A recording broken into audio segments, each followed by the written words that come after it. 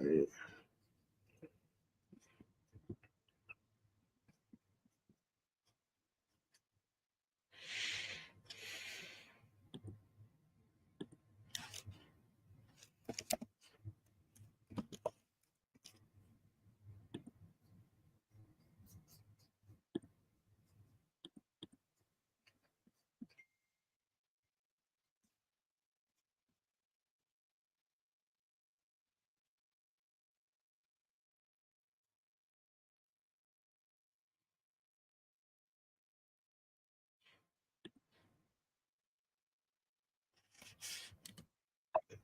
All right.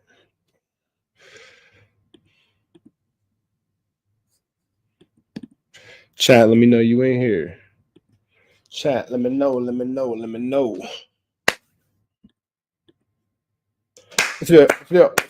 the deal, y'all? Rich Trapper tapping in 10 in Trap News Network. Back in this thing, light cook, cracking this thing here at 10 in Trap News Network.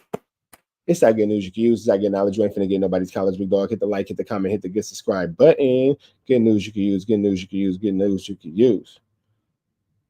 Get knowledge, you ain't finna get nobody's college, man. Tap in, cause tap in with the tap in. You feel me? Hit the like, hit the comment, hit the get subscribe button for everything we got going on here at TNN Trap News Network.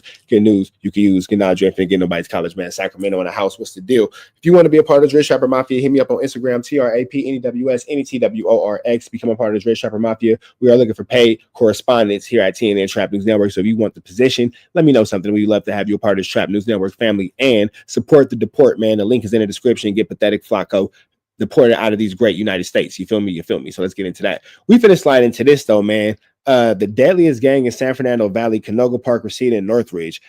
This is the reason why Wack 100 don't like Mexicans, because they was terrorizing him and he got picked on. So let's jump into this content without no further ado or don'ts. Huge love to rap news and street politics. It's one of my favorite YouTube channels. Give them a like, give them a comment, give them a subscribe. I just did because, man, and again, if you're not following rap news and street politics, bro, I don't recommend too many channels like that, but this nigga right here, he be cooking, man. I really enjoy his channel. I really enjoy the content that he puts out. So please make sure you show some love to that. Let's jump into this content though. Rap news, street politics, the best hood channel on YouTube, and we back again to give y'all the most deadly gangs in the West Valley. Now, if you've been rocking with the channel, man, we released 2 previous videos covering the rest of the most dangerous hoods in the San Fernando Valley. From North Hollywood all the way to San Fernando, Pacoima, Van Nuys, and everything in between. And this is going to be the final piece of that series, including all hoods west of the 405 freeway and going all the way to Topanga Canyon Boulevard. Now in this section, we got Reseda, Lake Balboa, Northridge, Canoga Park, and we got some active hoods that's been known to put it down in this section. We got some gangster crip hoods that's been pushing lines in the West Valley since the 80s. And we also got arguably the biggest set that's came under a lot of scrutiny due to them carrying out racial attacks. But before we get started, have y'all ever watched our videos and wondered how we get some of these guys' real names, addresses, locations, and really just personal information on some of the people that we speak on in our videos? Sometimes it's really just an easy search of Google. And that's why we gotta present to y'all our first sponsor on the channel. We got Aura, and all in your soul when Aura gets up. So they also got all the service. Also got to shout out the members, Gangsta Crips. I got this sweet little lady, you know she from the V, fucking with the Crips and disrespect her pops is from the P. She said she lonely over there, she wanna be a G. And she said she lonely over there, she wanna be a G. Now the OBGs, like I said, they Gangsta Crips, but they've been known to push that 7X. They pushing the 7 times, even though they are a traditional moving gang. And then about 96, a member by the name of Big C is who started this West End OBGC set by this Northridge area on Parthenia. Now the 7 was placed on it due to the G being the 7th letter of the alphabet. Us being in LA, we have no idea what goes on the other side of the 10 freeway sometimes with these other gangs. So this is going to be very interesting education. It's good knowledge. You're not going to get nobody's college. Just take a deep dive. Other things that goes deeper into their set, but really they wanted to emphasize the gangster on their cripping with that 7 times. And you know, we got to shout out Big Time Bomb from this West End OBGC hood. We appreciate the support on the channel for show. And Big Time Bomb is first generation OBGC with everything that's transpired in his hood, along with being tapped into other reputable members, a part of the 3-pack. Now, when we spoke on OVG, when we covered West Set Avenue in the first installment of the series, we spoke about how the OVGs are the original hood in the Valley that bought that gangster crip into it. So the original OVG, original Valley gangsters, came out of Pacoima and was started off in the early 70s, around 74 by a member. This is the one I want. Hold on, man.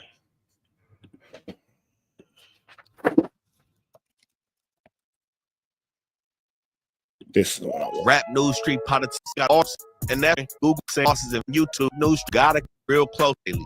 It's gonna be, hey man, y'all stay tapped in with us, keep engaging with us on Instagram. Let's get it cracking. Now, the first hood that we're gonna start off with is a set that we low-key been mentioning a lot lately. It's gonna be Panorama City, Blythe Street, 13. Hey, look, homie, hold up. We switching them lanes, shitting on you lames. Give a fuck about a bitch with no brain. Giving you game, homie, man up. Get you a trap that you can manage. Watch out for the jack, stay strapped, ready for damage. Be savage, get you a stack, flip you a pack. Double that, homie, then you run it back. Now, a lot of you may have heard about Blythe Street recently because of one of their notable members who had ties to the Mexican Mafia, Wicked. Some of you may know him as Ezekiel Romo, but nonetheless, man, Wicked had a name from this video that wasn't to be taken lightly.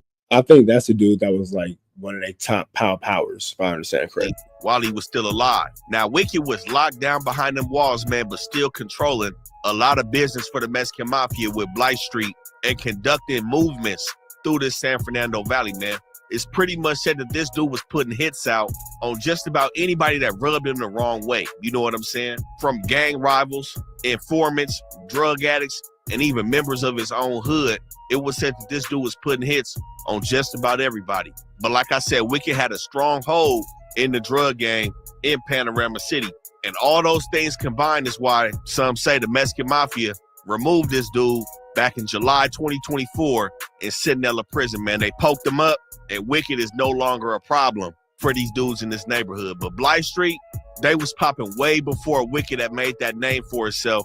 And trust me, this hood is going to be here ringing bells for a long time, man. Now, Blythe Street, they used to have a bigger neighborhood, but it's a lot of hoods that's around them that they've been beefing with, and their membership sometimes goes up and down. Mind you, like I said, they be in a lot of shit. That's what leads to that fluctuation in membership. But currently, east to west, they controlling everything from Sepulveda all the way to Van Nuys Boulevard. The middle of that is going to be Roscoe Boulevard, though, but then up to Parthenia. And Parthenia is going to be arguably one. You know what's crazy? A lot of the top Mexicans be like in little cities like that, like ducked off in like Reseda, Encino, somewhere in the San Gabriel Valley, somewhere in the San Fernando Valley, somewhere ducked off in East Los and all that kind of stuff. That's where like all like the top shot callers and all that kind of stuff that we ducked off over there. It's an interesting concept. One of the most dangerous streets that we're going to speak on in this video. We're going to get to it, especially in this Blythe Street area hood. But they're also going to bleed past Parthenia along the river, and they're going to occupy this territory along with Liggett Street Gangsta Bloods, another hood that we're going to touch on in Panorama City. But like I said, this is Panorama City, and not too far from here, you got North Hills.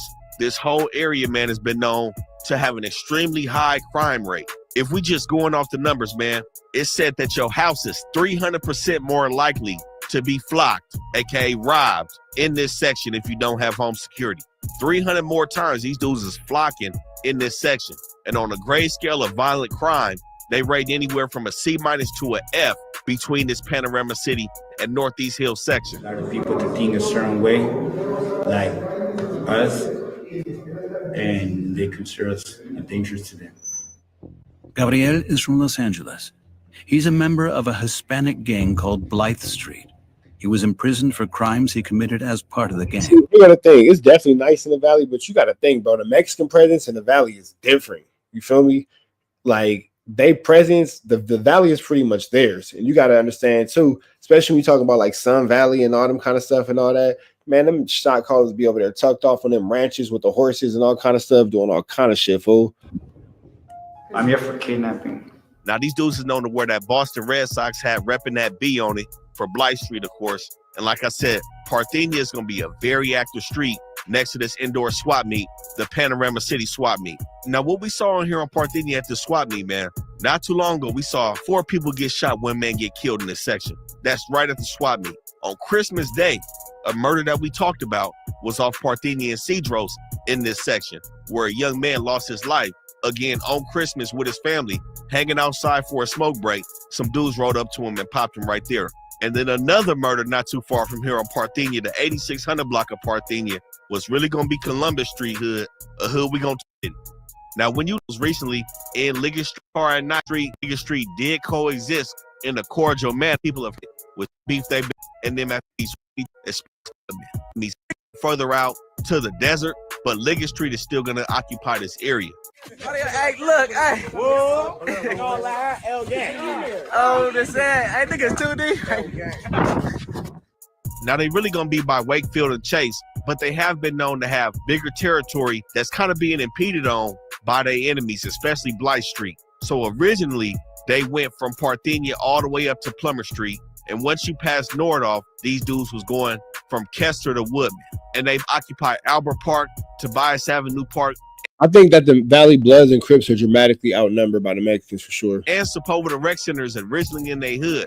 But I think the expansion of Blythe Street, which also can sometimes go from Parthenia through Nordoff all the way up to Plummer Street, has low-key made it tough for these dudes to operate in that area, as well as making it tough for Blythe Street, especially with Columbus Street and Langdon Street all the way around here. So it's a lot going on in this Panorama City area. But the main clicks of Liggett Street is going to be the 8600 block and the 9200 block.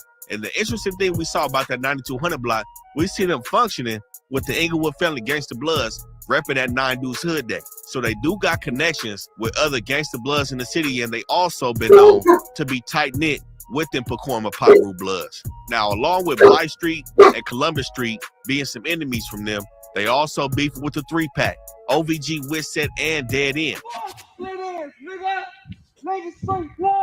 Whoa!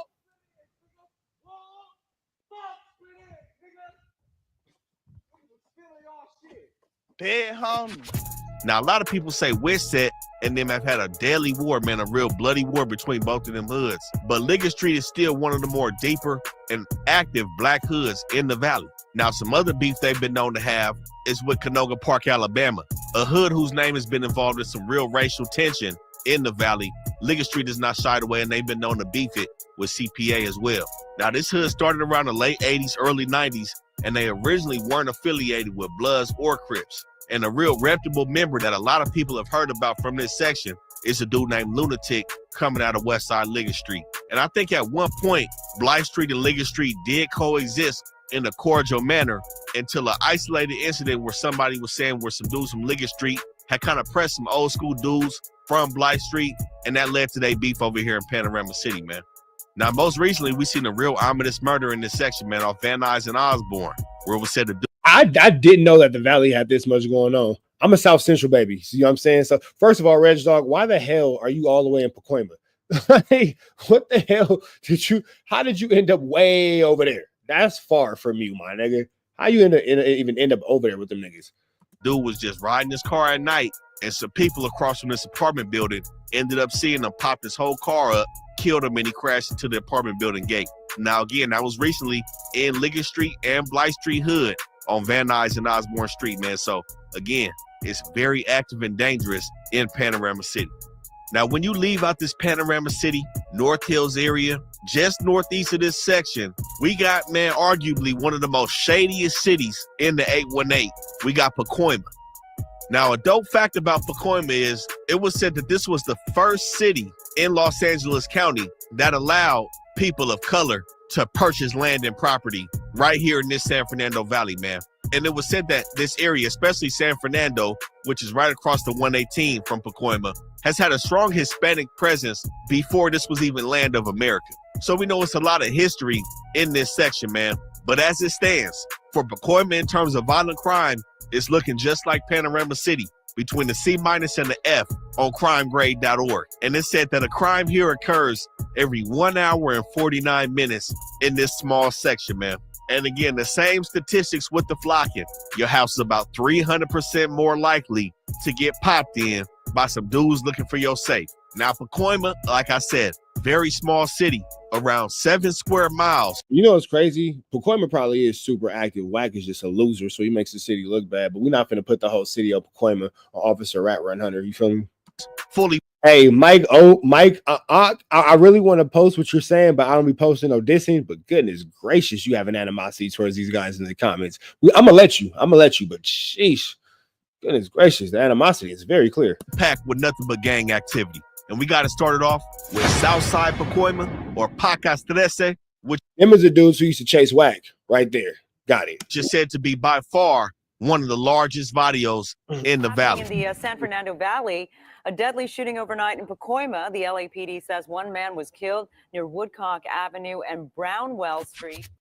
Now, one reason P13 is so big is because the hood has been fragmented and there's pieces of it all across the city of Pacoima that still share that alliance with the original P13 set. Now, it was 3 original sets in the city of Pacoima to begin with, P13 being one of them, Latin Times being the second, and Pacoima Flats being the third original hood. Now we see a lot more hoods out here. It was said that when these hoods started to form, those 3 original hoods was putting pressure on these dudes to really pick a side and form an alliance with one of the 3. So man, there's nothing but beef that goes on in the street, high murder rate in this city of Pacoima. Now, P13 right now, one of their main sections is going to be the Tiny Locos, man.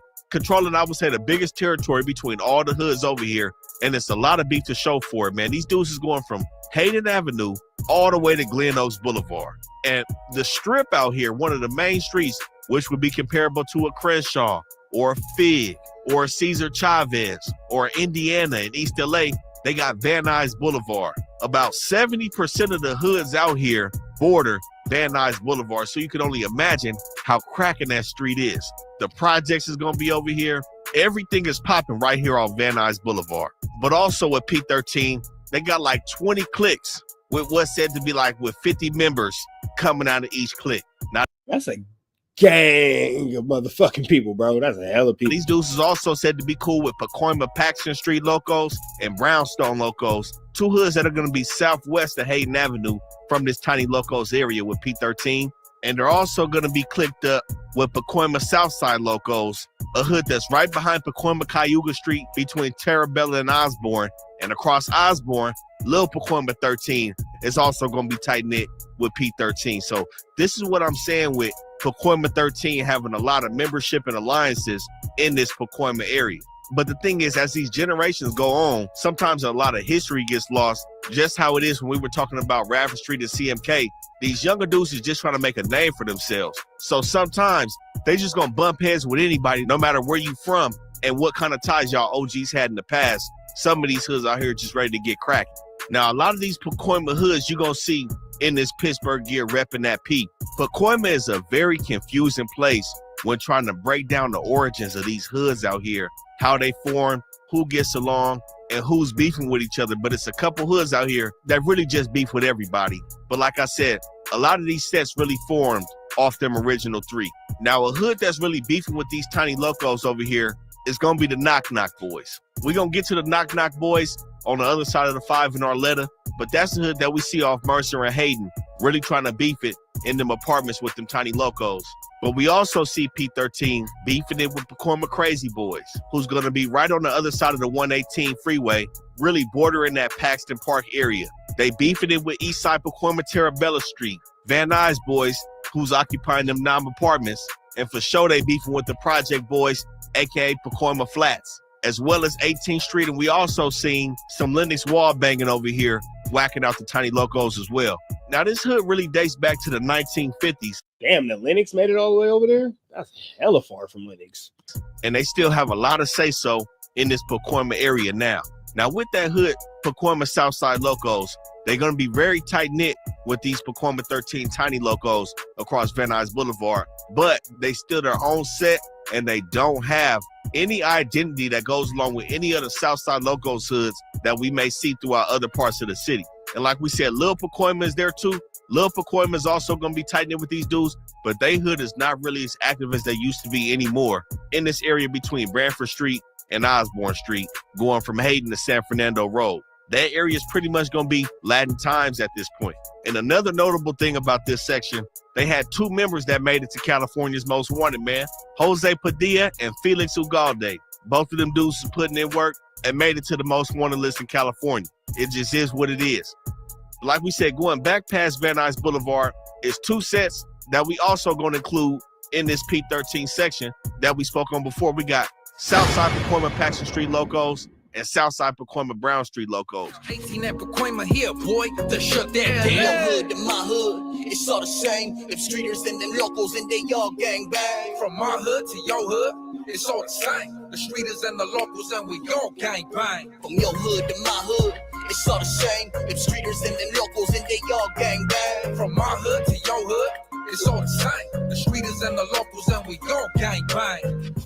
Those 2 hoods are pretty much going to be synonymous at this point. So they really going from the 5 freeway all the way up to Haddon Avenue between Paxton Street, my hood to your hood, it's all the same, and Van Nuys Boulevard. Now they occupy this area and they get active in this area.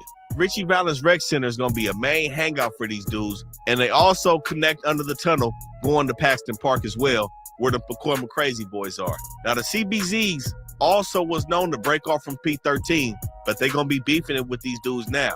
And one thing for sure, we in the city of Pacoima, so we know PPB, Pacoima Pyu Bloods is out here.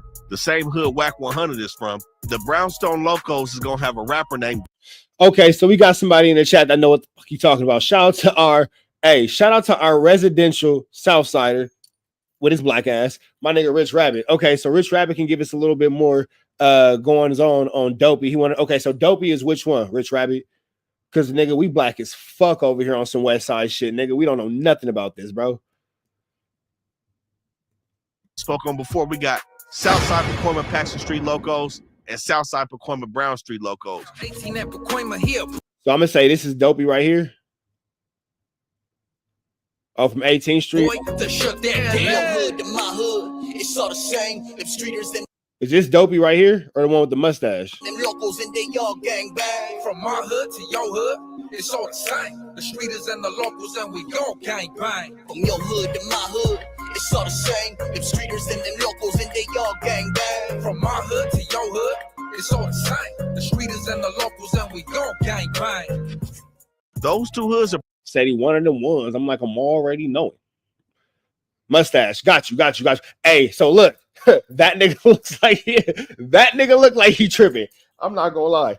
That nigga look like he tripping. Rich Rabbit, I made a statement earlier. I said out there in the valley, like, you know, random ass places like Encino, Reseda, you know what I'm saying, catch around in San Gabriel Valley, fuck around in East Los, and all that kind of shit is where them like real, oh shit, I put my bracelet on, my bad. Them real high ranking, top ranking, don't almighty suspect me. I ain't clip my shit on. Don't almighty suspect me. I just ain't clip my shit on. Look, my shit don't come off.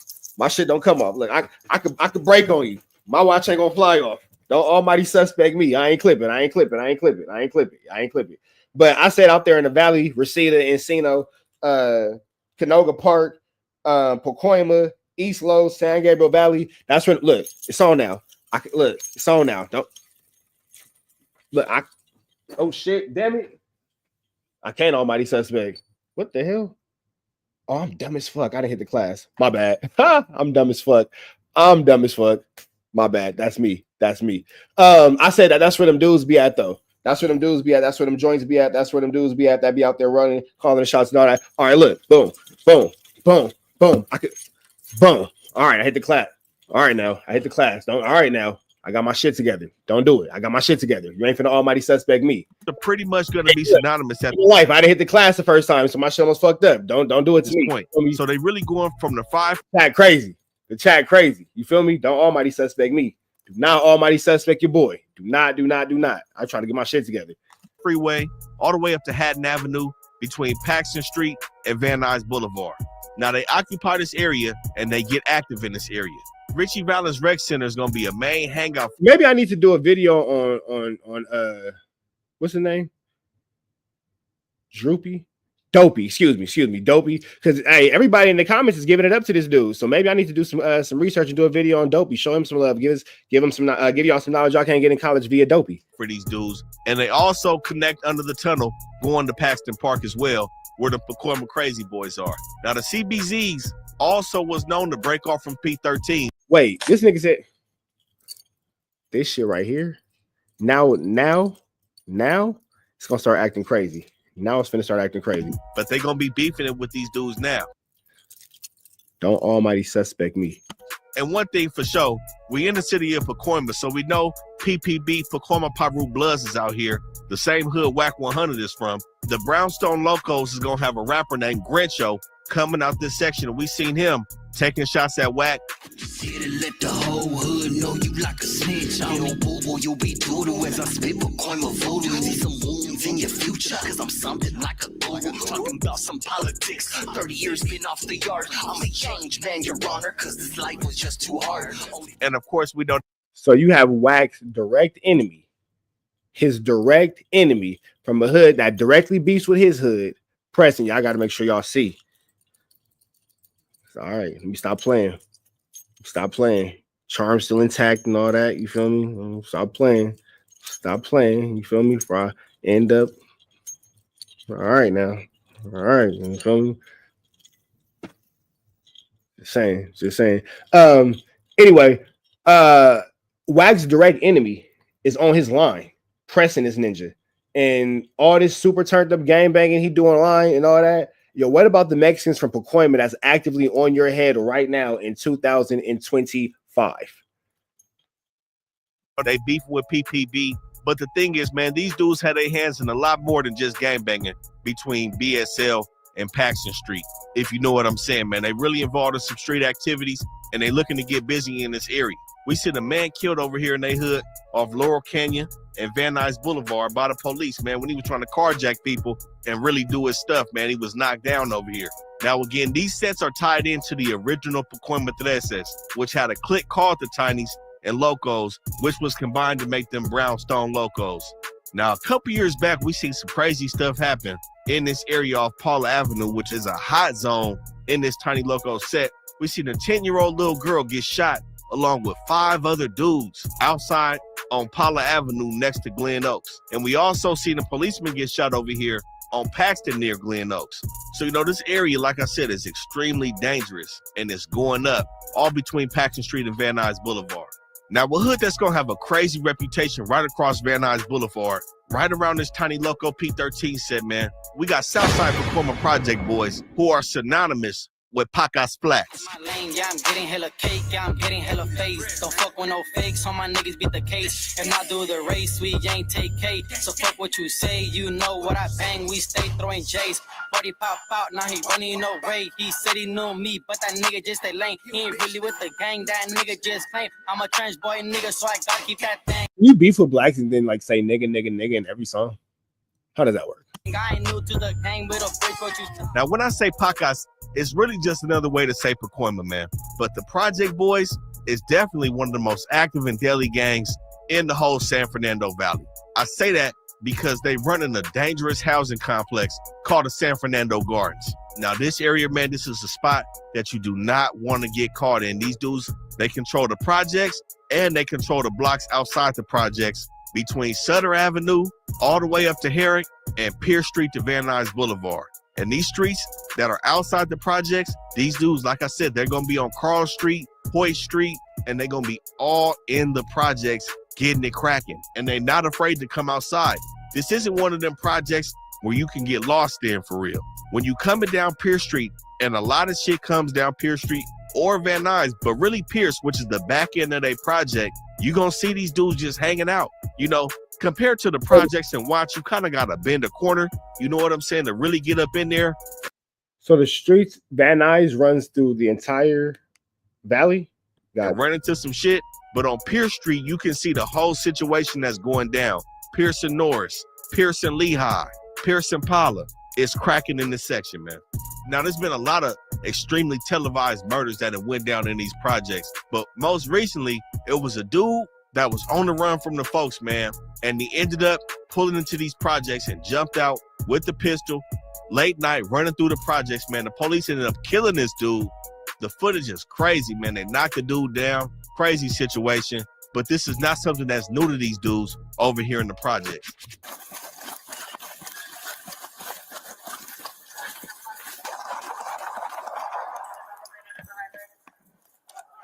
And like I said, they synonymous with Pacos Flats. Pacos Flats being one of the original Pacoima hoods in this area, but they're not the Project Boys. They one and the same though. And sometimes you see them repping both of them hoods interchangeably. You'll see the Flats, which is an older hood that doesn't really have, you know, much of them young members, but I think some of them young members from the Project Boys still like to pay homage to their OG homies in the Flats.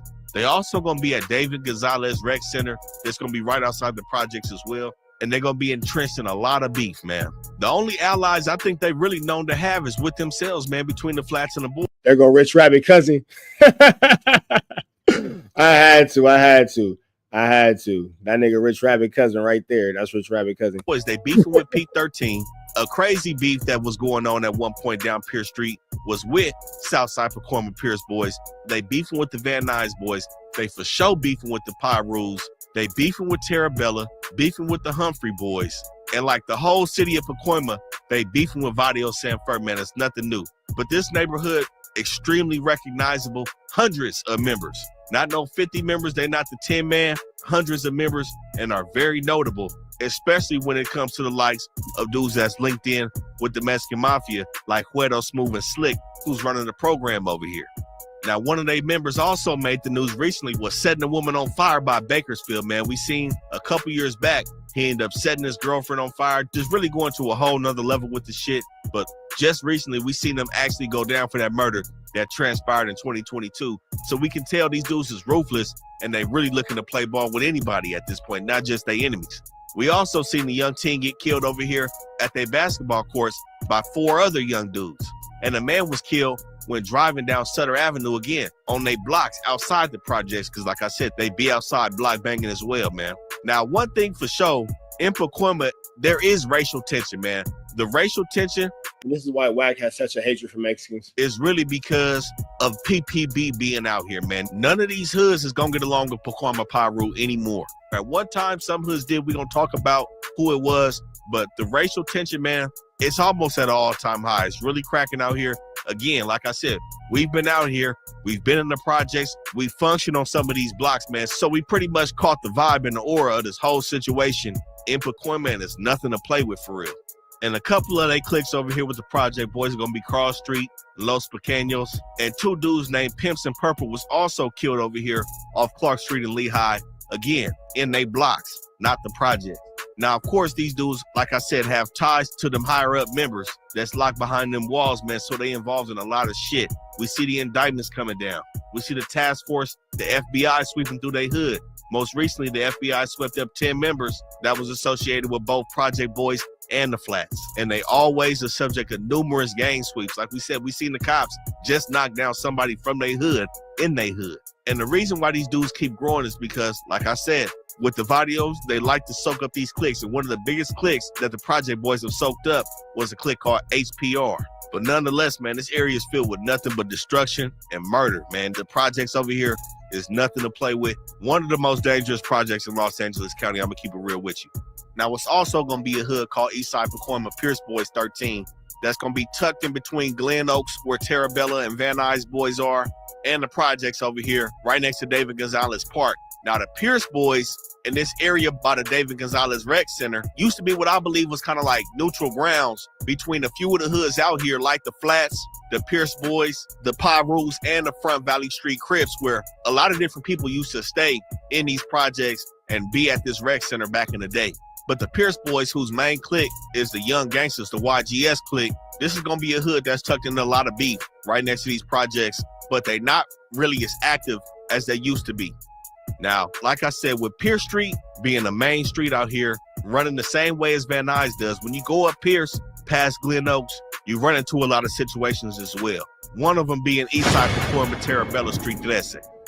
Now, Terrabella Street has really been extremely active, I say, within the last 15 years, man. These dudes is not playing around. And like I said, down Pierce, they beefing with the projects. They only a couple hundred yards away from the projects. So it's a lot of beef in this section. But Terrabella's nice stuff going on up there in those boulevards. These have been known to have some pretty expansive territory, but some say a lot of that's changed in recent. Chuck moving Paru, he getting drilled. I don't got no sympathy. You niggas How come Wack ain't never gave this nigga a deal? don't remember me. I do this for the ones who can't do it in a letter P. I ain't never ducked no smoke. You know what's up with me. Trooping through the hood with the homies chucking up the beat. Now the thing is, the PPBs have been known to have some Wack, there go a nigga from your hood right there that rap. How come you ain't gave him no deal? pretty expansive territory, but some say a lot of that's changed in recent times. But historically, they've been known to go from Glen Oaks Boulevard all the way past the 210 freeway up into these like suburban areas and shit. Everything past the 210, I'm not gonna lie to you, it's pretty nice stuff going on up there. It's not too much gang banging like we seen. Still some stuff be happening, but it's nothing like what happens on the south side of the 210 freeway with Foothill being the border. But a main clique of these is gonna be 12600 and 12700, the Nom-Stars, man. They've always been said to be in these Pierce Park apartments. Now, it's another hood called Pacoima Van Boys in the Pierce Park apartments. And they've also said to have a territory by Roger Jessup Park, and they've been known to occupy an area in the Sunland Park apartments. Now, real quick, them Sunland Park apartments, PPB's not really gonna be over there. That area is pretty much gentrified for the most part down Sunland Boulevard. I'm gonna keep it real. But where these dudes are going to be at is, like I said, still trying to occupy these Pierce Park apartments, but by Roger Jessup and Osborne Place between Norris Avenue and Glen Oaks Boulevard. Now, the thing is, with the Pierce Park apartments, it was said that the Van Nuys Boys was one of the only Hispanic gangs that they got along with in Pacoima. And recently that relationship has kind of soured up due to a murder that transpired between them two hoods. And now it's war in them Nam apartments, man. And that's what they call the Vietnam apartments. This is why one of their main cliques is them Nom-Stars. But they got several cliques spread out through East Side Pacoima and Lakeview Terrace. Now, these dudes been around in Pacoima since the 80s. And again, because this was considered America's first black suburbs, with many black military veterans moving their families over here post-World War II in the 1940s. So this is how you have a black presence like this in Pacoima. But most of the black families that resided in Pacoima and once made up the majority of this area was moved out and replaced by Hispanic families, man. And this is how PPP was kind of migrated to only operating in these Pierce apartments off Glen Oaks Boulevard and Van Nuys Boulevard. But nonetheless, man, this is a rep. You really do learn about a new hood every day, bro. You really do. And it's crazy because why Wack ain't out here fucking around with his homies? Like, they out there trooping. Where the fuck are you at? On Clubhouse arguing, just with your feet in the air, dangling your feet. And active set, man. And this is where Wack 100 is from. You know, we spoke a lot about Wack 100 on this channel. No matter what we say about Wack 100 and how we feel about him, his hood is cracking. PPB is known to... Yeah, his hood is cracking. He's just not. Like, he's just not cracking. The hood is good. He's not. The hood, look, he just don't claim... The hood just don't claim him. He claimed they hood. The hood don't claim him. Get active. They're known to participate heavily with their enemigos, man. That's one thing you can't take away from these dudes. And they one of the only black hoods left in the whole 818 Valley. It's less than 10 black hoods in the San Fernando Valley as it is. And like I said, they linked up with Liggett Street, and they've also known to try to push a line on 1st Street East Coast. But like we spoke on before, there hasn't really been a neighborhood Crip set that got fully established how they was in Aliso Village in terms of the East Coast. They were supposed to really be occupying them hills off Terrabella and Glen Oaks and DeHaven Avenue. But man, like I said, most of that is hills. Them are some nice houses right now. Defoe Avenue, Air Parkway. It's not really too much coast cripping going on over there. I'm gonna just keep it real. But the PPBs are still outside and they beefing with pretty much every other hood out here. They don't have no more allies in Pacoima after they fell out with the Van Nuys Boys. And when I say everybody, man, I'm talking about they beefing with the Project Boys, they beefing with Latin Times, Southside Locos, Tiny Locos, for sure beefing with the Humphrey Boys, who's an active set across Van Nuys Boulevard. They also beefing with Brownstone, and they're gonna be beefing with Vadio Sanfur, as we can see when Comparator dissed Wack 100 hood on No Jumper. He's really soft. Is he really from his set, fool? Like, I probably get more love in his own hood, fool. Whoa. If I pull up in his own hood, fool, in his project, I probably get more love. He's like soft like a ping pong ball, dog. Oh. Like that light is soft, dog.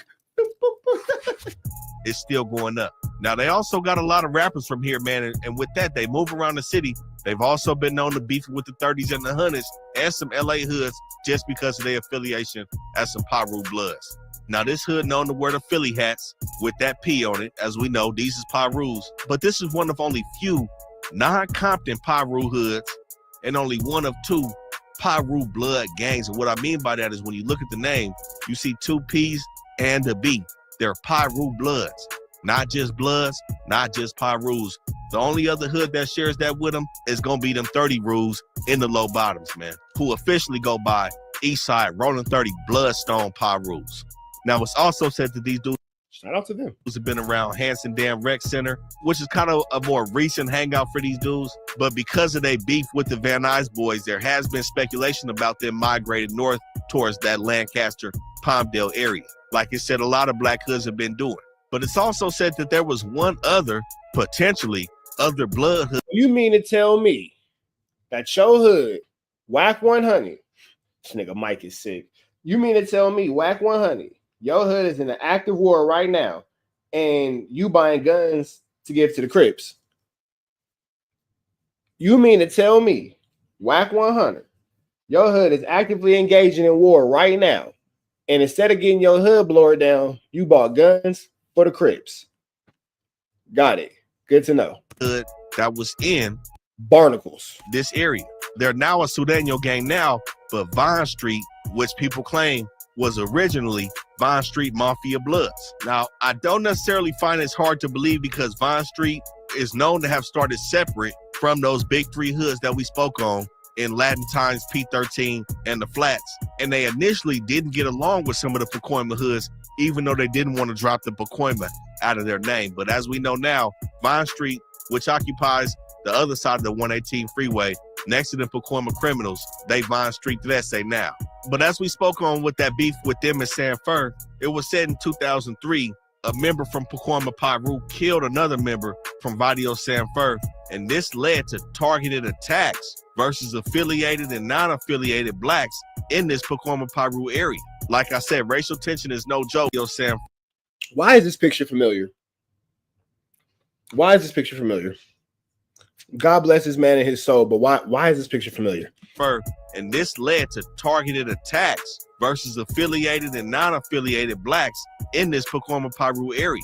Like I said, racial tension is no joke in this area, man, especially when you one of the only black hoods that's standing and losing territory by the minute, you know what I'm saying? But nonetheless, PPB active set in the 818 Valley, man. They still here, they still doing their thing in Pacoima.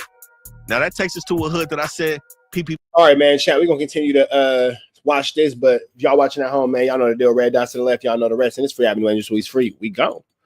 Chat, we're gonna continue this video though.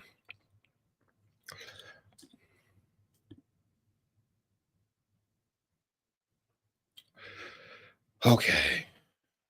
PB recently fell out with. We got Eastside Pacoima Van Nuys Boys Slessing. My boy got his name. I was sliding on the J's on a block, posted up. I ain't never been on lane. 5, 6, 7, 8 shots to his brain. If you know who I am, yeah, you better keep your thing. Black ass hip hop shit, so don't slide and get hit. Bitch, you carry big blade. Fuck around and catch a stick at the end of the night. Leave your body in the ditch. Fuck around and get faded. Finna come and fuck your bitch. Now the Van Nuys boys, I would say, other than the Pyrus, man, this is probably one of the most hated gangs in Pacoima. And some say it's due to them having relationships at one point with the Pyrus, being cool with the blacks. They falling out with all the other Sureño gangs in Pacoima. Again, they main clique something similar to the PPB's 12700 block in them Nam apartments, man. And they also known as the Nam gang. Now they call Van Nuys boys, not because, again, we not in Van Nuys, but Van Nuys Boulevard and Glen Oaks is going to be their main cross-section coming out of these Pierce Park apartments. Now, this is really their whole territory. Them apartments is really it. They going from Glen Oaks to Dronefield between Pierce Street and Van Nuys Boulevard. But again, most of that is going to be them Pierce Park apartments. But even with that being said, not too much block banging from this hood. These dudes are extremely active and not to be played with. And you have to be like that when everybody in the city beefing with you. And the thing is, since they do control a large apartment building, they have a lot of members, man. They're not a small hood. They do have numbers in these streets, and they are one of the larger hoods in the city, despite not having that much territory. Right across Pierce Street As soon as you get out the apartments, they beefing with Terrabella. As soon as you come out the apartments and hit Van Nuys, they beefing with the Humphrey Boys. And as soon as you go down Pierce Street, when you come out the apartments, they beefing with the projects, man. So the Van Nuys boys really do be having a chip on their shoulder when they hit the streets of Pacoima. Now, this is a Sureño hood, man, that's also known to rock red bandanas. I would say that's also due to the close ties that they had with the Pacoima Pyu Bloods, man. A Sureño hood with the red bandanas. We know it's a few hoods like Culver City, Harpies. It's a few hoods that really rep that, and Eastside Pacoima Van Nuys boys is one of them, further separating themselves from their Southside counterparts and probably leading to just even more beef when they hit these streets out here. Now, these dudes are known to have, like I said, a couple hundred members, real membership. And I think this situation between them and PPB happened in 2018 when the Pacoima Pyu member killed somebody from the Van Nuys boys by the name of Gio. And it was said, allegedly, that these PPB members weren't necessarily from Pacoima. They came from up in the desert and came down to function with their homies and ended up popping this dude from Van Nuys boys, severing the alliance, and they didn't know what to do, ran up in the food for less like some goofies. But of course, we know that's all alleged information, man. But this is what's said to have led to the falling out between the non-boys and the PPB gang. We've seen a lot of documented murders over here on Van Nuys Boulevard and Glen Oaks, and a lot of hoods is worn right here, and this is why it's called the Vietnam apartments in the Nam gang, man. Van Nuys boys is putting it down in this section.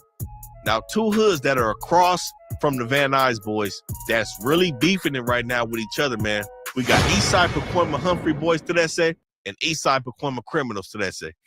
Yeah, I had a whole scene, keep cool and drive away. Nigga, I sense the wild ride, I'm blowing heads off a snake. I'm from 726, yes, pirate gang. If you ain't trying to drop nobody in crim, please don't hang. You ain't trying to spend no money, nigga, we is not the same. Shit go around my neck, come quit with my thing. Break a sucker off quick, touch somebody with the flame. Stomp around in all the mud, nigga, I play inside the rain. Now, the Humphrey boys is going to be on the same side as all the other Pacoima hoods bordering Van Nuys Boulevard. These dudes going from Glen Oaks Boulevard to Foothill Boulevard, in between Paxton and Van Nuys Boulevard. And the Pacoima criminals are going to be going really with the 118 as a border all the way up to Arroyo Avenue and also bordering Glen Oaks Boulevard and Foothill Boulevard.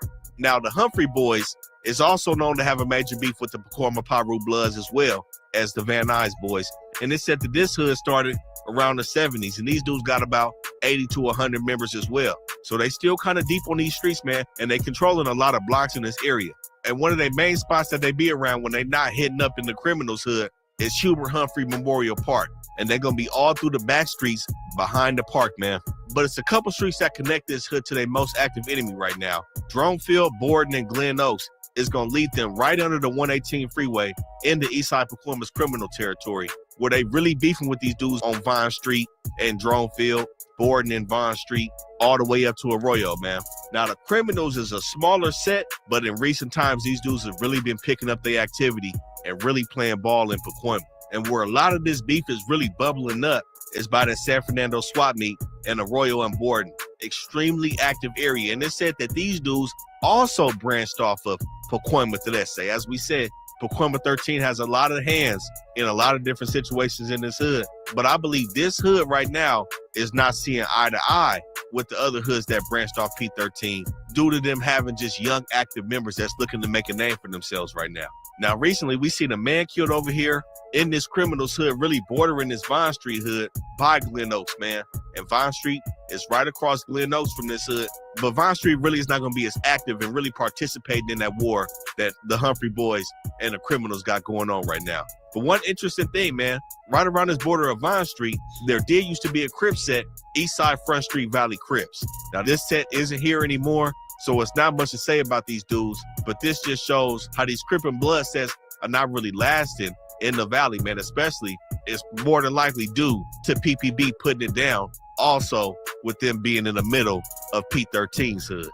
Now, another alliance that we have in Pacoima is going to be one with one of the oldest sets around and some hoods that's surrounding in the areas. We got Southside Latin Times Pacoima 13.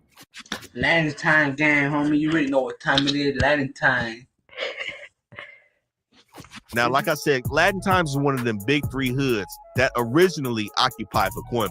Now, Latin Times, man, with that being said, they involved in some heavy extortion in their areas around Osborne and Laurel Canyon, man. They really be shaking dudes down and they playing ball. They not really hanging outside like that. You don't see these dudes block banging and tagging up their whole area, but you can tell when you over here in their hood, in their main hood, it's extremely cracking. This area is going to go from the 5 freeway.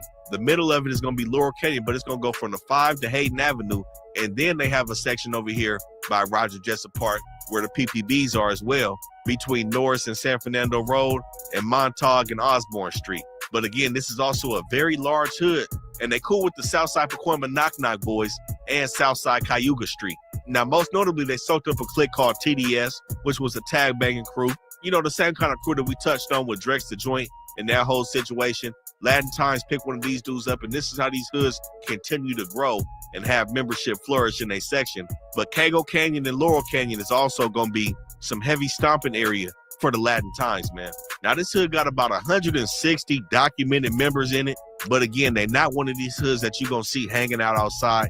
They really just trying to get money in this section, but they are playing ball and they are extremely dangerous in this area. And they do have ties to some high-ranking members in the Mexican Mafia, like a lot of these hoods out here do. But with that being said, another hood that they beefing with is the Project Boys, as well as P13. So they're going to be beefing with SSL, Paxton, and the Brownstone Locos. But in 2015, 2 members from the Project Boys, one of them being FLAKKO, killed a member from Latin Times named Spider-Man. And that's just more fuel to the fire between Latin Times, the Project Boys, and even the Pacas Flats, who are allied with the Project Boys.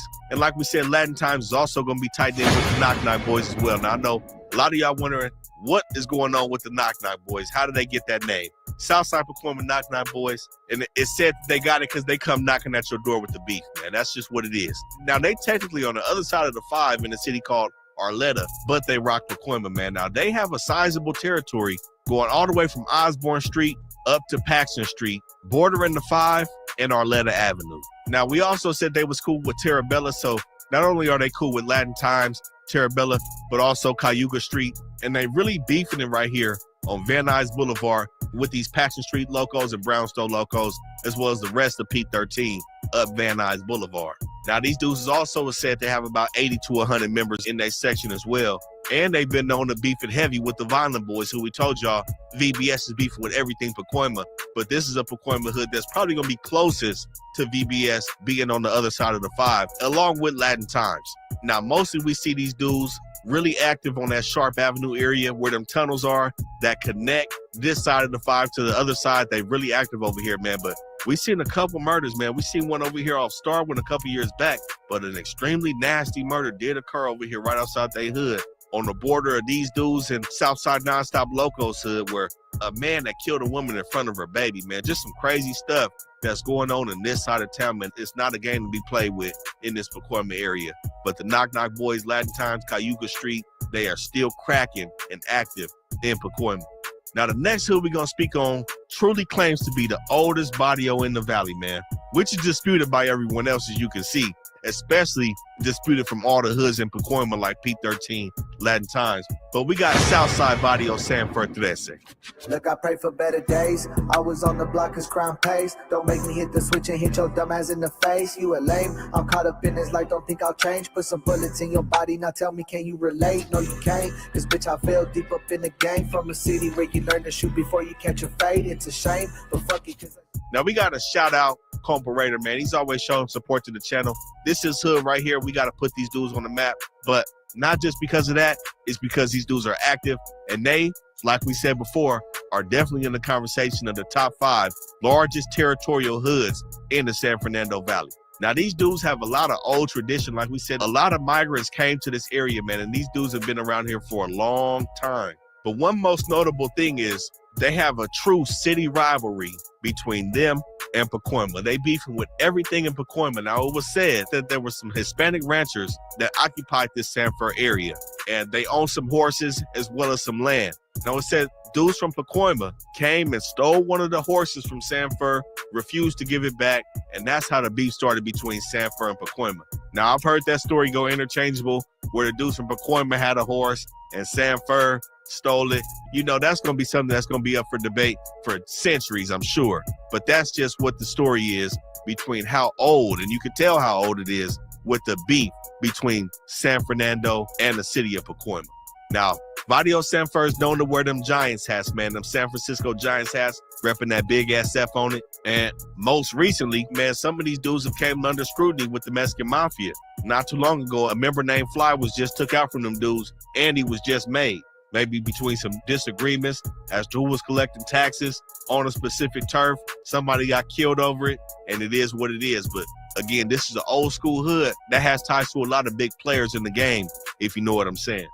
Now, an interesting thing, it was also said that MS-13 tried to set up shop out here in this San Fernando Silmar area, but they weren't successful. But you can see why they tried. Their territory is huge. They really stretch it from freeway to freeway, from the 5 to the 210, and they occupying Silmar and San Fernando, with their hoods really stopping where them 3 Pacoima hoods start, Vine Street, Crazy Boys, and the Criminals, and going all the way up to Rafford Street, where it's kind of like a no man's land past that. But where we see these dudes really active, man, is up there by Foothill. They definitely beef it up there with a hood that's also occupied the area in Astoria Garden Locos 13. Now, Astoria Street, they claim to still have territory up here, going from Foothill down to Borden Avenue, Silmar Park, between Polk Street and Hubbard Street. But, man, it's been said that these dudes is dying out, man. You can see why. They tucked right in between all of San First territory, man. And it's hard for these dudes to breathe is what it's looking like. Astoria Street, Drone Field, very active. Astoria Street, Bromont, extremely active. But really, them Astoria Gardens on Astoria Street is where these dudes are, but we also see Vadio Sanfur around here as well. Now, most of this territory that Sanfur occupies is going to be a lot of residential areas, some nice houses. So really it gets kind of gutter in this Astoria Gardens Foothill area. I'm going to keep it real. And like I said, these dudes did come under scrutiny with PPB when they was said that they was attacking affiliates and non-affiliates, just blacks period, in that PPB area. It's no different from Pacoima with the racial tension still high, and it makes it no better when it's a Pacoima hood beefing with Vadio Sanfur, the longest standing rivalry in the San Fernando Valley. Now, they've also been known to spread to Antelope Valley and the High Desert, and they do have a lot of influence, man, to say so in this section. But nonetheless, man, this was part 2 of our San Fernando Valley, the 818 deadliest gangs in these cities, man. Next up, we dropping Canoga Park in that Reseda area. It's some real gang banging that's popping in that area too, man. Y'all make sure y'all stay locked in with us, stay rocking with the channel. Y'all make sure y'all click that link, aura.com/RNS. Before by a member named Big Dex. Rap news, street politics, the best hood channel on YouTube, and we back again to give y'all the most deadly gangs in the West Valley. Now, if you've been rocking with the channel, man, we released 2 previous videos covering the rest of the most dangerous hoods in the San Fernando Valley. From North Hollywood all the way to San Fernando, Pacoima, Van Nuys, and everything in between. And this is going to be the final piece of that series, including all hoods west of the 405 freeway and going all the way to Topanga Canyon Boulevard. Now, in this section, we got Reseda, Lake Balboa, Northridge, Canoga Park, and we got some active hoods that's been known to put it down in this section. We got some gangster crip hoods that's been pushing lines in the West Valley since the 80s. And we also got arguably the biggest set that's came under a lot of scrutiny due to them carrying out racial attacks. But before we get started, have y'all ever watched our videos and wondered how we get some of these guys' real names, addresses, locations, and really just personal information on some of the people that we speak on in our videos? Sometimes it's really just an easy search of Google. And that's why we gotta present to y'all our first sponsor on the channel. We got Aura, an all-inclusive identity protection platform with multi-credit bureau monitoring and VPN capabilities as well. With Aura, you can monitor your personal data, including your social security number, across billions of data points across the likes of Google and the dark web. You can also monitor public court records, and Aura can also alert you when somebody's trying to open up that credit card or that personal loan in your name, you know what I'm saying? And even if you miss them notifications about that new credit card that got opened up in your name, every adult that has Aura gets up to $1 million in identity theft insurance that covers eligible losses and fees. You can also opt out of all data broker sites, which will help you remove your personal information so somebody like our channel won't have your name and location in the video on YouTube for 100,000 people to see. And if you just want to be anonymous and search the web from the comfort of your home without being tracked, they also got the VPN service for safe browsing. Now, because we rap news street politics, we got our own link, or.com/RNSP. You get a free 14-day trial to try out all the services that they're offering with this platform. But remember, you got to click the link below in the description box on this video to make sure you lock in that 14-day free trial. Now, you know, we also got to shout out the members and the subscribers to the channel, man. And the first hood that we going to touch on is going to be a Gangsta Crip set that got 2 sections over here in the West Valley. We got West End Original Valley Gangsta Crips. I got this sweet little lady, you know she from the V. Fucking with the Crips that disrespect her pops is from the P. She said she lonely over there, she wanna be a G. And she said she lonely over there, she wanna be a G.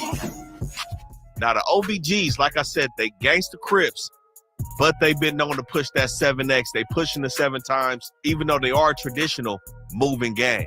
And then about 96, a member by the name of Big C is who started this West End OBGC set by this Northridge area on Parthenia. Now the 7 was placed on it due to the G being the 7th letter of the alphabet, amidst other things that goes deeper into their set, but really they wanted to emphasize the gangster on their cripping with that 7 times. And you know, we gotta shout out Big Time Bomb from this West End OBGC hood. We appreciate the support on the channel for sure. And Big Time Bomb is first generation OBGC with everything that's transpired in his hood, along with being tapped into other reputable members, a part of the 3-pack. Now, when we spoke on OBG, when we covered Reseda Avenue in the first installment of this series, we spoke about how the OBGs are the original hood in the valley that bought that gangster crip into it. So the original OVG, Original Valley Gangsters, came out of Pacoima and was started off in the early 70s, around 74, by a member named Big Dex in what was then the East Side Pacoima Projects. And by the early 80s, offspring from them OVGs in Pacoima went on to form PPB, Pacoima Pyu Bloods. Now, some members of OVG had issues with the Damu movement that was forming, but most of them was cool with it due to family ties. And it was said that one reputable homie at that time named Big Lump put the C behind the G, thus forming Original Valley Gangsta Crip. And it was said that that was immediately embraced by some of the members opposing that Damu movement in Pacoima. Now, this is what really caused the divide and the confusion between the OVGs and the OVGCs, as well as the newfound PPB. But eventually the Crip movement in Pacoima died down and OVG ended up picking up again in Panorama City in the late 80s. And you know, we did see an OVGC hit up in Panorama City, but as of today, there's gonna be no OVG in Panorama City anymore. And after that movement in Panorama City, this is how they ended up on the West End, pushing Gangsta Crip, not just Original Valley Gangsters. But it was said that Big Lump, who put the Crippin' behind it, never got to see his movement take off in the streets, as he was handed a life sentence and is still doing that life sentence today. Yeah. All right, out of the valley, wasn't no Crip, wasn't no blood, and it was hustlers going on, and these hustlers all had one thing in common from day one, Rockstar. They was low ride, right? So, Original Valley Gangster was started to separate, nigga, we ain't from Chatsworth, we ain't from Northridge, we from the ghetto of the valley, right? Wasn't no Crip, wasn't no blooding, wasn't none of that. So really the first generation of any type of organization in Pacoima was OVGs, which is my brothers, my uncles, my daddies, and so on and so forth. All the older dudes are gonna be a part of OVG. And as we spoke on before, Pacoima was a hub for minorities after World War II. So a lot of black families migrated there after the war, and that's how such a large concentration of African Americans ended up in the valley. Now, the second established hood out here, which is gonna be their largest controlled section, which is gonna border the 101 freeway and go all the way up to Victory Boulevard, north to south, and then east to west, they go from Wilbur Avenue to Lindley Avenue. Now, their main hub over here is gonna be down Reseda Boulevard. Both sets of the OVGs, their main strip is gonna be Reseda Boulevard. So on Reseda and Hatteras, we have an apartment building that's synonymous with the original Valley Gangsta Crips, the Park Tarzana Apartments. Now, as soon as you bend the corner on Hatteras, this whole strip all the way down to Yolanda is gonna be apartment buildings. And it's gonna be popping on both sides of Hatteras, east and west. But these Park Tarzanas are the main hub for OVG. Now, it's said that this side, as of recent times, is their most active, but they do also get cracking in this Northridge area as well. The Northridge section, which is gonna be home to their 18300 clique, again, goes from Reseda Boulevard to Lindley Avenue and then Parthenia to Nordhoff. Now, if y'all know anything about Parthenia and Nordhoff, you know, throughout the whole valley, them streets are very dangerous, especially when we go further east towards Van Nuys and Panorama City. So this clique is gonna be over here off Reseda and Gresham. And you know, first generation OBGC really was established on Parthenia and International. Now this is currently CPA hood, Canoga Park, Alabama. At this time, it's CPA hood. But in the 90s, again, first generation OBGC used to be right here at Parthenia Park. That was a main hangout for them dudes. West Valley politicker, plus I'm a dollar getter. Holy want me get it down, my mind is my mama, nigga. Hard-headed, never listen what they tell me in the county. Big soul, about to spread with my celly at the house with a bit. Smoke a blunt, watch belly, I'm a low, not a belly, nigga. Don't disrespect me, nigga. Now, between these two sets, this one down to 101 shares territory with West Side Reseda 13. And the thing about Reseda is they're one of the few Hispanic barrios out here that aren't really participating in the race wars. They've been known to have good relationships with the OVGs and the Dead End Gangsta Crips. And as we know, the OVGs are a part of the 3-pack, which we spoke about, which is a 3-hood Gangsta Crip collective consisting of OVG, Dead End Gangsta Crip, whose hood is also over here at Northridge, and they have a chapter in Granada Hills, and the Westset Avenue Gangsta Crips that's tucked right in between North Hollywood and Van Nuys. But with that being said, a hood that they've really gone back and forth with and has sparked a lot of racial tension in this West Valley has been Canoga Park, Alabama. This is the hood that really got Canoga Park, Alabama out of pocket, so to speak, in terms of them targeting affiliated and non-affiliated blacks in this West Valley area.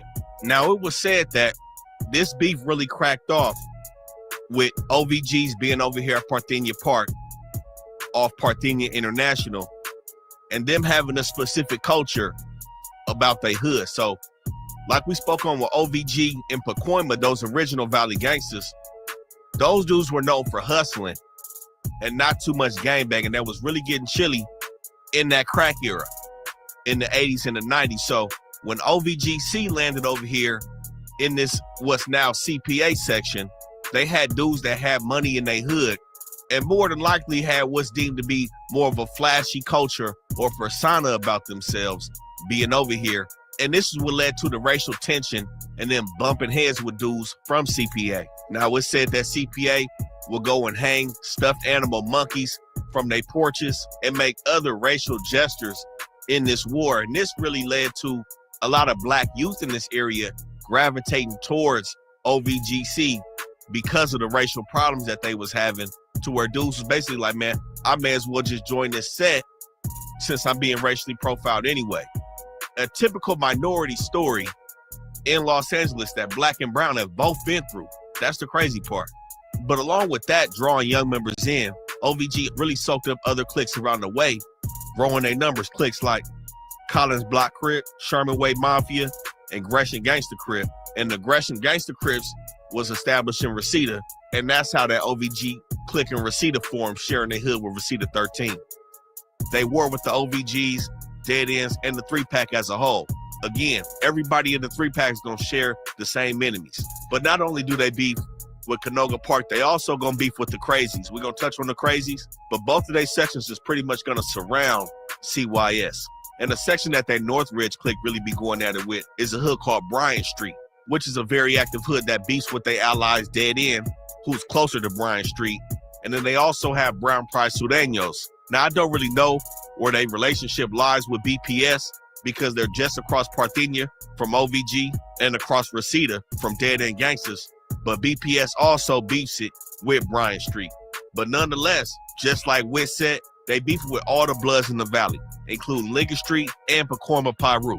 Now, due to them breaking off from OVG and Pacoima, they may have closer ties than any other Valley Gangsta Crip set to the PPBs. But like we spoke on previously, it was also said that back in the early 2000s, a member from PPB had killed a member from Witset, and that's how they beef jumped off with Witset Avenue. But at one time, OVG, Dead End, and Witset all didn't see eye to eye. This three-pack collective just formed in 2023, where they all on the same page, pushing the same movement, and really pushing for unity between the Crips in the Valley. Now, there is another set out here called the Westside Young Neighborhood Crips. Now, that's technically going to be in Chatsworth, but to keep it real, they're not a fully established set like some of the other hoods out here. They really brand new, just getting started within the last 5 years. And right now, they the only neighborhood Crip set that's trying to get established in the Valley. Like we spoke on previously, no neighborhood Crip sets have really been established the way they are in other parts of LA County. Even though the First Street East Coast are said to still exist in Pacoima, they don't have any real territory over there in them hills. But of course, by default, YNC is also going to be an enemy of the three-pack. But like I said, they all the way in Chatsworth, so they kind of far, man. They're not really going to be in the mix with all the other hoods in the Valley. So we're not really going to include them as a most dangerous set at the moment. But a situation that transpired and really shined a light on OVG was a murder that happened where a member from OVG ended up killing a high-ranking, well-loved member from Crenshaw Mafia Gangsta Bloods, Baby Hawk. Now, the Hawk name in the CMG hood rings a lot of bells. And if you don't know Lil Hawk, Baby Hawk's big homie, he just got out. He was a member of them Damu Riders, rapping with B Brazy. And like I said, some real reputables coming out of Inglewood, which of course has made OVG and CMG lifelong enemies. But it was also said that the Crenshaw Mafias in the 90s had a chapter in the Valley as well. I don't know how true that is. There's only a few blood hoods out here. But with Liggett Street being in Panorama City, being a gangster blood hood, them and the Crenshaw Mafias may have had ties and dealings in this Valley. But I would say that murder right there, man, put a big spotlight on OVGC and this Valley gangbanging. But nonetheless, they still in this West Valley, also on streets like Cohasset, Oso, Ingomar, and DeSoto. And they definitely one of the biggest Crip hoods out here. Now, the next hood on the list, like I said, is going to be a hood that shared a section with the original Valley Gangsta Crips. It's going to be West Valley, Reseda 13. Hit the ops block and shoot it up like we Max Payne. Take a trip to Millwood Ave, that's on the fucking game. Busted at they whip and the bullet grazed his homie face. 38 revolver on the gang, this shit won't leave a trace. Told the ops, get out the house, come outside and fucking play. Free my nigga active, well known for going insane. You can catch us posted up on Darby Ave or the J's. I know them niggas mad, the hood put they homie in the grave. Cut the grass up in the field, you gotta watch the snakes. Now, Reseda 13 is an extremely large set that's controlling a major territory in Reseda. Not only do they occupy all the area with OVG, but they go from the 101 all the way up to Sherman Way and from Tampa Avenue all the way over to White Oak Avenue. And believe it or not, these dudes had an even larger territory before the crazies started to set up shop across Sherman Way. And Sherman Way is pretty much going to be the front line for that war between them and CYS, because the crazies is still trying to gain more territory to push Reseda back towards where they really hang out at. Now, like we said, R13, they haven't been known to really been tripping on the race wars, and they've also been known to have black members in this set. And with them being cool with all of the three-pack, they also are going to be beefing with everybody that the three-pack beefs with on this side of the Valley. Not necessarily Liggett Street and PPB, but for sure, all the other Hispanic hoods over on this side of town. Now, they've been known to rock that Houston Rockets hat, repping that big R on it, and they got a lot of young membership that's been coming up, especially since the war with CYS has jumped off. Now, it used to be two sides to Reseda 13.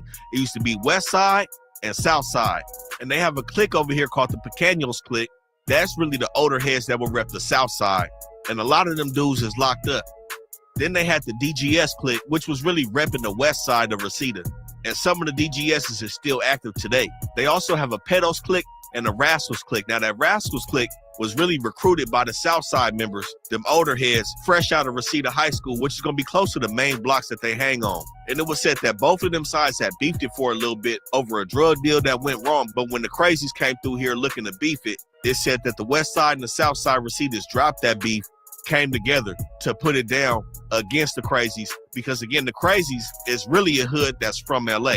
Like we spoke on numerous times about the Valley, a lot of hoods came from LA looking to put it down, looking to take over territory, because a lot of the hoods out here just had a lot of territory because there wasn't a lot of competition. So when these LA hoods came out here, they came real aggressive and looking to take over some blocks from these larger hoods. All my homies are gangbangers, white tee on them hangers. Always locking that folk back, your life's in danger. That's the Mexican Superman, you fuck with him, you stupid man. Thank you. On me stupid man, all the money on the... So that's what happened between Southside and Westside. They felt the threat and decided to drop their petty beef. But also they still had beef with all the other barrios over here, still beefing with Canoga Park heavy, especially since Canoga Park was not only trying to slide on them, they was also trying to slide on the OBGs as well. And Reseda also was beefing it with Bryan Street, an 18th Street faction over here, and Brown Pride Sureños, as well as Haskell Street, Bad Boys, Barrio Van Nuys, and the hood that's not in Reseda anymore, Clare Street Locos. Now, a lot of members from R13 ended up going down in the early 2000s due to really putting it down with the shootings and homicides in this section. And around 2020, the Dogs and the Rascals was really the only cliques that was still active in this area around Reseda Park and they project buildings on Wilbur and Kid Ridge. But at that point, that's when they started soaking up a bunch of little cliques and tag banging crews in this area and really expanding their numbers so they can keep it popping with their enemies. And that's what's led to their newest clique, the YGs, the youngsters clique, which is their new generation that's really popping it and putting it down right now. And these dudes still gonna be extremely active down Kid Ridge, on Reseda Boulevard by the park, on Darby, and really all over Reseda. Now it's said even though CYS and R13 have both dropped a lot of bodies, some people may see it as Reseda still has the upper hand in the war based on the territory that they still control south of Sherman Way from CYS. And that's also due to them being a militant hood. It said they got a lot of structure, as can be seen with how Southside and Westside had dropped their differences, dropped both names, and just decided to push Barrio Reseda 13.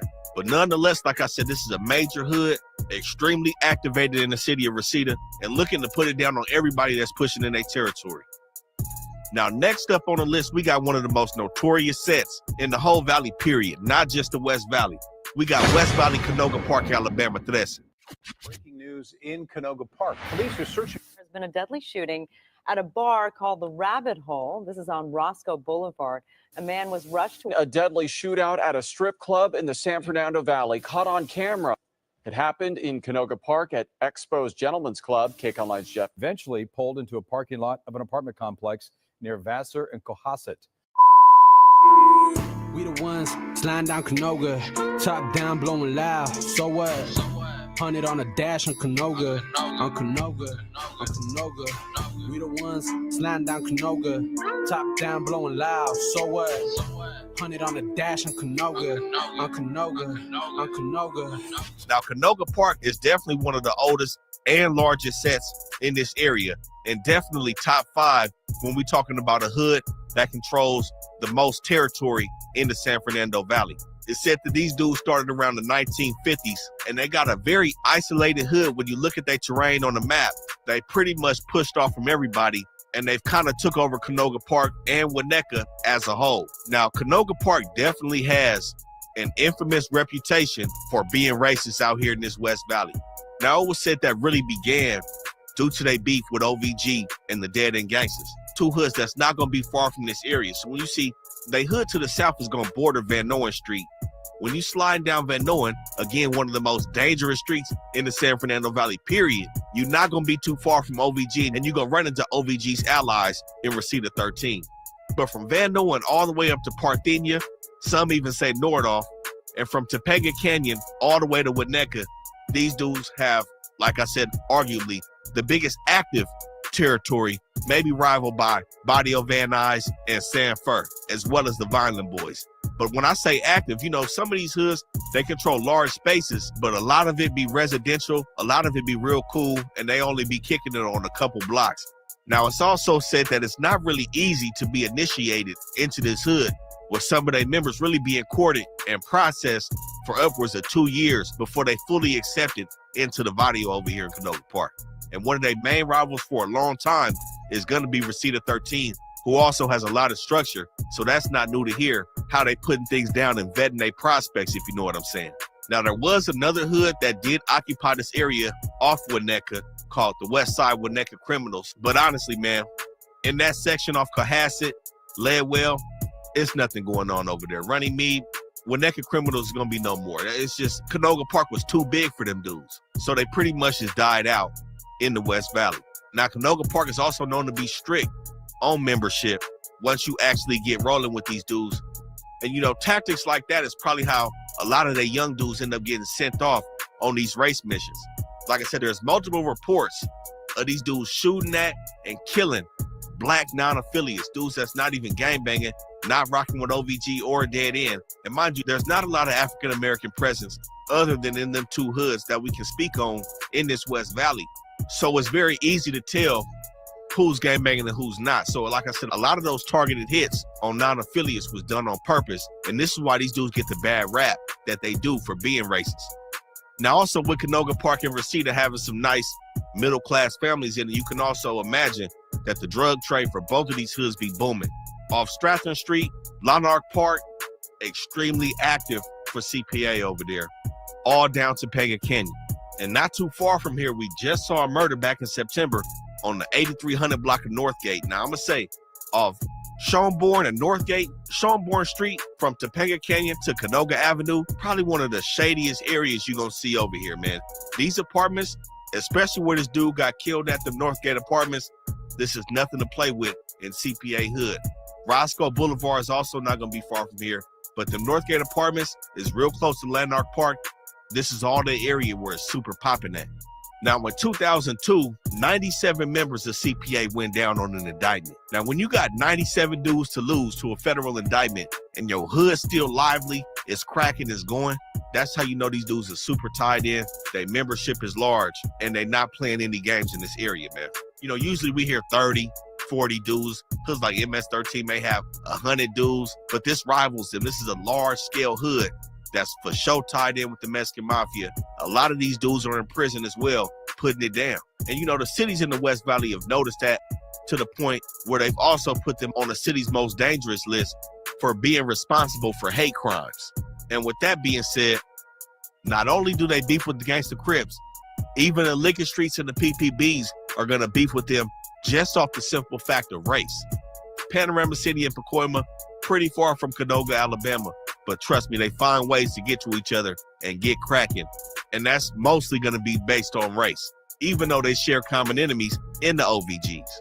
And currently they got between about 400 and 500 members. Like I said, they started in the 50s, but it's also accounts of them going back to the 1930s when migrant workers from Mexico had populated this area and created Canoga Park, Alabama as sort of a group for protection for people that were discriminated against them, just like pretty much half of the gang started back in the 70s and the 60s. And it's just ironic that they started to protect themselves against racial discrimination, and we fast forward a couple decades and they doing the same thing that was done to them. You know what I'm saying? But nonetheless, no matter how anybody sees them, these dudes are an extremely active hood in this section with multiple cliques. Cliques like the Cohassets, the Diablos, the Dukes, the Hunters, the Lanarks, Millwood Winos, Night Owls, Rascals, Termites. When you see multiple cliques like this, multi-generation, these dudes is putting dudes on and they really growing in this area. But on top of that beef that we already spoke about, of course, they also beef with Bryan Street, who's going to be down Roscoe Boulevard from them. They're going to beef with Temple Street as well. Now, Temple Street had a section over here between Parthenia and Nordhoff and DeSoto and Canoga. Now, it's some trailer parks that's over there. The area that they're supposed to be in is kind of hard to occupy or really hard to keep up and stay active in unless you expanding south into this Canoga Park area. But I just don't see that happening because Parthenia Park, Lanark Park, Schomburn, the Northgate Apartments is just south of Parthenia where this Temple Street clique is. And man, the numbers is just what it is. Temple Street's going to be extremely active in East Hollywood. The numbers aren't on their side when they come in and playing over here off Parthenia and Canoga Park. But they was definitely beefing with them too. Beefing with 18th Street that's down Stratton from them. They also been on the beef with MS-13. They beef with Brown Price Sudeños. And just like other parts of the valley, it's always up with every hood in Pacoima, and they beef with Vadio San Fer. CPA, West Valley is nothing to play with. Now the next hood that's not going to be as big, as Canoga Park, Reseda, or even the crazies over here, but has a reputation that's just as deadly and dangerous and not to be played with, man. We got Northridge City, Bryan Street 13. Hold up, wait a minute, let me tell you something, bro. I'm from Northridge City where my boys be packing up. If a nigga really want smoke, come through and get it. Oh, boom, 5 shots headed to your dome. That's for sure. Lacking in the streets, best believe you getting got. Slipping everywhere we be banging and we never stop. All my homeboys tatted on the fucking block. If you really want smoke, bitch, you'll get dropped. Now, like I said, man, it's kind of cliche, but what these dudes don't have in terms of size and large territory, man, they really make up for it in just some reckless, ruthless gangbanging, man. Now, their hood goes from Parthenia all the way down to Stratford between Tampa and Wilbur Avenue. But the main place you're going to catch these dudes is in between Parthenia and Napa Street, even down to Chase Street. But between Parthenia and Napa, this whole row of apartments on Parthenia, man, is going to be occupied by the Bryan Street 13 gang. It's basically a project building. And you know what it low-key looked like is a mini version of the Scottsdale Paru projects out in Carson. This kind of looked just like it. You can't really get in there. You got to go through the gate. And these dudes is popping and they cracking in this section. Now, Parthenia and Vinalden, right across from Lorenzo's Liquor, that whole little area right there, that's where they setting up shop. That's going to be headquarters, man, for Bryan Street. And they beefing with everything that's around them. They beefing with Canoga Park. They beefing with Dead End Gangsters. Now, Dead End is going to be right across Wilbur from them. They really beefing it with Brown Price Sudanos heavy. They also beefing it with 18th Street, who, again, like we said, is not really going to be active in this Reseda area. The 18th Streets that we spoke on, that's in North Hollywood, Sun Valley, and Van Nuys, that's your typical XV3. But Barrio 18 and Reseda, they're not going to have a large area. 18 and Bryan Street's going to border each other across Stratford. But this 18th Street is supposed to go from Stratford and Satakoy between Tampa and Wilbur. And man, this shit, like I said, they just not right there. They got a lot of competition from Bryan Street, the Crazies, and Reseda 13. It's like, man, you can't win them all, 18. They've set up shop elsewhere, and them areas is cracking. They really putting it down. But this ain't one of them areas, man. But like I said, with Bryan Street, they also beefing with OVG. They're going to beef with the whole 3-pack. And some hoods they not far from is going to be them Panorama City hoods because they all share that same Parthenia Street midway point in their hood. So they're going to beef it with Langdon Street. They beefing it with Columbus Street. And like we said, Vincenttown is another hood that's low-key dying out in this area. I don't know where they stand with Blythe Street also being down Parthenia or where they stand with Liggett Street. But they got their hands full in this Reseda, Canoga Park, Northridge area anyways, man. Now, this section is known to wear them Boston Red Sox hat, repping that B. Very similar to Blythe Street, who's also repping the B. So you can really be mistaken for being from Blythe Street or Bryan Street because some of their blocks are the same. Like we said, Parthenia, Roscoe Boulevard, Chase Street. They got a few main streets that run through both of their hoods. So I don't know if this is why they may not beef with Blythe Street because they sharing the same enemies when they get ran up on, rocking them B hats, but I can't say. But a reputable member from Bryan Street named El Cone, who, like most of these barrios throughout LA, had ties to the cartel out of Mexico, more than likely had ties to the Mexican mafia, but it was said that specific cartel was Sinaloa. El Cone from Northridge City, Bryan Street, was linked to 16 homies. 16 murders, man, under one man belt coming out this Bryan Street project section. Now, he was effectively a hitman for the Sinaloa cartel, so we can see the type of individuals and soldiers that Bryan Street is breeding in this section. And at night, this is a no-go zone. If y'all pull up over here, you're going to see this area between Napa and Parthenia. It's not to be played with. Chase Street, not to be played with, as well as a 19,000 block of Bryan Street. But not too far from them is a hood that got the shadiest alley in the valley. We got Northridge City, Brown Price Sudanos 13. Out Canoga Park. What's up to all my BPS gang out there? Northridge City, Palmdale, South Central LA, to my upstate Sudanos. If it's on, then it's on. We riding in these Cali streets from the dusk to dawn. If it's on, then it's on. We riding in these Cali streets from the dusk to dawn. If it's on, then Now, this alleyway is by Northridge Middle School, tucked right behind Schomburg, between Lindley and Zelza Avenue. I promise you, other than maybe Bad Boys Alley BBS 13, who we gonna get to, and I don't think them dudes is as active as BPS, Brown Price Sudano 13 has the sketchiest, shadiest, and most dangerous alley right next to Schomburg Street in the whole San Fernando Valley. I'm gonna say the whole valley, man. That's how dangerous it is over here. And just recently, man, a man was killed in this alley, suspected to be from BPS. And I'm gonna tell you, the alley's so hot, only BPS members or their enemies are gonna be in this alley. Of course, the residents of the apartment buildings on Schomburg and El Valle Street are gonna be in here, but most of them residents, man, I promise you, is gonna have ties to these brown pride Sudanos. You got no business being in this alleyway, El Valle Street, Schomburg, man. Around 11:55 last night, with multiple callers telling police there had been a shooting in the alley between Roscoe and Schoenborn. This is just off of Zelza, between Zelza and Lindley in Northridge. When police arrived, they found two men down, paramedics pronouncing one of them dead at the scene. This is a complete no-go zone to everybody listening. Anybody that want to come to the Valley, Reseda, Canoga Park, Northridge. I know Northridge, a lot of people, especially, I'm going to say 60% of the people coming out of LA that's going to college is about to go to Northridge. They hit Northridge up. You know, it's low-key. You know, when I was coming up, it was a party school. I don't know if it's still the same type of situation in Northridge. But overall, man, Northridge College is cool. And this is literally only a few blocks away from the college. But this is still a no-go zone, not to play with. But their whole territory is also going to be pretty active. They're going from Roscoe Boulevard all the way up to Parthenia, between Reseda Boulevard, and I'm going to say that Zelza Avenue, man. Some say White Oak, but I'm going to say Zelza Avenue, right where that alleyway ends. Everything past Zelza going east, I'm going to say that's where they hood stop, with Roscoe and Chase Street being the boundary, man. But they whole hood do get cracking. And again, this isn't a large set. It's not a large hood like Reseda 13, Canoga Park.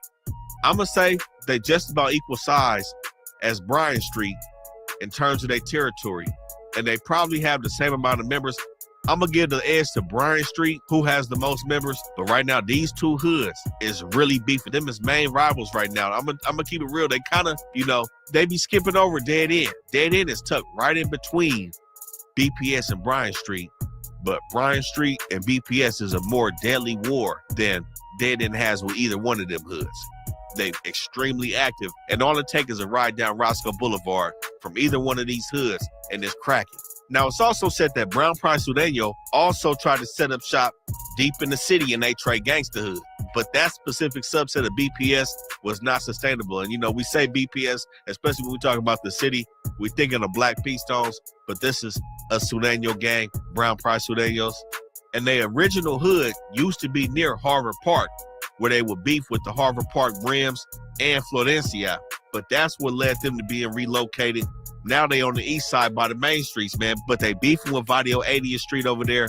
They beefing with South Los 13, 97, and Q102 East Coast. So again, BPS, these Brown Pride Sudenos, man, they active no matter what part of the town they in, man. They cracking. But that should just let you know these dudes is in the middle of war in South Central. You know what they bring into the Valley. Because the thing is, like we spoke on multiple times, these hoods that have subsets in different areas, especially when they connected, the Valley is not that far from LA. These dudes all kick it together. They will go down to LA and LA will come up to the Valley and they'll be functioning and they'll turn the shit out. Membership is damn near interchangeable at that point. And this is why it goes up in the Valley, because so many LA hoods have set up shop and got cracking over here. And man, like I was talking about that murder over here in that alleyway, that man, they killed dude right in front of his girlfriend. His people was over there and all of that. Like I said, it's definitely reported that he was from BPS. This was his section. They didn't care who he was with because they know them dudes be in that alleyway, man. But like I said, I'm not too sure if these dudes is race banging against the Crips. In South LA, they're surrounded by the main streets. They beef with a couple Crip hoods, a lot of Southside hoods, but they don't beef with the main streets. And they cool with some other hoods over there.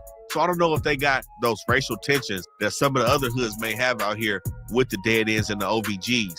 But they also going to be beefing it with Canoga Park, Vincenttown, and the Crazies. And the Crazies is going to be right across Roscoe Boulevard from there. But again, that beef with Bryan Street has been going on for over 30 years. And that's what's accounting for a lot of the violence in Northridge City. Now, next up on the list, man, right across Roscoe Boulevard, we got a hood that's controlling a lot of territory. And man, when you over here, it seems like the helicopter never leaves. We got West Valley Crazies to that Northridge section, though.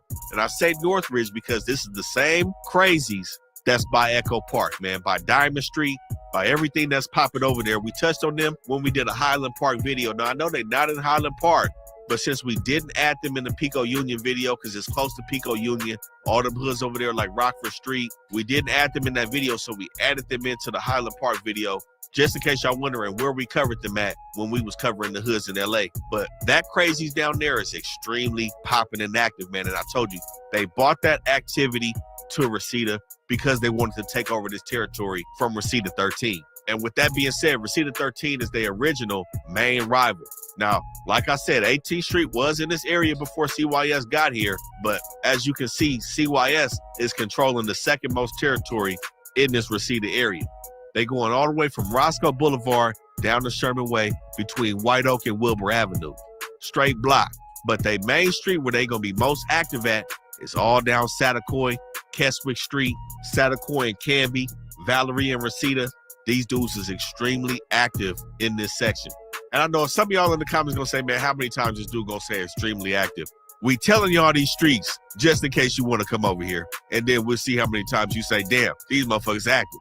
How many times you gonna say it is about how many times I'm saying it. It's cracking over here between Satakoy and Keswick. Reseda Apartments, Lindley and Satakoy, and for sure on Keswick between Reseda Boulevard and Yolanda Avenue. Now this set was extremely active, especially in the early 2000s, from about 06 to 2017 going to war with Reseda 13. And when you putting it down for a dime in the streets, man, it's gonna lead to a lot of dudes being incarcerated and getting locked up in injunctions and indictments. And that's what it has done for CYS, which is why they didn't get to push Reseda 13 all the way down past Sherman Way, even though they did succeed in taking over some of Reseda 13's original territory. And you know, the crazy thing is, like we said before, this isn't the only hood to come from this Echo Park, Silver Lake area. And not too far from that East Hollywood area, Temple Street, the hood that we said really couldn't build it all the way up, right next to Canoga Park. Both of them hoods is right next to each other in Silver Lake. Sunset Boulevard is what separates both of them hoods, and they beefing it down in Silver Lake. And I'm sure when Temple Street was active in this Canoga Park area, they was beefing it out here as well. So this is really nothing new to these dudes from CYS, moving from Silver Lake and seeing Temple Street and 18th Street out here. It was regular scheduled programming, which is why it seemed like they got straight to Reseda territory. They already know what 18 and TST is about. So this is why this stuff ends up very dangerous. These are seasoned vets basically sniffing out new territory. They also going to be beefing it with BPS, OVG, and Dead End Gangsters, as well as Bryan Street. But overall, man, they are part of a bloody war with Reseda 13 to OVG, and between Satakoy and Stratton in their hood, up for sure no-go zone. Now, the next hood we're going to speak on is, believe it or not, a set that originated in San Diego. Down Sherman Way from the CYS territory, we got Northside Logan Heights to this. Blue ragging and sagging, I'm dragging your body boy ass. And fuck up all the other shit, don't need no motherfucking mask. When I'm done with your ass, you're gonna be crumbled to ash. And all that ass to ash, you're gonna make a dash real fast. Cause you ain't for nowhere, motherfucker. You better keep it like that. Cause I'm from the LA, motherfucker, and I'm gonna keep it like that. You know? Now, Logan Heights originated, like I said, in San Diego, and it's gonna be one of the largest barrios in San Diego. And down in San Diego, a few of their main sets is going to include the Red Steps, 30th Street, 33rd Street, and Logan Heights 13. This Logan Heights 13 is going to be the same as the one in San Diego, but it's not to be confused with Barrio Logan out of Santa Ana. These are two different sets. This is San Diego Logan Heights. Now, them dudes in San Diego is known to put in a lot of work and be super tied in, and I believe this is how they made their way to the Valley. It was prime real estate right up that 5 freeway, man. Now, Logan Heights has been known to be super tapped in with a lot of business in Mexico in terms of dealing with the Mexican mafia and in terms of dealing with the cartel. And they've also expanded their reach to cities like Denver, Minneapolis, Lakewood, Washington, Las Vegas, of course, in this LA area, and in Mexico. And this is a set that's not only going to have Mexican Americans, but they'll also have Mexican nationals involved in their set as well. Now, over here in the Valley, they technically going to be in the area called Lake Balboa, which is just west of the 405, right next to hoods like Haskell Street, who's not going to be active anymore, Bad Boys 13, and Barrio Van Nuys, just to name a few, man. But they actually control some decent territory over here, but they really going to be saturated in some apartment buildings closer to Leadwell and Haskell, and really from Leadwell and Haskell all the way up to Satakoy. But their full territory is going to go from Van Nuys Street all the way up to Satakoy and again bordering the 405 freeway and Woodley Avenue. Now, just this month, 2 weeks ago, we seen somebody get killed over here on Woodley and Leadwell, and their main beef is going to be with the Southside Bad Boys who share this area of Lake Balboa with them. Like I said, Haskell Street is across Van Nuys from them. Not really going to be outside. Some people say BBS is dying down, but we're going to speak on them. But between Southside Bad Boys and Logan Heights, that's who got it cracking over here across the 405. Bang down like a cholo. You fucking with the other side, you know that fools is hontos. Talking about the witty, but the gay, yeah, homo. I live a fast life, but you know I live in slow-mo, bitch. Now, it was said that the Logan Heights set had kind of got their feet wet with the cartel when some members was in Mexico and ended up saving a dude in the midst of a shootout who was tied in with the cartel, and they made they pack that way. After that situation, they seemingly was just taking contracted hits and ended up trying to pull a skit on a rival cartel member and ended up killing a Roman Catholic cardinal at an airport, man. Crazy. Like, how do you make that mistake? That's just the name of the game, I guess. But as you know, man, after a hit like that, their name was everywhere. And the spotlight was for show on Logan Heights ever since. But that cartel that they really going to be tied in with is that Tijuana cartel. Of course, y'all know that's right across the border down there in San Diego. So that comes as no surprise to them San Diego hoods. And this Logan Heights set has been in the valley since about the 80s when a lot of things was getting established out here. Northside Logan Heights found the opportunity and they set up shop over here off this 405 freeway as well. Now, they never really had much membership up here. Like I said, they really concentrated in them apartments that's pressed in between Haskell and the 405, the Haskell apartments, things like that. But I would say it's about 30 to 50 active members from this Northside Logan Heights set.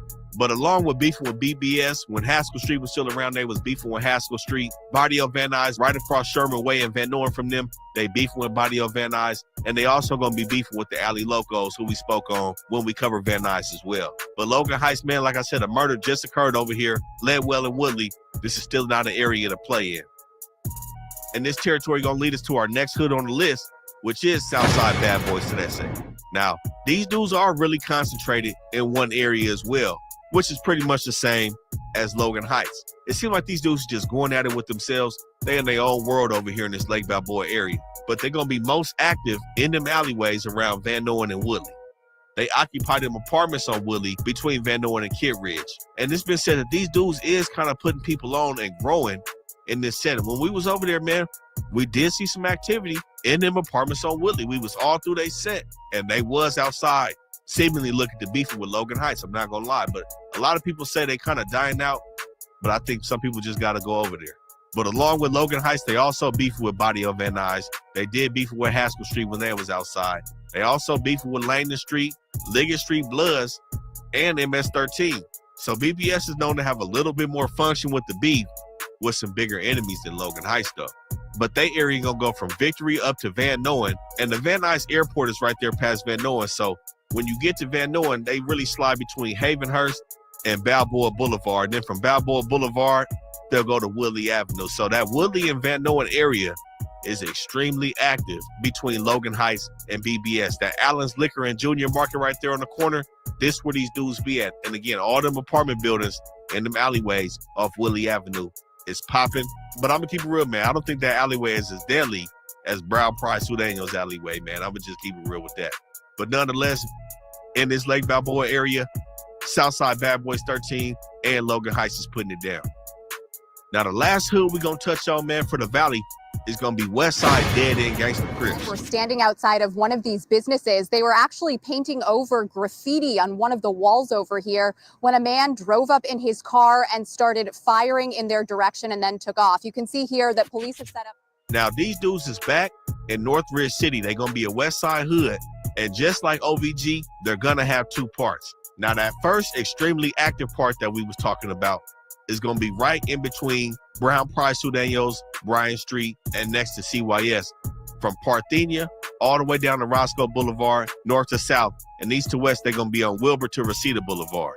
And really, where we're going to see these dudes is they got these apartments around Chase Street and Amigo Avenue. They main click in this section also going to be the 8600 block. And it said that this section right here is the most active out of all the sets, but it's said that recently they 16700 click in Granada Hills has been more active. But I can't say that, man, because, you know, we slid through Granada Hills, man. Over here, Granada Hills Rec Center, which is pretty much the middle of that Granada Hills set. And that set goes from San Fernando Mission Boulevard all the way to Devonshire Street, from Havenhurst to Balboa. Granada Hills is a nice area, man. I'm not going to sit here and lie in front and say Granada Hills is cracking. They got a couple sets that's supposed to be up here, like the Valley King Locos, the Mission Hill Locos, and the 6700 block click and Dead End Gangsters. But I think this one down by Bryan Street and BPS is the more active set. Now, like we spoke on countless times, these dudes are a member of the 3-pack, a Gangsta Crips set, rocking with the original Valley Gangsta Crips and rocking with Westset Avenue Gangsta Crips.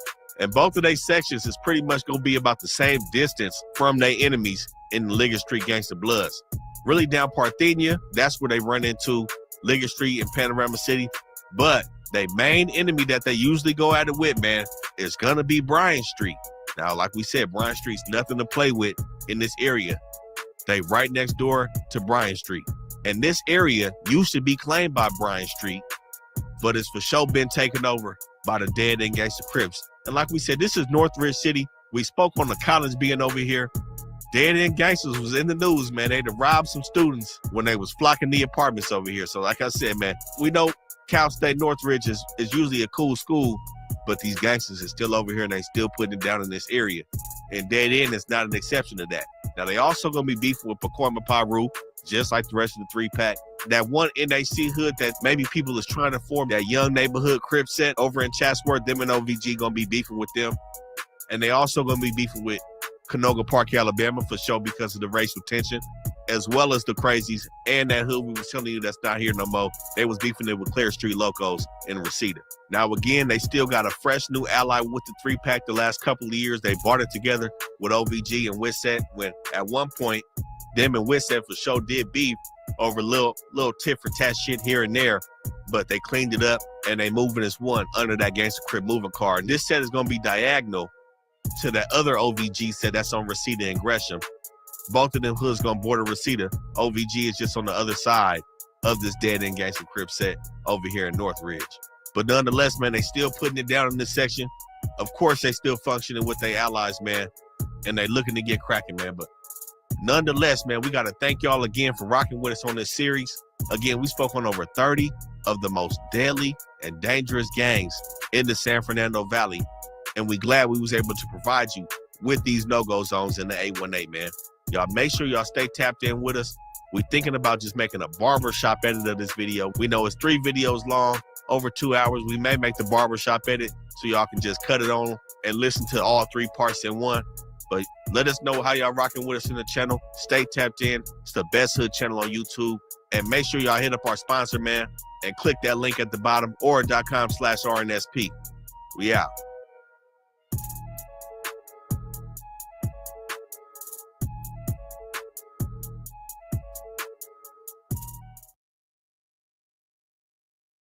Sean Diddy Combs is no stranger to legal maneuvering. As a businessman, he was involved in a lot of different industries: music, media, fashion, and of course, liquor. And those endeavors didn't always go smoothly. As Combs faces federal criminal charges plus ongoing civil sexual assault lawsuits, we are taking a closer look at a lawsuit involving one of his business partnerships that some believe may have helped kickstart his apparent downfall. Welcome to Sidebar, presented by Law and Crime. I'm Jesse Weber. Well, it is certainly hard to avoid Sean Diddy Combs these days. We are getting so many details every day. We're digging into Combs' past, how it could be impacting his current legal situation right now. So what we want to focus on is the fact, and let's set the stage, that Combs is facing multiple lawsuits from both men and women who claim that he sexually assaulted them in the 90s and 2000s, with some of the alleged incidents happening as recently as a couple of years ago. And then there are more civil actions that could be on the horizon. Texas attorney Tony Busby says that he expects to file separate lawsuits on behalf of more than 100 alleged sexual abuse victims, including people who say they were minors at the time they were abused at the hands of Sean Combs. Now, this, of course, comes as Combs faces accusations from the federal government as well. He was arrested in New York 3 weeks ago. He's been behind bars ever since at the infamous Metropolitan Detention Center. Now, it's expected that this week his attorneys will try for a third time to get him bail. This is because the case is now going to a new judge. But remember, the government accuses him of sex trafficking and running a criminal enterprise with basically the sole purpose of satisfying his sexual fantasies. Combs and his legal team, though, have adamantly denied any and all allegations of criminal activity and sexual abuse, saying the people filing all of these lawsuits are just looking for a payday.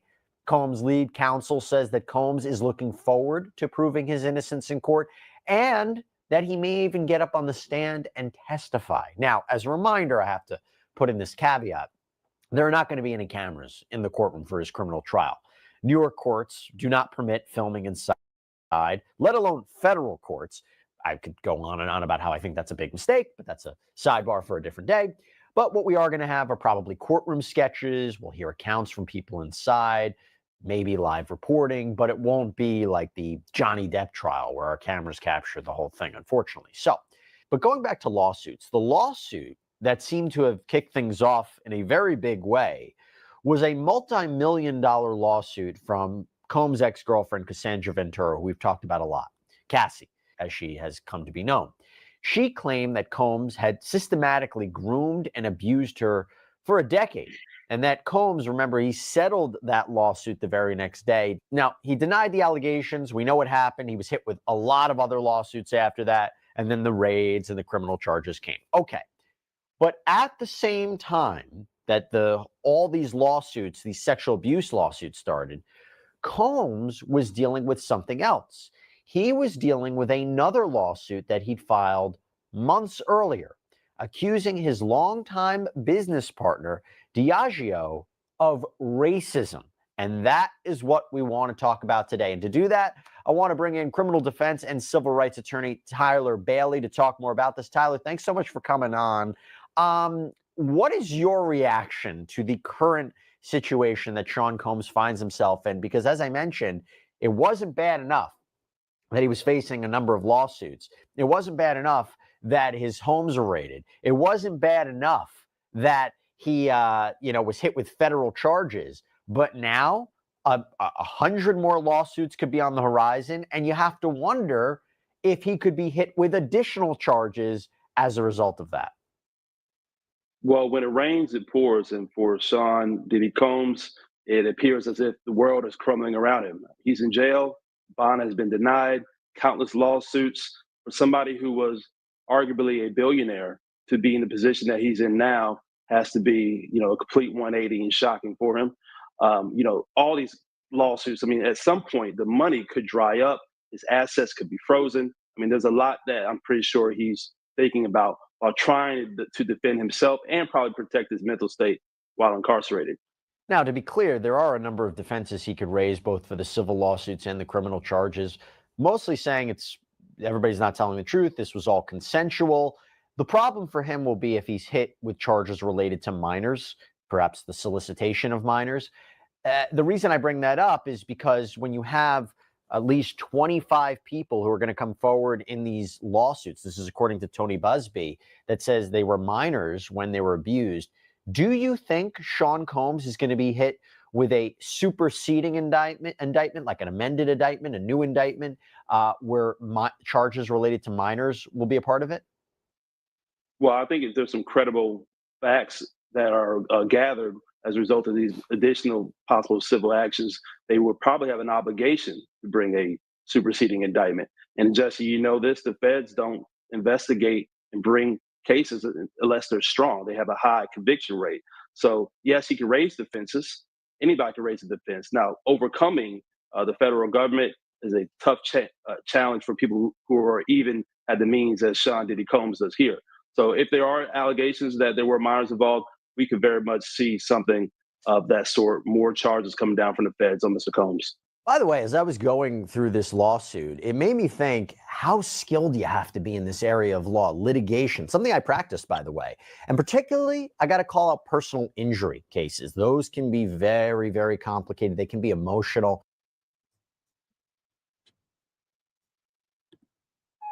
rap news, street politics.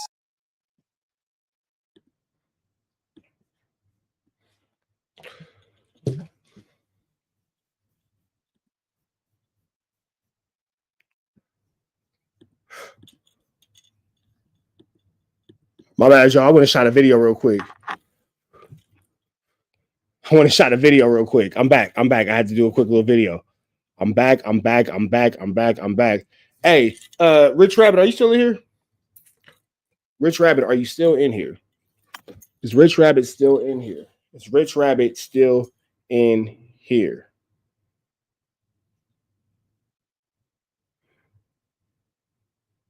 What the fuck?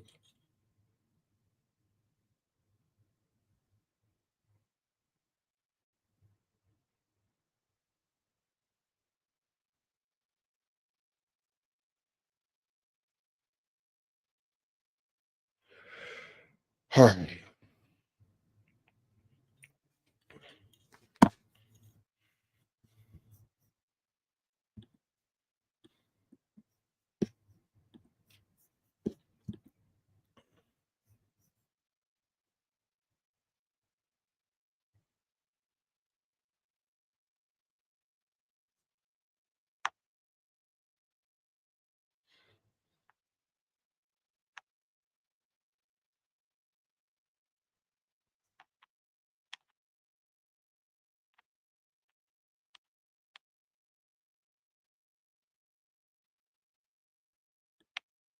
By the slide for Vaughn comments. I don't know. A DJ Academics interview was used against Young Durk in court today.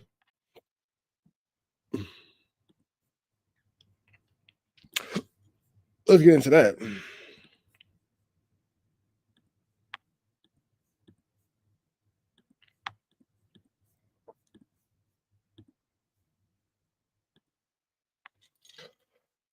Yep.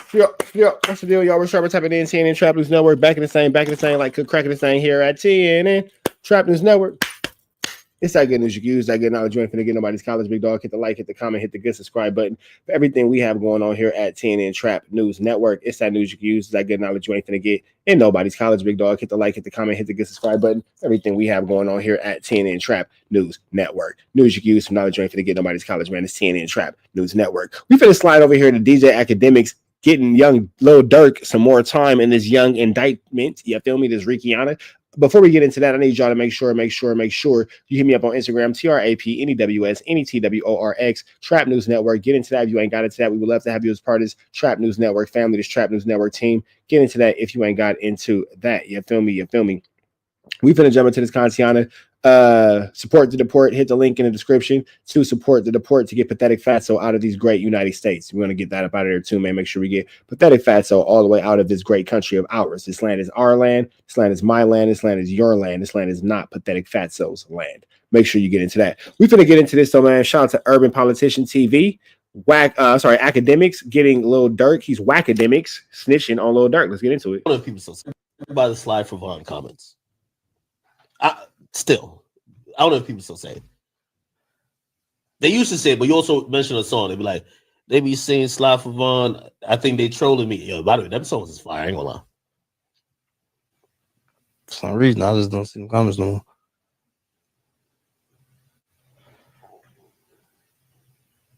For some odd reason. I don't know. Might be the water. So again, when these dudes like Wack be on Clubhouse and all that, well, what I meant was blah, blah, blah. You see how you trying to convince the public what you meant, or you trying to plan semantics because you think you so smart. Well, I said allegedly and all that. Anonymous podcast show, what's up?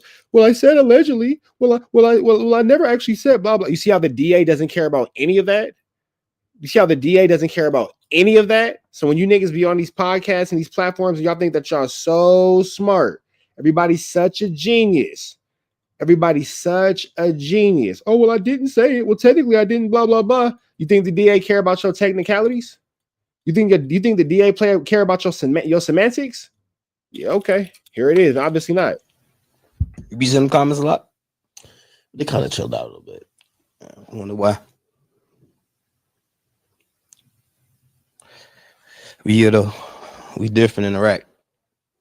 By the slide for Vaughn comments. Yo, it's Big Ant.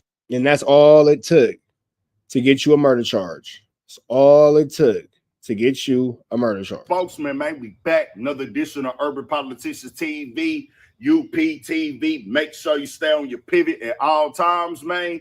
Had to come tap in as the pre-trial litigation process between Lil Durk and his defense team and the federal prosecutors has made its way into the news, the headlines, the timeline, and the blogs once again. As we've seen it make it here before, ever since the charges came out, Lil Durk trying to make a bond request. They have denied him twice already. He does have a new date set for June 3rd, where he's added more to the package of things he's willing to put on the line for them to grant him a bond until the trial back in October. So we'll have to wait and see about that. But another major thing that has been on the line has been the lyrics that they had as part of the indictment. Durk's team fought and pushed the line to get the lyrics removed, and they came and did that, saying that, hey, these lyrics are being cooked up. These songs were recorded prior to the date that Lil Pop, which is Quando Rondo cousin, most definitely, God bless his soul, may he rest in peace, was killed. So they said these lyrics that y'all are putting up are not, that cannot be used in the court system because it would not be something that would make any sense, because if it was already pre-recorded, how could he be rapping about this specific situation if it was done prior? Well, they came back with a new indictment yesterday, and in this new indictment, they're using the DJ Academics interview that y'all just seen right there as one of the references of him talking about the situation with Lil Pop and the slide for Vaughn in May 2020. And that's all it really takes right there. Again, you have put a murder on yourself by something as simple as the slide for Pop situation. And again, a lot of you guys think that you're so clever. You're so smart. Yeah, okay.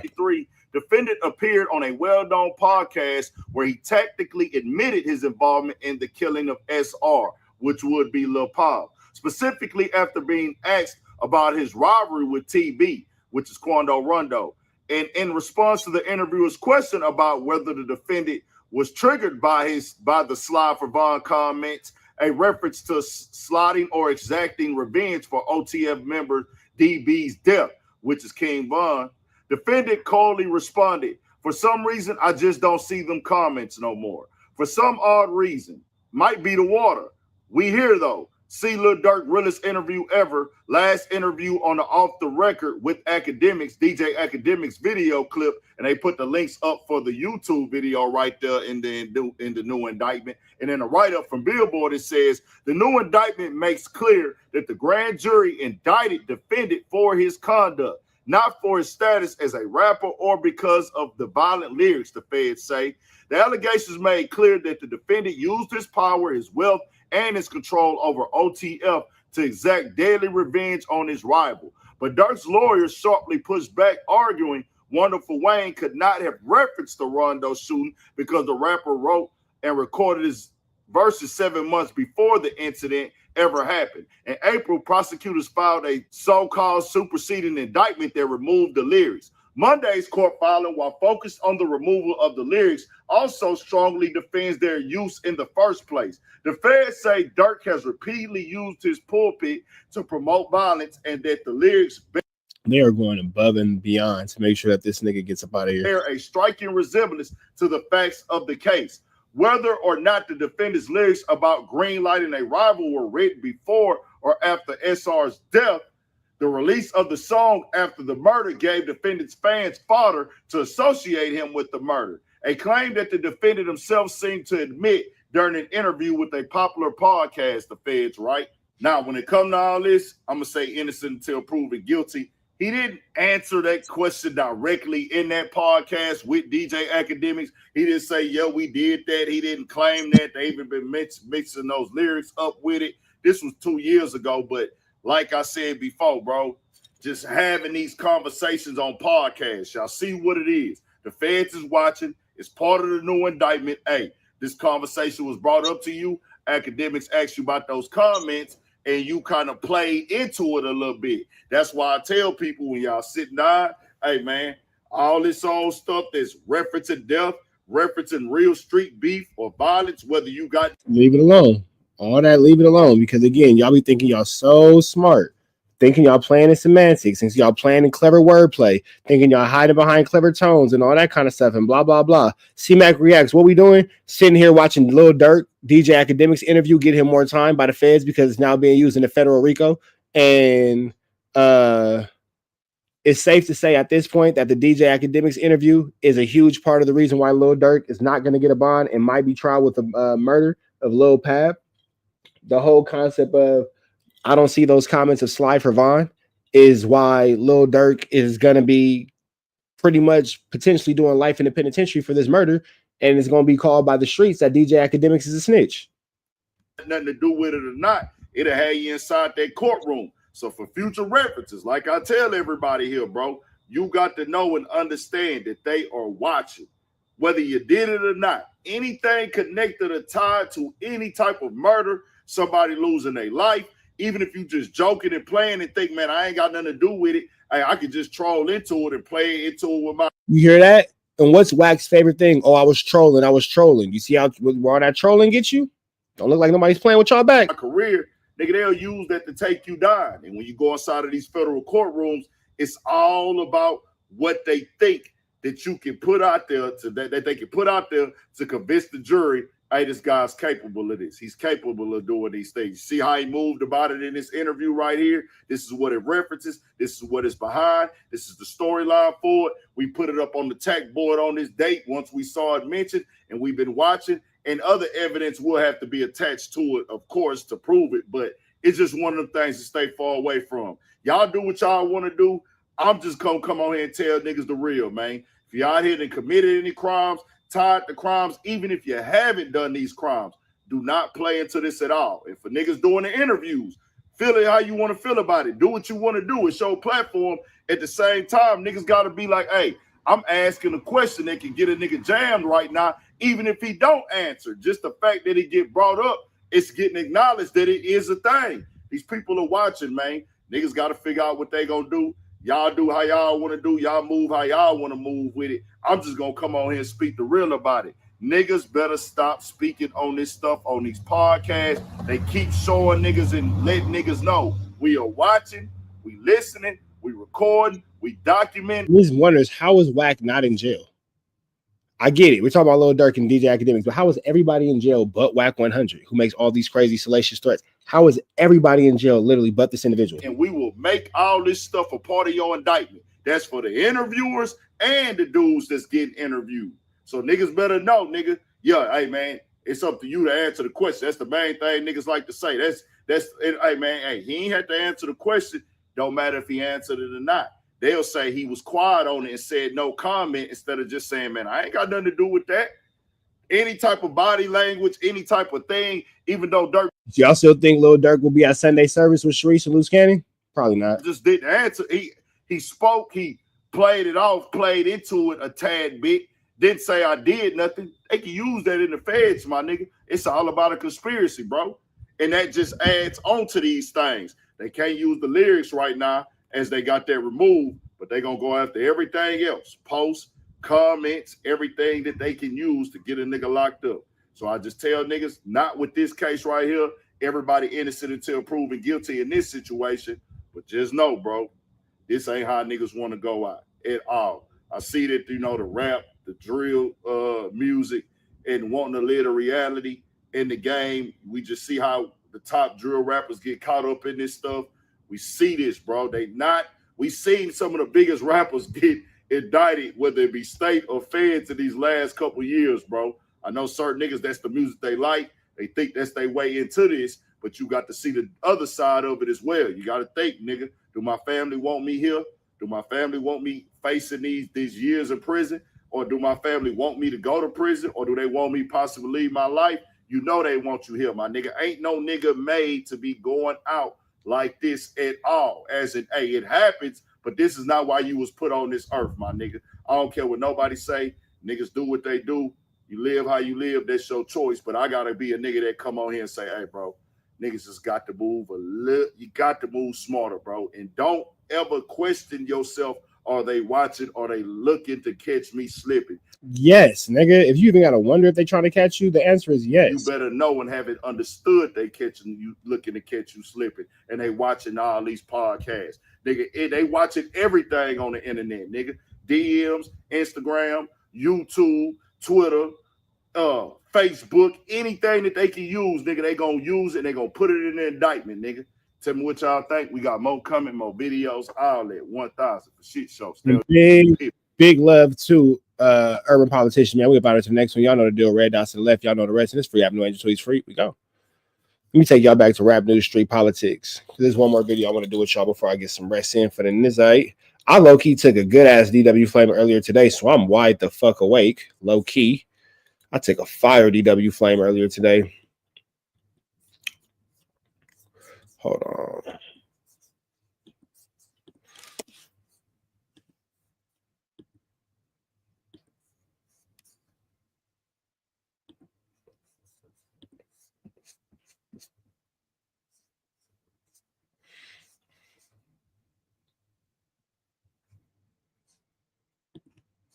Rap News Street Politics, best hood channel on YouTube. And we finally here to give y'all the most deadly gangs in the San Fernando Valley, the whole 818. Now, you know, we took a little bit of time off at the end of 2024, and that's because we spent a lot of time in the 818, spinning through every active hood and making sure we for sure can give y'all the most deadly and dangerous gangs in the 818. Now, for y'all that don't know where the San Fernando Valley is, it's everything north of the 101, north of LA. It's multiple ways you can get up here. You can take the 10, the 110, the 60, and the 5. And again, the 101 coming from downtown, and you'll find yourself in the San Fernando Valley. Now, up here, we got a lot of different sets and cities that make up the 818. We got San Fernando, Pacoima, Sun Valley, North Hollywood, Van Nuys, Panorama City, Reseda, Canoga Park. The list goes on, man. But one notable thing, it is extremely active and popping in the Valley, man. And the Valley may be familiar to some of y'all due to the infamous North Hollywood bank robbery. Some may call it the North Hollywood shootout, where two men walked into Bank of America in North Hollywood and ended up getting into a shootout that cost them their lives. But in the process, they also hit 12 police officers and 8 civilians in this NoHo area. I know sometimes people get the misconception of what the Valley really is, but when you get out here, man, you see it's a lot of sets that's really putting it down, and it's a lot of sets that have migrated from the inner city of LA that have some dominant cliques that's really controlling some areas and putting it down in the 818. And we got to say thank you to all our fans, man. Everybody that's been watching our videos, tuning in, helping us get to that milestone of 100K. We almost there, man. We got to give a shout out to all the members, new and old. Everybody that's took the time out to click that button on our channel, man, and really show some love and support. We got to give y'all a shout out. And we're going to be providing more exclusive content and engagement to the members as well. So y'all look forward to that. But before we get cracking, have y'all ever watched our videos and wondered how we get some of these guys' real names, addresses, locations, and really just personal information on some of the people that we speak on in our videos? Sometimes it's really just an easy search of Google. And that's why we got to present to y'all our first sponsor on the channel. We got Aura, an all-inclusive identity protection platform with multi-credit bureau monitoring and VPN capabilities as well. With Aura, you can monitor your personal data, including your social security number, across billions of data points across the likes of Google and the dark web.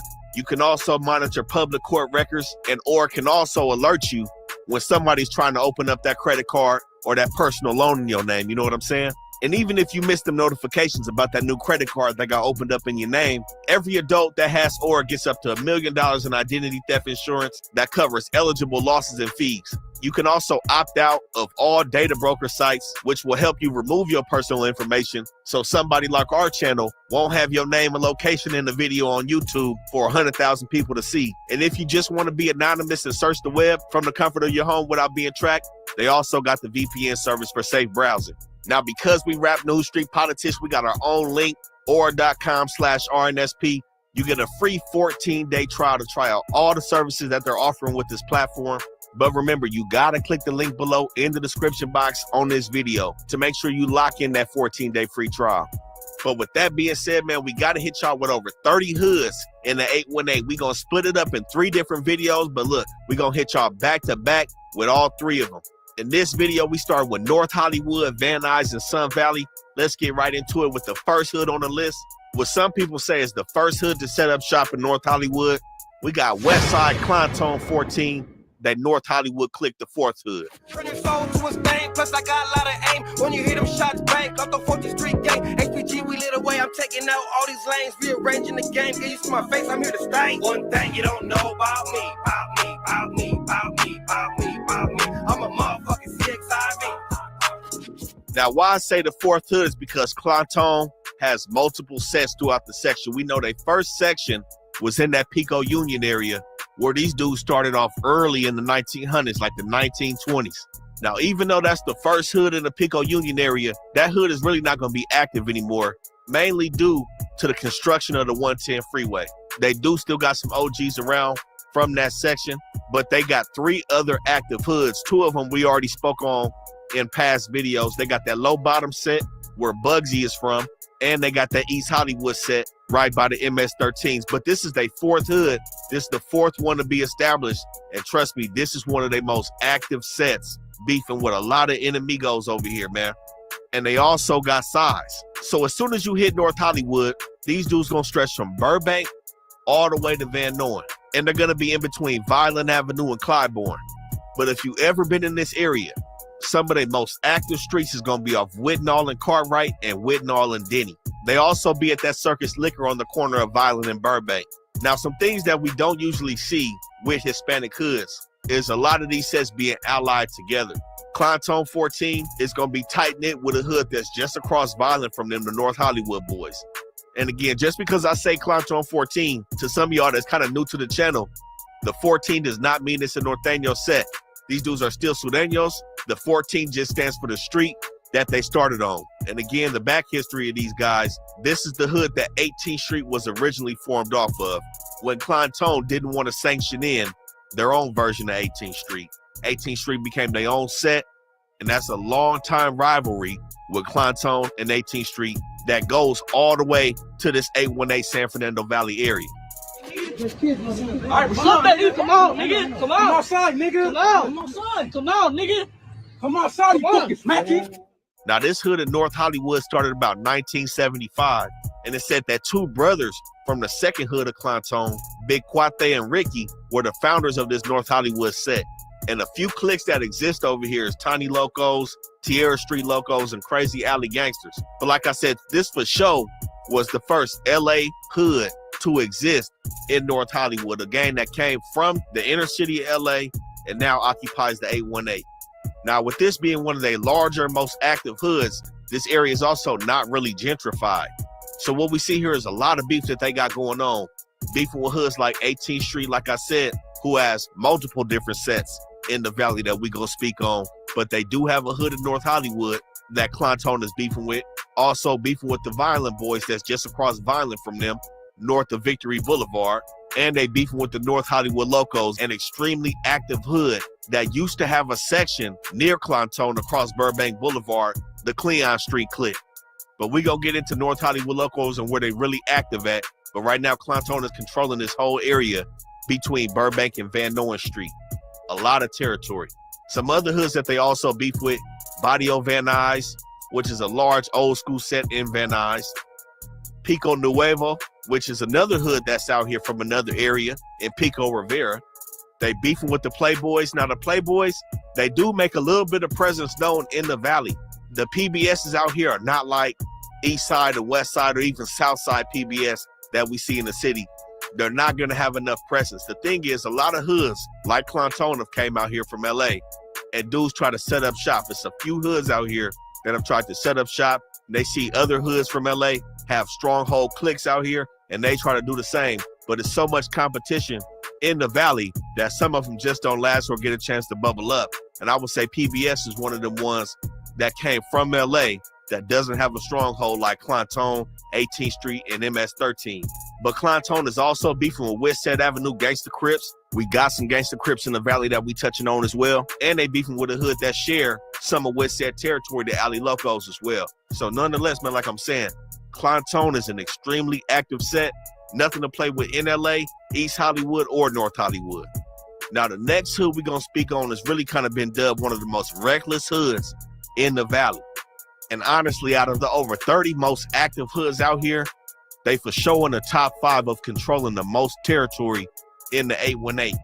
We got Sun Valley Violent Boys to that set. Bitch, if you ain't trying to make no money, don't even hit my line, cause I ain't trying to be your hubby, bitch, I'm trying to get mine. I call the little homies to get ready, we gon' go slide. I'm not on the ops, I'm trying to go smash and grab and take mine. Cause I want 100 bands, nigga, so this shit gon' take time, but fuck it, I gotta hustle, my nigga, till I fucking die. Oh, ain't let.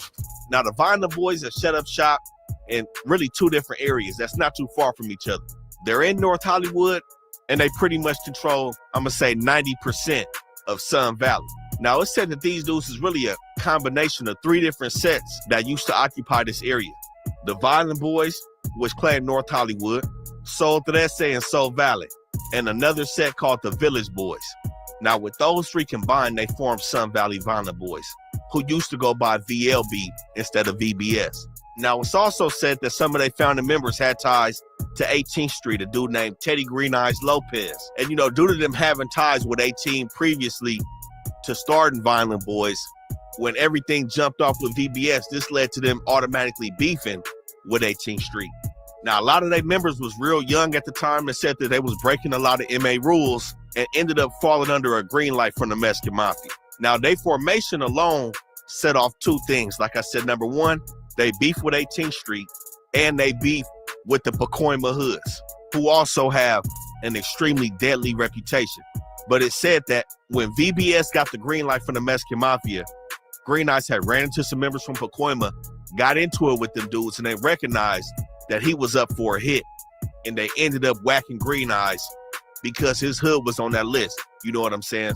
So this is what started 2 major beefs with the VBS, and also what turned them into the monster that they are today. Because after that happened, all they wanted to do was seemingly get into the good graces and get off that hit list. So they turned extremely deadly, started putting in work, and made sure they was falling in line with the program the right way. You know what I'm saying? And this is what led them to have the reputation that they have today. Now, some real active areas that they have. Number 1 is the Clump Apartments between Van Nuys and Victory Boulevard and Violent Avenue and Tahunga Avenue. The Clump Apartments is going to be off Elmer and Kid Ridge. This area is extremely popping, man. I will tell you, this is the no-go zone. The Yucca Market hangout on Elmer and Van Nuys, the City Market on Clump and Van Nuys. This area is extremely active, and these apartments are notorious for VBS activity. And these apartments have also been home to one of their cliques called 129 Clumptown Project Boys. And really, it is low-key a project. It's not enclosed like a project, but when you go down the alleyways and the main streets, it's pretty much a project over here for VBS. And like I said, they tucked in between their enemies right here, being Pico Nuevo, Clientone, and the North Hollywood boys in this area.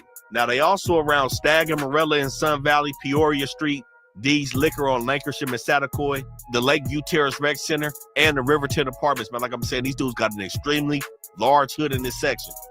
Now, some of the cliques that they have, which make these dudes one of the largest hoods in terms of membership, are going to be the Pequeños, the Dukes, the Rascals, Jokerstown, like I said, the Project Boys.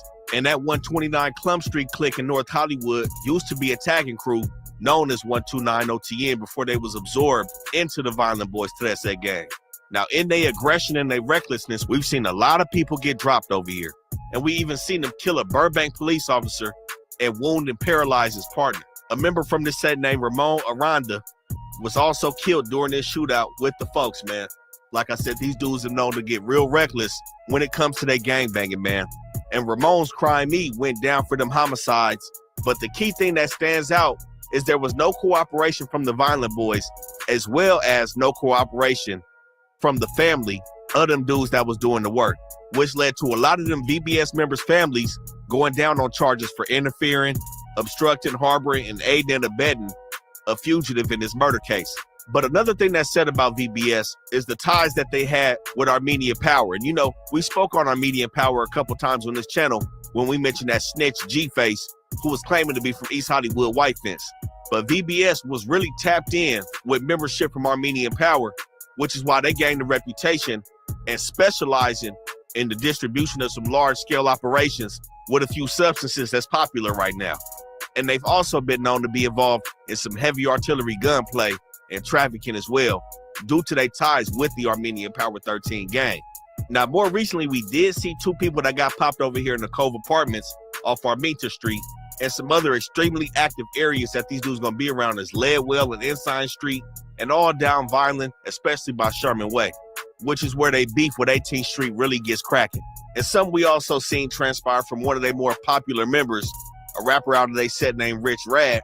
He had made some comments on Blueface in the LA County Jail, saying Blueface was crying in his cell, didn't want to come out the program, didn't want to shower, and was overall not functioning inside the county. All stressed the fuck out, crying on the phone and all that weird ass shit. But I mean, you know, it's first time Buddy been in jail, so you feel me, like all that schoolyard shit out to pump him up. Like, hey bro, you can't be letting motherfuckers get at you like that on the tear, like the blood's getting at you sideways. Like you better not say you better stand up for your rep. You feel me? You cribbing. So now the thing is, with Rich Rad being from VBS, like we spoke on, they gonna for sure be beefing with Pacoima Pyu. Blueface is the artist of Wack 100, who's from Pacoima Pyu. So we don't know if them statements can be taken with a grain of salt, if it's just automatic beef with Rich Rad and Blueface because of the Wack 100 connection, or if all that is 100% factual and he really did see Blueface not programming properly in the county. But we also seen Rich Rad with some other Sureños around the city like Swifty Blue, Mr. Keep It Hood, and oddly enough, we seen him with Pesciano from Pacoima Pyu Bloods. So it could be that the Violent Boys and Pacoima Pyu have set their beef aside in recent times. I can't say based on this dude doing records with Pesciano. Now, Pesciano was a member that said to have some smut on his name, but again, paperwork hasn't been proven on him either. But overall, Sun Valley Violent Boys is going to be an extremely high-power set in the 818 San Fernando Valley, and their section is not one to be played with. Now, the next hood we got on the list has 3 extremely popping hoods in the San Fernando Valley.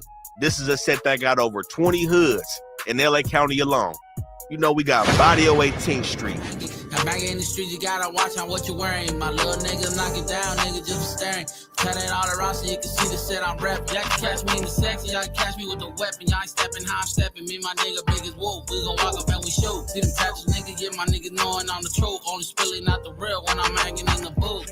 Now they technically got 4 different sections in the valley, with the 4th one being in Reseda.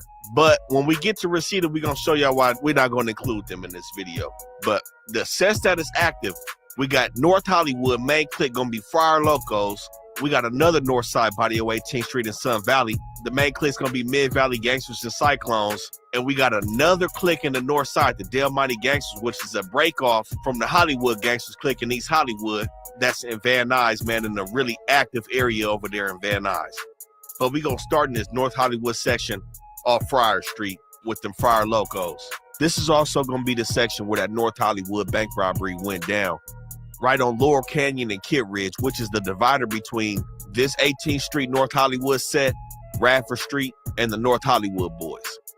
This is the original North Side 18th Street hood, and they mostly in the buildings off of Lankershim Boulevard, but they going to also be, like I said, on Friar Street. Now, y'all know wherever 18th Street go, they set up shop and they get cracking early, too. It was said that these 818 sets came out in the 80s, and in the 90s, they really doubled up in membership due to 18th Street soaking up some of the cliques that was out here, and they really started expanding and making their presence felt and forming some reputable cliques in the San Fernando Valley. Now, this North Hollywood clique does have a big section. It's kind of awkward how things are placed, but they all down Victory Boulevard. That's probably gonna be like the middle of their hood. But we can honestly say these dudes really go from Oxnard Street all the way up to Kid Ridge. And they gonna stretch from Laurel Canyon to Tujunga Avenue as well, where they border their enemies' hoods in Pico Nuevo, North Hollywood Boys, and the Violent Boys. Now the thing is, this is not far from Clout 14 like we showed y'all. And with Clout and the North Hollywood Boys being tight-knit over here, you can tell 18th Street got their hands full of being surrounded by their enemies, which is not unusual for a hood like this. Now, when they set up shop in the valley, like I said, these dudes got over 20 cliques, and they work hard at making them areas look like where 18th Street started in that Pico Union area, which is what they did in the San Fernando Valley. They got cracking and made Van Nuys and North Hollywood look like Pico Union. And if y'all don't know what Pico Union look like, go check out our Pico Union video so y'all can get another glimpse and see how it's really cracking out there by that downtown low bottom area. Now this clique right here is also gonna be the clique that's beefing with Rafford Street and CMK over here. They used to go at it heavy with a set called Hart Street, but we're gonna touch on them a little later. But this North Hollywood clique has been active since it came to fruition. Now the Van Nuys clique, the Del Monte Gangsters clique, is kind of said to have a smaller area, but it does still operate in some areas that have hoods that are kind of dying out in the valley. But mainly they operate between Kester and Van Nuys Boulevard, going east to west, and then north to south, they operate from Valerio Street down to Sherman Way, which is going to be bordering another one of their enemies in Barrio Van Nuys, right across Sherman Way. Now this Van Nuys clique right here is really going to have their hands in a lot of beef, man. And all these 18th Street cliques share the same enemies in this San Fernando Valley. And they pretty much, all the sets going to share the same enemies, period, in the city. But this street right here is beefing with Blythe Street. And now Blythe Street is in Panorama City, just north of these guys. We're going to put Panorama City in the next video. Again, all this stuff is coming back to back, so y'all not going to have to wait too long, man. But we're going to touch on Blythe Street and Panorama City. But not only are they beefing with them over here, that, like I said, they beefing with Barrio Van Nuys. They beefing with also some lesser active hoods out here in terms of Valerio Street and Van Nuys Street locos. They also beefing with Tijuana locos, another hood that's just north of them, who's also kind of died down. But a narrative that we see throughout the city, they beefing with the Liggett Street Bloods just north of them. That's in Panorama City, north of Blythe Street. We're going to get to them as well. But as you know, 18th Street has been known to press a heavy line against the Bloods due to them Smiley Drive gangsters and other cliques that was in South Central beefing with BPS that turned into them beefing with the 20s, the Brims, and just other sets in that area. So they also beefing with the Liggett Streets out here. But some dudes that they beef with everywhere that seem to follow them wherever they go, MS-13 is around the corner from these guys just down Sherman Way as well. So this Van Nuys set and this North Hollywood set got their hands full with beef in this section. Now the third set over here is going to be in Sun Valley, where they mainly going to be beefing with Violent Boys, but they do also beef just south of them with Rafford Street and CMK, Crazy Mexican Clan. But these dudes really going to be deep on Lakersham and Valerie, and they're going to be in them Simpson Arbor apartments as well. But this is the area, like I said, they really beefing and getting active with VBS. This they Mid-Valley Gangsters and Cyclones clique over here. And this area west of Lancashire used to be claimed by a hood called Boys from the Hood 13. The same Boys from the Hood 13 that we spoke on in that Drex the Joint video that's in Anaheim. A very active set over there in Orange County, but 18th Street controls this area now, especially west of Lancashire.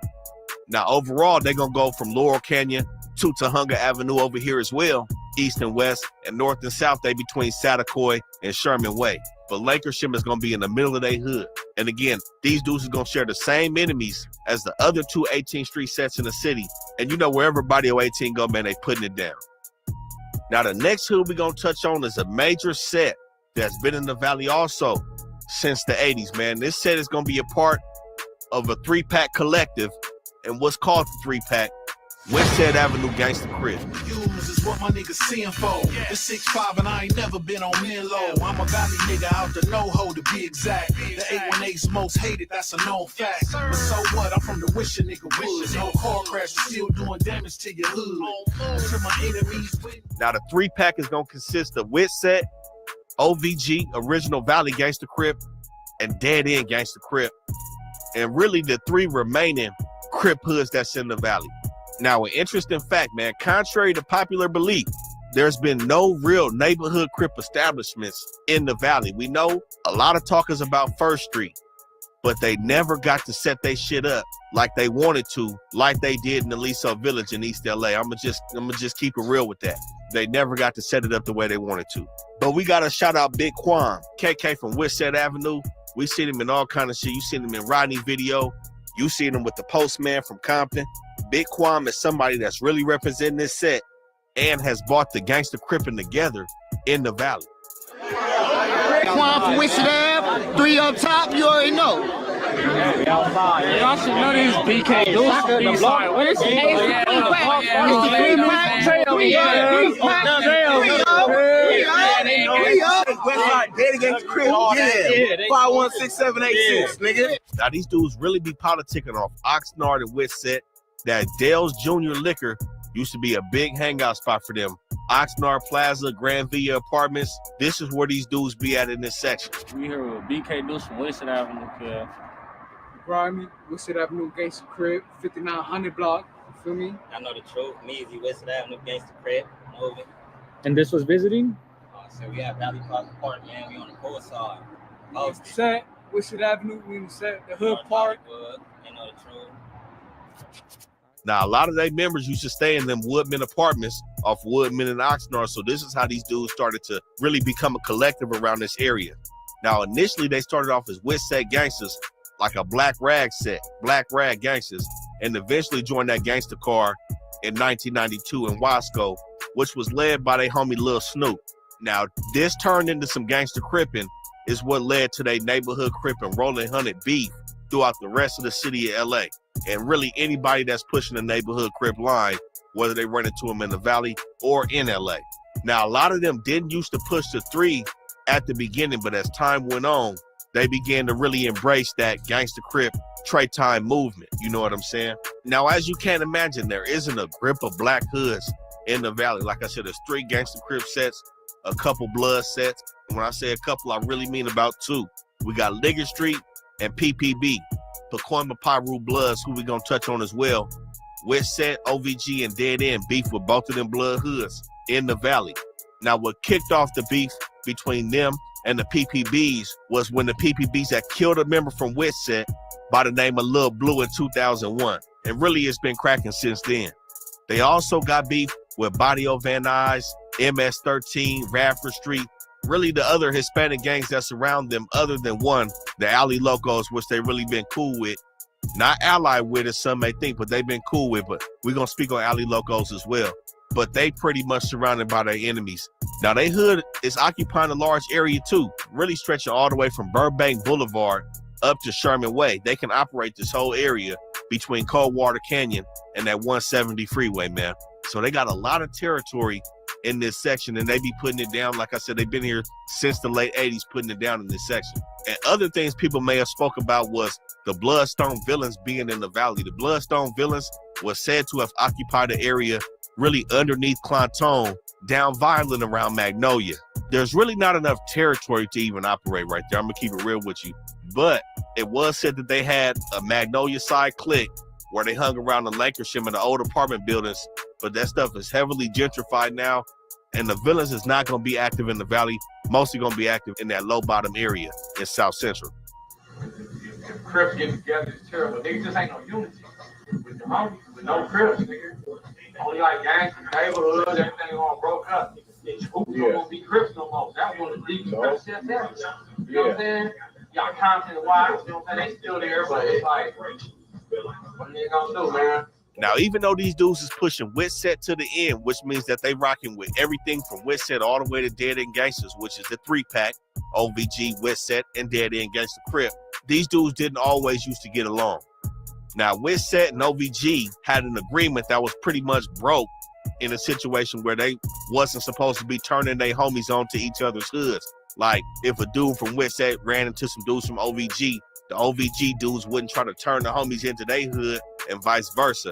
That agreement was broke, and that's what kind of led to their beef, so to speak, and how they wasn't seeing eye to eye as 2 gangster crip sets in the Valley. And with Westset and Dead End, it was more like a flex thing where both them hoods would run into each other, flex on each other, and that'll end up in some squabbling. And that's how them 2 hoods kind of fell out. But in 2023, members like Quam and some more reputable members from each one of these gangster crip hoods have sat down, really brought it together, and that's how they formed the 3-pack, which is a seemingly strong alliance right now in the city, man. It's what you see. These dudes is always together and they tight knit. Now, the 3-pack is also going to have some alliances to other hoods in the city, man, like the 8-7s, the 7 Trays, the Marvins, the 4 Trays, and oddly enough, hoods in Compton, Santana Block. They also going to rock with Altadena Block and even Carver Park. You know, these dudes have some good relations, especially when you sitting down and you running into homies and shit like that. They form some nice relationships throughout the southern part of the city, not just the Valley as well. but their main clicks are gonna be 5900, 6500, 7100 click is still claimed to a lesser extent though. Now, even though racial tension and gang wars didn't really escalate like it did in other parts of the city, we do still see a disproportionate size of Hispanic gang beef with the West that's within, like I said, beefing with Barrio Van Nuys, Rafford Street, North Hollywood Boys, and North Hollywood Locos and Clown is even going to be considered somewhat of rivals for them as well. But mostly it's going to be Barrio Van Nuys and Rafford Street. Them two hoods are going to be right next to Reseda Avenue. Now, y'all also may know a rapper named Big Payback that was coming out the valley. Big Payback was also from Reseda Avenue gangsters. Now, he was killed in a shootout, man, and this kind of led to a falling out, an internal falling out between the 5,900 and 6,500 members of Reseda Avenue Gangsta Crip. Now, Big Payback was somebody that really pushed some gangster cripping in the music, especially in the music industry that's predominantly ran and represented by neighborhood Crips. Big Payback was somebody who was pushing the Gangsters Got Next movement, and sadly, he lost his life over here, man. And like I previously spoke on the north side, Ali Locos, Trece. Ali Locos is going to be a hood that's also outside the valley as well. But again, they occupy some of this territory that Reseda is going to occupy as well. But one of their main streets is going to be Barber Ann Street. But they really kind of go from Sherman Way to Victory Boulevard. But I got to hit that with a grain of salt because that's a hood that's low-key not showing out numbers lately, man. I can't say they on this most active or most deadliest gang list right now. Their numbers are kind of dwindling. You're not really seeing the alley locals like you used to. But somebody that you do see and that you may know is Diablo from Alley Locos, Mr. D, 12700, man. It's a rapper coming out of Alley Locos. And again, they have good relations with the Reseda Avenues. But we're going to have to say, there is a set out here that also is from LA, man. Well, the Lenox area, Lenox Trece is going to be out here. It was said that Mr. D has some hood hopping allegations with being originally named Menace from the gangsters clique of Lenox 13, not too far from this Alley Loco and Reseda Avenue section down Van Nuys. He denied those claims when he was sitting in front of Lucky on Hood Stocks, but that's somebody who's still trying to keep the Alley Loco's name alive, man. So that's just what it is with this section. But the next set we got to touch on is right across the 170 Hollywood Freeway, right across from this Reseda Avenue gangster territory. We got Southside Rafford Street Trece. Now, before we get to Rafford Street, we got to shout out MODENT. Y'all make sure y'all go tap in with his channel. Dude from Rafford Street, man, he be telling some dope stories and really be putting it down and sharing information and history about his hood on YouTube. Y'all go make sure y'all check him out. But Rafford Street is going to be a hood that was started in the 80s. And man, let me tell you, it's cracking in this section. They got a lot going on Hart Street. I'm going to just keep it real. A lot going on Gentry, Ben, and Agnes right up on Hart Street between them, CMK, 18th Street, and MS-13. Now, the thing is, Rafford Street used to be cool with 18th Street. It was a set over here called Hart Street. And Hart Street is going to be in the middle of their hood. Their hood is going from Kit Ridge all the way up to Sherman Way between the 170, and the divider is going to be Rafford Street. But Hart Street was an older set that was around here that was existing before Rafford Street really jumped off the porch. Rafford Street was kind of like in the middle of a situation between 18th Street and Hart Street, where they was cool with 18, but they had family from Hart Street and just had closer ties to Hart Street.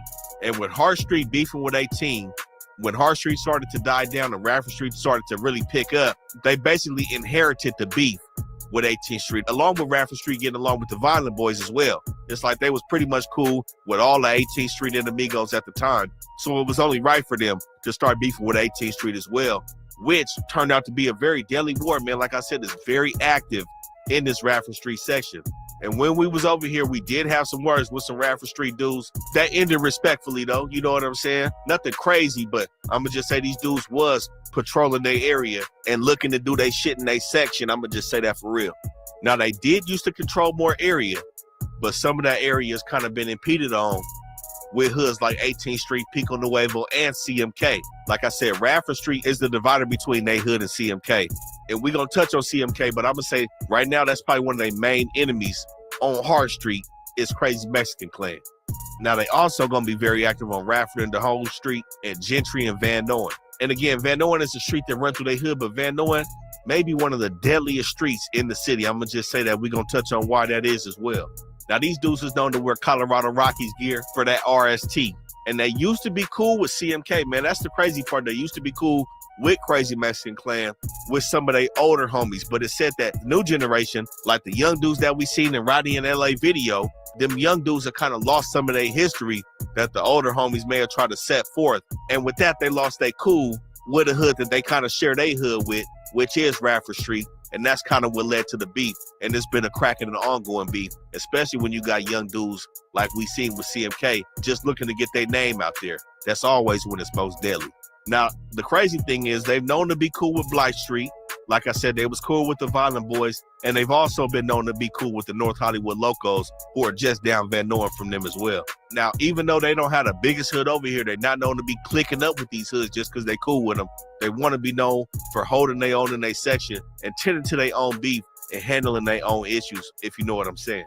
But nonetheless, they got the Winos clique over here, Avenues clique, Tiny Maniacs are the most craziest clique. Now, TMK is like a newer clique. They were a clique in the area before they became a part of Rafford Street. They was putting it down and ended up getting soaked into the Winos clique of Rafford Street and ended up still making a name for themselves. And now Rafford Street has now made them their own clique of the set to have 6 cliques in their hood. Now, technically, they don't claim North Hollywood, even though this is pretty much North Hollywood. They don't claim it due to beefing with pretty much everything in North Hollywood. And most recently, man, we did see a 29-year-old man get killed over here on Agnes and Hart Street. Like I said, Hart Street, Agnes, Hart Street, Ben, Hart Street, Gentry, Hart Street, Rafford, extremely active area, man. And that brings us to the next hood that they beefing with over here, Crazy Mexican Clan, for that says CMK. There you go. Look, Brooklyn, nigga. Now, Southside CMK was really a tagging crew. It started off as such in the 90s before it turned into a full-fledged Sureño hood after refusing to become a clique under Rafford Street in the early 2000s. They've since taken over all the territory east of Rafford Street, and you know they beefing with Rafford over that street right there, especially with Rafford Street being RST's namesake. They not finna just get that up to CMK. But these dudes also gonna be beefing with MS-13 and 18th Street on Hart Street, right along with Rafford Street, because the thing is, both of them hoods is trying to expand over here. And they also gonna be beefing with Pico Nuevo, a hood that's not one of the most active, but definitely a hood that can get cracking, and somebody whose name definitely rings bells in all the cities that they in, man. And the North Hollywood Boys is not gonna be far from here as well. That's another hood that has kind of like 3 different sections that they operate in, who's also over here beefing with CMK and Rafford Street, as well as 18th Street. Now, in this area, man, it's been multiple shootings of alleged CMK members trying to blast it at Rafford Street and move west past Rafford Street and really gain that territory. One of the most notable things CMK's name has kind of floated around in was a triple murder of some suspected Rafford Street members that happened kind of far from their hood down Lakersham and Moore Park. Now, like I said, it was suspected 3 Rafford Street members, all 3 hit and took out, and CMK and the North Hollywood Boys have been names that have circulated to have their hands tied up in them murders, man. So we know, man, this is an area that's definitely trying to get cracking, as we seen like them young dudes was saying in Rodney interview, man. Now, it was said during COVID, Rafford Street had pretty much sold up Hart Street, but after COVID, CMK kind of ran them out of them apartments on Hart Street, and due to that happening, it's been said that them dudes almost shot up some kids just because Rafford Street was over there at them apartments. Like I said, CMK is full of some young hotheads right now, and let Rafford Street tell it. They just lost and don't know their history. But CMK not hearing none of that, man. They trying to score and still stay on their shit. You know what I'm saying? Now, like I said, with Van Nuys being the active street, Van Nuys is a boundary, the southern boundary of CMK hood. They going from Bowes to Van Nuys, north to south, and Rafford Street to Lancashire, east to west. But just down Van Nuys, we got a hood whose apartment complex landlord was sued by the city because their area and this gang is way too active over here. We got Southside North Hollywood locals to that. I'm announcing today that our office is filing a lawsuit against the owner and operator of a 116-unit property on Van Nuys. We allege it's a stronghold for a gang, for the North Hollywood Locos, who's been allegedly terrorizing that neighborhood. Now, that's crazy, man. for the landlord of your apartment complex to be sued because your gang is getting that active over here. That's where it's at in them Van Nuys Garden Apartments off Van Nuys. Between Ethel and Atal, Welby Way, it's cracking over here, and it's a full-fledged gang war between North Hollywood locals holding down this apartment and MS-13 trying to take this apartment from them. Now, this is a large housing complex, man. This is probably one of the most dangerous areas to be in this North Hollywood, Van Nuys area. There's a lot of gunshots over here. A resident of this North Hollywood apartment complex on Van Nuys Street declined to give her name, but described what it's been like to live here for 4 years. I think it's probably maybe gang members because they're always tagging in the back. And there was a shooting right in this building about 2 weeks ago where the gunshots were so close. And it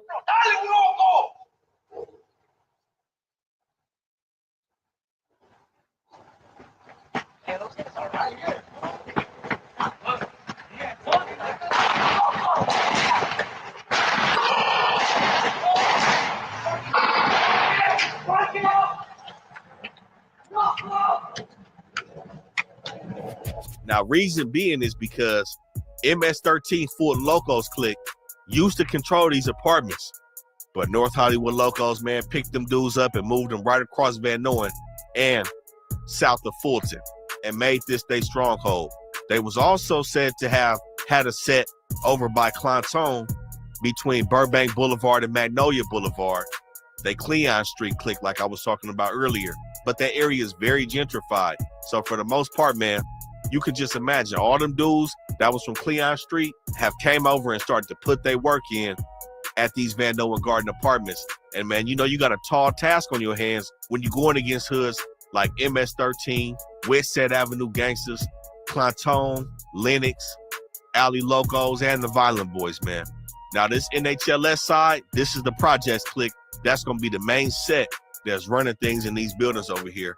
And it's countless shootings that be happening on this street, man. But the thing is, James Madison Middle School is right across the street on Ethel and Van Nuys. And this is what the city is kind of in an uproar about because it's cracking with these middle schoolers right here. And this is fertile grounds for some heavy recruitment. We all know it really jump off the porch in middle school. These dudes are looking to recruit.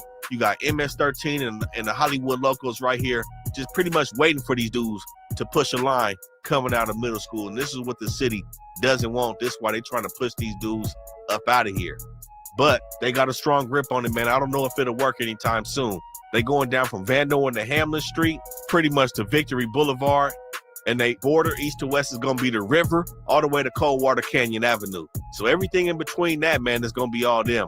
But for the most part, them Van Nuys Gardens, man, and Welby Way, it's going to be extremely active. It's some nice houses when you get kind of deep in their hood, but that front end of their hood, man, is nothing to play with. That whole little loop that's going from Atoll, Welby to Ethel. That's all you got to know, man. You got to stay out this area. Technically, this would be called Valley Glen. It's not North Hollywood or Van Nuys, it's Valley Glen area. This is where it's cracking at with these dudes.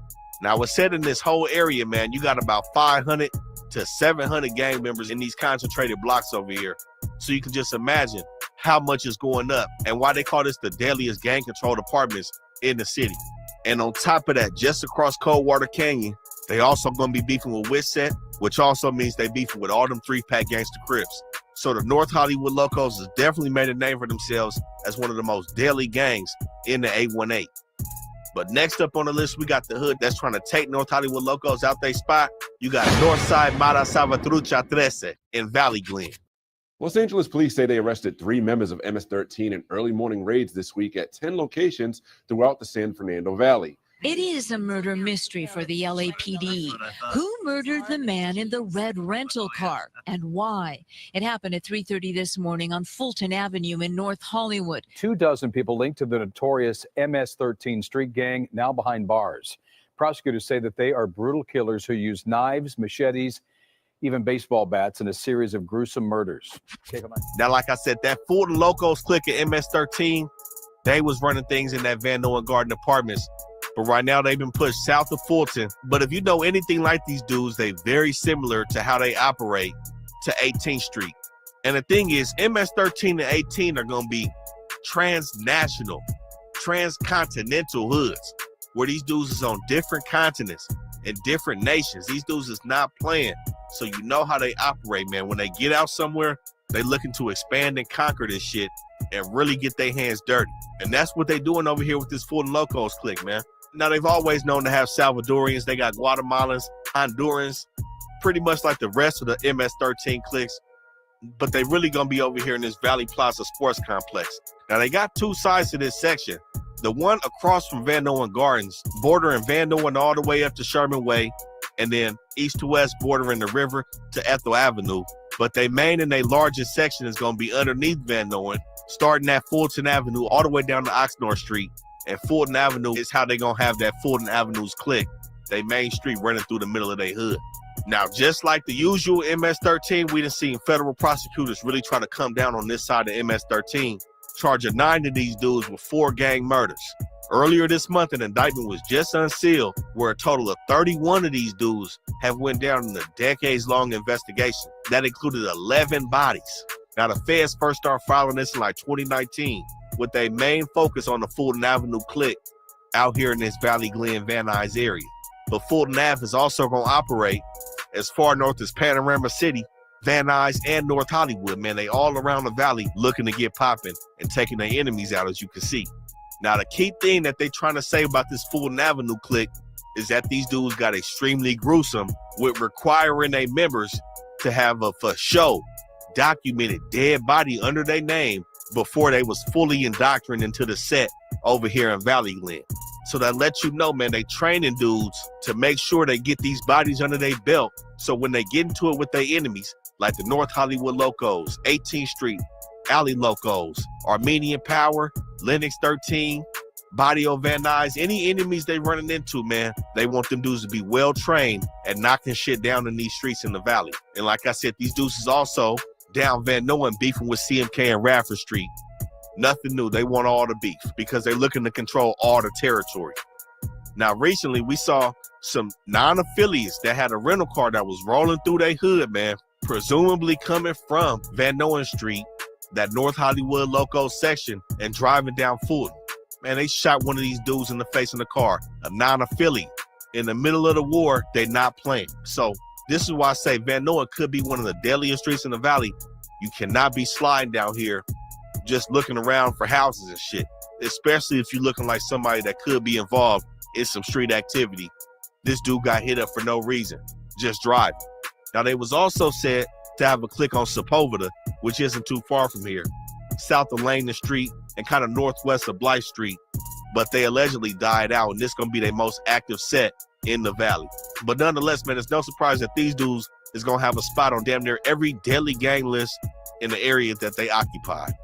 Now, the next hood we heading to is just west of this MS-13 area where everything is popping out with North Hollywood Locos and MS. We got Barrio Van Nuys to that set. Investigators say they're now looking into witness reports that suspects in ski masks took off after 2 men were shot outside this home near Wyandotte and Sepulveda. Now, BVN is going to be another one of them hoods that I was saying is pretty much in the top 5 argument for a hood that controls the most territory in the San Fernando Valley. And it's also going to hold the crown for being one of the oldest hoods out here as well, and definitely a hood that San Fer recognizes as an original set of the San Fernando Valley. Now, some claims are saying this hood been around since the 1940s, and they main clique, Delano Street, has been around since about 1975, probably before then, but that's going to be a extremely active street, as well as Delano Park in this Barrio Van Nuys set. But it was said that they originally started as a Pachuco club and claimed to have participated in the Zoot Suit riots. Now, that's some real old school shit, so you already know these dudes have been around for a long time with them Zoot Suits, man. Now, they divided into 2 sides, a north side and a south side, but are mainly in the south side, south of Victory on Delano Street. But again, extremely large hood. They're going from Burbank Boulevard all the way up to Sherman Way, and they're going to border the 405 to the west, going all the way to Woodman Avenue to the east. These dudes control a lot of area, man, blocks on top of blocks. And when you control that much area, you have hoods like MS-13 and Lennox. These dudes are right next to this Barrio Van Nuys area. A lot of these hoods, especially hoods that's coming from LA, they looking to find pockets to operate in. So when you have this much territory, you know, at some point, you're going to have so much to where you can't control it all. And this is how you get MS-13 and Lennox bordering you on Woodman Avenue. They've lost territory to them dudes. And this is what really fuels the fire to have a full-fledged gang war, especially when you got the dope game involved, especially when you got a hot-ass dope block that's really bringing your hood in a lot of money. Dudes go and sniff that out. No, it's a cracking block. Let's set up right here. And this is what's going on in the Valley, man. This is why these LA hoods is out here putting it down with these 818 gangs. Now, over the years, they've known they've lost territory to hoods like Van Nuys Street, the Haskells, which are west of the 405, Valerio Street, just some other small little hoods. But Barrio Van Nuys is going to be a juggernaut set in this section, while a couple of them other hoods are kind of dying out. Now, they've known to be a very united and disciplined set. That's the only way you can be and still have this much territory, especially with MS-13 pressing the line and who they beefing with right across Woodman. Now, their main rival for the most part, man, aside from MS-13, is going to be Blythe Street in Panorama City. We're going to speak on the history between Blythe Street and Barrio Van Nuys in the next video when we talk about Blythe Street. But them and Barrio Van Nuys is beefing it all the way from Barrio Van Nuys hood down from Burbank all the way up to Panorama City and Parthenia Street. They not caring about whoever's in between. They know they got to get to each other down Sepulveda Boulevard and Kester Avenue. Now, Barrio Van Nuys is known to wear the NY hats.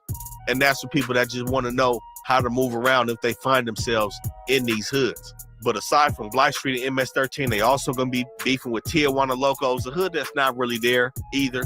Tijuana Locos mainly in Satacoy Gardens and Emerald Point Apartments. They kind of been having a resurgence, but it's mostly just some tagging.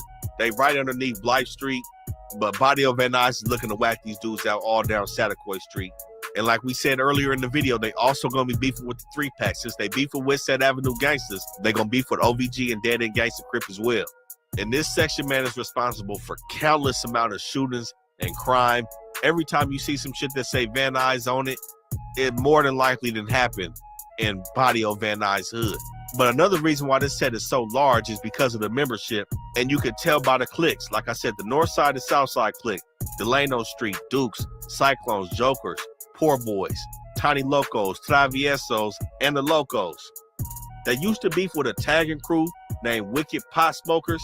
Now, there's a hood that used to be over here called Southside Wicked Players. I don't know if Wicked Pot Smokers and Wicked Players was kind of one of the same, but Wicked Players did occupy a section within Barrio Van Nuys' hood. They were surrounded by them dudes. But Wicked Pot Smokers was a tagging crew, and it really kicked off between them and Barrio Van Nuys when a dude named Grinch was killed by Wise and Junior, or Bad Boy, who was the head of Wicked Pot Smokers at the time. And that really started the gang war with a tagging crew. Now, they also been known to be cool with Vadio San Fer. Like I said, sometimes in different parts of the city, it's hard to find Hispanic Vadios getting along with each other. Usually they be at dude's throat. But it's interesting to see Van Nuys and San Fer get together, especially for that baseball game they got together on. You know, two big hoods like that to really be coexisting says a lot about where they trying to go. Now, a crazy murder that happened over here, man.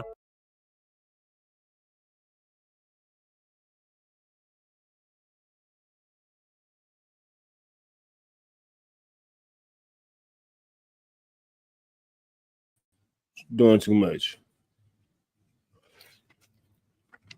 Yeah, bro, for sure. He did his 1-2 step like Sierra and got up out of there.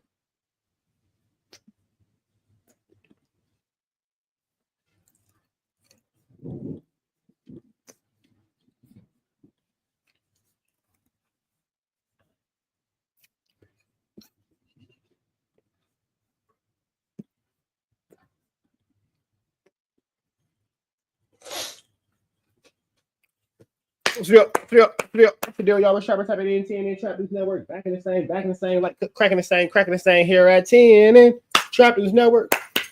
It's that good news you can use. It's that good knowledge you ain't finna get nobody's college, big dog. Hit the like, hit the comment, hit the get subscribe button. Everything we got going on here at TNN Trap News Network. It's that good news you can use. That good knowledge you ain't finna get and nobody's college, big dog. Hit a like, hit a comment, hit a get subscribe. everything we got going on here at CNN Trap News Network. It's that news you can use. It's that knowledge, though. You're not going to get in nobody's college, though. Tap in with the tap in to make sure you are, in fact, tapped in with that good tap in with everything we got going on. And if you would like to become a part of this Rich Trapper Mafia, hit us up on Instagram, TRAPNEWSNETWORX, Trap News Network. Become a part of this Rich Trapper Mafia. You would like to give us some news we can use, some knowledge we can't get in nobody's college. We are looking for potentially paid correspondence. So get into that if you ain't got into all of that. You dig me? You dig me? Excuse me. We finna slide over here to this good Contiana, man. We got my man Chig Smooth. Big shout out to Chig Smooth. Fabulous and 50 Cent are having a little 1-2 step like Sierra. Fabulous is getting called out by 50 Cent, Jadakiss, and Nori as well. Getting called out by 50 Cent for being at the puffy parties. You know that 50 Cent ain't never finna take an miss opportunity to make fun of somebody for being around Puffy. Let's get into this content though. YouTube. Chicks. Get ready. You know what to do, Chicks. Look at Chig Smooth. Hey, Chig Smooth. Appreciate all the coverage that you've been doing. I've been watching your shit for a while. I just subscribed to your shit too, bro. Hey, listen. All you rappers, entertainers, athletes that used to party with Diddy, we need you guys to come front and center. Skip that vacation you got planned. We need everybody to come out and tell us exactly what they saw. Now, today is the second week of this Diddy trial, and we already know way too much. Last week, Cassie took the stand, and we got to hear all types of wild details about their freak-offs. Not only that, but we also got pictures of what these prostitutes look like that Diddy and Cassie were hiring for their freak-offs. Now, in a very shocking twist, Kid Cudi is also expected to testify against Diddy this week. Cassie actually testified that she broke up with Kid Cudi because it was too dangerous for him. If you guys recall, Diddy actually blew up Kid Cudi's car. Every single interaction. Now that right there, and it exploded. That is a real thing. That is a real thing. Diddy actually did in fact blow up Kid Cudi's car. This nigga Diddy's a supervillain. He for sure blew up Kid Cudi's car. That did in fact happen. Action Diddy has had with anybody in the music industry is now being looked at with a whole different set of eyes. More specifically, Diddy's interview with Drink Champs. Yeah, you guys know what interview I'm talking about. Why you want to party with me? Yeah, that interview. 50 Cent, who has been having a blast ever since this Diddy trial started, he posted this clip from the interview where Diddy was acting awfully strange. I like when you like this, Daddy. Daddy, I like when you scrambling and scraping for shit. No. I like that. You know, I'll be practicing. I got Mr. Lee. I love this drink. I like when you like this, Daddy. The ecstasy got Puffy feeling good. Daddy. He keep calling a grown man daddy. That ecstasy got that boy rubbing on himself. Furry Walls. If you know about Furry Walls, that nigga's off of Jeffrey. If you know, you know. If you don't know, let me find out bro was playing himself in that movie. If you know, you know. Bro is happily off of Jeffrey. Let me find out that he was playing himself. That's Barnacles. He posted this clip from the interview where Diddy was acting awfully strange. I like when you like this, Daddy. Daddy, I like when you scrambling and scraping for shit. I like that. I'll be practicing. I got Mr. Lee. I love this drink. I like when you like this, Daddy. Daddy, I like when you scrambling and scraping. When you scrambling and scraping for shit. Okay, I'm not gonna go over with that one. Make a wish. That one. Just blow it out. It's your birthday every day. Every day's your birthday on Drink Champs. God damn it, I'm in. Where I look back on where I became. Did you miss me though? For real, because I'm saying it seems like a thing. I miss his birthday party, Puff, man. But I'm talking about for your birthday. Huh? Why won't you party with me for your birthday, man? We partied for my birthday before. You came to my party. You can see and hear that Fabulous is visibly uncomfortable. You can hear the uncomfort. You can see the uncomfort. That nigga Fabulous is like, whoa, hold on. No, but me and you ain't never really party. You know what I'm saying? Eyes, brother. Oh, man. Eyes. I understand. You know what I'm saying? Okay. So check this out. It's me, Tyrese, Ray J, and F. Gary Gray. You know, I'm a type of nigga, I like variety, man. I like people that's unpredictable. You know what I'm saying? I like different personalities. So I was like, I never knew they would become what they are today. But you know what I'm saying? But like, you know, that sounded like the type of night I want to. Now, 50 went on to call out Nori, Fab, and also Jadakiss for basically condoning Diddy's behavior. 50 said, look, see how they was all acting like everything's normal because they looked up to Diddy. I was saying this ninja's a fruit pop, so I'm a hater. Now, I'm going to shoot them some bail.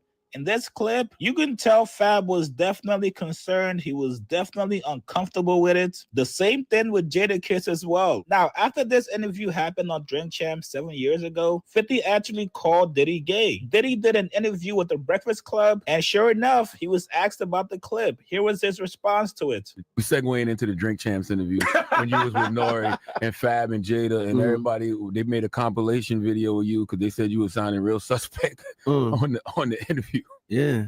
Did you see that? Of course, didn't see it. No, I didn't see it. You didn't see it? I swear to God. Come on, man. You saw that on World Star and on the gram. Check this out. When they started playing the game, the pause game, I would definitely. That came from Harlem, too, by the way. Came from Harlem. I definitely would say some, oh my, ooh, the crowd would be like, whoa, did he just say that? You know what I'm saying? I don't play games. Y'all know. You know what I'm saying? I'm a grown man. I don't play games. But yeah. Did you compilation? Nah, I was coming off of being in Miami a night of party, and I don't really remember what I was saying.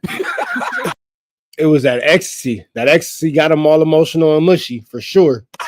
You know what I'm saying? Would you like a reminder? Yeah, sure. Play some. Hey, yo, listen, yo, I love it all. I love it all, man. I like when you like this, Daddy. Daddy, I like when you scrambling and scraping for shit. That was you. Scrambling. What? You said, I like when you do it like that, Daddy, when you scrambling and scraping for shit. Hey, man.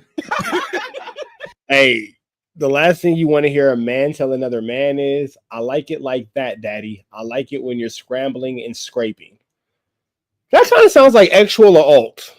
That kind of sounds like actual or alt. That sounds like you actually alted that man. Pineapples. Safety word. Pineapples. Pineapples. We are on a podcast. I don't know what I was talking about. Hey, nah. I mean, you don't go back and look at that stuff and laugh. I mean, it could be funny. I don't really be on it like that. You know what I'm saying? Like. I'm sure we can put Charlamagne's compilation against Diddy's compilation. We have a bunch. We put. Yeah. I mean, I also don't do it because I know I'm bad at the game. Right. I know I say like reckless stuff out my mouth that's just not maybe adding up to with somebody who's homophobic, but I'm not homophobic and I really don't care. You know what I'm saying?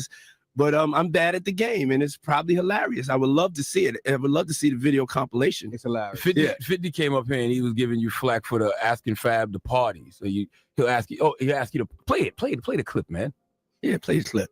Go ahead. Why won't you party with me for your birthday, man? We partied for my birthday before. You came to my party. No, but me and you ain't never really party. You know what I'm saying? I asked 50 about that, and he said you did the same thing to him. You asked him to take him shopping. Yeah, I thought he needed some clothes. What? I'm a nice guy. Yo, why are you and Fifth just? Hey, yo. Why y'all not? Hey, yo. Something about Diddy wanting to take you shopping just makes the whole room uncomfortable. I'll just stick. Don't go chasing Sean John. Stick to the Timo and Sheen and Fashion Nova that you're used to. I don't think I want a Sean John suit. I'll just go to Burlington Men's Warehouse. I don't want to go to a Diddy party for a suit. I don't have no beef with I don't know why. With Fifth. He loves me.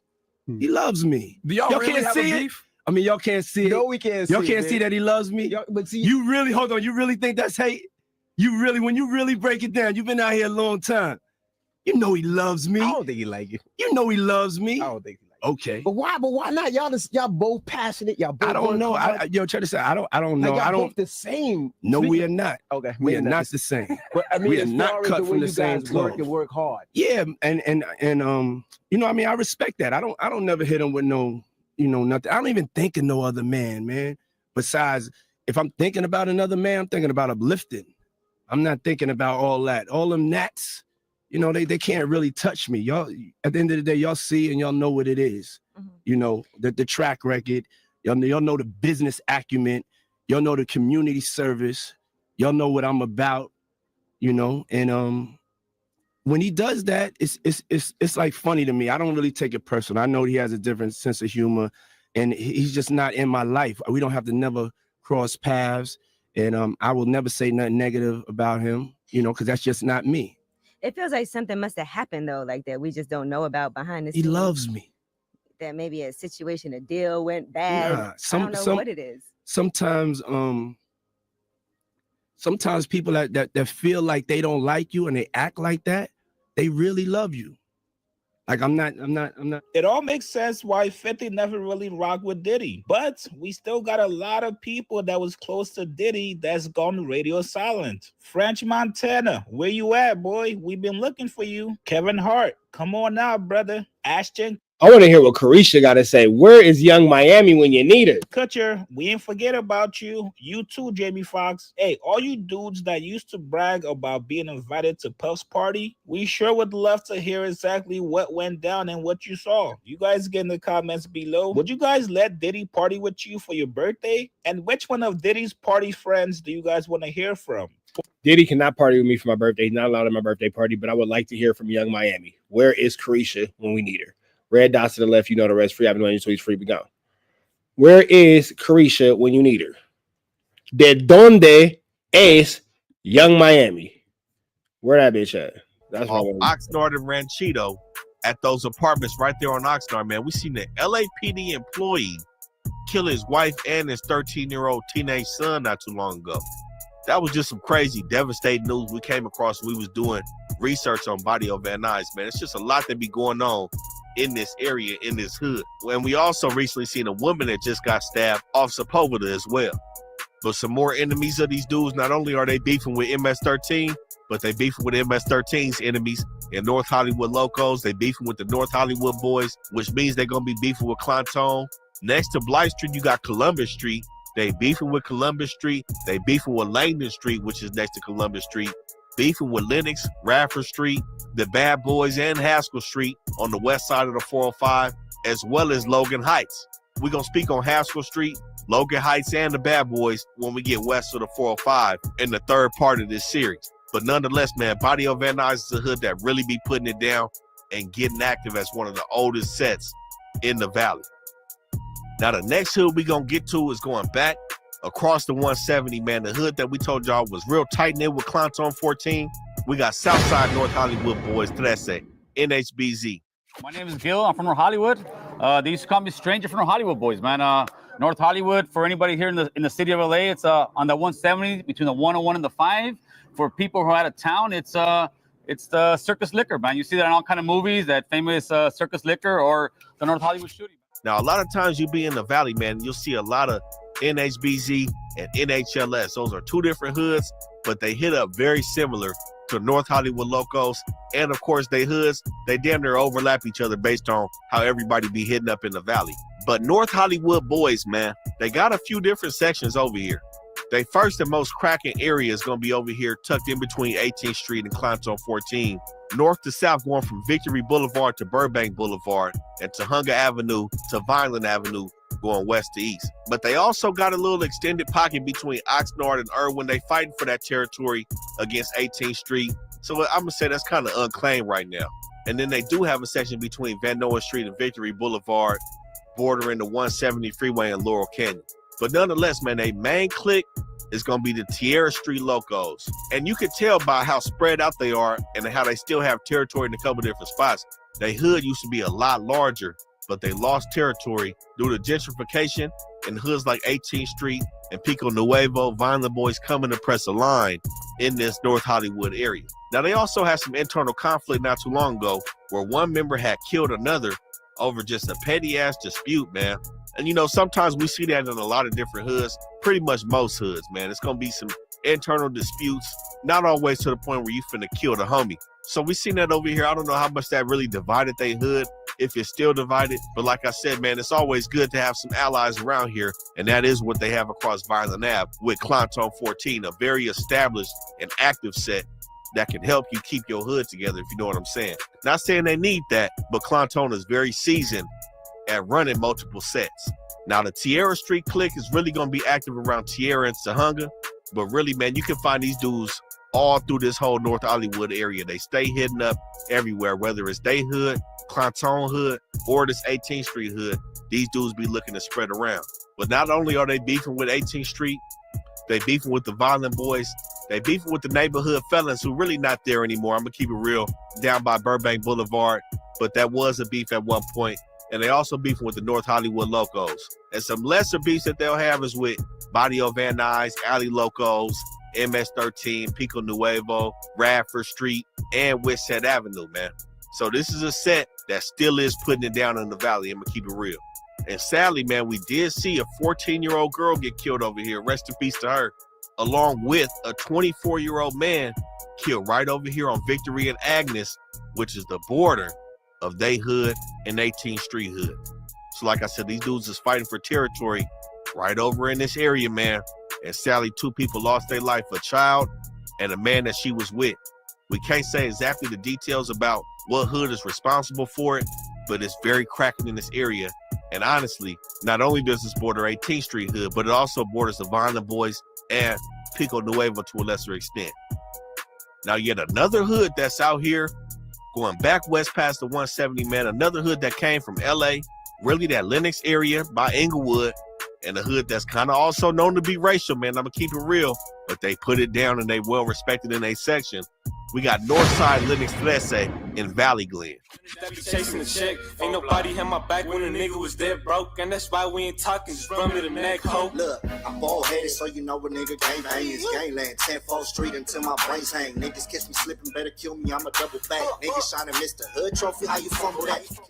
Now, these dudes never really were known to operate in a large area in the valley. Some say they're not even really there no more, man. But we did see some presence on Kid Ridge and Woodman, man. And it's said that they have territory that goes from Woodman all the way down to Fulton between Van Nuys and Kid Ridge. But really, they're going to be operating in them apartments off Woodman right behind Kid Ridge Street Elementary School, man. But the thing is, with these LA hoods, man, that come to different areas, they try to keep the same reputation. And what we know about Lenox's reputation from deeper in LA, man, is a nasty one. They got a crazy, aggressive, hardcore reputation for some real gangbanging, and they've tried to keep that same reputation by beefing with MS-13 right across Kid Ridge and having a hood tucked up against MS-13 main clique off Fulton Avenue. Now, they've also known to beef with Barrio Van Nuys, like we said, right across Woodman, beefing with the Tokers, Van Nuys Street Locos, and the North Hollywood Locos. So they involved in some high-profile beef with some sets that's really putting it down, and with that gunplay in this section. But we know that's what Lenox is about too. Now, you know, this is the same hood, not this Valley hood. J10-4, he's from the Lenox section in that South Bay area, but this is the same hood that J10-4 is from. That dude that was seen whooping on that female, man, that put her in a bad spot. In them cold nights, hitter got the chopper, spooky got the 40 beans. Bitch, you tryna play ball, make you recruit a new team. I was down foot to use my trigger finger, really itching. Caught him lacking over there, I hopped out and got the business. I was sliding in the stolo, tryna put one on the news. You were internet gangster, you ain't never. This is the same Lenox hood. And overall, the Lenox name is going to go back to the 60s, where they first set up shop in that Lenox area. And that's, of course, going to be their most active set, where they got 600 to 700 members over there. But this Lenox over here, too, they are known to ring some bells, man, even though they are kind of dying down and still cracking over here, especially on Van Nuys and Woodman and Kid Ridge and Woodman. Now, the last set that we're going to cover over here is yet another set that didn't originate in the Valley. A set from Pico Rivera. We got Northside Pico Nuevo 13. Shit, what help me cause I'm lost, running away from these cops. There ain't no future on the block and gang banging will stop. So grab your shotgun, homie, and be ready to back and represent the Southeast Barrio Pico and Rafford. What help me cause I'm lost, running away from these cops. There ain't no future on the block and gang banging will stop. So grab your shotgun, homie, and be ready to back and represent the Southeast Barrio Pico and Rafford. Now again, the hood in Pico Rivera definitely rings way more bells than this hood over here in this North Hollywood area. But Pico Nuevo is still not to be taken for a joke, no matter what set you're talking about, because just like Clanton, membership is the same, where you'll see North Hollywood PNs go down to Pico Rivera, and Pico Rivera PNs come up here to North Hollywood to function, and that's all it takes to really crack off. It don't matter which one it is. But these dudes, they don't control a lot of territory in this area, and honestly, they've been getting pushed back by 18th Street. And 18th Street, that Friar Locos clique is going to be their main rival out in this San Fernando Valley for them. And really, they beefing over the area around Victory and Lancashire. It was said they recently got control of some apartments that used to be occupied by Rafford Street west of Lancashire, but 18th Street also got some apartments on Victory and Lancashire as well that they looking to keep hold of. So again, this area is extremely cracking still. And not only do they beefing with 18, they beefing with CMK, the Violent Boys, North Hollywood Locos, North Hollywood Boys, and Clanton 14, man. And in 2022, we seen 7 members of PN was charged for the narcotics and the weapons by the feds, man. And they ended up coming with 22 sticks off that investigation as well, man. So some of their members ended up going down behind that, but they also still active on Archwood Street. I'm gonna keep it real with you. But this is what's cracking right here in this San Fernando Valley in this 818. Again, this was North Hollywood, Van Nuys, Valley Glen, Sun Valley. You can already see, man, it's extremely popping, and we just getting started, man. Y'all stay locked in with us. Stay tuned in. Continue to like, comment, and subscribe. Rock with the channel. Y'all make sure y'all hit our sponsor Aura up as well, man, and get that 14-day free trial. Rap News Street Politics, we out of here.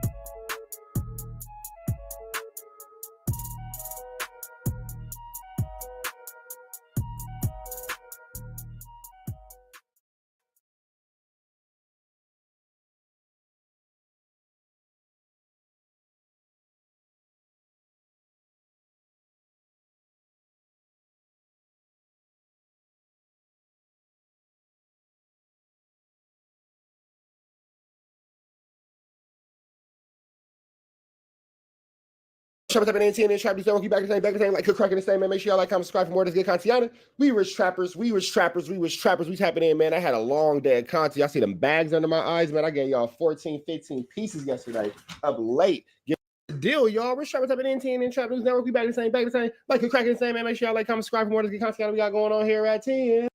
What's the deal, y'all? What's the deal, y'all? Rich trappers tapping in early in the morning. It is, what time is it? 6:59 in the city of Atlanta. What's the deal, y'all? Rich Trapper tapping in 10 in Trap News Network. Back in the same, like cook cracking the same here at 10 in Trap News Network. It's that good news you can use. It's that good knowledge. You ain't finna get nobody's college, big dog. Hit the like, hit the comment, hit the get subscribe button. Good news you can use. Good news you can use. Good news you can use. Get knowledge, you ain't finna get nobody's college, man. Tap in, because the tap in with the tap in. You feel me? Hit the like, hit the comment, hit the get subscribe button for everything we got going on here at 10 and Trap News Network. Good news you can use. Get knowledge, you ain't finna get nobody's college, man. Sacramento in the house. What's the deal? If you want to be a part of this Rich Trapper Mafia, hit me up on Instagram, TRAPNEWS, NETWORX. Become a part of this Rich Trapper Mafia. We are looking for paid correspondents here at 10 and Trap News Network. So if you want the position, let me know something. We'd love to have you a part of this Trap News Network family and support the DEPORT, man. The link is in the description. Get pathetic FLAKKO deported out of these great United States. You feel me? So let's get into that. We finna slide into this though, man. The deadliest gang in San Fernando Valley, Canoga Park, Reseda, and Northridge. This is the reason why Wack 100 don't like Mexicans, because they was terrorizing him and he got picked on. So let's jump into this content without no further do's or don'ts. Huge love to Rap News and Street Politics. It's one of my favorite YouTube channels. Give them a like, give them a comment, give them a subscribe. I just did because, man, and again, if you're not following Rap News and Street Politics, bro, I don't recommend too many channels like that, but this nigga right here, he be cooking. He be cooking, man. I really enjoy his channel. I really enjoy the content that he puts out. So please make sure you show some love to that. Let's jump into this content though. Rap News Street Politics, the best hood channel on YouTube, and we back again to give y'all the most deadly gangs in the West Valley. Now, if you've been rocking with the channel, man, we released 2 previous videos covering the rest of the most dangerous hoods in the San Fernando Valley. From North Hollywood all the way to San Fernando, Pacoima, Van Nuys, and everything in between. And this is going to be the final piece of that series. including all hoods west of the 405 freeway and going all the way to Topanga Canyon Boulevard. Now, in this section, we got Reseda, Lake Balboa, Northridge, Canoga Park, and we got some active hoods that's been known to put it down in this section. We got some gangster crip hoods that's been pushing lines in the West Valley since the 80s. And we also got arguably the biggest set that's came under a lot of scrutiny due to them carrying out racial attacks. But before we get started, have y'all ever watched our videos and wondered how we get some of these guys' real names, addresses, locations, and really just personal information on some of the people that we speak on in our videos? Sometimes it's really just an easy search of Google. And that's why we gotta present to y'all our first sponsor on the channel. We got Aura. And all in your when Aura gets up, they also got all the service. Also got to shout out the members, Gangsta Crips. I got this sweet little lady, you know she from the V. Fucking with the Crips and disrespect her bosses from the P. She said she lonely over there, she wanna be a G. And she said she lonely over there, she wanna be a G. Now the OBGs, like I said, they Gangsta Crips, but they've been known to push that 7X. They pushing the 7 times, even though they are a traditional moving gang. And in about 96, a member by the name of Big C is who started this West End OBGC set by this Northridge area on Parthenia. Now the 7 was placed on it due to the G being the 7th letter of the alphabet. Now, us being in LA, we have no idea what goes on the other side of the 10 freeway sometimes with these other gangs. So this is going to be very interesting education. It's good knowledge. You're not going to get nobody's college. Just take a deep dive. Other things that goes deeper into their set, but really they wanted to emphasize the gangster on their cripping with that 7 times. And you know, we gotta shout out Big Time Bomb from this West End OVGC hood. We appreciate the support on the channel for sure. And Big Time Bomb is first generation OVGC with everything that's transpired in his hood, along with being tapped into other reputable members, a part of the 3-pack. Now, when we spoke on OVG, when we covered West Set Avenue in the first installment of the series, we spoke about how the OVGs are the original hood in the valley that bought that gangster crip into it. So the original OVG, original Valley Gangsters, came out of Pacoima and was started off in the early 70s, around 74 by a member. This is the one I want. Hold on.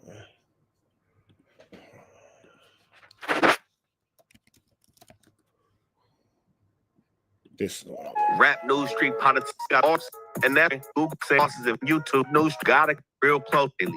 It's gonna be, hey man, y'all stay tapped in with us, keep engaging with us on Instagram. Let's get it cracking. Now the first hood that we're gonna start off with is a set that we low-key been mentioning a lot lately.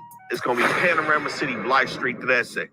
Hey, look, homie, hold up. We switching them lanes, shitting on you lanes. Give a fuck about a bitch with no brain. Giving you game, homie, man up. Get you a trap that you can manage. Watch out for the jack, stay strapped, ready for damage. Be savage. Get you a stack, flip you a pack. Double that, homie, then you run it back.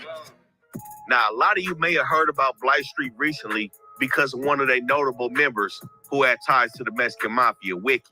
Some of you may know him as Ezekiel Romo, but nonetheless, man, Wicked had a name from this video that wasn't to be taken lightly. I think that's the dude that was like one of their top powers, if I understand correctly. While he was still alive. Now, Wicked was locked down behind them walls, man, but still controlling a lot of business for the Mexican Mafia with Blythe Street and conducting movements through this San Fernando Valley, man. It's pretty much said that this dude was putting hits out on just about anybody that rubbed him the wrong way. You know what I'm saying? From gang rivals, informants, drug addicts, and even members of his own hood. It was said that this dude was putting hits on just about everybody. But like I said, Wicked had a strong hold in the drug game in Panorama City. And all those things combined is why some say the Mexican Mafia removed this dude back in July 2024 in Sentinella Prison, man. They poked him up, and Wicked is no longer a problem for these dudes in this neighborhood. But Blythe Street, they was popping way before Wicked had made that name for itself. And trust me, this hood is going to be here ringing bells for a long time, man. Now, Blythe Street, they used to have a bigger neighborhood, but it's a lot of hoods that's around them that they've been beefing with, and their membership sometimes goes up and down. Mind you, like I said, they be in a lot of shit. That's what leads to that fluctuation in membership. But currently, east to west, they controlling everything from Sepulveda all the way to Van Nuys Boulevard, The middle of that is going to be Roscoe Boulevard, though, but then up to Parthenia. And Parthenia is going to be arguably one. You know what's crazy? A lot of the top Mexicans be like in little cities like that, like ducked off in like Reseda, Encino, somewhere in the San Gabriel Valley, somewhere in the San Fernando Valley, somewhere ducked off in East Los and all that kind of stuff. That's where like all like the top shot callers and all that kind of stuff that be ducked off over there. It's an interesting concept. One of the most dangerous streets that we're going to speak on in this video. We're going to get to it, especially in this Blight Street area hood. But they're also going to bleed past Parthenia along the river, and they're going to occupy this territory along with Liggett Street Gangsta Bloods, another hood that we're going to touch on in Panorama City. But like I said, this is Panorama City, and not too far from here, you got North Hills. This whole area, man, has been known to have an extremely high crime rate. If we just going off the numbers, man, it's said that your house is 300% more likely to be flocked, aka robbed, in this section if you don't have home security. 300 more times these dudes is flocking in this section. And on a grade scale of violent crime, they rate anywhere from a C- to a F between this Panorama City and Northeast Hills section. People to think a certain way, like us, and they consider us dangerous to them. Gabriel is from Los Angeles. He's a member of a Hispanic gang called Blythe Street. He was imprisoned for crimes he committed as part of the gang. See, here go the thing. It's definitely nice in the Valley, but you got to think, bro. The Mexican presence in the Valley is different. You feel me? Like, they presence, the Valley is pretty much theirs. And you got to understand, too, especially when you talk about, like, Sun Valley and all them kind of stuff and all that. Man, them shot callers be over there tucked off on them ranches with the horses and all kind of stuff, doing all kind of shit, fool. I'm here for kidnapping. Now, these dudes is known to wear that Boston Red Sox hat, repping that B on it for Blight Street, of course. And like I said, Parthenia is going to be a very active street next to this indoor swap meet, the Panorama City swap meet. Now, what we saw on here on Parthenia at the swap meet, man, not too long ago, we saw 4 people get shot, 1 man get killed in this section. That's right at the swap meet. On Christmas Day, a murder that we talked about was off Parthenia and Cedros in this section, where a young man lost his life, again, on Christmas with his family, hanging outside for a smoke break. Some dudes rode up to him and popped him right there. And then another murder not too far from here on Parthenia, the 8600 block of Parthenia, was really going to be Columbus Street hood, a hood we going to hit.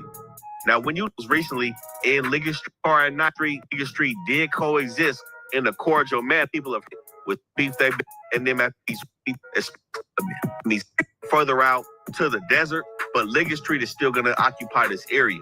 Hey, look, hey. Whoa. Oh, this I think it's 2D. Now, they really going to be by Wakefield and Chase, but they have been known to have bigger territory that's kind of being impeded on by their enemies, especially Blight Street. So originally, they went from Parthenia all the way up to Plummer Street. And once you pass Nordoff, these dudes was going from Kester to Woodman. And they've occupied Albert Park, Tobias Avenue Park.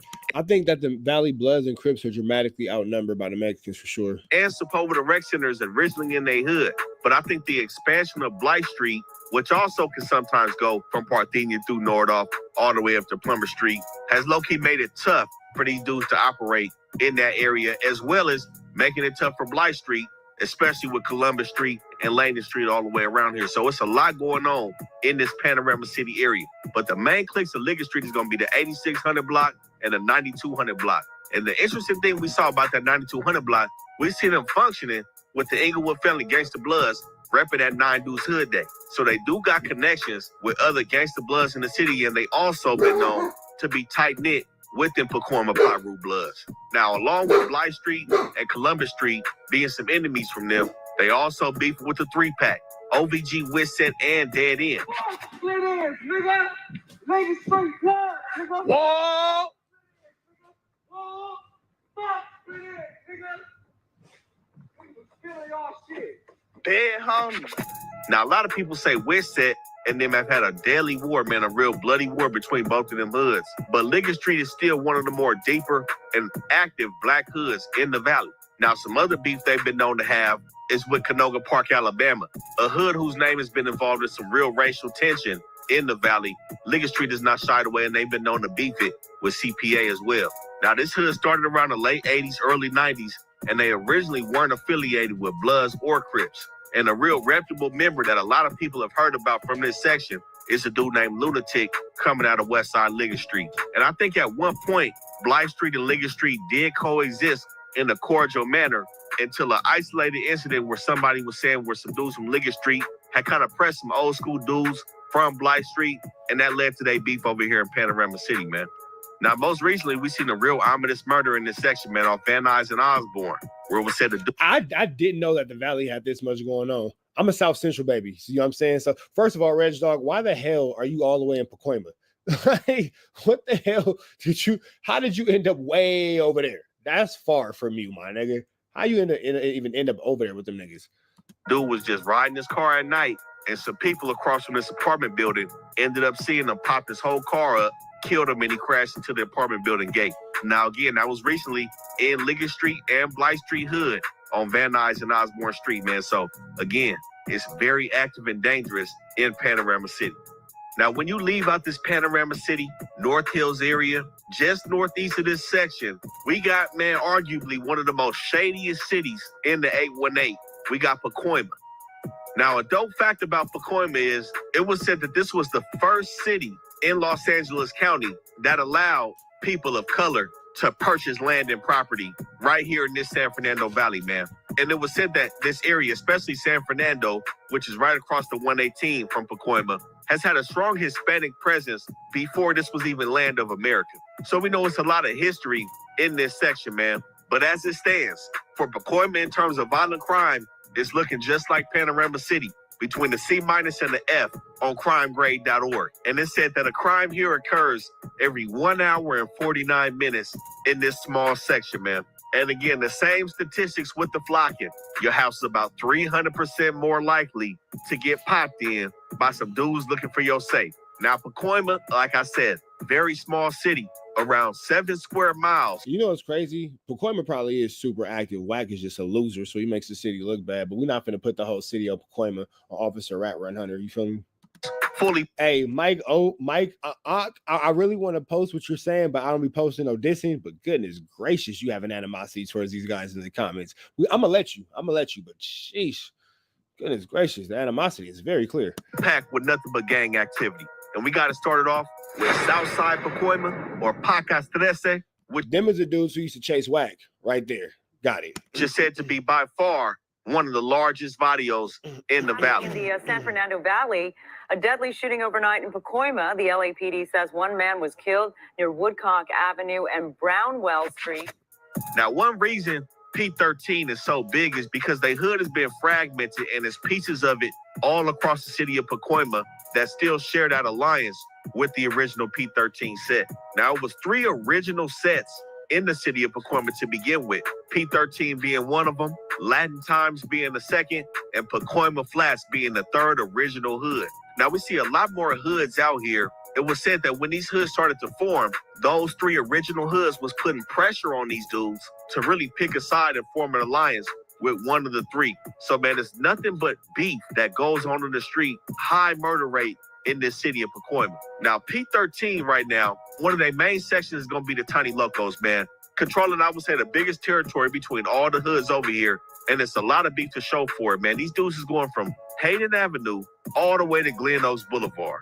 And the strip out here, one of the main streets, which would be comparable to a Crenshaw or a Fig or a Cesar Chavez or Indiana in East LA, they got Van Nuys Boulevard. About 70% of the hoods out here border Van Nuys Boulevard. So you can only imagine how cracking that street is. The projects is going to be over here. Everything is popping right here on Van Nuys Boulevard. But also with P13, they got like 20 cliques with what's said to be like with 50 members coming out of each clique. Now, hey, that's a gang of motherfucking people, bro. That's a hell of people. These dudes is also said to be cool with Pacoima Paxton Street locos and Brownstone locos, 2 hoods that are going to be southwest of Hayden Avenue from this Tiny Locos area with P13. And they're also going to be clicked up with Pacoima Southside locos, a hood that's right behind Pacoima Cayuga Street between Terrabella and Osborne. And across Osborne, Lil Pacoima 13 is also going to be tight-knit with P13. So this is what I'm saying with Pacoima 13 having a lot of membership and alliances in this Pacoima area. But the thing is, as these generations go on, sometimes a lot of history gets lost, just how it is when we were talking about Rafford Street and CMK. these younger dudes is just trying to make a name for themselves. So sometimes they just gonna bump heads with anybody, no matter where you from and what kind of ties y'all OGs had in the past. Some of these hoods out here just ready to get cracked. Now, a lot of these Pacoima hoods you gonna see in this Pittsburgh gear repping that P. Pacoima is a very confusing place when trying to break down the origins of these hoods out here, how they form, who gets along, and who's beefing with each other. But it's a couple hoods out here that really just beef with everybody. But like I said, a lot of these sets really formed off them original 3. Now, a hood that's really beefing with these tiny locos over here is gonna be the Knock Knock Boys. We're gonna get to the Knock Knock Boys on the other side of the 5 in Arletta, but that's the hood that we see off Mercer and Hayden, really trying to beef it in them apartments with them tiny locos.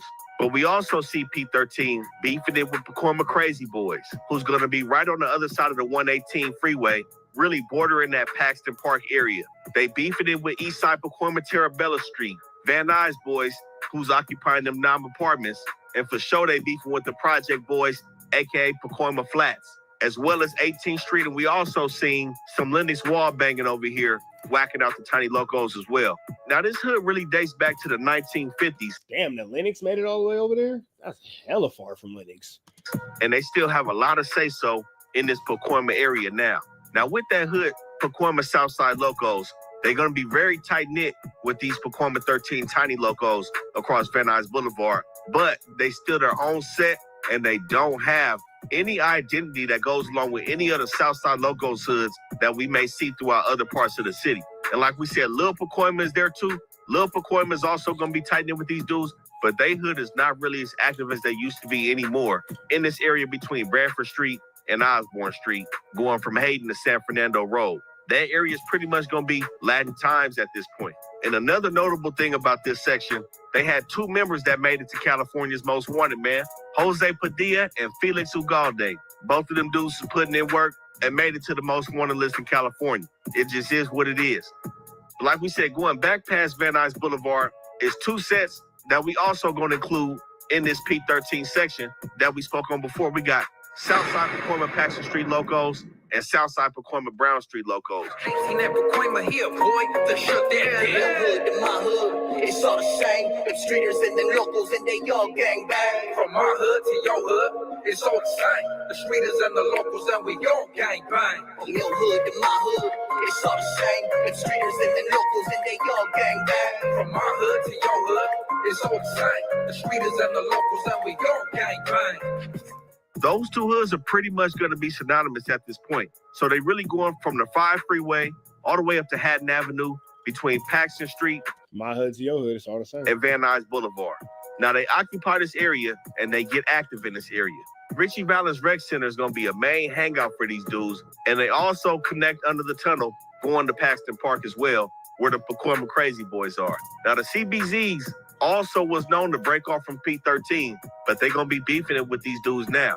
And one thing for sure, we in the city of Pacoima, so we know PPB, Pacoima Pyu Bloods is out here. The same hood Wack 100 is from. The Brownstone Locos is going to have a rapper named. Okay, so we got somebody in the chat that know what the fuck you talking about. Shout out to our residential Southsider with his black ass, my nigga Rich Rabbit. Okay, so Rich Rabbit can give us a little bit more going on Dopey. He wanted, okay, so Dopey is which one, Rich Rabbit? Because nigga, we black as fuck over here on some West Side shit, nigga. We don't know nothing about this, bro.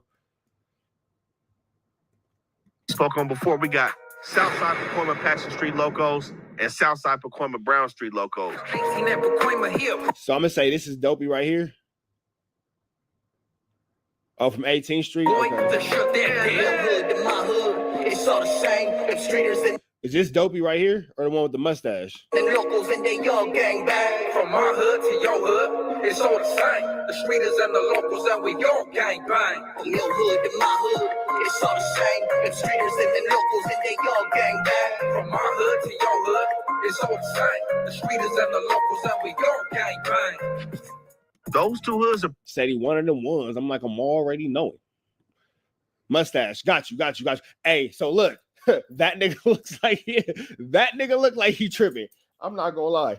That nigga look like he tripping. Rich Rabbit, I made a statement earlier. I said out there in the valley, like, you know, random ass places like Encino, Reseda, you know what I'm saying, catch around in San Gabriel Valley, fuck around in East Los, and all that kind of shit is where them like real, oh shit, I put my bracelet on, my bad. Them real high ranking, top ranking, don't almighty suspect me. I ain't clip my shit on. Don't almighty suspect me. I just ain't clip my shit on. Look, my shit don't come off.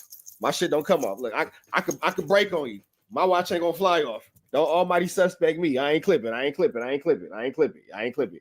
But I said out there in the valley, Reseda, Encino, Canoga Park, Pacoima, East Los, San Gabriel Valley. That's where, look, it's on now. Look, it's on now. Don't look, oh shit, damn it. I can't almighty suspect. What the hell? Oh, I'm dumb as fuck. I didn't hit the class. My bad. I'm dumb as fuck. I'm dumb as fuck. My bad. That's me. That's me. I said that's where them dudes be at though. That's where them dudes be at. That's where them joints be at. That's where them dudes be at. That be out there running, calling the shots and all that. All right, look, boom, boom, boom, boom. Boom. All right, I hit the class. All right, now I hit the class. All right, now I got my shit together. Don't do it. I got my shit together. You ain't finna almighty suspect me. Pretty much. Hey, look, because given life, I didn't hit the class the first time, so my shit almost fucked up. Don't do it to me. You feel me? So they really going from the 5. The chat crazy. The chat crazy. You feel me? Don't almighty suspect me. Do not almighty suspect your boy. Do not. I try to get my shit together. Freeway all the way up to Hatton Avenue between Paxton Street and Van Nuys Boulevard. Now they occupy this area and they get active in this area. Richie Valens Rec Center is going to be a main hangout. So maybe I need to do a video on what's his name? Dopey, excuse me, Dopey. Because hey, everybody in the comments is giving it up to this dude. So maybe I need to do some research and do a video on Dopey. Show him some love. Give y'all some knowledge y'all can't get in college via Dopey. For these dudes, and they also connect under the tunnel going to Paxton Park as well, where the Pacoima Crazy Boys are. Now the CBZs also was known to break off from P13. Wait, this nigga said this shit right here. Now it's gonna start acting crazy. Now it's finna start acting crazy. But they gonna be beefing it with these dudes now. Don't almighty suspect me. And one thing for sure, we in the city of Pacoima, so we know PPB, Pacoima Pyu Bloods is out here. The same hood Wack 100 is from. The Brownstone Locos is gonna have a rapper named Grincho coming out this section. We seen him taking shots at Wack. Let the whole hood know you like a snitch. I know boo-boo, you be doodle as I spit Pacoima voodoo. See some wounds in your future, cause I'm something like a guru. Talking about some politics, 30 years been off the yard. I'm a change man, your honor, cause this life was just too hard. And of course we don't. So you have Wack's direct enemy, his direct enemy from a hood that directly beefs with his hood, pressing. Y'all got to make sure y'all see. All right, let me stop playing. Stop playing. Charm still intact and all that. You feel me? Stop playing. Stop playing. You feel me? Before I end up. All right now. All right. You feel me?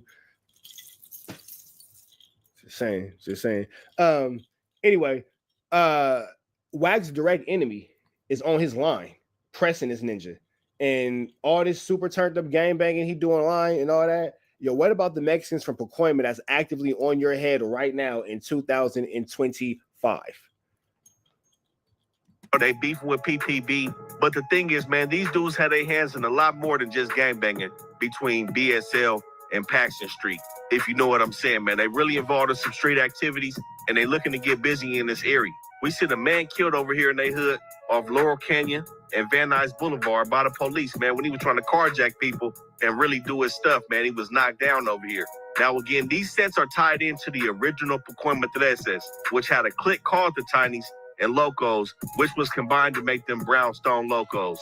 Now, a couple years back, we see some crazy stuff happen in this area off Paula Avenue, which is a hot zone in this Tiny Loco set. We see the 10-year-old little girl get shot along with 5 other dudes outside on Paula Avenue next to Glen Oaks. And we also see the policeman get shot over here on Paxton near Glen Oaks. So, you know, this area, like I said, is extremely dangerous and it's going up all between Paxton Street and Van Nuys Boulevard.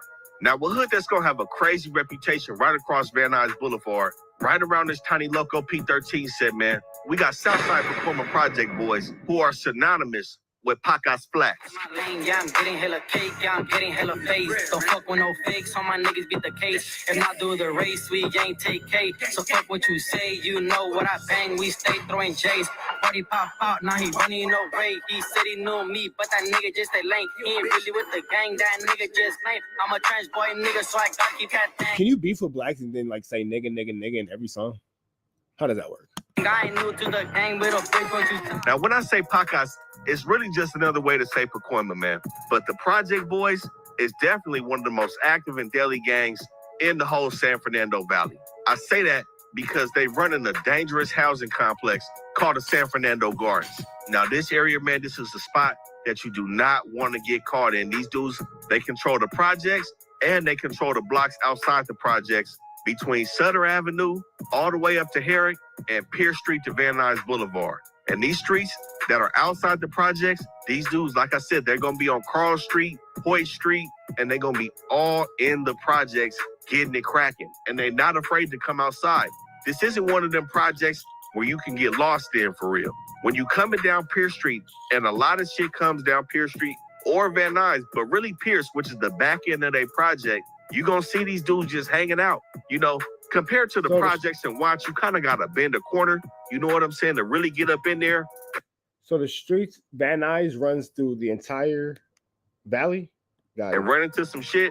But on Pierce Street, you can see the whole situation that's going down. Pierce and Norris, Pierce and Lehigh, Pierce and Paula. It's cracking in this section, man. Now, there's been a lot of extremely televised murders that have went down in these projects. But most recently, it was a dude that was on the run from the folks, man.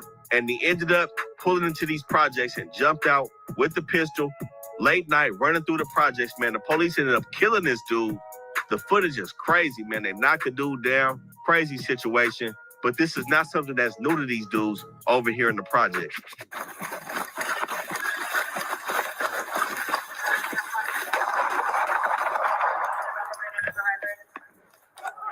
And like I said, they synonymous with Pacas Flats. Pacas Flats being one of the original Pacoima hoods in this area, but they're not the Project Boys. They one and the same, though. And sometimes you see them repping both of them hoods interchangeably. You'll see the Flats, which is an older hood that doesn't really have, you know, much of them young members. But I think some of them young members from the Project Boys still like to pay homage to their OG homies in the Flats. They also going to be at David Gonzalez Rec Center. That's going to be right outside the projects as well. And they're going to be entrenched in a lot of beef, man. The only allies I think they really known to have is with themselves, man, between the Flats and the Bulls. There go Rich Rabbit Cousin. I had to. That nigga Rich Rabbit Cousin right there. That's Rich Rabbit Cousin. Boys, they beefing with Pete 13. A crazy beef that was going on at one point down Pierce Street was with Southside Pacoima Pierce Boys. They beefing with the Van Nuys Boys. They for sure beefing with the Pyrus. They beefing with Terrabella, beefing with the Humphrey Boys. And like the whole city of Pacoima, they beefing with Vadio San Fernando, man. It's nothing new. But this neighborhood, extremely recognizable, hundreds of members. Not no 50 members, they're not the 10-man, hundreds of members, and are very notable, especially when it comes to the likes of dudes that's linked in with the Mexican Mafia, like Huedo, Smooth, and Slick, who's running the program over here. Now, one of their members also made the news recently was setting a woman on fire by Bakersfield, man. We seen a couple years back, he ended up setting his girlfriend on fire, just really going to a whole nother level with the shit. But just recently, we seen them actually go down for that murder that transpired in 2022. So we can tell these dudes is ruthless, and they really looking to play ball with anybody at this point, not just their enemies. We also seen the young teen get killed over here at their basketball course by 4 other young dudes. And a man was killed when driving down Sutter Avenue again on their blocks outside the projects, because like I said, they be outside block banging as well, man.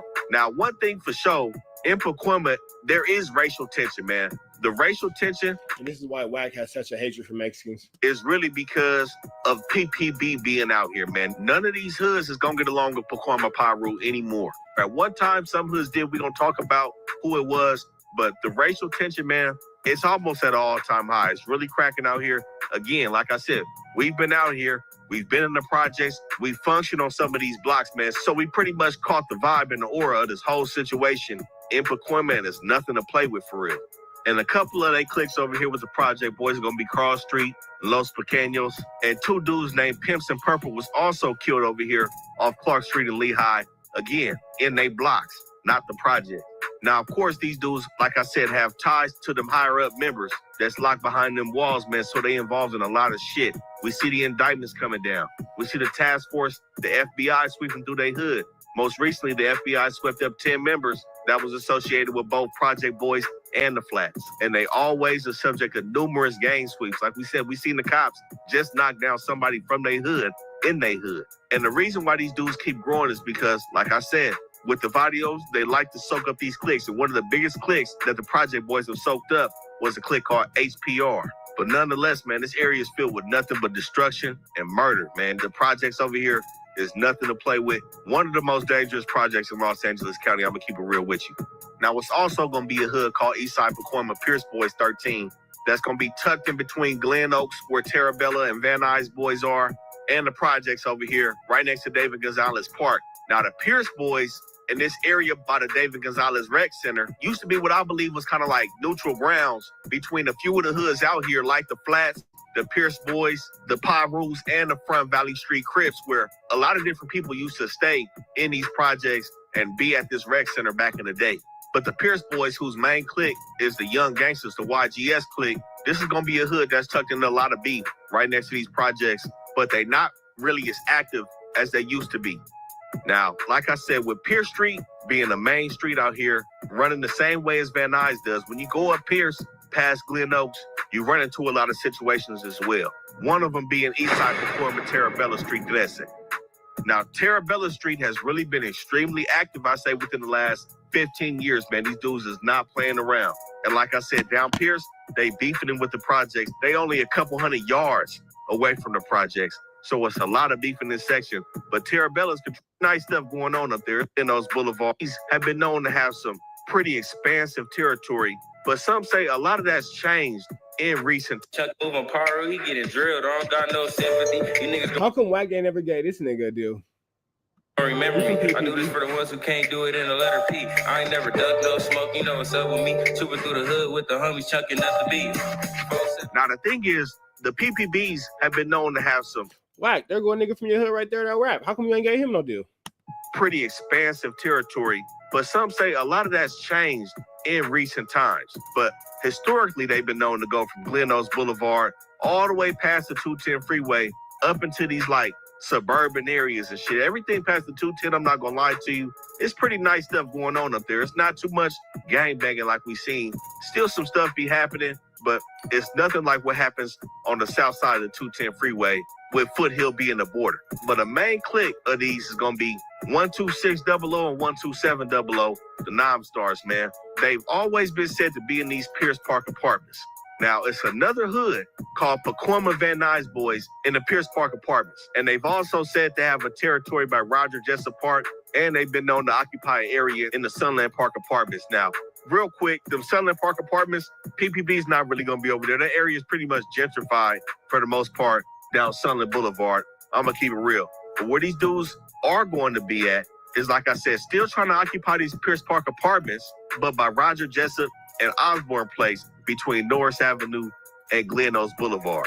Now, the thing is, with the Pierce Park apartments, it was said that the Van Nuys Boys was one of the only Hispanic gangs that they got along with in Pacoima. And recently, that relationship has kind of soured up due to a murder that transpired between them two hoods. And now it's war in them Nom apartments, man.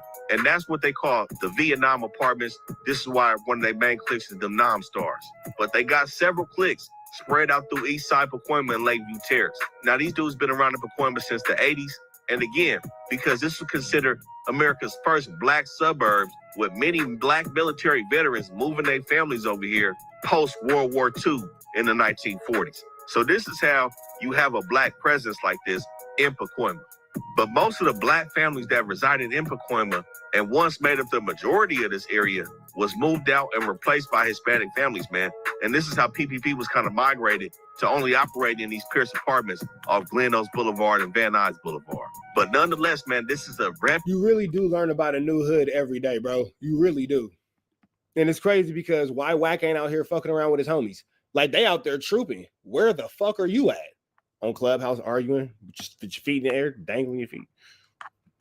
And active set, man. And this is where Wack 100 is from. You know, we spoke a lot about Wack 100 on this channel, No matter what we say about Wack 100 and how we feel about him, his hood is cracking. PPB is known to get his hood is cracking. He's just not. Like, he's just not cracking. The hood is good. He's not the hood. Look, he just don't claim the hood just don't claim him. He claimed they hood. The hood don't claim him. Get active. They're known to participate heavily with their enemigos, man. That's one thing you can't take away from these dudes. And they one of the only black hoods left in the whole 818 Valley. It's less than 10 black hoods in the San Fernando Valley as it is.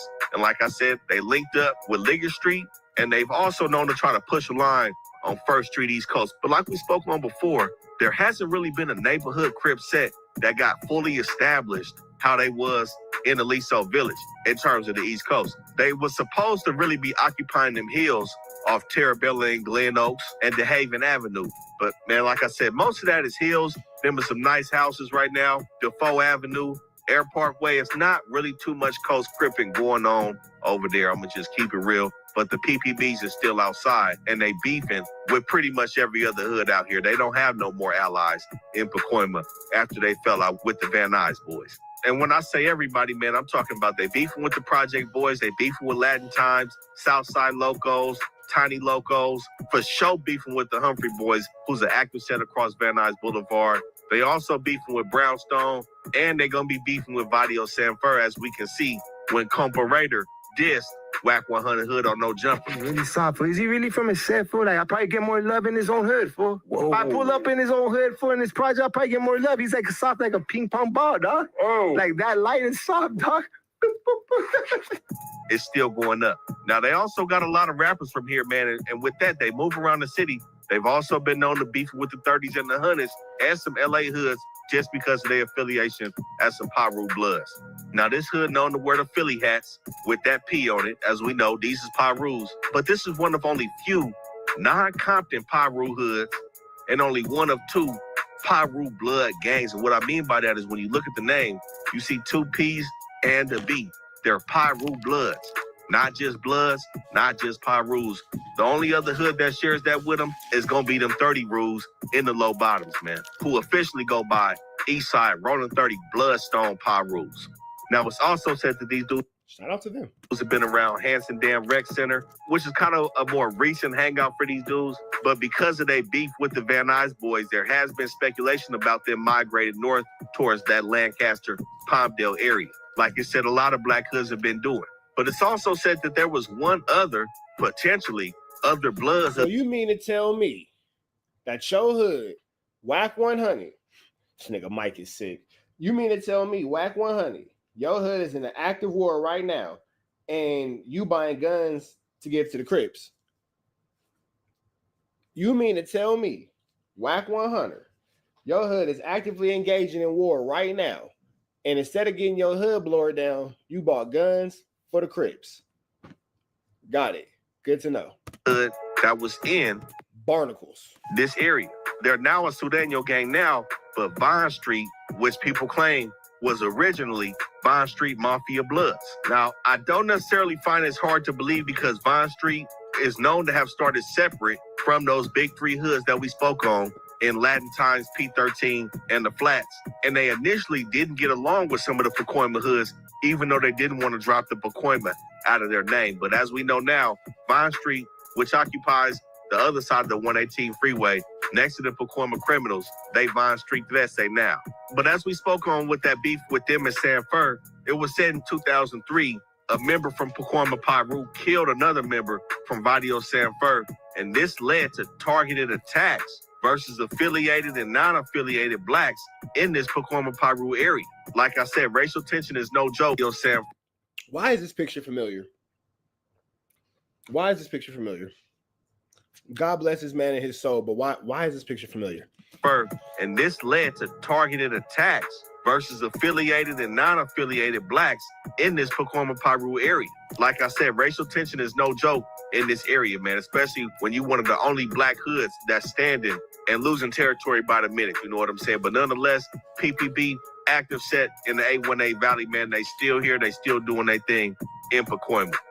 Now that takes us to a hood that I said, PPB. All right, man, chat, we're going to continue to watch this, but if y'all watching at home, man, y'all know the deal. Red dots to the left, y'all know the rest, and it's free. Avenue Angels, so he's free. We go. Y'all, what's the deal? Y'all, what's the deal? Y'all, we're Sharper tapping in TNN Trap News Network. Back in the same, like could cracking the same here at TNN Trap News Network.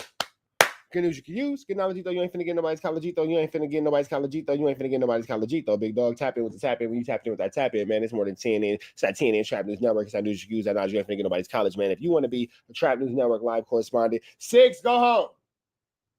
I hear you, dog. You want to be a Trap News Network live correspondent, tap in with us, tap in with us, tap in with us. Everything we got going on here at TNN Trap News Network. It's that news you can use. I know you ain't finna get nobody's college, big dog. We finna slide into this without no further do's or don'ts, man. We finna jump into this rap daily. Let's get into this content without further do's or don'ts, man. We finna slide into this. Let's go. Most influential figures in Los Angeles. He's a former leader of the Rolling 60s neighborhood Crips who transitioned into the music industry as an executive and manager. Most notably, he managed Nipsey Hussle early in his career. In March 2025, Big U got hit with a 43-count federal indictment, accused of running a mafia-like enterprise with charges including murder, racketeering, extortion, and fraud. The feds claim he was using his charity, Developing Options, as a front for criminal activity. Tremaine Loose Cannon Williams is a 30-year-old music producer and rapper from South Central Los Angeles who worked closely with Nipsey Hussle back in the day, producing tracks like Bringin' California Back.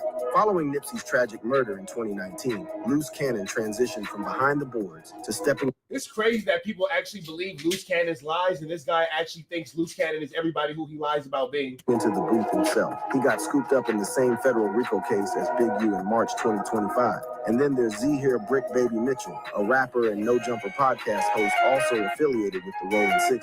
He grew up in the same Crenshaw and Slauson area as Nipsey and has connections to artists like Kid Ink and Casey Veggies. Unlike the other two, Brick Baby was arrested for being a felon in possession of a firearm rather than the RICO charges, but he's locked up with them regardless. Now, initially, when word of the jail fight started circulating, many assumed that it was beef between these three homies. But according to a YouTube video breaking down the incident, that wasn't the case at all. The situation was actually them against us, meaning Loose Cannon, Brick Baby, and Big U were actually fighting together against another group in the yard. Reports mention that this is absolutely barnacles.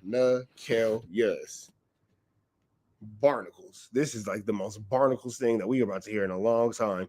I'm gonna start off by saying this: the thoughts and opinions of this video are not the thoughts and opinions of us here at TNN Trap News Network. News you use, now you can't get nobody's college. Let's get back into it.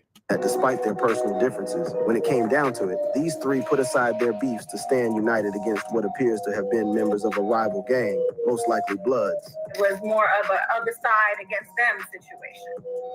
Oh man, really? This is particularly interesting because there's been mad tension between these three individuals, especially between Loose Cannon and Big UC. Loose Cannon had previously made some explosive allegations against Big U, claiming that Big U had foreknowledge of Nipsey Hussle's murder before it happened. In a January 2024 interview on the No Jumper podcast hosted by Adam 22 and Wack 100, Loose Cannon dropped a bombshell. He alleged that Big U called him saying Nipsey had been killed before the murder actually occurred. So he FaceTimed me and stuff like that. He was like, Nipsey just got killed. I'm like, 6 I didn't hear that. So I hang up with him. I called Nipsey and I'm like, Nipsey, what's up? He was like, oh, what's up with it? Nipsey answered. Nipsey answered. He answered the phone. According to Cannon, he then contacted Nipsey, who was still alive at the time, only to learn of Nipsey's death approximately 30 minutes later. 30 minutes later, the homies blowing me up like they just killed Nipsey. This led Cannon to suggest that he might have been able to prevent the tragedy if Big U had been more forthcoming, implying Big U's possible complicity in Hustle's death. I probably could have stopped it, was what Cannon... And I could have stopped the World Trade Center had I been on that flight that day. Okay, Loose Cannon. Reportedly said, reflecting his belief that Big U's alleged foreknowledge could have altered the outcome. Cannon went even further, claiming that Big U and Hustle had a strained relationship, mentioning a physical altercation that resulted in Nipsey's brother, Black Sam, being arrested for discharging a firearm. According to Cannon, this incident was linked to a diss track Hustle made about Big U, highlighting their deteriorating relationship. Big U didn't take these accusations lightly. He sent a cease and desist letter to No Jumper in March 2024, denying the claims and seeking to halt their spread. Adding another layer to this complex narrative, Cannon's twin brother, Jermaine Williams, appeared on the Streets and Scholars podcast in 2024, asserting that the alleged phone call from Big U never occurred. He accused his brother of lying about multiple aspects of his life, including his marriage and music credits. Casting Loose Cannon lied so much about his life, he lied that his twin brother was older than him. Significant doubt on Cannon's credibility. So as you can see, there's been some serious bad blood between Loose Cannon and Big U. But when it came down to it in the jail yard, they put aside their differences and stood together. One of the most shocking revelations about the fight is that it wasn't just a one and done situation. According to the YouTube video, the altercation started in the courtyard, but then continued even after the participants were put in solitary confinement, known as the hole in prison lingo. But that don't even make sense because we've been hearing Brick Baby and Loose Cannon on the phone.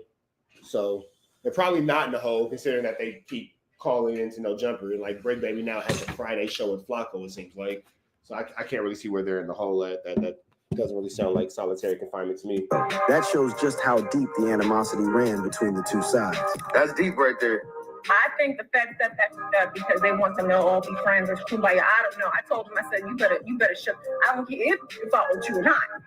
I don't care. The fight reportedly involved 7 individuals on the side of Brick Baby, Loose Cannon, and Big U against 9 opponents on the other side. This wasn't just some push and shove incident. It was a serious physical confrontation that resulted in a total facility lockdown, preventing inmates from accessing the yard. What's particularly wild about this whole situation is that Brick Baby and Loose Cannon were scheduled to have bail hearings shortly after this incident. Getting involved in a prison fight right before a bail hearing is about the dumbest move you could make if you're trying to convince a judge to let you out. It shows a lack of self-control and suggests you might be a danger to the community. Exactly what prosecutors argue when trying to keep defendants locked up. Some sources have speculated that injuries from the fight could actually work in their favor at the bail hearings, potentially showing they were victims rather than instigators. However, there have been no confirmed reports of specific injuries resulting from the altercation. It's important to note that the jail fight between Big U, Loose Cannon, Brick Baby, and the other group is separate from another conflict that occurred between Loose Cannon and Brick Baby themselves.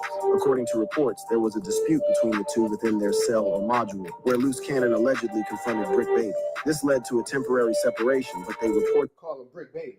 That's hilarious. Resolved their differences, with Brick Baby moving to a nearby cell temporarily. Reports indicate they are now on good terms. This whole situation highlights the complex dynamics at play in the federal detention system, especially when it involves high-profile gang members. The fact that Loose Cannon, Big U, and Brick Baby, despite their personal differences and the serious allegations between them, united against a common enemy, underscores the importance of gang ties and the code that many adhere to behind bars. The rolling 60s Crips and Bloods have a decades-long history of conflict, dating back to the formation of these gangs in the 1970s. Their rivalry has been marked by territorial disputes, competition over drug trade, and matters of gang pride, resulting in countless acts of violence over the years. In jail and prison environments, these gang affiliations often become even more important, as inmates rely on their gang connections for protection and support. The fact that Big U, as a former leader of the Rolling 60s, along with other Crips-affiliated individuals like Loose Cannon and Brick Baby, would band together against Bloods members is consistent with these entrenched rivalries. What makes this situation particularly noteworthy is the personal animosity that exists between these individuals, especially speaks. It's amazing that people hear Loose Cannon's situations and stories and believe that they're actually true. You feel me? To the power of gang loyalty at Otis Bantam Correctional Center in New York, involving rapper Bobby Shmurda, demonstrating how serious charges, including murder and racketeering. This incident might simply add to the mountain of legal troubles he's currently dealing with. For Brick Baby and Loose Cannon and their affiliates. The Nipsey Hussle connection. Nipsey Hussle was murdered on March 31st, 2019. This is a wild conspiracy theory. Like, absolutely barnacles. Outside his Marathon clothing store in South Los Angeles, he was shot multiple times by Eric Holder Jr., who was later convicted of first-degree murder and sentenced to 60 years to life in prison in February 2023. The official motive established during the trial was that Holder was upset after Nipsey mentioned rumors that Holder was a snitch, one of the most serious accusations in gang culture. Eric Holder Jr., known as Shitty Cuz on the streets and Fly Mac, as an aspiring rapper, was like Nipsey, a member of the Rolling 60s neighborhood Crips. According to court documents, Holder and Nipsey had a brief conversation in the parking lot of Marathon Clothing, during which Nipsey mentioned these snitching rumors. Though witnesses described the conversation as calm, Holder apparently took great offense. One of the key misconceptions about the murder that Big U has addressed is the timeline of events leading to the shooting. Contrary to popular belief that Holder left the scene after their conversation, went to change clothes, and returned to carry out a premeditated murder, Big U claims the sequence was different. He never left. Wait, they say he went to the car or something. No, sir. See, and that's where people get it messed up, and that's where it get convoluted. They had words. According to Big U, after the initial conversation with Nipsey, Holder didn't leave the area. Instead, he went to nearby Master Burgers and ordered food, where he was captured on camera exhibiting erratic behavior. Big U describes Holder as sitting in the restaurant shirtless, with a visible mental disturbance. After eating, Holder then carried out the shooting, contradicting the narrative that he left, changed clothes, and returned specifically to kill Nipsey. You know what's crazy about this? There will forever be so many conspiracy theories and the whodunits and the who, what, when, where, whys, and hows. Until we get official documents on this, and this officially comes out some sort of way where people start talking who are actually involved, it'll always be exactly what this is: a bunch of conspiracy theories and twists and turns based off the lives of idiots like Loose Cannon. He went into Master Burgers and ordered a burger. Ordered a burger after they had words and sat in there on camera, walking around.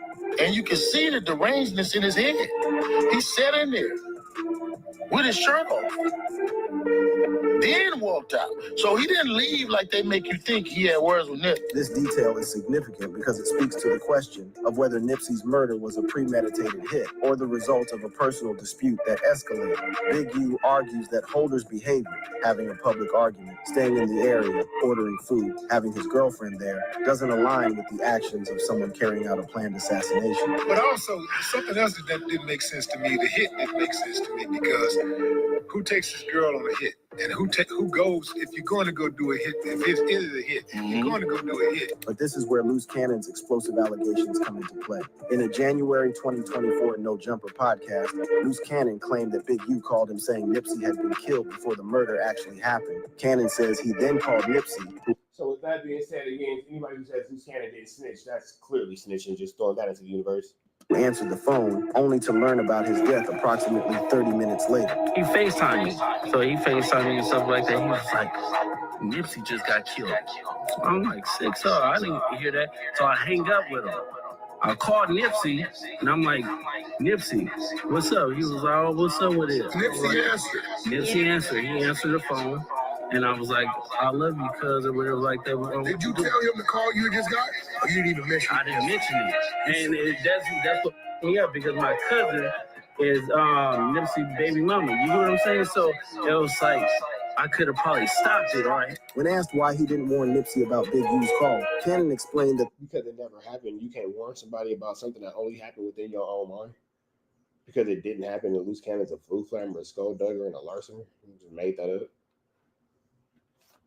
the relationship between Nipsey and Big U was inconsistent. Hot one minute, and then they'd be cold the next minute. He didn't think much of it at the time, but later realized the significance when he received calls about Nipsey's actual death just 30 minutes after their conversation. 3 minutes after you get off the phone with Nip, he get killed. Yeah, I got it. So you think he hit you a little too early? Yep, he hit me a little bit too early. Cannon elaborated on the show. And again, when Loose Cannon is sitting here and he's able to get called a snitch, or he's working, he's an informant. These are the interviews we're talking about when we say he told him himself, or he implicated himself in situations he didn't have to implicate himself in, and he just is an overall big fat dummy. You know what I'm saying? That's just pretty much what he is. Shooting, claiming that Holder, referred to as Shitty, returned multiple times to shoot Nipsey, first shooting him, going into an alley, returning to shoot him again, and then coming back a third time, knowing about the murder before it happened, implying a deeper conspiracy. Yep, he hit me a little bit too early because the homie Shitty doubled back 3 times. You hear what I'm saying? And first he shot him, boom, go into the alley, came back and shot him, boom. Adding another layer to the story, Cannon confirmed there had been a physical altercation between Nipsey and Holder. He just continues to just snitch more and more, just give him more and more information. Approximately a week before the murder. He described a significant size difference between the two, Nipsey being around 6'4" inches or 6'5" inches, while Holder was only about 5'5" inches or 5'6" inches, and physically smaller. According to Cannon, this fight was related to allegations of police telling, snitching, and had created friction between them. So at the end of the day, it's like Nipsey beat him up. Nipsey is what's like 6'4", 6'5". Shitty is like 5'5", 5'6". You know what I'm saying? Like frails. Like he get hot. It was already some frail. That's right, frails with an S. Frails. plural. Yeah, it was already friction because of like some police telling shit. These allegations by Loose Cannon suggesting Big U had foreknowledge of Nipsey's murder are extremely serious, essentially implying Big U was somehow involved in or aware of a plot to kill Nipsey. However, it's important to note that Big U has vehemently denied these claims, even sending a cease and desist letter to No Jumper over them. Further casting doubt on Cannon's allegations, his own twin brother, Jermaine Williams, appeared on the Streets and Scholars podcast in 2024 and stated that the alleged phone call from Big U never occurred. He accused his brother of fabricating this and other aspects of his life story. Besides Loose Cannon, other figures have made similar allegations against Big U regarding Nipsey's murder. SKG, a former death row artist whose name stands for Shuge Night Girl, has been particularly vocal in accusing Big U of orchestrating. When people using them AI voices because they don't want you to know who they are, because it's somebody who you really know, and they say Shug instead of Shug, Shug's Night Girl, Shug's Night, yeah, they don't want you to know somebody you know. You know? Orchestrating Nipsey's murder. There's talk about Big U that he was involved in Nipsey Hussle's death. I mean, have you seen any proof that would confirm that? For me being over and growing up in that area, I'm going to tell you guys that he definitely has something to do with that. Wow. And justice for Nipsey. In a March 2025 interview with TMZ following Big U's arrest on RICO charges, SKG celebrated his incarceration and accused him of being involved in Nipsey's death. She claimed justice for Nipsey was coming and that people would be shocked when they learned the full story of Big U's alleged role in Nipsey's death. I know that justice is coming for Nipsey, and I think people are going to be shocked once they see everything that really happened and how he played a part in it. SKG alleged that Big U was jealous of Nipsey and that both she and Nipsey had similar negative experiences with him. She shared a personal story of being lured to Nipsey's shop where Big U allegedly assaulted her while she was pregnant, claiming that Nipsey and his friend Fats set her up for this beating. SKG described a history of conflict with Big U, including an incident where he disrupted a business meeting at her workplace after learning she was moving funding for a community project away from his organization. She portrays Big U as a violent, vindictive figure who terrorized her and others in the community. However, it's crucial to note that like Loose Cannon's claims, SKG's allegations remain unproven. Big U has consistently denied any involvement in Nipsey's murder, and Eric Holder has been convicted as the sole perpetrator of the crime. The legal process has not connected Big U to the murder, and these allegations largely exist in the realm of social media, podcasts. Yeah, Nick was definitely not 6'5", but you know, numbers are hard for Loose Cannon. And public statements rather than in court documents or official investigations. In a 2021 Drink Champs interview, Big U addressed rumors about his involvement in Nipsey's death, stating, "We ain't got no beef, period." He highlighted his close relationship with Hustle, noting they remained in contact until Hustle signed with Atlantic Records. Big U pointed to his appearance in Hustle's Ain't No Rap in As video and his promotion of Victory Lap on social media as evidence contradicting claims of animosity. He criticized those spreading conspiracy theories, especially given Holder's conviction, saying, "How you gonna have that and got a man in jail and be like, oh, it's a conspiracy?" The history between Big U and Nipsey is indeed complex. They had a professional relationship, with Big U signing Nipsey to Unique Music for production and co-managing him with Steve Lobel. Big U's industry connections helped elevate Lobel. Steve Lobel. Nipsey's All Money In brand from local to global recognition. When Nipsey secured a deal with Atlantic Records for Victory Lap, he reported management split between Big U and Steve Lobel. Critics argue, no, that was a crazy deal. That's what we can say. That deal was absolutely bargain. Stop. What are you doing, bro? Dog doing weird stuff. That deal was absolutely barnacles for sure, and that was definitely a slave deal. This arrangement may have been predatory, citing a conflict of interest in Big U managing an artist signed to his own label. However, no definitive evidence suggests Nipsey viewed the deal negatively, and their continued collaboration indicates a functional partnership. The truth about the relationship between Nipsey and Big U and the circumstances surrounding Nipsey's death remains complex and somewhat ambiguous. While Eric Holder has been convicted as the shooter, allegations from figures like Loose Cannon and SKG continue to circulate, casting shadows over Big U's reputation. As with many aspects of the story, the full truth may be difficult to ascertain, complicated by personal grievances, gang politics, and the murky intersection of street life and the music industry. The jail yard altercation between Big U, Loose Cannon, Brick Baby, and their rivals has sent shockwaves through the hip-hop community and beyond. The implications of this fight... I don't think anybody actually believes that. And yeah, I clickbaited you so you can watch the video. So what? I don't think anybody actually believes that, though. extend far beyond just what happened in that yard. It touches on gang politics, the legacy of Nipsey Hussle, and the future legal battles these men face. The ripple effects and what's next. First and foremost, this incident highlights the ongoing power of gang affiliations, even among high-profile industry figures.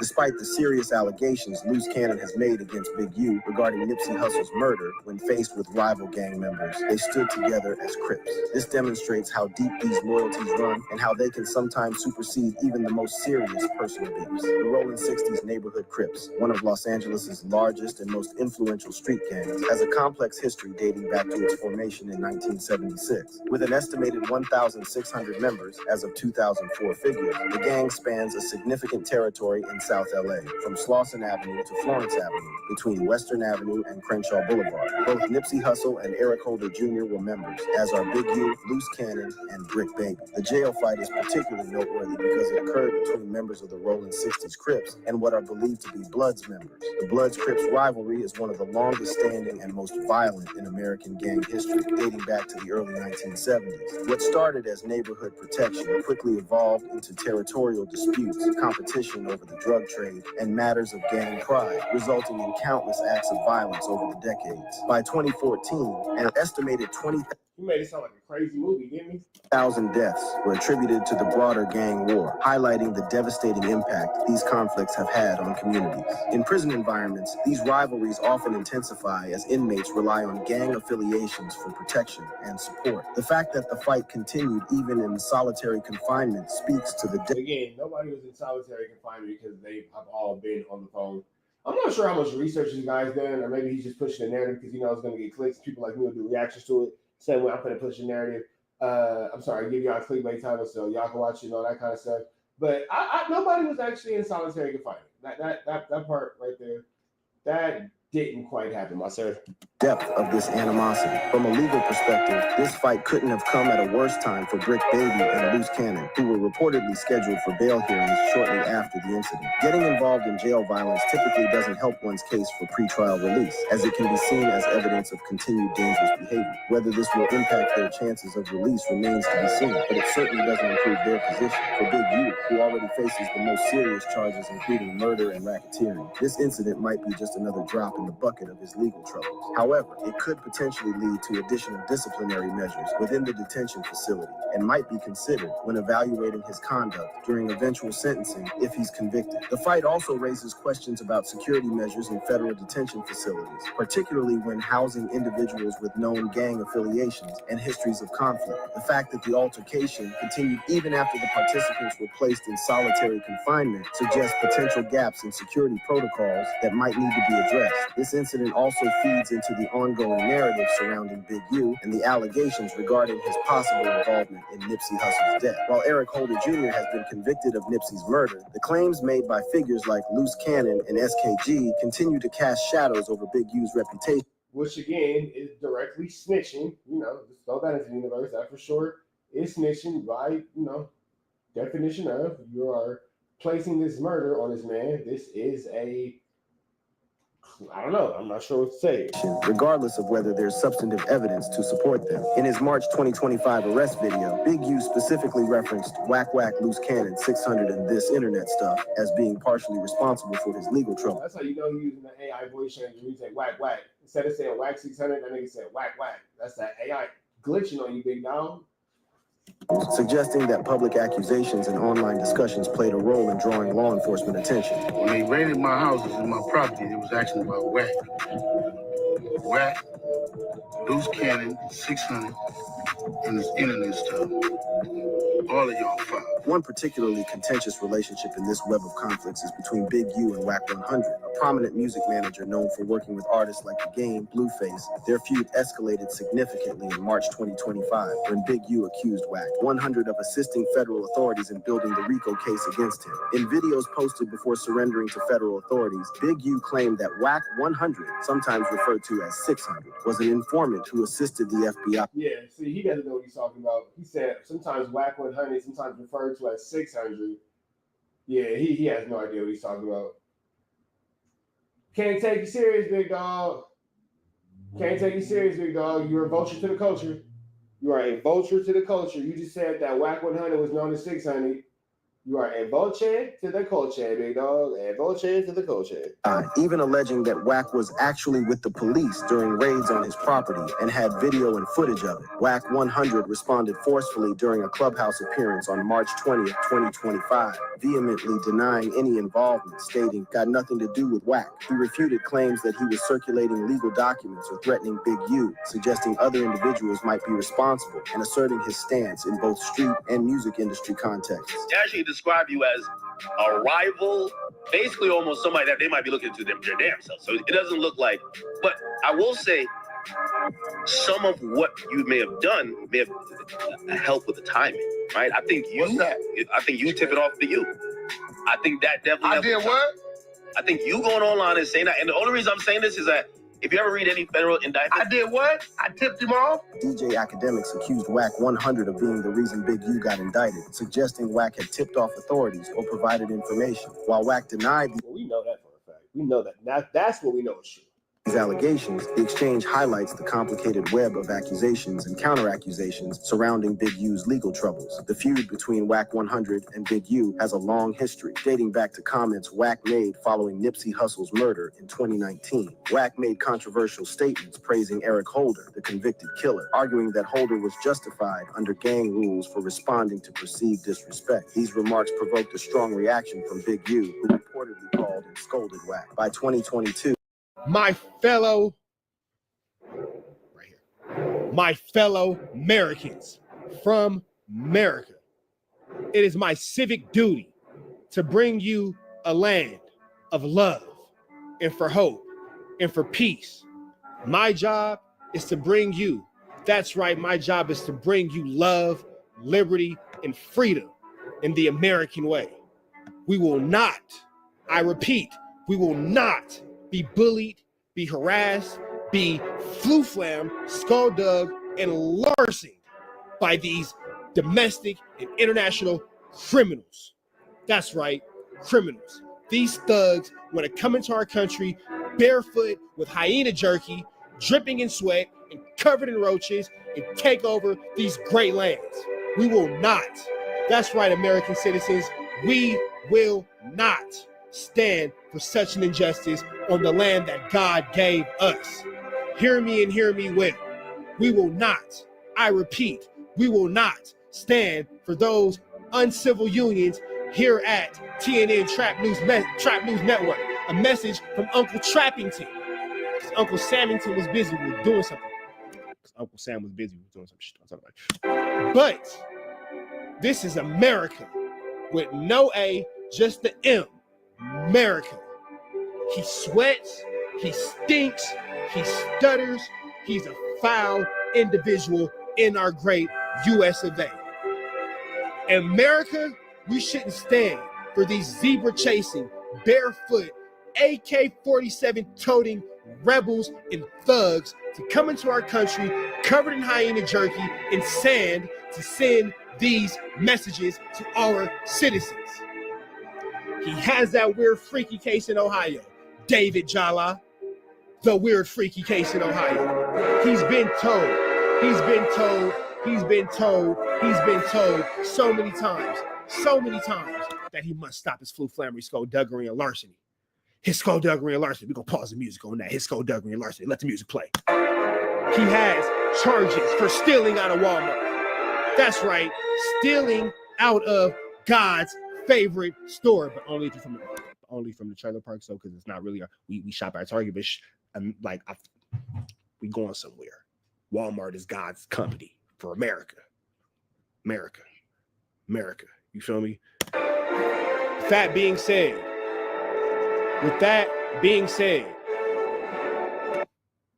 we'll take it a cappella then. We need you to get out of here in my chat forever, your band. Ha! Because FLAKKO won't send his spies in here. We need that criminal out of here. We need that make no jumper great. It was never great, but make no jumper better by getting that pathetic fatso out of here. We don't need those type of terrorists running in our streets, lying on great American citizens like ODM. We don't need Mr. Funkface Do you need to take a timeout? You need to take a timeout because we don't need you asking questions in the chat. We need you paying attention. You know what I mean? Anybody who you think is annoying, you get them out of here. 5 minutes. They can come back later. But this is America. So I need you to hit the description and sign the petition to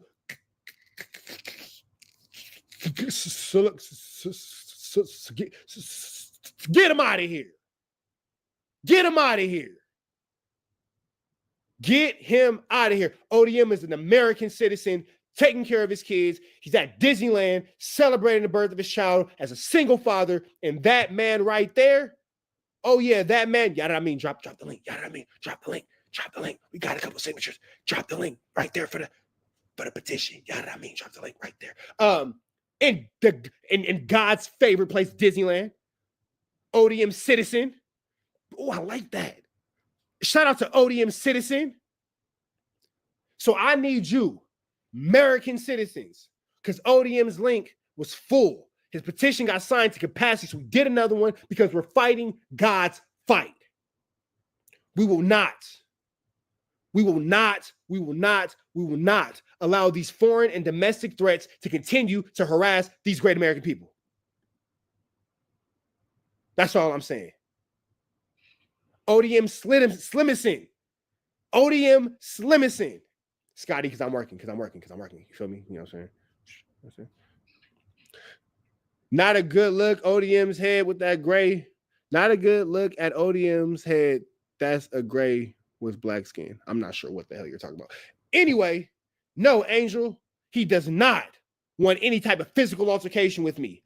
Just like Officer Rat Run Hunter, they want to avoid physical confrontations. They want to avoid physical conflict. They want to avoid getting in the rings. They want to avoid getting in the gloves, and they want to attack children. Get them out of here. Get them out of here. Hashtag let's support Fatso. Let's deport, excuse me, not support. Hashtag support the hashtag. Support the hashtag deport. Support the deport. Support the deport. TNN Trap News Network. So for those beautiful American citizens watching with those beautiful American babies, this is for your beautiful American family. Okay? All right? That's all I'm going to say. No, actually, Big Joe, I pressed the got a Fatso off camera and I tripped on him. That's why I keep saying it's a content like the dude Mikey or Josh. One of the dudes, I don't know the names of the cast at No Jumper. I'm sorry, I don't know the behind the scenes. They have a video of me pressing the hell out of FLAKKO. Like, it just wasn't on camera because on camera, you know, I do what I'm supposed to do and I conduct myself appropriately because I'm not finna be acting like a buffoon on camera because, you know, it's on camera, whatever, blah, blah, live and whoopty bam and all. Yes, yada, I mean, post a petition. But it's a whole video. That's why I keep saying, hey, drop the video of what happened off camera. They film everything in the video in a building anyway. I tripped on FLAKKO. Bad. And I laughed in his face. Show the content. Y'all remember a while ago, he was like, oh, you don't want me to show the video of what happened before the cameras cut on? Nigga, you don't want to show the video of what happened before them cameras cut on. I'm ignorant as fuck. But that's not what we're here to talk about. What we're here to talk about is America. This petition is in my description. Get FLAKKO deported. Get him out of this great God-given country. Trap News Network signing out. TNN Trap News Network. Rich Trapper for president. Wait, when's the next election? 2028? Support the deport is the 2028 slogan and motto. Support the deport. Support the deport. Supportington of the deportington. All 2028. USA, support the deport. USA, you guys say it. USA, support the deport. USA, support the deport. USA, support the deport. USA, support the deport. You know what I mean? I got you right now. USA, support the deport. All 2028. All zebra chasing, dirty roach collecting, barefoot AK-47 wielding, little bitty eeny weeny teeny weeny shriveled little shirt wearing, Reebok rewashing, re-wearing to the logo and all the print fall off, hyena jerky eating terrorists need to get out of our country. The Amiri was trash. 2028, we won't put a Mary in your podcasters. In 2028, we won't put a Mary on your podcasters. Support the deport. Support the deport. All 2028. Support the deport. A Mary. Nigga, if you don't take that thrift store hoodie off, support the deport. This Rich Trapper signing out. TNN, Trap. No, there you go, Buzz NYC. Support the deport. USA. Support the deport. USA. Support the deport. Support the deport. I'm not doing no more. I'm not TNN Trap News Network. Back in the same, like cook, cracking the same here at TNN Trap News Network.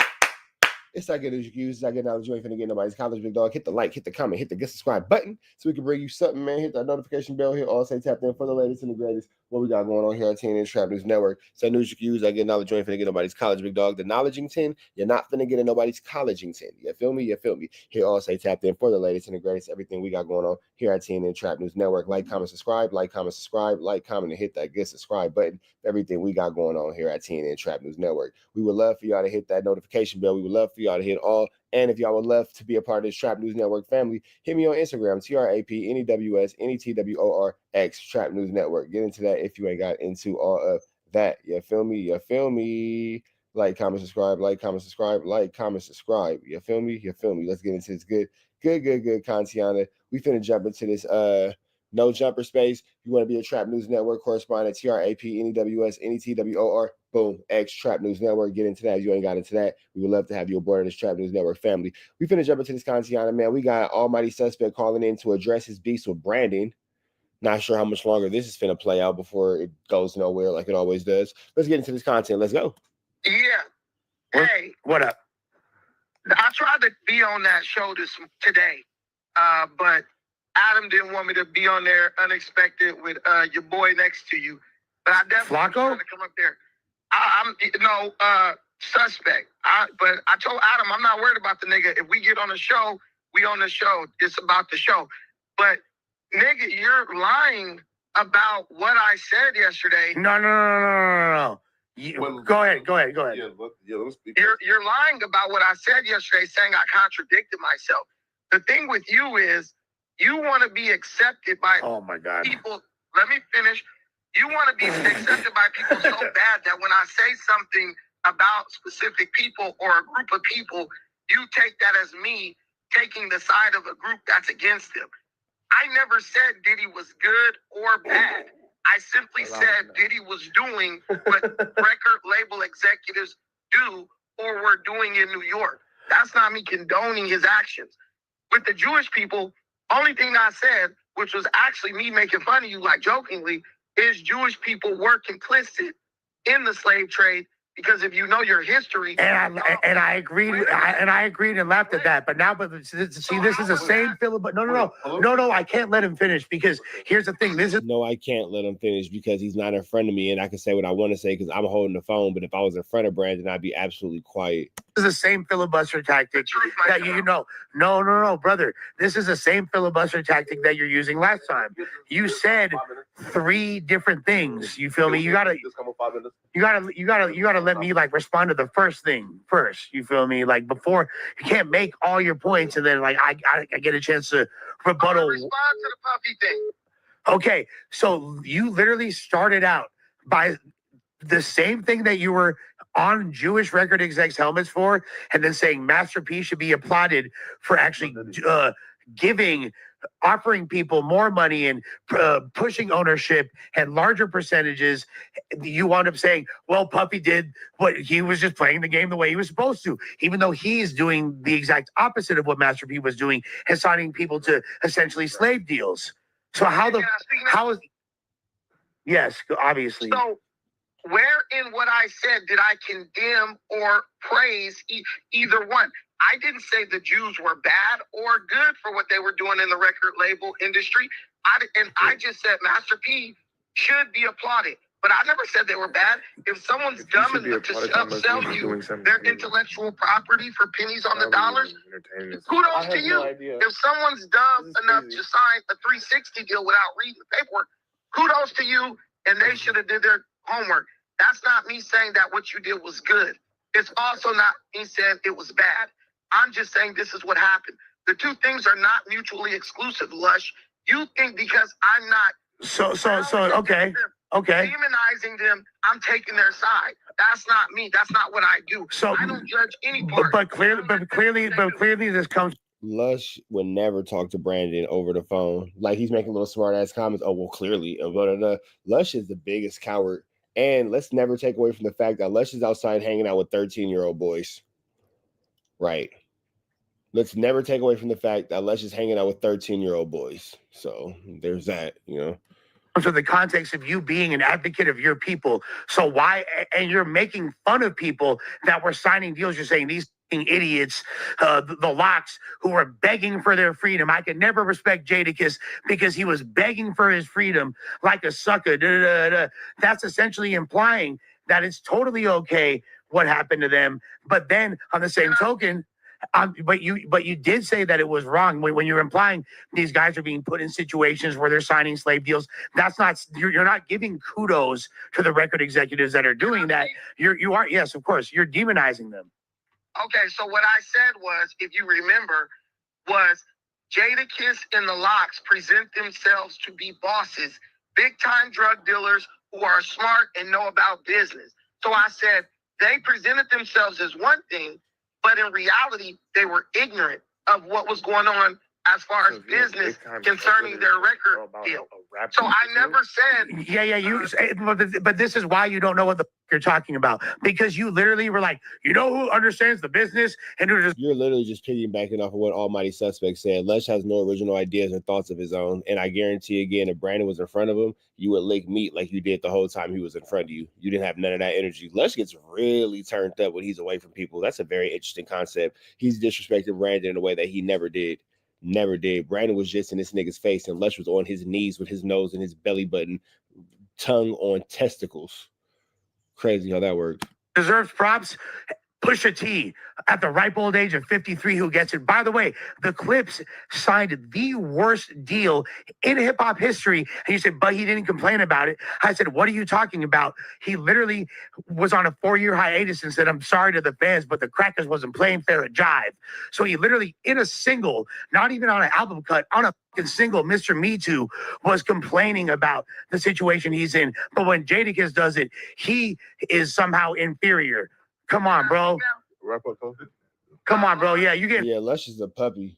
Lush is a puppy. You was just sitting next to this nigga like earlier this week, and you were mouth open glazing, bro. Mouth open glazer laser.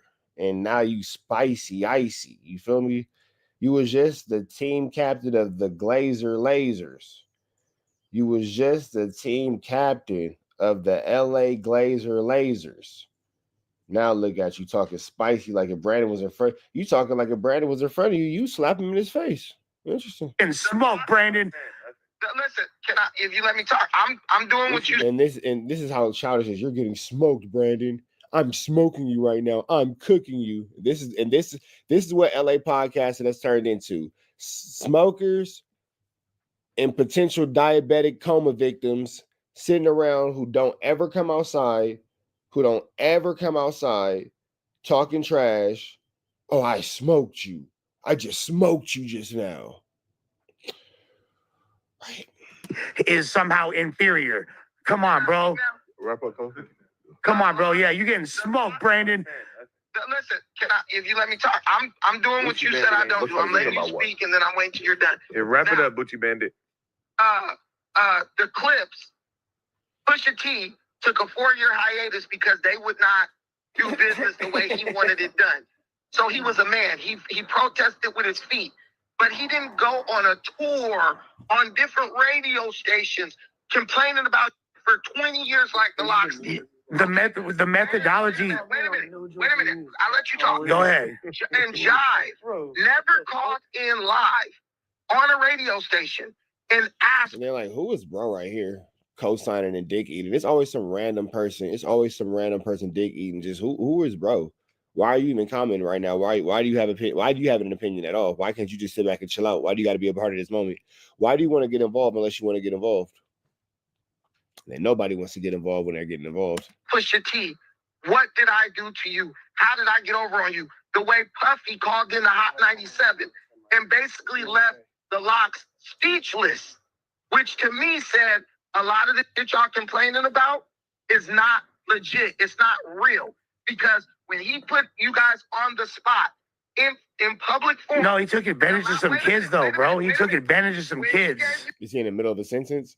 Lush is a terrible podcaster. This is bad podcasting. The chance, wait a minute. When he gave you the chance to air your grievances publicly, you could not do it. So that means you signed a bad deal and you regretted it, but he did nothing wrong. It was in business and you agreed to that. So, okay. So we don't even know who the owner of Jive Records is to be calling into no radio station because he's not a public figure, right? That makes Diddy even more. No. It makes makes Diddy even more out of the way because Diddy didn't sign the ultimate deal. The owner of Jive Records. Diddy had no choice. That's the PR move, and he did the PR thing. And he knew that those guys had no clue what they were talking about. And he knew they weren't going to go up there and sign a fucking slave deal. You feel me? So we're blaming Diddy and not the Jewish owner of Jive, but who would have thought that he didn't want to blame the Jewish owner of Jive? Made Diddy even more real because they called him out. He answered the call and they couldn't say anything.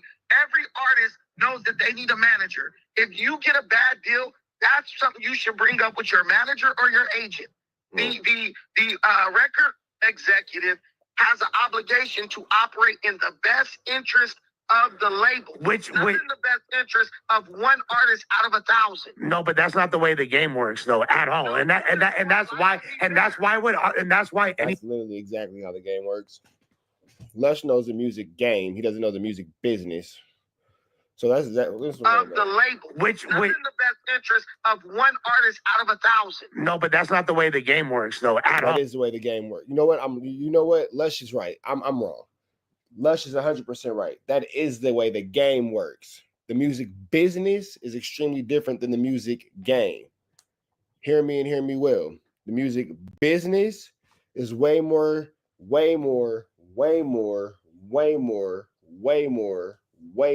in depth than the music game.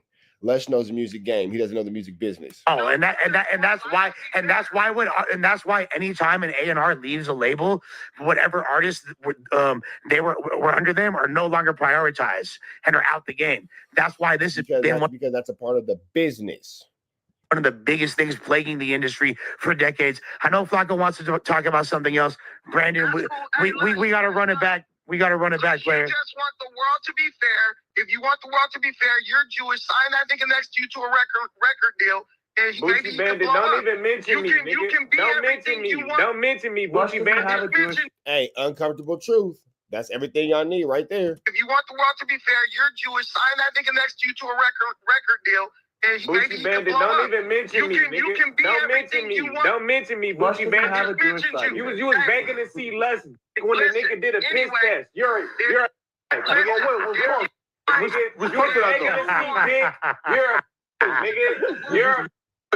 But yeah, respond to that. Respond to that though. Because I feel like you lied on him. What do you mean? It was multiple witnesses. It was multiple witnesses. What is there to lie about? Multiple witnesses. I'm begging to see dick, Boochie Bandit, off the phone. He just hung up. You want to hear that? Almighty Suspect is childish in the way he deals with Brandon. I ain't gonna lie. I don't respect the concept. And it don't matter what I respect. Me, I ain't nobody. It don't matter what I respect. But all this talking ish to a ninja and not saying it to his face. I'm just trying to figure out when we can start lining things up in this situation. I'm just trying to see when we can start lining things up in this situation because it's a lot of disrespect to niggas off cameras in front of phones and all kind of stuff like that behind these screens. And I just want to know when niggas is tangible, is all that energy gonna be the same? Red dots to the left, you know the rest. Free, I'm no angel till he's free. And then Trap News Network, back to the same, like cook cracking the same, man. Make sure y'all like, comment, subscribe for more of this good content we got going on here at 10 and Trap News Network. Good news you can use. Good knowledge, though. You ain't finna get nobody's college, though. Hit that like, hit that comment, hit that good subscribe button. Everything we got going on here at 10 and Trap News Network. It's that news you can use. It's that knowledge, though. You can't get nobody's college, though, big dog. Tap in with the tap in and make sure you are, in fact, tapped in with that good tap in. Man at the Garden Freestyle. Please don't touch my I Got a Body on the Fairy Tales. Won't forget Boogeyman. That's all out now. Get into that if you ain't got into that. And we need you to get into therichtraphouse.com. That's a merch store. We are still looking for correspondents, man. We need 3 good correspondents for TNN Trap News Network. This is a paid position. So hit me up in my DM on Instagram, TRAPNEWSNETWORX, Trap News Network, for more information. We would love to get with you. Like, comment, subscribe, man. If you want to get into this Trap News Network media space, hit me up, man. We love to see what you're about. Let's jump into this, though. They saying that Officer Wack 100 likes to bride and groom. Follow me on this. They said that he likes to bride and groom.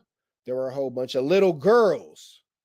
You know what I'm saying? So they said he likes to bride and groom, and there were a whole bunch of little girls. So this is crazy because Sharice Mills has already made a comment about how Rat Run Hunter likes to say things about like a 7-year-old is going to be thick when she grows up or something like that. Sharice Mills said that he said. For those of y'all who don't know, that's Sharice Mills. That's Loose Cannon's girlfriend, baby mama that pretends to be the wife. She said but she said that she got all this information from R&B. Now, we finna slide over to that girl, Henny. Shout out to her. And this is the part where R&B is saying this. For those of y'all who don't know, R&B is the girl who Wack lost his wife to because he was cheating on her with this random ass girl on Clubhouse and lost his wife. So now he's with R&B. She's a girl who has the big old Wack 100 thing tattooed on her back. Let's get into this. Just like, where did this baby come from?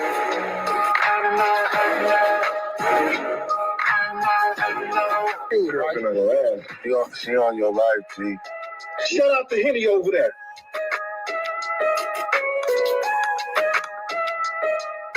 Yo, what's poppin', Henny gang. It's your girl, Henny, and I'm back pouring up the hot Henny at the bar.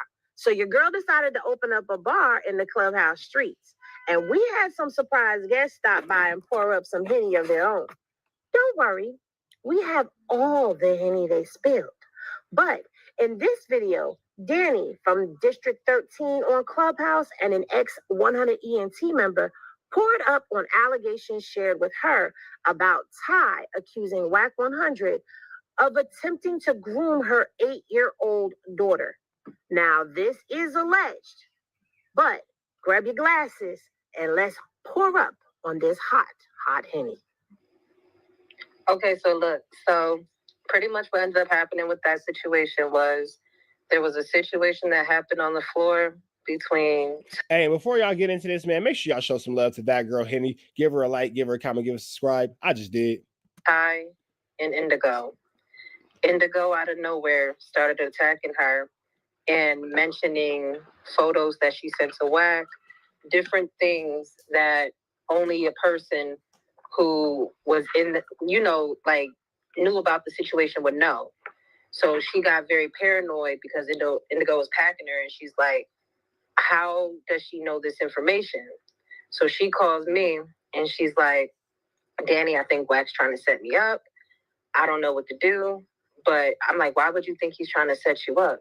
She's like, because Indigo's attacked me out of nowhere, and only he would know about those pictures. So I pretty much told her, baby girl, hate to break it to you, everybody know about the pictures. So that she gets to panicking because she's, you know what I'm saying? But I'm trying to let her know, like, it's not what you think it is. To me, I told her, it looks like it's a female situation. I'm like, why would Wack have Indigo come at you about something you sent him? Like, it just wasn't adding up. Long story short, later in the day, me and her have another conversation. Because I pretty much tell her, relax, stop being so paranoid. Probably 9 out of 10, you and R&B. And this, again, keep in mind, Wack's going through a public divorce. Hey, Jason, I'm giving out donations. I don't know what you're talking about. Wack is going through a divorce right now. So all this is while he's married. All this can be used against him in court while he's going through family court. His wife is finna get everything, bro. Easy to prove this infidelity. State of California, he's done. You know you guys have an issue because she wasn't aware that you slept with her dude because they were together at the time. And this is all just now, like, becoming a thing, like hitting the floor. So later on that day, it was around like 6, I would say, she calls me and she's like, Danny, I have something to tell you, but I don't really want to tell you because I don't want you to judge me. Now look at Danny telling the world. Now, at this point, I already know or have an idea what she's about to say. Why? Because I had already heard it. So I'm just waiting for her to get to it. So I'm just trying to make her feel kind of comfortable. Like, whatever it is, like, I'm going to be okay about it. Just let me know. Because she sounded real stressed. So she just pretty much was like, you got to promise me you ain't going to look at me no different. And I'm just like, whatever. Like, you know, you say whatever to get the person to say whatever they got to say. So she pretty much was like, there was a situation, because she had already told me that, you know, they was doing the FaceTime calls, all that shit. So I was already aware. She's like, you know how I already told you that I slept with him, we met up. Went Jason, I've been doing this shit, nigga. I'm ready. To the hotel, whatever, boom, we fucked. She's like, you already know I told you about the FaceTime calls and all that stuff. Like, what he has on me as far as the pictures I've sent him and all that type of shit. So I'm like, yeah, I already know. So she's like, yeah. So on one of those calls recently, he pretty much told me that I was going to be a sister wife in the Congo, that I should leave my husband, because she was contemplating leaving her. This wasn't the first time she mentioned leaving her husband. Keep this in mind. He was trying to sell her dreams throughout, like, the whole length of her time being on that floor. And throughout that time, this nigga Wack was finna take her to Africa. Bro, what was you finna do with that girl in the Congo? I would tell her, don't leave your husband. He's not taking you serious. Like, come on, he's not going to give you anything. But further down the line, now the Congo stuff comes up. So she's really... Oh, yeah, because that's when you was pretending to have that deal with Incredible Diapers. Got it. That's right. Buying into the fact that he may take care of her and have her staying in Congo. And then he was kind of lining it up, too, because he would make announcements on the floor. We're going to take certain people here, and this position is going to open up. People could do, like, I'm going to have someone over at warehouse inventory, shit like that. Whatever. But he was telling her privately she would be one of the people going. So she could be a sister wife, and they could start whatever they're going to start out there. I'm assuming he told this to multiple women, whatever. But long story short, she actually believed it. So I'm telling her, don't fall for the okie doke. So she's just like, well... That girl's finna get put in an Incredible Diaper sweatshop. I don't know. I kind of like him or whatever. She, you know, was kind of being stupid about it. She just pretty much said that while they were talking about her going over to Congo, what she would need and everything, she said he pretty much told her he would have to make a sacrifice. Well, she would have to make a sacrifice. So when she said that, I'm like, what the hell you mean a sacrifice? What kind of shit y'all on? She's like, Danny, a sacrifice. So I'm thinking some Illuminati weirdo shit. I'm like, who the fuck you got to kill to get on? But she said the sacrifice that he asked for was one of her daughters. Whoa. So keep in mind, she has a daughter in college that she's mentioned to me before. I'm thinking he's talking about the curly head older one. She says, so when I'm talking about that, I'm like, that's kind of weird. Like, so Wack is telling this woman that for her to become a sister wife in the Congo, keep in mind, in the Congo, while he's overall living in R&B's one-bedroom apartment, for her to be a sister wife in the Congo, she has to sacrifice one of her daughters. Well, she has a college daughter. Let's see what happens next, because somehow I don't think that's the one that Freaky Deaky wants. She should be dating people, like, why would you be comfortable with her fucking with a nigga you talking to or whatever? She's like, no, Danny, not her. Now, the only other daughter I knew her to have was the youngest. So when she said not her, you could only be talking about one other. So I said no, like my whole everything just shifted. Because I'm like, you're not talking about the only other daughter I know you to have. Now, keep in mind, Sharice Mills has been saying all week that when R&B had a conversation with her, R&B is the girl who Wack cheated on his wife, you know, with Clubhouse and all that kind of stuff. R&B said that when they're having adult moments, he likes to say things about little girls. That's what Sharice said that R&B said. We don't know here at TNN Trap News Network. This is all alleged. But either way it go, this is disgusting work. She's like, yes. So I'm like, bitch, what the fuck you got going on? She's like, I didn't tell him yes. She's like, I just didn't say anything. So I'm like, tell me the story. What's going on? So she pretty much says, while they're on the FaceTime call, I can't remember if it was a FaceTime or a phone call, but whatever which way, it was some type of call. She said they were on the call, and while he's saying you got to make a sacrifice and it's going to be your daughter, she said. Now, keep in mind, the next audio I'm going to drop is R&B saying the same thing. R&B is the woman who you know, be whoop-de-bamming with Wack. That's the one who was on the Adam and Wack show. That's the one who we all be making fun of, saying that R&B. Adam and Lena was doing plug talk with R&B. So that's hers. We're gonna get her saying it next. But let's keep this going. Says that the plan was for him to take her and the kid to Disney. Her words were that he wanted to groom her, and how he was going to do so was by having her sleep in the same bed as them two. By him being there, sleeping in the bed, her watching him take care of her and doing all these nice things or whatever, over time, she would grow to be used to that. So that way, when he pretty much, I'm paraphrasing, this isn't verbatim, but she would pretty much, like, when he makes a move, like, she would be more comfortable with it because she would see nothing wrong with being in the bed with him. So I'm like, and bitch, what did you say? Again, she's... The fact that you even entertained this conversation this long, man, somebody needs to come get their stupid baby mama. Says, I didn't say anything. I kind of went along with it because I was scared, because he knows the situation with my husband. He has everything over me or whatever. So I'm like, bitch, you ain't got no choice. But your child is in danger. Forget your relationship with your husband. You about to sell you finna sell your baby to a diaper salesman in the Congo. How does that even sound? Get out. No matter what you do, you got to get the fuck away from him and away from this app, because it's just going to get worse. So she's like, I just don't know what to do, because if I leave the situation alone, he's probably going to... Now you want to blame the app. You're the idiot. The app has nothing to do with your poor decision making as a mother. Try to inform my husband. Like, it's just too much.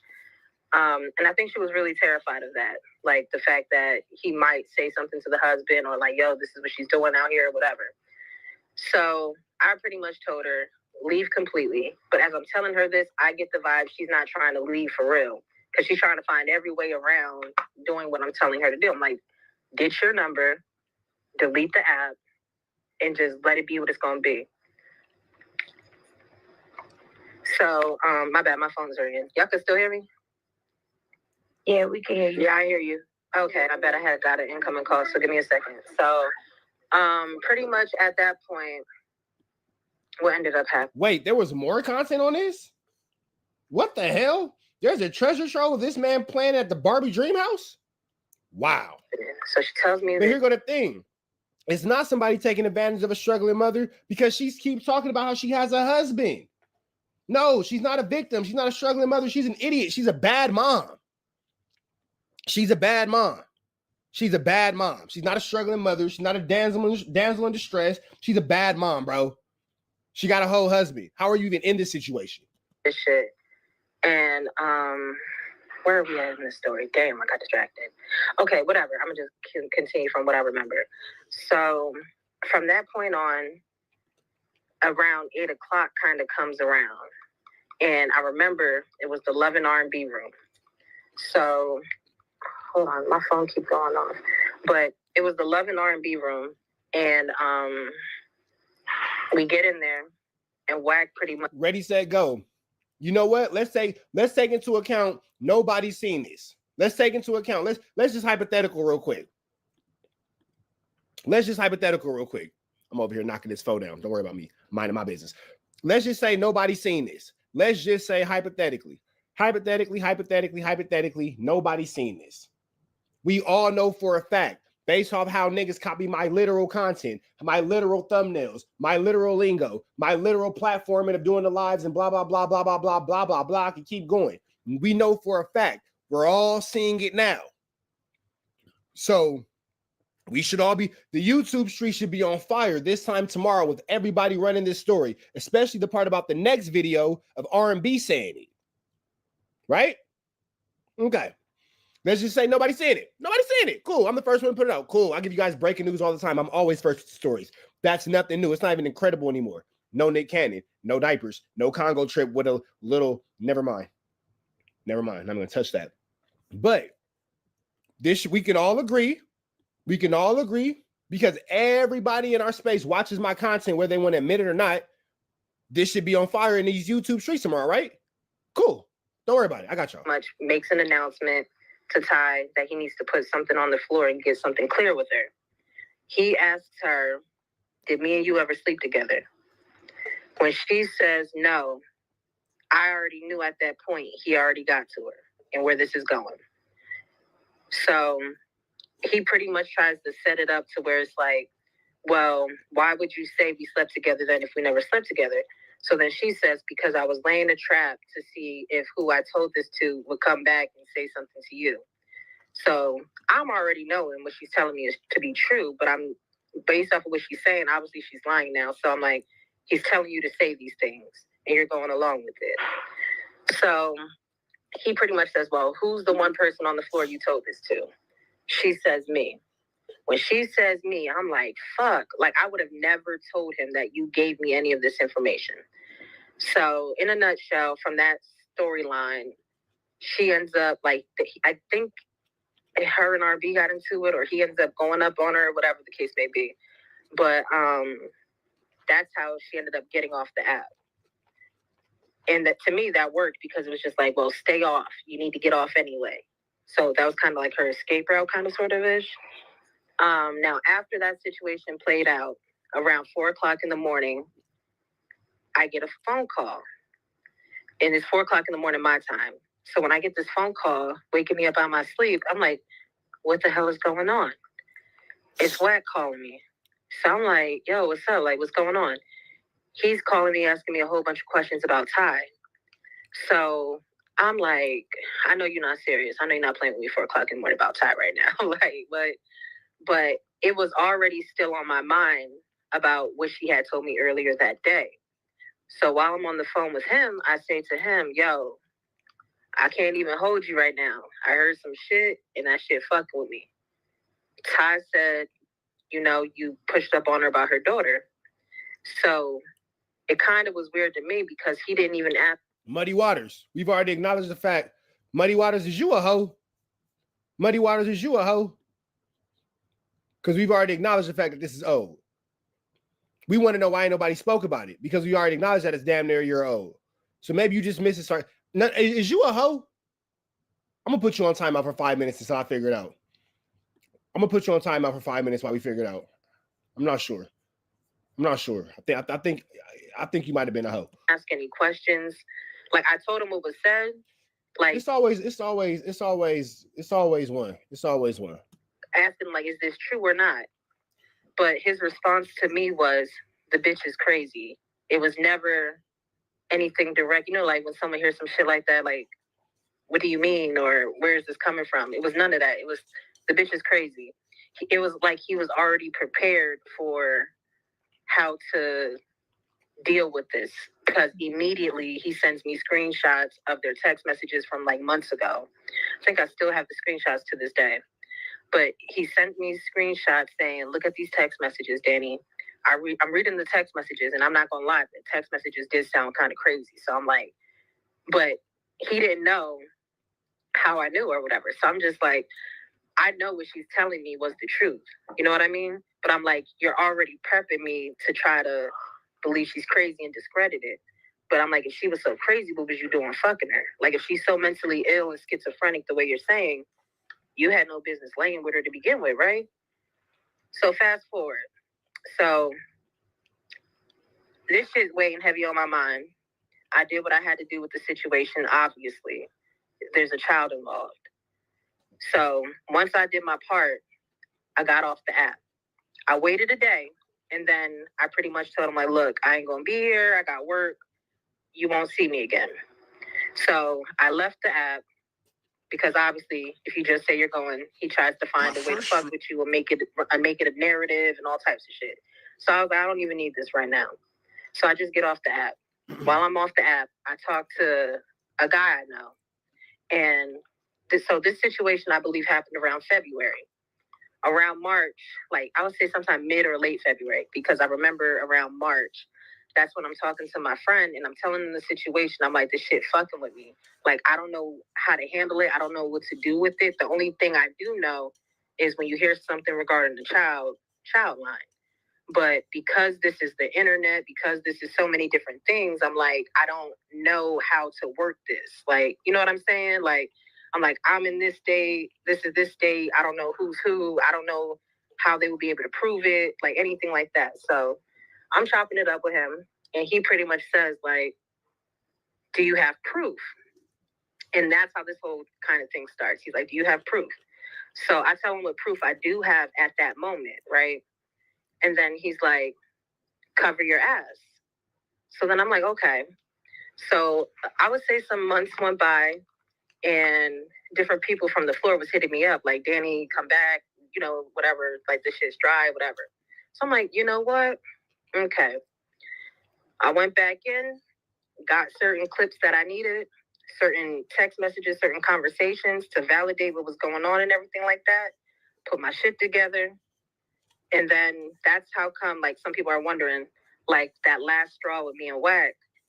Obviously, if I would have just stayed silent, I could have stayed over there. Like, no shit. Like, it would have never went anywhere. But I was looking for a reason to get off.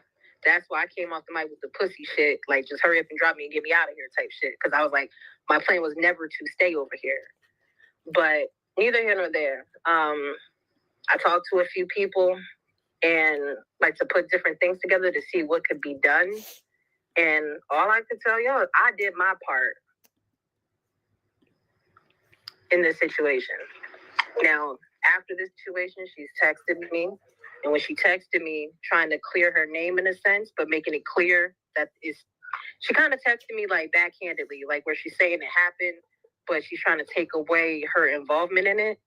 So I knew where she was at with it. Like, I don't know whether he told her to say that or not. I honestly don't believe he did. I think that was purely like, you know, a selfish motive. Because if someone, as a woman, you're trying to protect your child or whatever, you're not too worried about you in the situation. And everything she was texting me was as if she's trying to screenshot it for someone else. You know what I mean? Like, if you and someone had a conversation, if I tell you something happened, and then later on that day, I'm texting you saying, I never said this, you're going to know clear as day, like, you're using this thread for something. Because you know for a fact that happened. So once she started doing that, then I'm like, it's crazy because I really believe you were like a victim in the situation a little bit. Not fully, but somewhat, because she had that element of saying she felt like she was going to be blackmailed. I knew what pictures were circulating around about her with the butt plug and shit like that. You know what I mean? So I knew. She a freak? Butt plug? I almost choked on my foot. She a freak. Butt plug is crazy. Especially if it light up and glow in the dark. Oh my God. No. Her. No. Oh, okay. So, bro, you weird. He had a butt plug in. That's where your mind went to? Yo, niggas is weird, bro. That's what I mean when I say these niggas be having freaky desires. What? It's two females talking and a conversation of a butt plug come up. You go take it to a dude? Something wrong with you niggas, bro. Some niggas tripping. With that, I mean, I've heard pretty much like, you know, when, right, but, you know, being on that side, you hear the threats he makes towards women, you know, all that type of shit. I knew she had a husband who she shared with me was abusive. So I'm just like, I know that nigga finna kill you. Like, even a nigga who's not abusive, they hear you was willing, like, even the conversation alone should have never happened. You know what I'm saying? Exactly. Like, whether you was fearful or not, a mother, as soon as he mentioned your child, would have hung up the phone. It would have never, you would have been able to hear what he had planned to do to your child, because you would have never continued the conversation to figure that out. Facts. So now how she's typing and texting, I'm looking back and I'm just like, bitch, you worried about you and your involvement. You know what I'm saying? Like, you're trying to save your face, and that don't sit too well with me. Like, I would respect it a whole lot if you say, yo, Danny, this situation is going to fuck up my house right now, or it's getting around, and you know what I'm saying, this and that. But I say this too. I don't know who this Danny girl is, and nothing against you, but this is what I mean when I say she on her high horse. Hell yeah, send me that. Send it. Send it. Yup, let me get that audio. Send it. Are we tripping tonight? Are we tripping tonight? I feel like tripping tonight. I feel like tripping tonight. Surviving Wack 100, the lifetime story. Check your text, girlfriend. What was I finna say? Damn it. Oh, the girl Danny. This is why I would have respected you at more. Blah blah. Who are you? Who? What is even that? Like, who are even you? What you like? Look, we appreciate you for cheating with a chomo while you got a husband as well. We appreciate you for giving us news you now you can't get nobody's college, but you acting a little bit too entitled. I would have respected you more if you just would have blah blah blah. Who are even you? And this is what I will say. This is what I will say. Everybody that was once cool with Wack and then is now not is because you wanted him to do something for you, he wouldn't do it, then y'all all fall off with him. I never respect nobody who was ever cool with that weirdo. That's going on. I would have respected it. It's a part of myself that I don't like for those 2 weeks when I let AD convince me to be cool with him. I don't even like that part of myself. Honestly. You feel me? And I would have pulled back because, like I said, it was already handled on my end. So all this internet shit don't mean shit to me. You get what I mean? Like, us sitting here talking about on the floor, like, that's not going to do anything. That's not going to solve anything. So out of respect for that, I would have kicked back. But you're texting me either A, like you're protecting him, or B, like you're protecting you. And that don't sit too well with me when, bitch, you're the reason I even know about it. You know what I mean? You told me this shit. You brought this shit to me. So, yeah, so that's pretty much what that situation is. But see, that's what I'm saying. She brought the situation out. Nobody else brought it out. It's not like he brought it out for a play or he brought it out for content or any of that. She brought it out. And now she brought it out and went silent after talking to you behind the scenes and talking about it on the internet. Like, you talked about it on the internet. There are pages on YouTube that do have it up. They have your voice. It's already there. Now you need to explain yourself because I'm sorry. I'm a mother. I have 3 daughters. Ain't no way in the world. I'm going to sit back and allow somebody to even say something remotely out of line about my kids, about my daughters. And that's going to sit with me. Like, that's not going to sit well with me. She going to have to take her consequences of that. Like, in life, there's consequences to every action. Yeah, but Danny only brought it to light because her and Wack fell out. So, yes, thank you for bringing it to light, but you still a snake, too. That's a fact. That's a fact. Do you know what I would have done to him? All right, so now let's get into the one on R&B. Now, this one is the one on R&B saying the same thing. So that's the girl Danny saying it. This one is R&B. R&B saying Wack is on some freaky talk. Hey, girl, Henny, do you know who she is?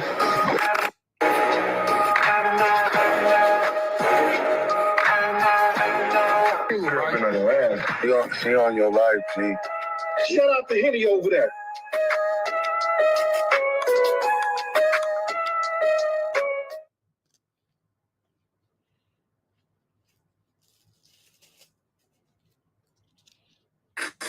What's poppin'? Henny gang. If you're new to the channel, please. I don't know if you remember, but, and I wish I could share my screen, but I can't. I brought you a video of Danny from the 13th district, or District 13, rather, when she popped in at the bar over in them clubhouse streets. It was the premiere of our first bar, and she came over and blessed the room with the story of Wack 100 and the 8-year-old that he was allegedly attempting to groom. Now, I have to say allegedly for the channel, but this right here is getting weird, okay?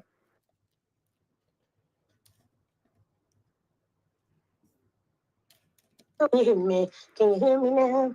Stop being goofy.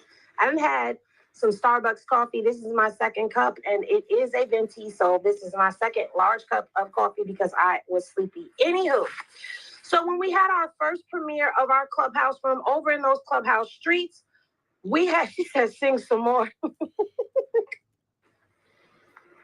Allegedly, or apparently, I can't even say allegedly because it's R&B's voice. R&B was aware of this. But R&B got a slightly different version of the story, and of course she would, because Wack told her the story. But Ty told Danny her version of the story. So I'm going to remind y'all of what Danny said in our first Clubhouse room about this, and then we're going to get into what was said today. Now, this is going to be a completely audio live. There is no video that I can play right now, or the video caught up on allegations shared with her about Ty accusing Wack 100 of attempting to groom her 8-year-old daughter. Before we go any further, can you guys hear the audio okay? Is it too loud? Is it just right? Y'all choose in the chat if it needs to come. Your glasses and let's pour up on this hot Henny. Okay, so look, pretty much what ended up happening with that situation was there was a situation that happened on the floor between Ty and Indigo. Indigo out of nowhere started attacking her and mentioning photos that she sent to Wack, different things that only a person who... Keep in mind, Wack was with R&B this whole time, but really ultimately still married to his wife, but don't worry about it. Was in the, knew about the situation would know. So now, if you're not privy to who Indigo is, Indigo was over there on the Hunter side with Wack. And Danny is telling a story about how Ty, who is the mother of the 8-year-old girl, got into it with Indigo, and Indigo was threatening to put some pictures out there. And basically, that's what led Ty to start dropping the information about Wack attempting to groom her daughter, allegedly. She got very paranoid because Indigo was packing her, and she's like, how does she know this information? So she calls me, and she's like, Danny, I think Wack's trying to set me up. I don't know what to do. But I'm like, why would you think he's trying to set you up? She's like, because Indigo's attacked me out of nowhere, and only he would know about those pictures.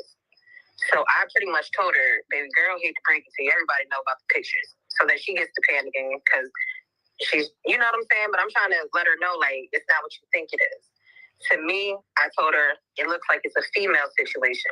I'm like, why would Wack have Indigo come at you that you slept with her dude because they were together at the time? So she's thinking, Danny is thinking that this is some news or some intimate photos, because if you missed that audio, baby, Smoked Out TV got it over there on his channel, but then I got to bring some of that over here to y'all so y'all can sip the hot Henny. Because, I didn't have the replays on that room because I was new and didn't know about them. But there was a lot that was exposed about FaceTime, actual encounters, and how they got to stand naked in face corners. And it was a whole bunch of stuff. But Wack had the Clubhouse girls standing in the corners naked? That's wild. This is what Danny is explaining to us, that Ty thought that it was Danny thought that Ty was speaking about explicit photos of her. Members only. I have no idea who any of these people are, bro. Like I'm not that deep into the Clubhouse streets. Okay, so everybody knows about this Clubhouse code except me. I have no idea what these people are talking about. But Ty was talking about photos about her daughter. Get them likes up, y'all. Share it out. And this is all just now like becoming a thing, like hitting the floor. So later on that day, it was around like 6, I would say, she calls me and she's like, Danny, I have something to tell you, but I don't really want to tell you because I don't want you to judge me. Now at this point, I already know or have an idea what she's about to say. Why? Because I had already heard it. So I'm just waiting for her to get to it. So I'm just trying to make her feel kind of comfortable, like whatever it is, like I'm going to be okay about it. Just let me know. Because she sounded real stressed. So she just pretty much was like, you got to promise me you ain't going to look at me no different. And I'm just like, whatever, like, you know. So is this R&B? Okay, so all right, who's my, all right, look, I need a resident clubhouser. You feel me? I need a resident clubhouser. Members only, I'm looking at you, bro. This might be a members only. You might be on your way to earn a mod, bro. We gonna see what you got. Are you experiencing these clubhouse streets? Because I need you to tell me who's talking. Is that Danny talking or is that R&B? Because I don't know the difference.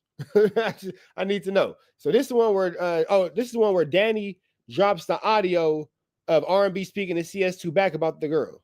Danny drops the audio of R&B speaking on CS2 back to the 8-year-old girl. Okay, so this is Danny talking.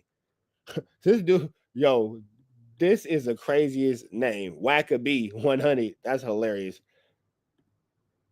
Fast forward it. I don't know. Java, don't tell me what to do. Sit on timeout. I don't like that. Don't come here and tell me what to do on my page. 5 minutes. Take a timeout. Think about your decision making. Think about your decision making. All right, all my clubhousers, y'all gonna guide me on this, bro. Look, clubhousers, I'm throwing y'all the keys. I'm riding with y'all. Well, you say whatever to get the person to say whatever. Yeah, I don't like that. Don't come here telling me what to do. I got control issues. That's why I run my own page, and that's why you never see me in nobody else's chat but ODM Slim. You feel me? I don't be in nobody else's chat because I can't control it. I got control issues. So don't come over here trying to control what I'm controlling. I don't like that. I don't like that. Take your 5 minutes and come back with a new attitude. Whatever they got to say. So she pretty much was like, there was a situation, because she had already told me that, you know, there was IBM 205KK. Send me that original audio. On the FaceTime calls, all that shit. So I was already aware. She's like, you know how I already told you that I slept with him, we met up, went to the hotel, whatever, boom, we fucked. She's like, you already know I told you about the FaceTime calls and all that stuff, like what he has on me as far as the pictures I've sent him and all that type of shit. So I'm like, yeah, I already know. So she's like, yeah. So on one of those calls recently, he pretty much told me that I was going to be a sister wife in the Congo, that I should leave my husband. Okay, so I did hear all this already. Shit y'all on. Story, what's going on? So she pretty much says, while they're on the FaceTime call, I can't remember if it was a FaceTime or a phone call. I did hear all this already. Apparently, what she was just willing to do on her own for this alleged. Yeah, this is y'all about to hear R&B talking about this. Like, I'm not making this up, bro. I'm over here smoking tree with y'all. Can't make this up.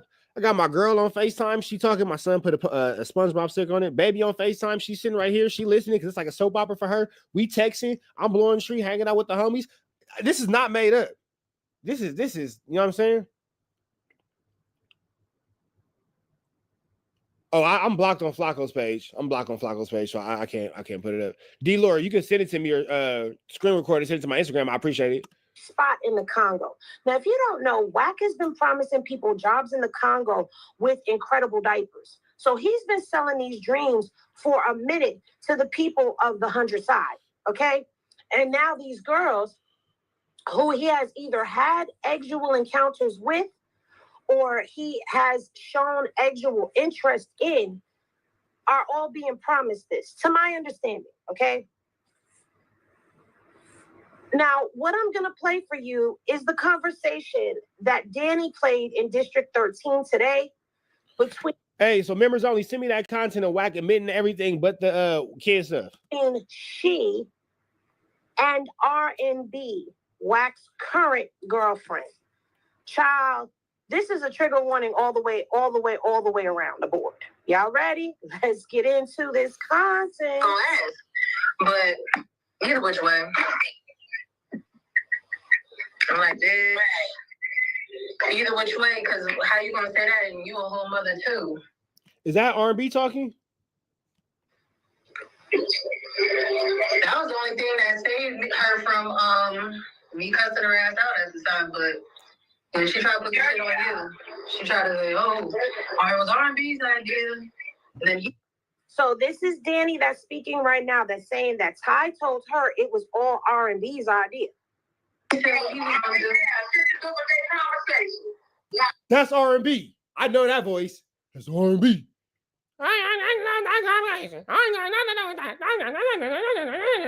That's R&B. I know that voice.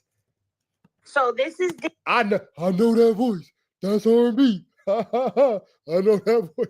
Danny that's speaking right now that's saying that Ty told her it was all R&B's idea. You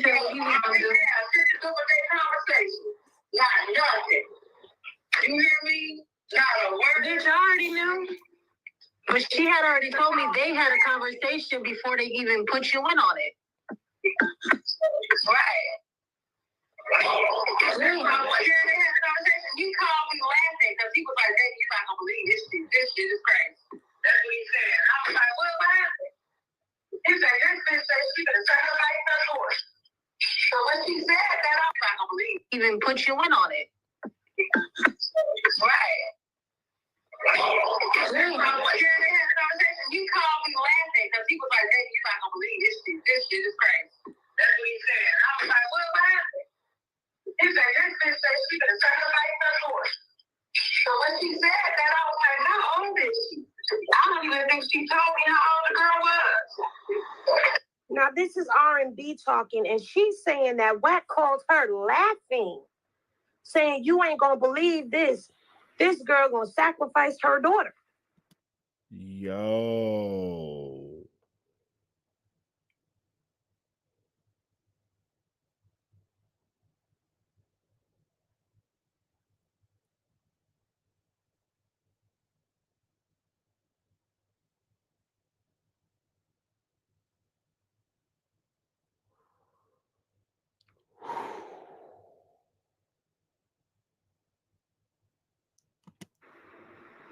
Like, what are we talking about here? I literally couldn't believe it. I told your ass. Yeah. You was the first person. So it was my idea. Bitch, I'm not gonna play with no kids like that. I'm already knowing. That's why I said it was some shit they had already talked about. Yeah, that's disgusting. She had so much hate for you at the time. She just, you know what I'm saying? You know, when you're trying to lessen up the harm it caused, like your part and involvement in it. I'm like, bitch, thanks, well. You was gonna give your daughter up for that spot in Congo that you thought you was finna have. Right. You got the nigga G you. We played you. Because I'm still waiting on my spot, ho. I'm still waiting on all these promises he promised me, bitch. So good luck with that. So there you have R&B. Hold on, let me send somebody my email address real quick because I'm about to get this content, y'all. Don't trip. Don't trip. So there you have R&B laughing and saying she ready to Illuminati her daughter. Meanwhile, she willing to Illuminati her daughter. Meanwhile, he been making R&B broken promises since day one. Damn. The trail of broken promises is crazy. Damn. What's this? I wonder what these texts are. That's wild. I told that nigga today, I said, baby, listen. I'm not gonna feel every time you want to mention this bitch. Listen, go spend as much time you need to spend with her. Hold on, guys. Okay, so. Hold on, guys. We holding. This is wild. Don't leave. The evil leprechaun troll is in the building. Hold on, y'all.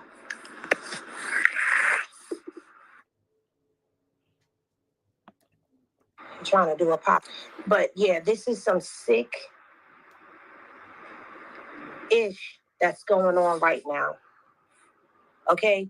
Regardless to how you try to spin it, regardless to what anybody says and tries to flip it like, oh, well, you know, this and that. As a woman, how could you stand there and listen to your man even talk to you about a situation like this?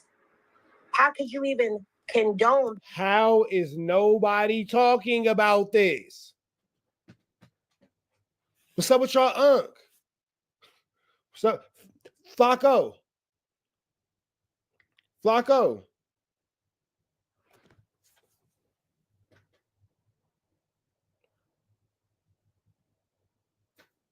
What's up with your homie?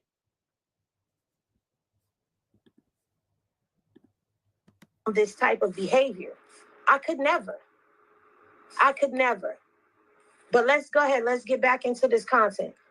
Hold on, I gotta mute the audio real quick. So let's just be clear. I told y'all when I told the story why I believe Ty when she told me. Wack thought that I only heard the story from Ty. So he thought when he sent me screenshots telling me the bitch is crazy, don't believe shit she said about the 8-year-old, his dumb ass didn't know R&B had already told me. These are two women who don't talk and hate each other because they sleeping with the same man.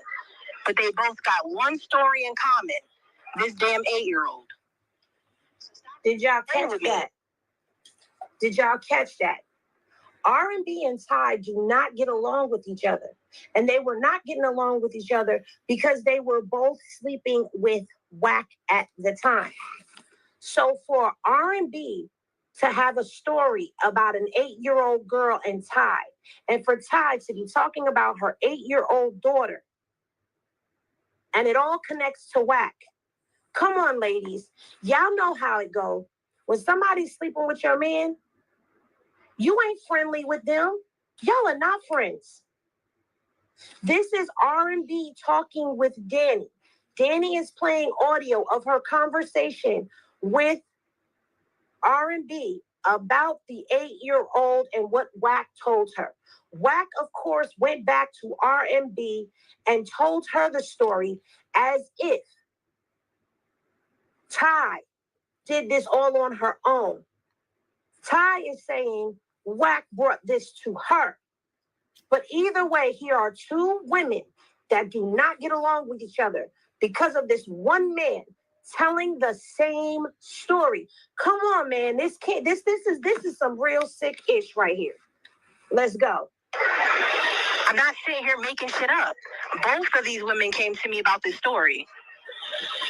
Ty was comfortable telling me about it because I told her, whatever you think you're trying not to tell me right now, I'm sure I already know about it. She beat it around the bush, but eventually she got comfortable enough to tell me. That's why it didn't take me by surprise, because I already had the information.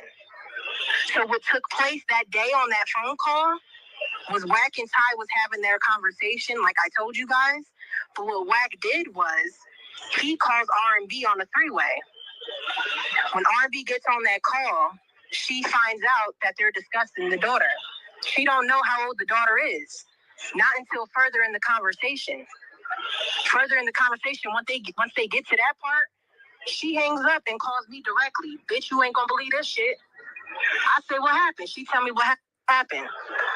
Less than a week later is when Ty calls me after the Indigo situation and tells me her side of the story. So I don't care about this back and forth, this trivial shit when it comes to this, but that's why I waited for the content, because I have a real relationship with certain people.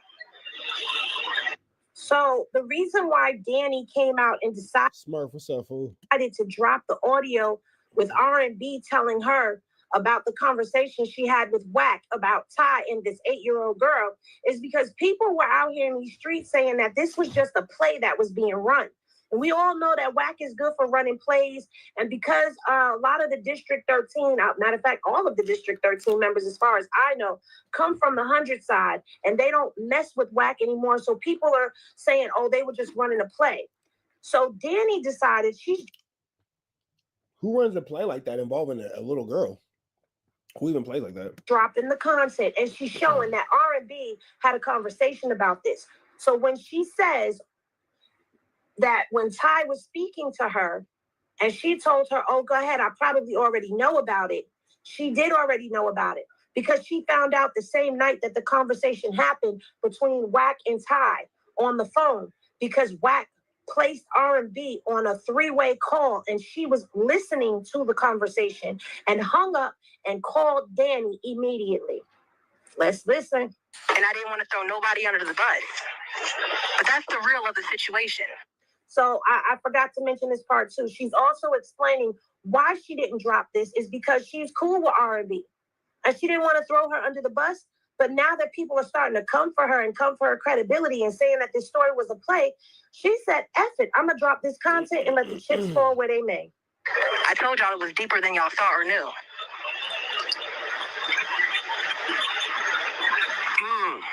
Justin, can we play it one more time for the people who just showed up? A lot of people just popped in.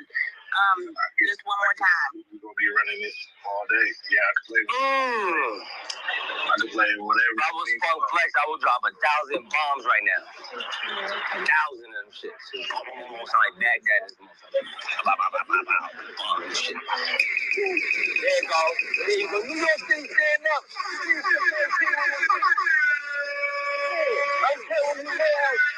Okay, that's them with all that noise. Hold on. All right, y'all. sorry.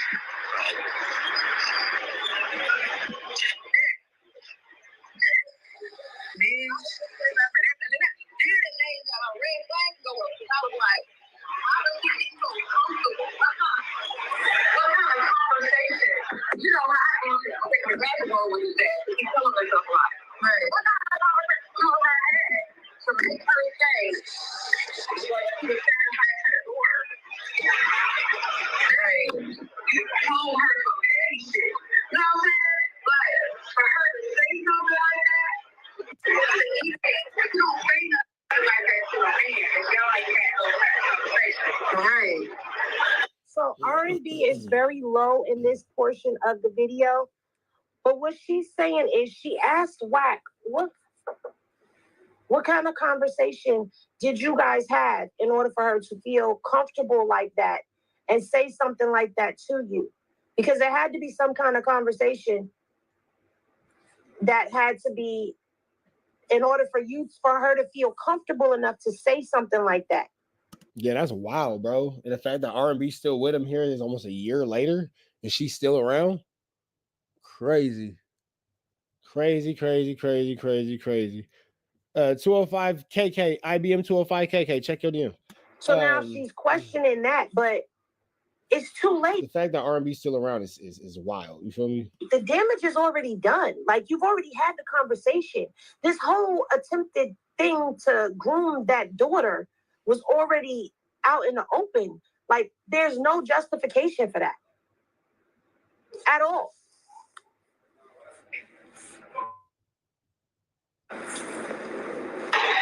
But that's why I said I already peeped game, because she tried to say her words was R&B was R&B's idea. She said she want my daughter to be sacrificed. You got to make a sacrifice for the queen. But I can't tell her. I already know from you. You know what I'm saying? I couldn't do it like that.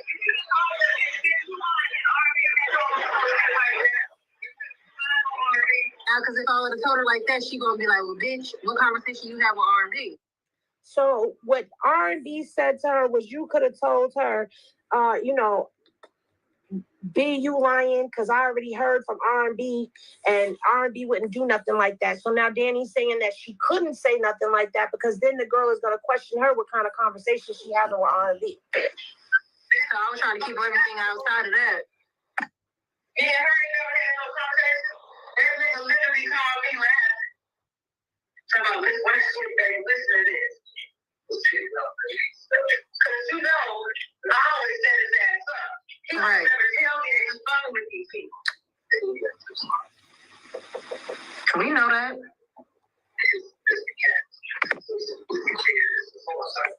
And she only told me that because remember she was paranoid about the whole Indigo shit. She thought he was setting her up. When I think we was having a conversation in the morning show or some shit like that. And she was real paranoid and she was like, I gotta tell you something, but the bitch ain't already know. I knew. But I couldn't tell her I knew and how I knew because that's what she gonna ask. But either which way. Imagine the dirt R&B has on this dude. Imagine the dirt R&B has on this dude. This is crazy. Like that. Either which way, because how you gonna say that and you a whole mother too? That was the only thing that saved her from me cussing her ass out at the time. But when she tried to put this shit on you, she tried to say, "Oh, it was R&B's idea," and then he said what he was gonna do. Not nothing. You hear me? Not a word. Bitch, I already knew. But she had already told me they had a conversation before they even put you in on it. Right. They had a conversation. You called me laughing because he was like, "Baby, you're not gonna believe this shit. This shit is crazy." That's what he said. I was like, "What happened?" He said, "This bitch said she could have sacrificed her horse." So when she said that, I was like, "How old is she?" I don't even think she told me how old the girl was. Because I literally couldn't believe it. And I told her ass. Yep. You was the first person. So if it was my idea, bitch, I'm not gonna play with no kids like that. I'm already knowing. That's why I said it was some shit they had already talked about. Yeah, that's disgusting. I'm she had so much hate for you at the time. She just, you know what I'm saying? You know, when you're trying to lessen up the harm it caused, like your part and involvement in it. I'm like, bitch, thanks, man. You was gonna give your daughter up for that spot in Congo that you thought you was gonna have. Horrible. Right. Trading your daughter for a diaper company, Congo, whatever. Wild. That's the nigga G you. I'm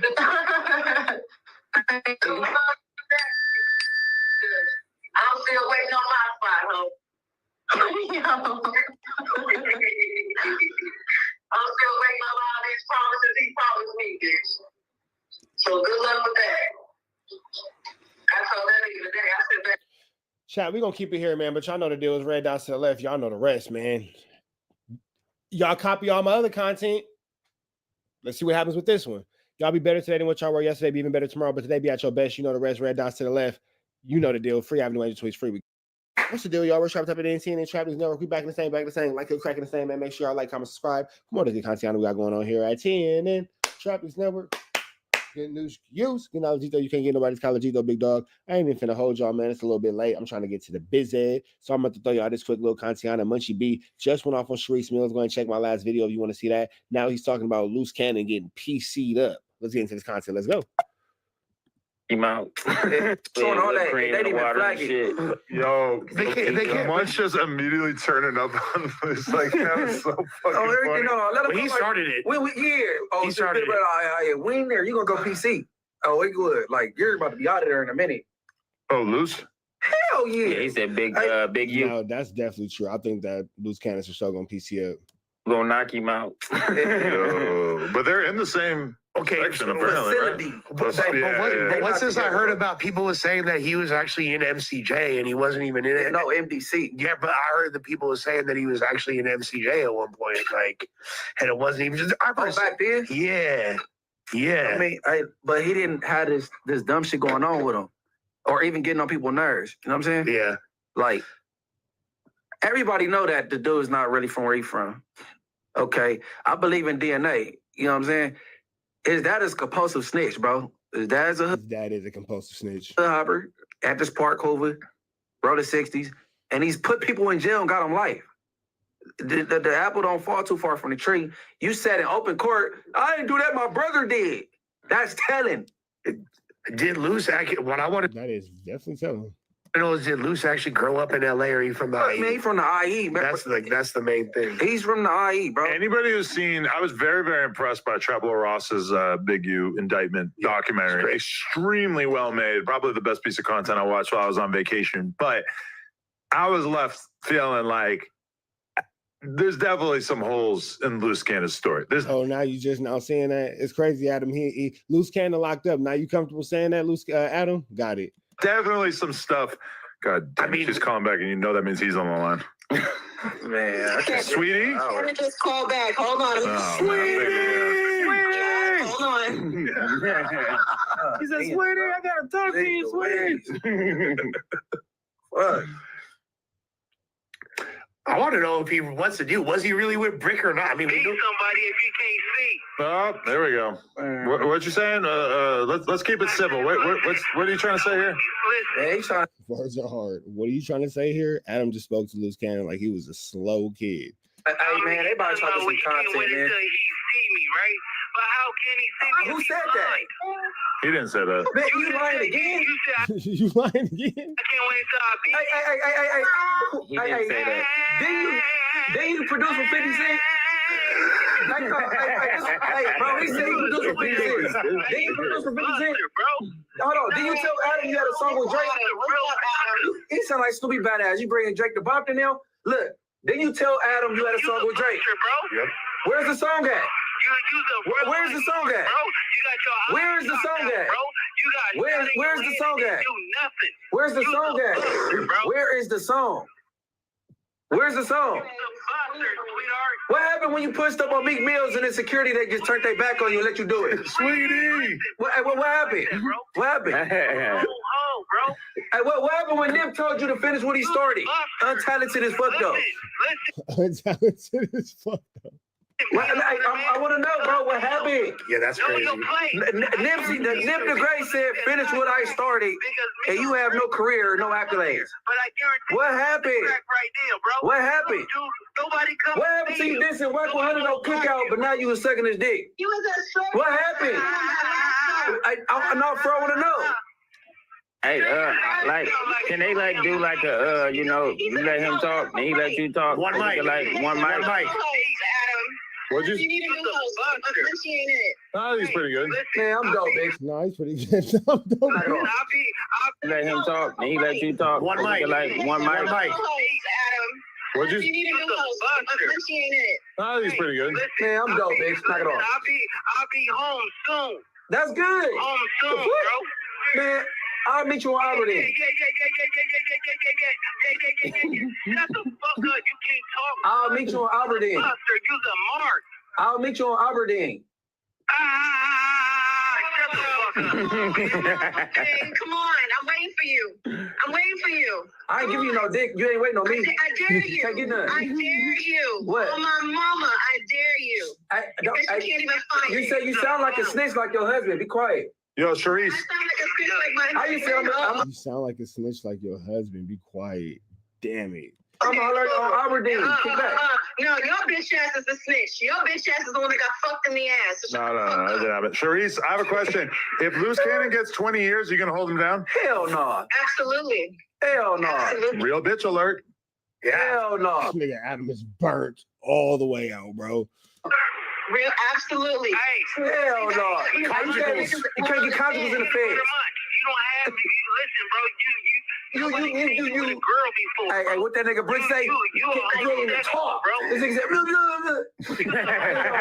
you sound like a putty for a pirate. Do you not hear how you sound? I think you need shut to up. Hey, bro, tell your bitch to shut up, bro. I really think you need to record yourself. Oh, my God. Okay, I really do. Hey, ain't you on Aberdeen right now? Stop saying that, bro. Just speak. You can't say nothing about nobody's speech, bro. This nigga Get it crazy. out, bitch. All right, Sharice, we gave him enough content. I want to know. All right, Adam, I love you. Bro, your middle name is Ashley. You can't even talk to me. Listen, shut up, bitch. Get off this. Am I lying? You Ashley Cannon. You don't even supposed to be on the phone with me. Why not? You a goofy. You a buttercup. I'm not supposed to be on the phone with him. Yo, bitch ass. All right. Appreciate you guys. Much love. Hey, stay dangerous, bro. Damn, free loose. This shit crazy. That was crazy. I want to know what the deal with. Bro. I wanted to hear him say what the deal with Brick was. Like, I wanted to ask her what was up with that fucking chocolate chip water. You saw it too? No, I didn't ever see it. I want to know what that's about because it was a yeah. That's what I was trying to get to. That Bath bomb. does kind of make That's sense. cap. Okay, That ain't no bad bomb. Nigga, that shit some dirt. Nigga, that shit was dirt. Hey, bro, man, ain't nothing sexy about that bath bomb if that's the case. Why you couldn't make that motherfucker pink or something? He could be sexier. There was like a store I went to one time that had like all bath bombs. I think they're called. So you gonna get some shit brown? Yes, it is. Yes, that's a good point. It's called Lush. Yeah. Wow, that was crazy. Hey, they hot over there on the phone. Hey, I tried to shut it down right there. As soon as he started saying something about you, I'm like, we're not going to do this. And then you were like, they call it Adam all kind of bitches. God, what's she up there? I ain't mad at you, Adam. Damn, I'm not gonna lie. I've never seen Adam like cape for someone as much as he did you right there. He was like defending every single thing. No, I just don't. When people put that allegation on him, I just don't like it because it's like, no, I liked it. Hey, listen. That nigga can't say nothing about some stuttering. All right, man. We're about to the next one. Y'all know the deal. Red dots to the left. Y'all know the rest, man. Free Avenue Angel, so he's free. We gone. What's the deal, y'all? Rich Sharper tapping in 10 in Trap News Network. Back in the same, like cracking the same here at 10 in Trap News Network. It's that good news you can use. That good knowledge you ain't finna get nobody's college, big dog. Tap in with the tap in to make sure you are in fact tapped in with that good tap. Ben, you feel me? Hit that like, hit that comment, hit that subscribe button. We're gonna bring you something. You feel me? Make sure I tapped in with that tap in, man. We got Look Is Zay is bringing us the content today, man. Shout out to Look Is Zay. Hit that subscribe button, like, comment, subscribe. Man. Make sure you hit the like. Boom, I just did. Tap in with that. We finna jump into this content, but before we do, make sure you hit the link in the description. Support the deport, man. Support the mission for the petition for the supporting 10 of the deporting 10 of pathetic fat. So get them up out of here, man. Get up out of here. Get them up out of here. And we need y'all to make sure, my bad, I'm on hold trying to get some things figured out. Make sure that y'all also hit us up, TRAPNEWS, NETWORX, Trap News Network. If you would love to be a Trap News Network correspondent, hit us up on Instagram, Trap News Network, TNN Trap News Network correspondent. Let me know if you want to do something, you know what I'm saying? It's potentially paid opportunity. Get into that if you ain't got into that. Boss Man D-Lo sends a threatening message to Skittle, OnlyFans creator who exposed him. The hell is going on here? Let's get into this content. And if I'm not mistaken, I think Boss Man D-Lo's gonna have the song, "Oh, you ain't keep it P." Okay, bet. Stand on that. I could be wrong. Big Za, I'm gonna stand on straight business. I believe that's Boss Man D-Lo. Is that Chris?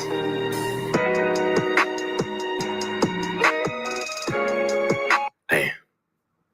Everything but a no, or it wasn't me.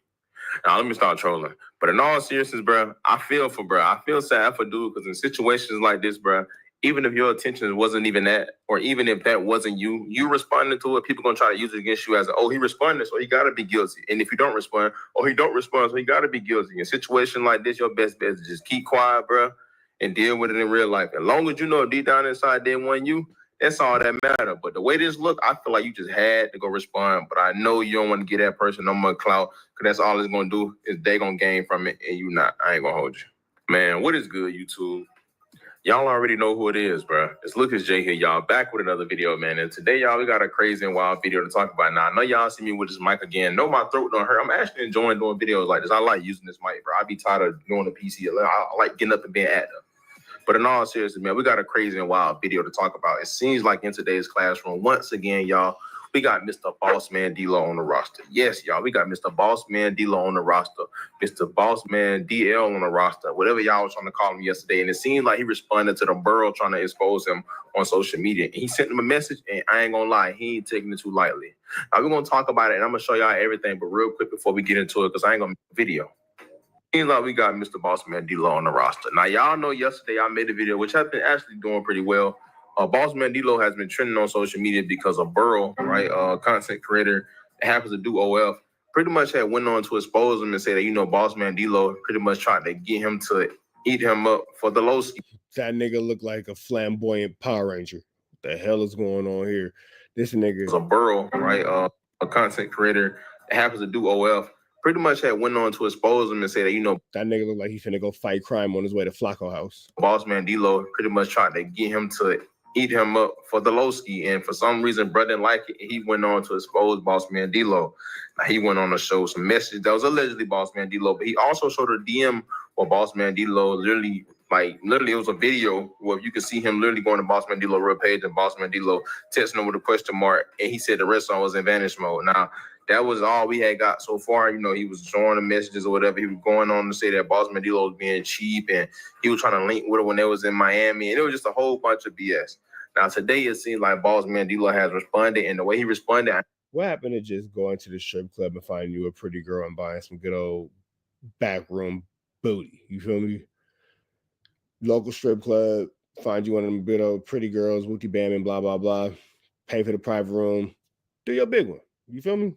Do your big one. I ain't gonna lie, he not taking it lightly. Now, he put up a story on his page and said, I ain't trying to beat nobody on the internet. I don't even play them games. Just keep ish in the streets when you decide you want to play with a real street nigga.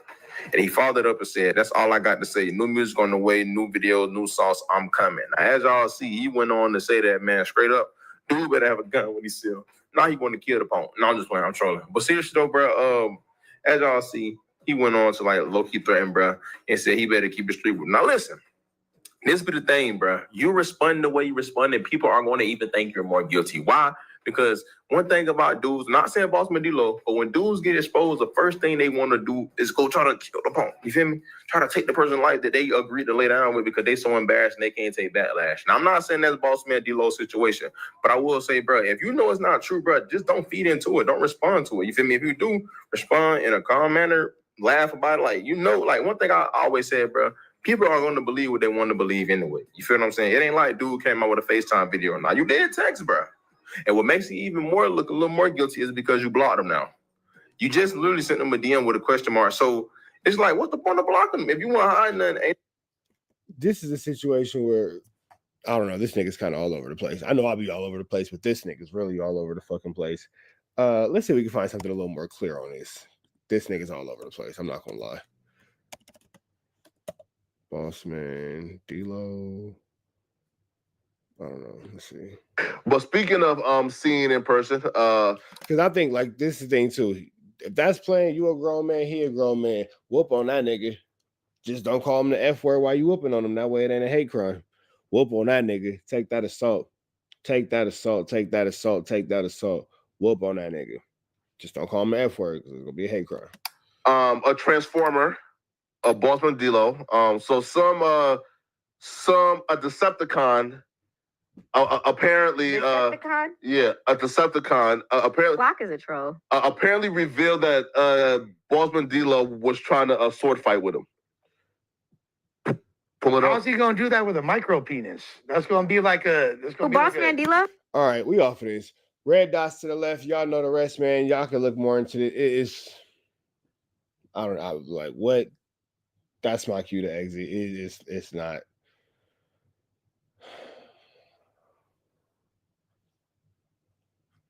It's always some weird grown men, bro. It's always some weird grown men. It's always some weird grown men. It's always some weird grown men. Red dots to the left. Y'all know the rest. Free Avenue your tweets free. Y'all got it. Y'all, what's the deal? Y'all, what's the deal? Y'all, we're Sharper Typing in TNN Trap News Network. Back in this thing. Like cracking this thing here at TNN Trap News Network. It's not getting news you can use. It's not getting knowledge you ain't finna get nobody's college big dog. Tap in with the tap in. Make sure you're in fact tapped in with that tap in. You feel me? Like, comment, subscribe. For more of the content we got going on here at TNN Trap News Network. It's that news you can use, that knowledge you ain't finna get nobody's college big dog. Hit the like, hit the comment, hit the subscribe button for everything we got going on here at TNN Trap News Network. It's that news you can use, that knowledge you ain't finna get nobody's college. Tap in with that tap in. You feel me? Notification bell. If you would like to be a live correspondent for TNN Trap News Network, hit me up on Instagram, TRAPNEWS NETWORX. That's Trap News Network. Tap in with me for everything we got going on. We love to get you a part of this potentially paid opportunity.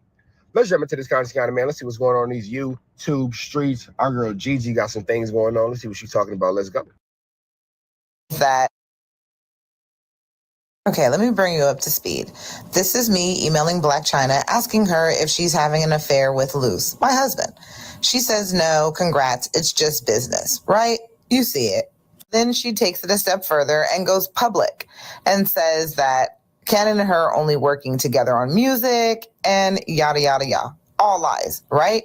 Here's the kicker. While she's secretly in her affair with Luce, publicly calling me a liar, she doesn't understand that she's being plotted on by Luce and his team. Of course, while Luce is sleeping with her, making her feel like she's the one, he's secretly draining her for all her connections, Dash Radio, producers, DJs, etc.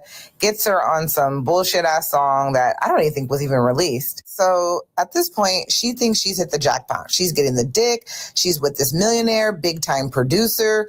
Let's take this is the fake DM that they fake robbery for.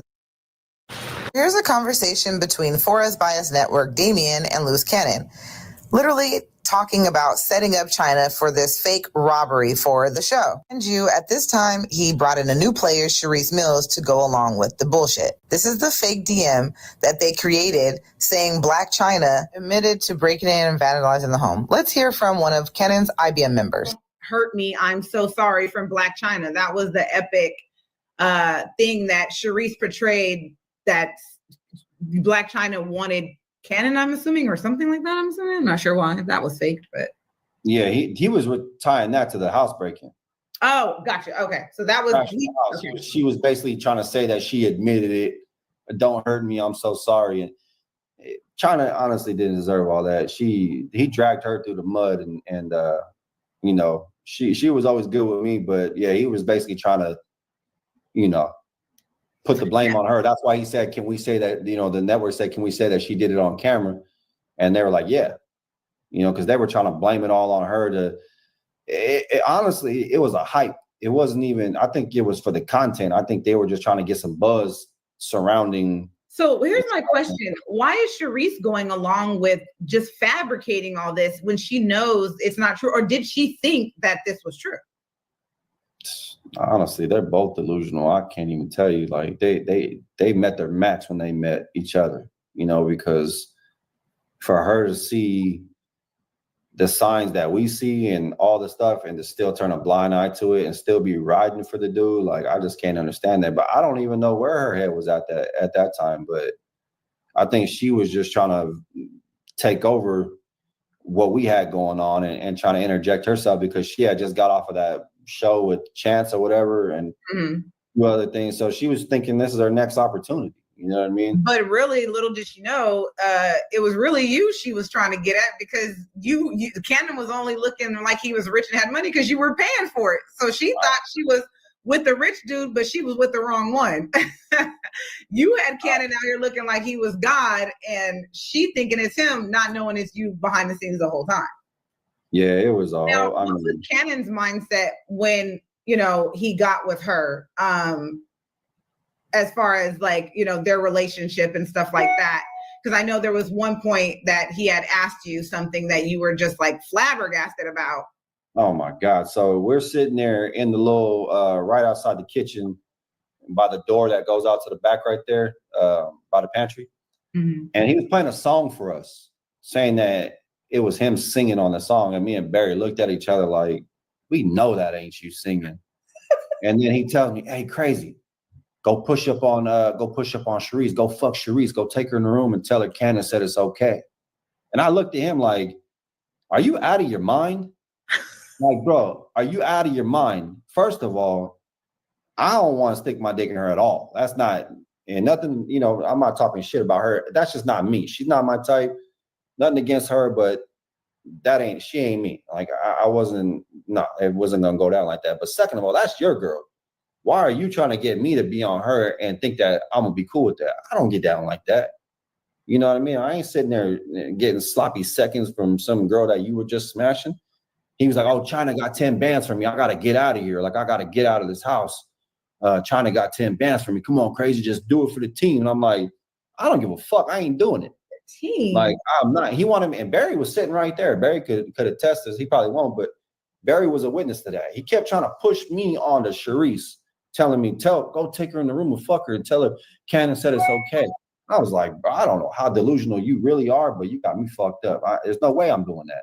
So was he able to sneak out to see China? Because I know that he was still messing with China when he was with Sharice. He was messing with them both.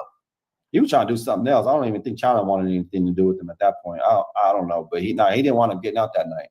You know, he was talking to me about it, but I told him, I was like, how you gonna be mad at me for not want to bang your girl who I'm not even attracted to, don't even really want nothing to do with? It was weird, hella weird. Like, can't even explain that shit like to a normal person. Like, what type of normal person thinks like that?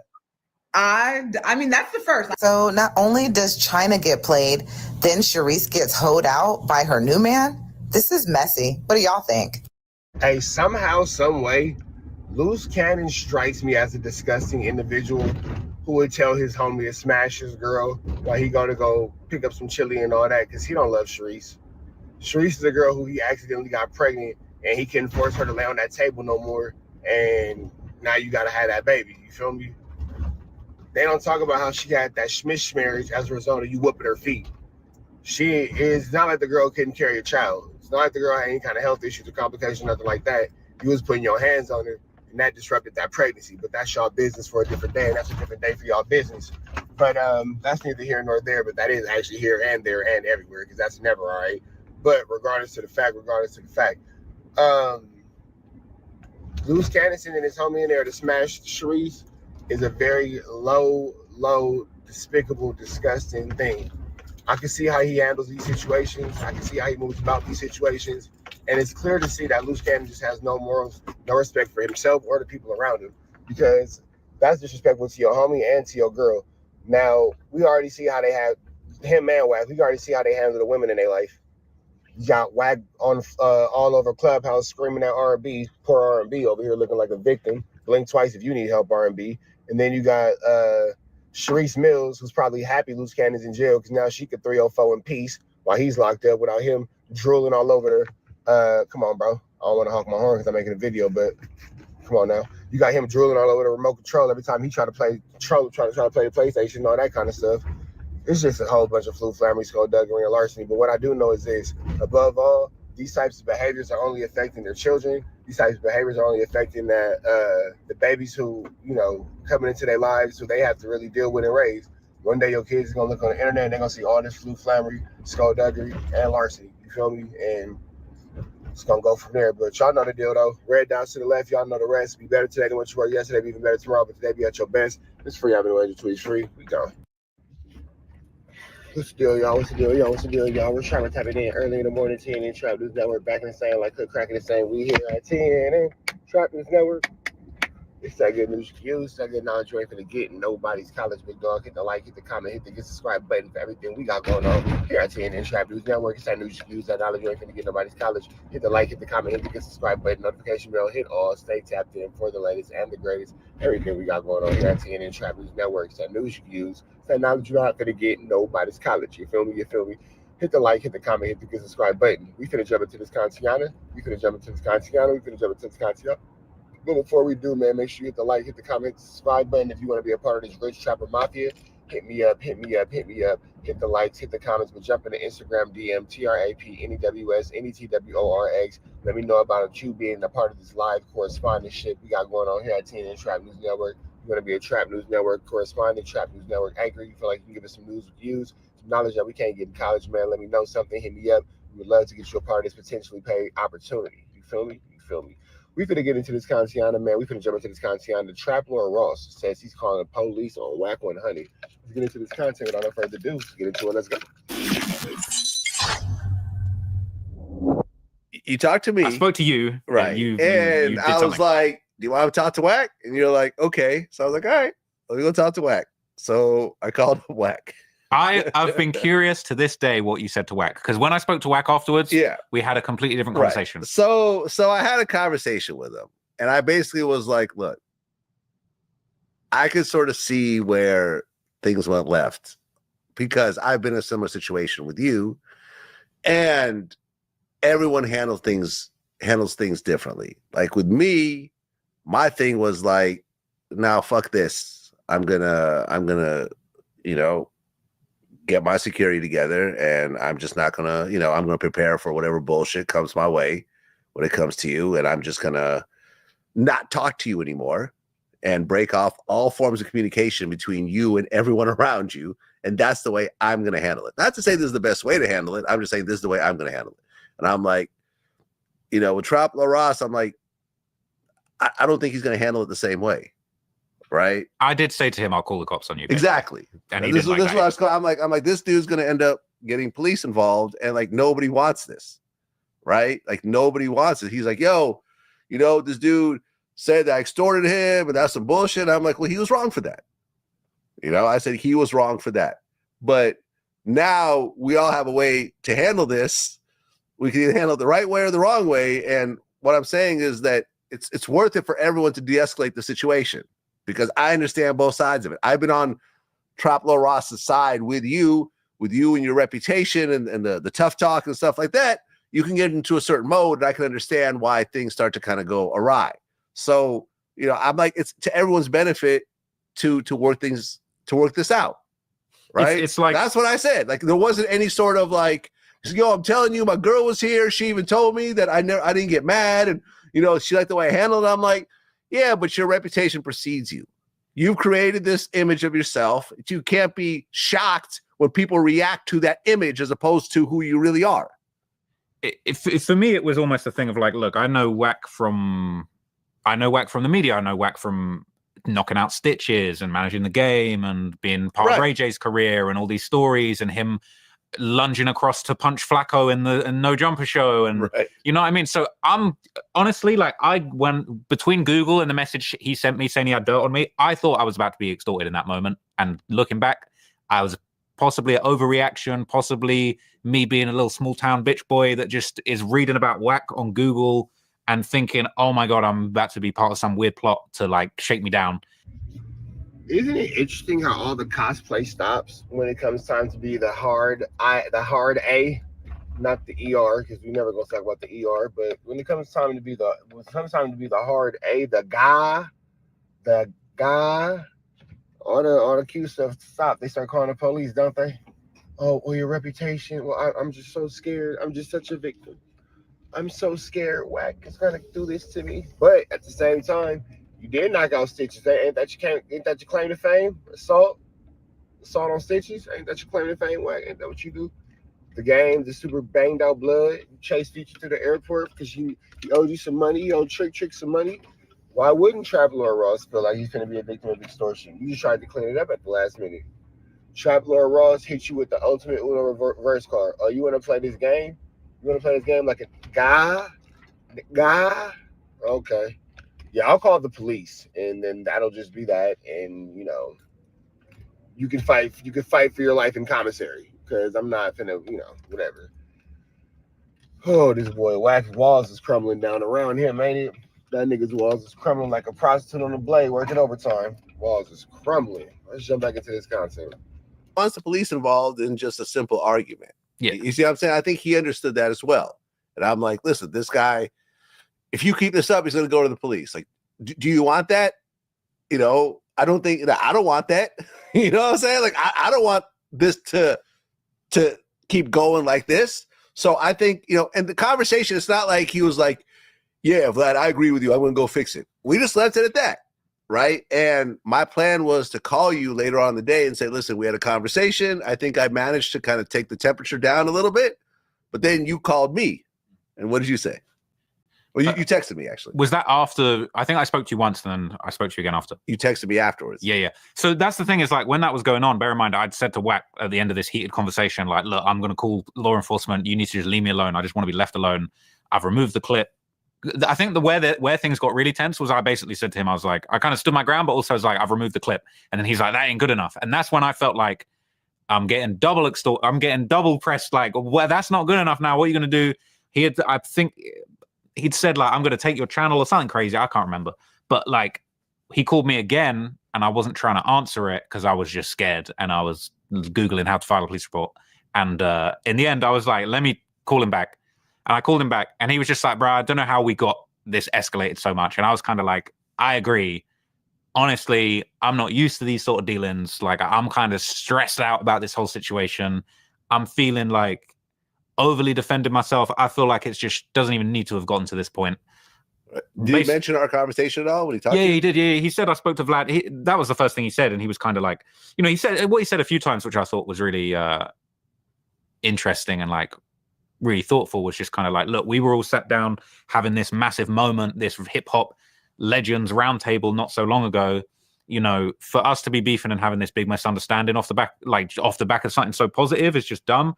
And I agreed, and I felt like for me to make a comment that put him down and made him feel uncomfortable, equally for him to say he's going to sue me, equally for me to say I'm going to call the cops on him, it was all just really dumb. And we that second conversation was a really good conversation, and it was almost like we wrapped that up and then it's just got onto positive terms. And then we spoke again like a week after, and just was like, he was just like, I'm checking in, I'm making sure we're good. Like, I don't want you to be scared of me. And I was kind of like, nah, it's cool. Like, I'm glad we can have like a positive dialogue and talk and be on good terms. But it was just like, it just got way out of hand.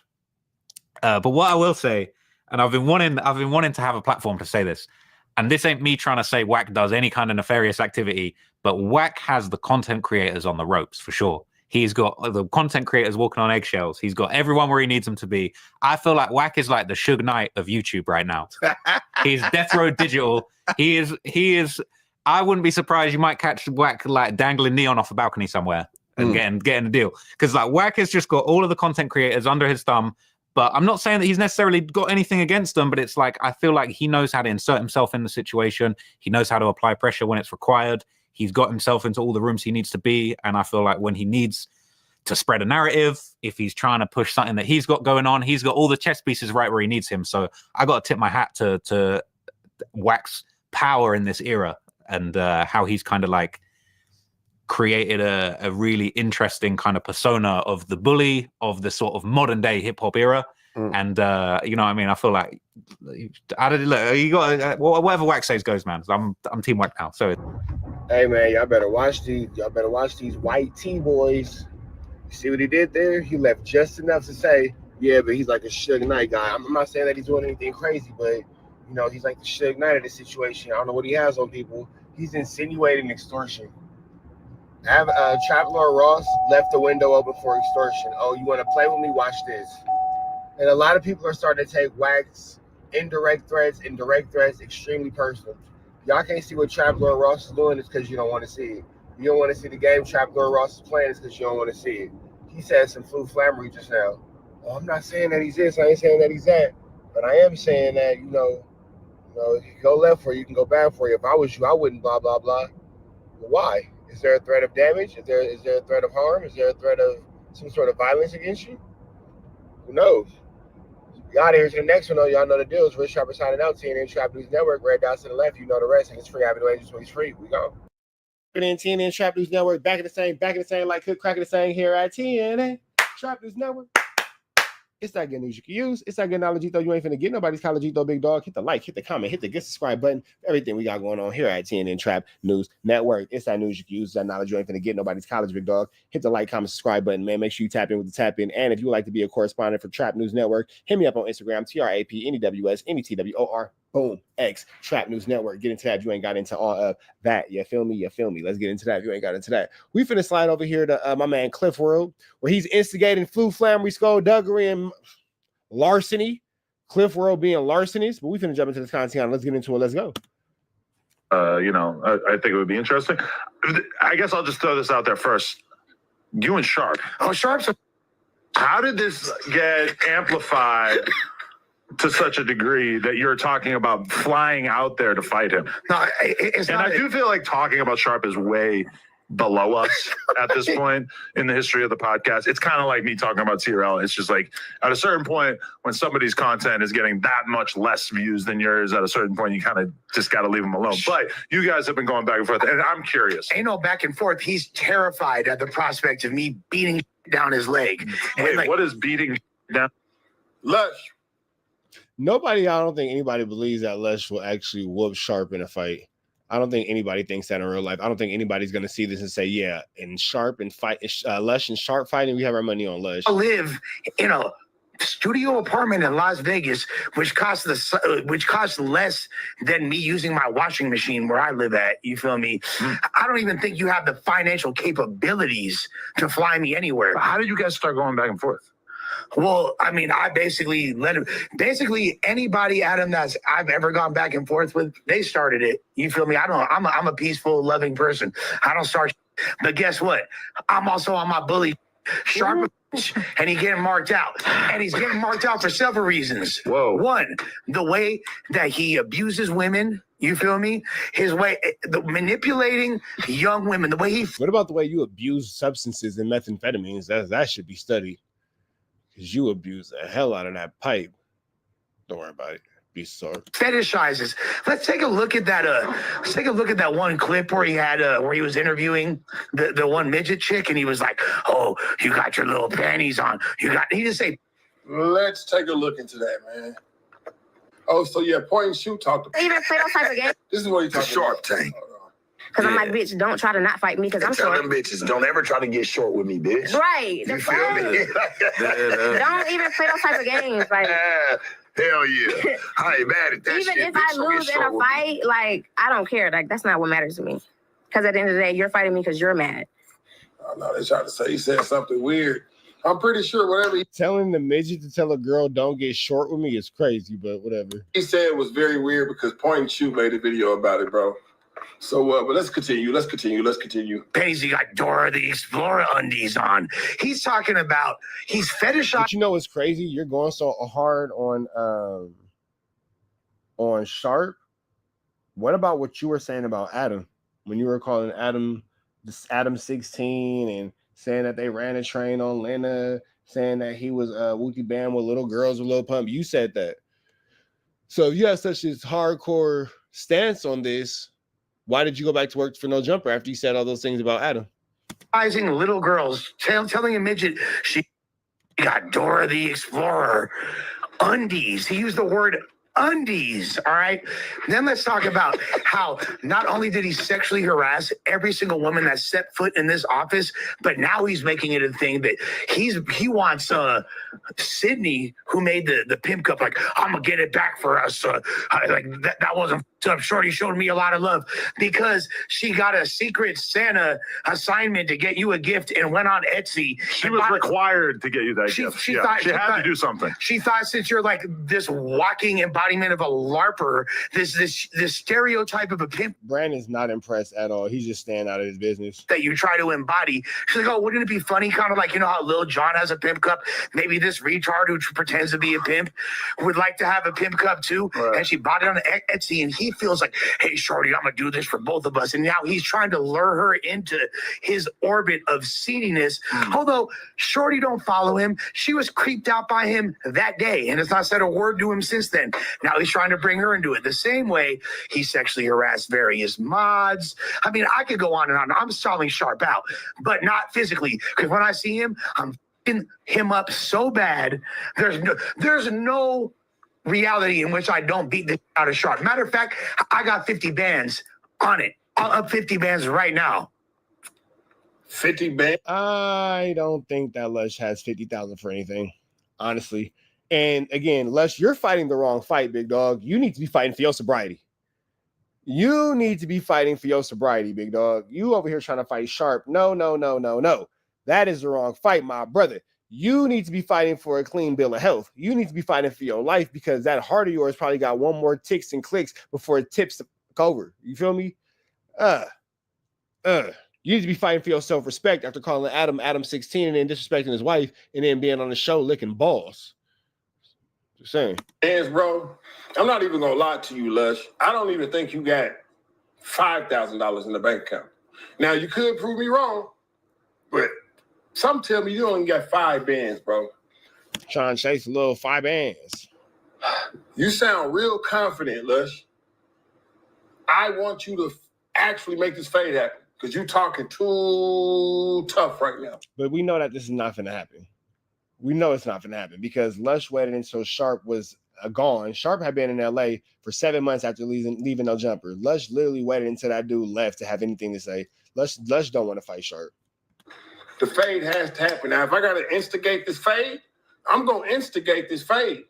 But you talking that rah-rah, it's time to redeem yourself. Sharp, you got to come outside and kiss that fade. You done been challenging people to fades too. No, you don't.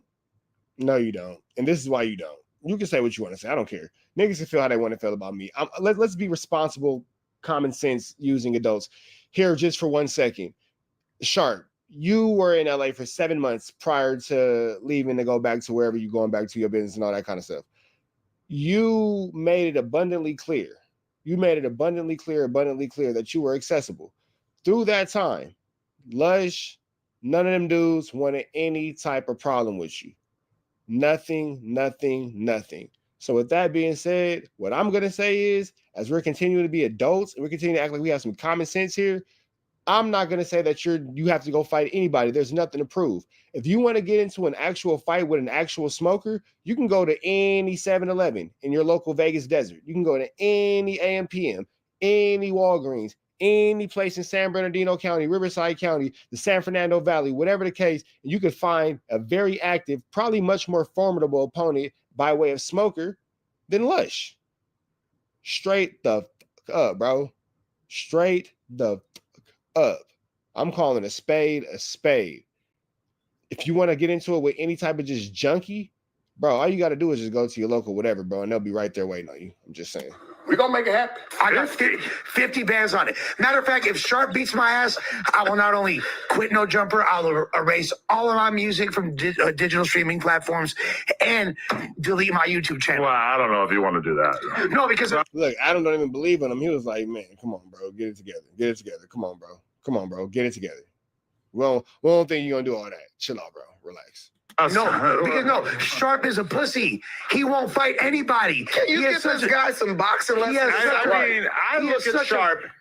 I feel like he might have denser muscle tissue than you. No, that's cool. I don't think you should be that sure about you winning that battle. But here's why I know. Because I looked into... Everybody's telling him, Lush, chill out, bro.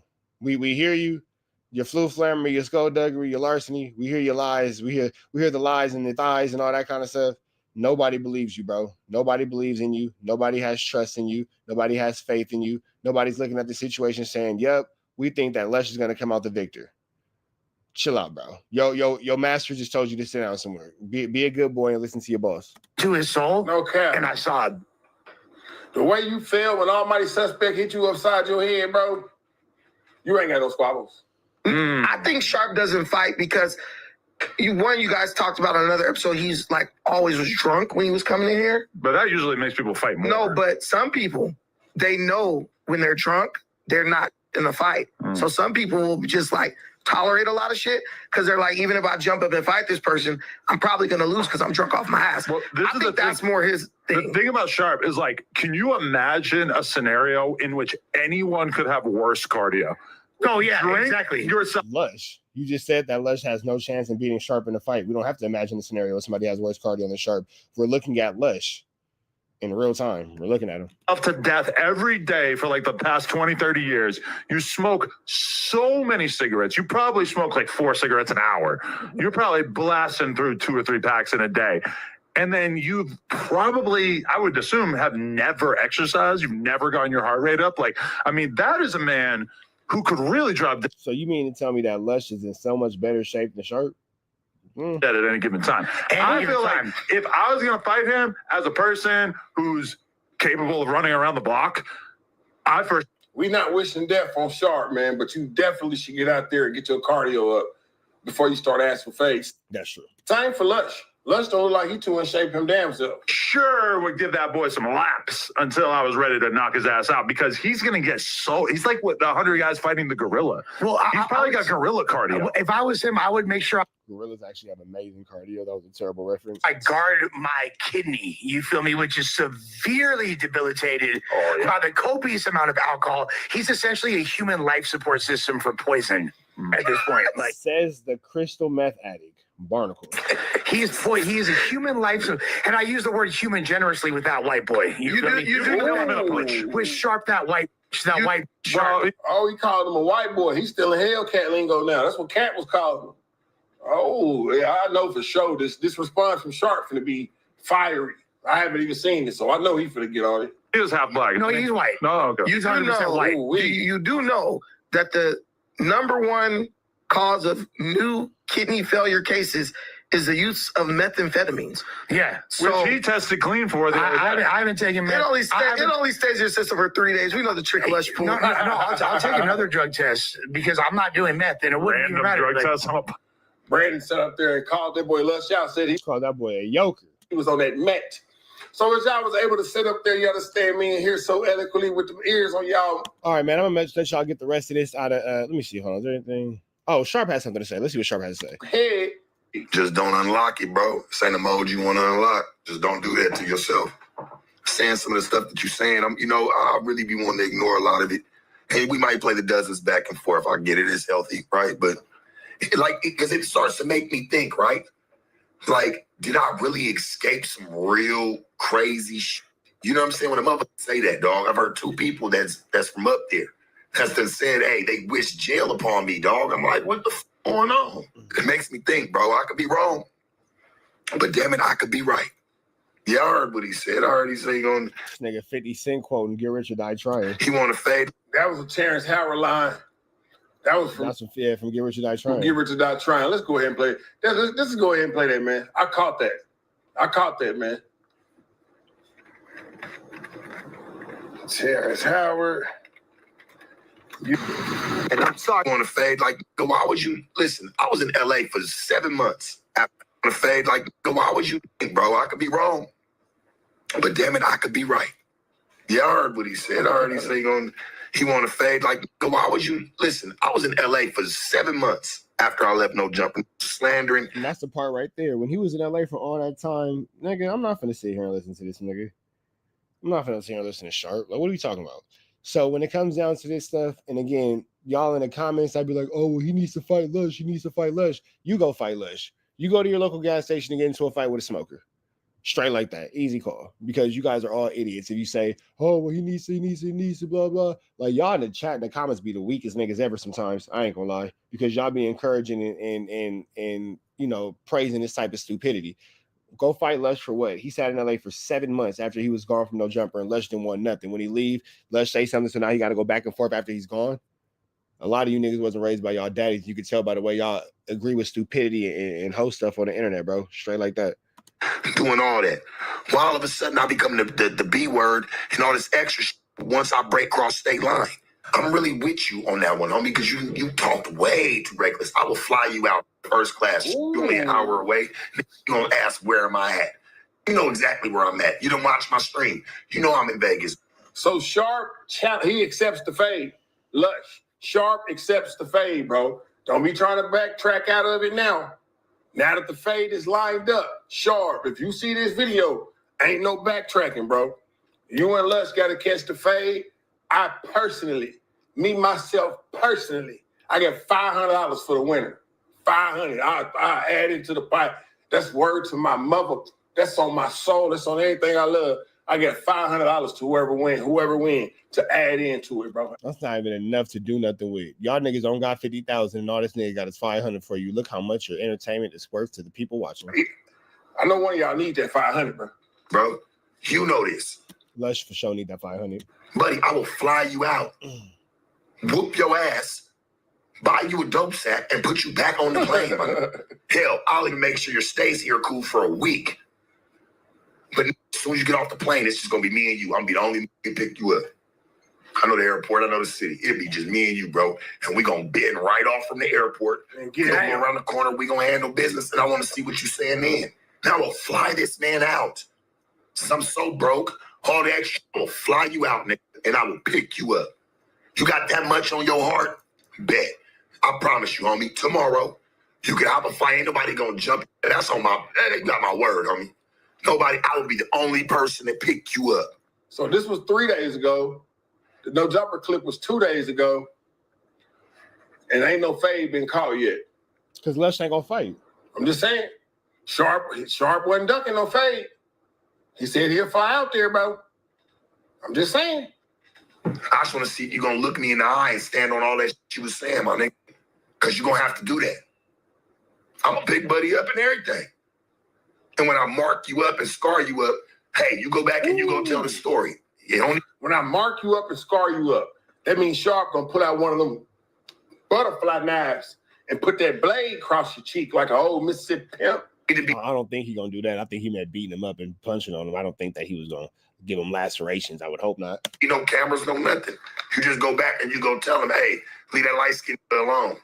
And you're gonna say it's all content. He look up to me. You know, I just said this about him. He's gonna have an excuse for it all. You sit over there popping gum and popping your fist in your hand. All right, well, let's see. I got you. And there we have it, ladies and gentlemen. Y'all heard? Sharp and whoop on Lush. We up out here to the next one. Y'all know the deal. It's red dots to the left. Y'all know the rest. And it's free avenue. And tweets free. That's the deal. Y'all real sharp. Type it in. TNN Trap News Network. Back in the same. Like cracking the same here at TNN Trap News Network.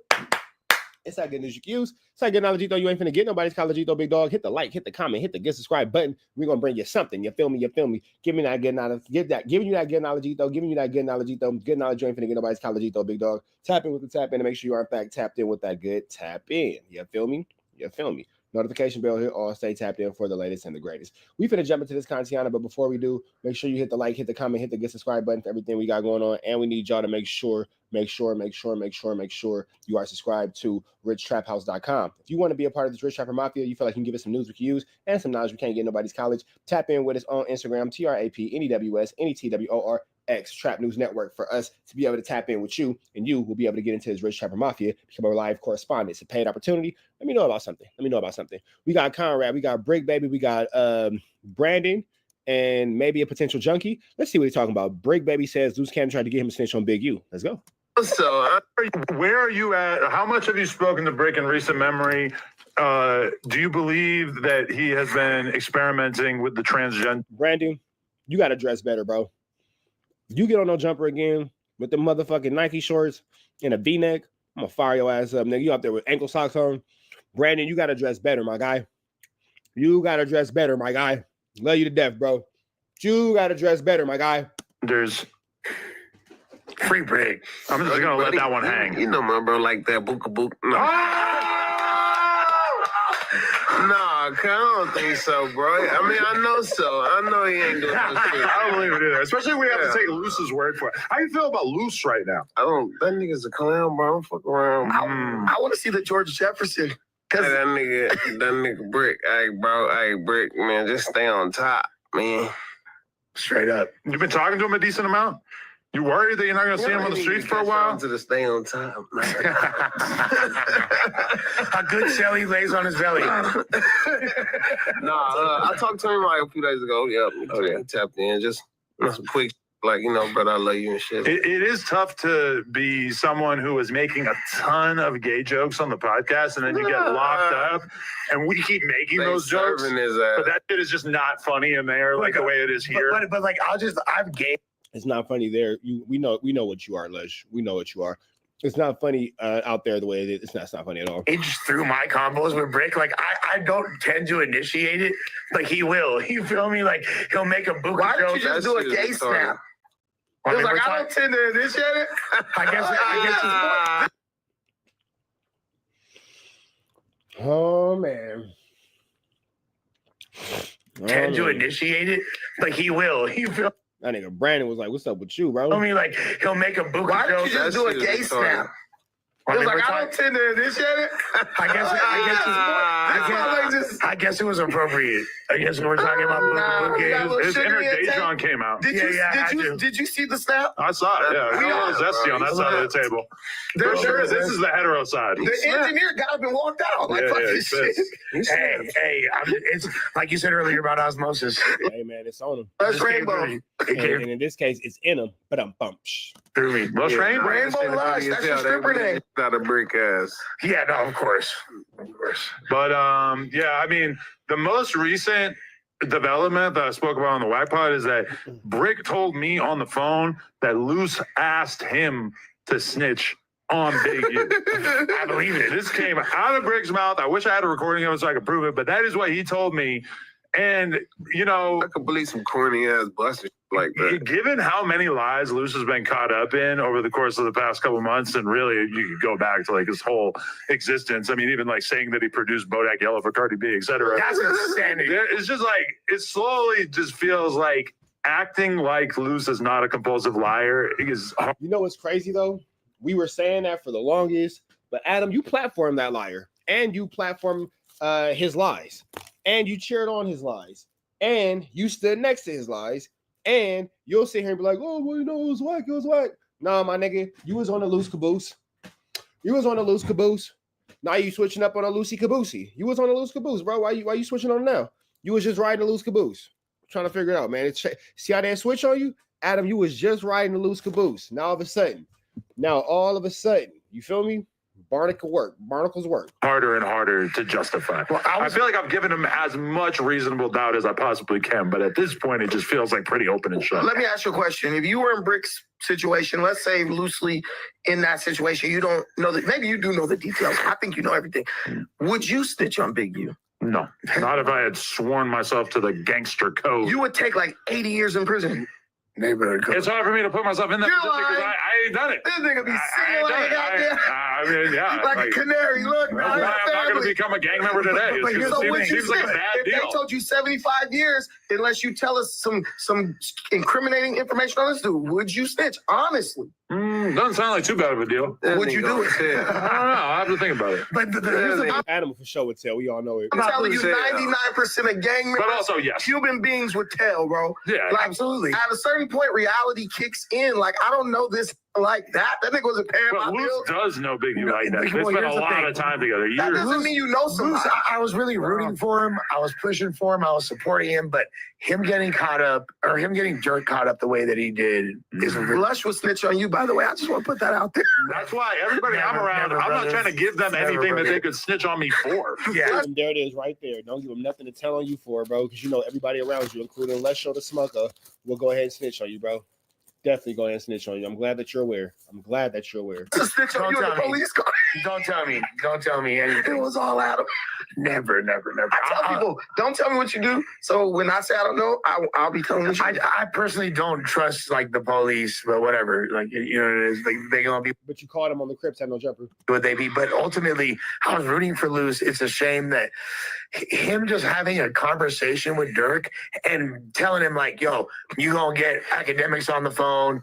This gonna be good." But he doesn't even know that Sharice Mills on the phone too.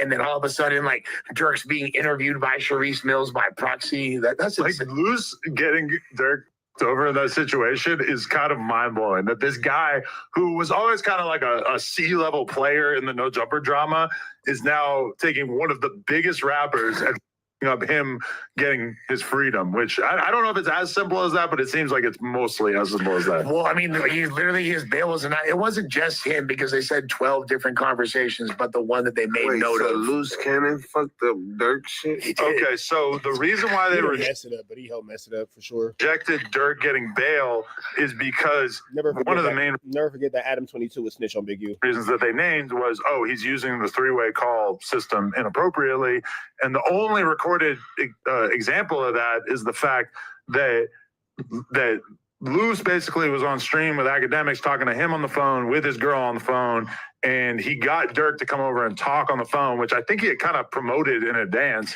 He did. There's a flyer for it. Durk clearly didn't understand that he was on stream because Sharice, Luce's girl, starts asking interview-style questions like, "Oh, Durk, do you feel like it has made you closer to your family since you've gotten locked up?" And you can kind of tell in Durk's voice that he's like, "What?" Like he doesn't understand that this is on stream and it's being recorded, and he probably wouldn't have consented to it if he had known. But who the hell want to sit down for an interview with Sharice Mills? Who is jumping out the window for an interview with Sharice Mills? Come on now. We all know Luce. Luce knows that being adjacent to rich, successful people is very powerful. So he basically hoodwinked Durk, one of the most famous rappers in America, into getting into the situation, which is mind-blowing because you got to think like Durk's guard is probably up for getting into shady situations with dudes. But hey, LA up one. And but we can't fully. Definitely not LA up one. He's an idiot. That nothing to do with us. And that nigga's from the IE. We got him in LA. In his bail hearing, they said that there's 12 incidents, I believe, of him doing that. So so that was just one. Okay. That's the one that that's the one that's the most popular. That's the most noted. Made note of that they said. Pretty notable. Luce is playing to win. That's what y'all don't understand. When the ship is sinking, the rats ain't, they all running to whatever corner to get. But he still got to do 4 years in Riverside County, supposedly, for an other charge. Not a supposedly, nigga. This is paperwork. But what I'm saying is, regardless of what happened in this Fed case, if he does, let's say, and even if Luce is fully cooperating based on the nature of his charges, according to what I've looked up on ChatGPT and all that, he said he'll probably still have to do a few years in the feds, even if they might give him time served. But they might. But regardless, on top of that, he has a whole other case in Riverside County he got to deal with. So. Listen, Luce, man. Just keep doing what you're doing, bro, because he clearly gets the picture. The rest of these dudes, I think, are operating based on what the no-jumper audience is going to think or something. Luce, for sure. Luce is operating in favor of the audience. No, but he is... No, it's Luce is operating in favor of himself. That nigga don't care. How much is Sharice dictating? Luce is operating in favor of himself. He's literally right now actively trying to get people to incriminate themselves so he can go back and take that to the feds and be like, look, I got some juice for you. But Luce has been incriminating himself for as long as we can remember. I mean, he's the one who released the footage of him beating the dog shit out of somebody in the alley here. A crime that he easily could have got away with absolutely no evidence. He wanted to do it. Yeah, he wanted that shit to be out there so everybody would be scared of him. We know for sure that was Luce that released it. Well, it was released by IBM Hoodlum, which is basically a loose cannon fan account. Okay. Well, we know this guy might not be the sharpest tool in the shed, right? We know, like, anybody would get up here and talk like that. Like, I got family members like that. They're like, a little delayed. No offense to him, but he's just kind of one of those people who's hopelessly honest. Yeah. You ask him a question, he can't help but answer it. But this guy is dishonest. No, but what I'm saying is, Luce, I think Luce gonna come out on top of this whole situation because it's always people like that who come out on top for some reason. Wack said that he's the most evil person he's ever met in his entire life, which has got to say a lot. Since Wack Wack's probably top 10 for a lot of people in the evilness category. Him saying that about Luce really says a lot. So it sounds like he's in the perfect circle. Yeah. Because but he's not in that circle anymore. But I'd Different rather him circles be. Can you imagine that Loose Cannon's the most evil person that Wack knows, and Wack knows himself? That's absolutely barnacles. And Brandon's making an amazing point. Loose Cannon's going to come out on top because he's going to tell on everybody. He's not going to. He's all about self-preservation. Everybody else is so worried about what the next man thinks, what the next man thinks, what the next man thinks. Loose Cannon don't give a damn.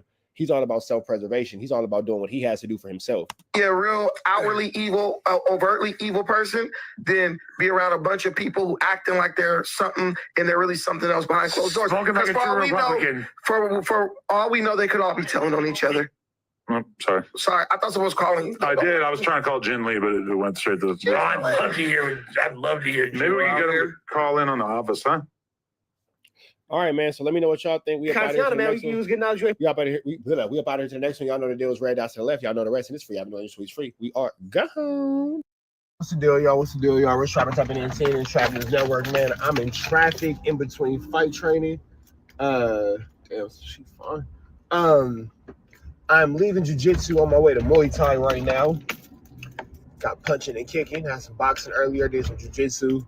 Now I'm on my way to Muay Thai. I did some lifting this morning as well, man. So, you know, good fight training. But that's not why we're here. That's not why we're here. That's not why we're here. Why we're here is to give y'all some news y'all can use. Some knowledge y'all ain't finna get nobody's college, man. So I hope everybody's afternoon for me, morning for y'all is going well. It's 10:03 in Atlanta. It's 10:03 in LA, 1:03 in Atlanta. Hope everybody's doing great today. Everybody's having a pretty cool day. Let's get right into this, man. Rat Run Hunter in this no jumper situation. Let's kind of break it down a little bit. It's a lot of people who are going to be going to jail soon. I said it once, I'm saying it twice. I said it the other day, and y'all thought that I was lying. And then that paperwork came out for Loose Cannon's case, and then it was like, maybe Trap was onto something. No, Trap is onto something. There is no maybe. I can't say too much because it is not my place to present information and anything that is not already in the news cycle. So do I know a lot of things? Yup.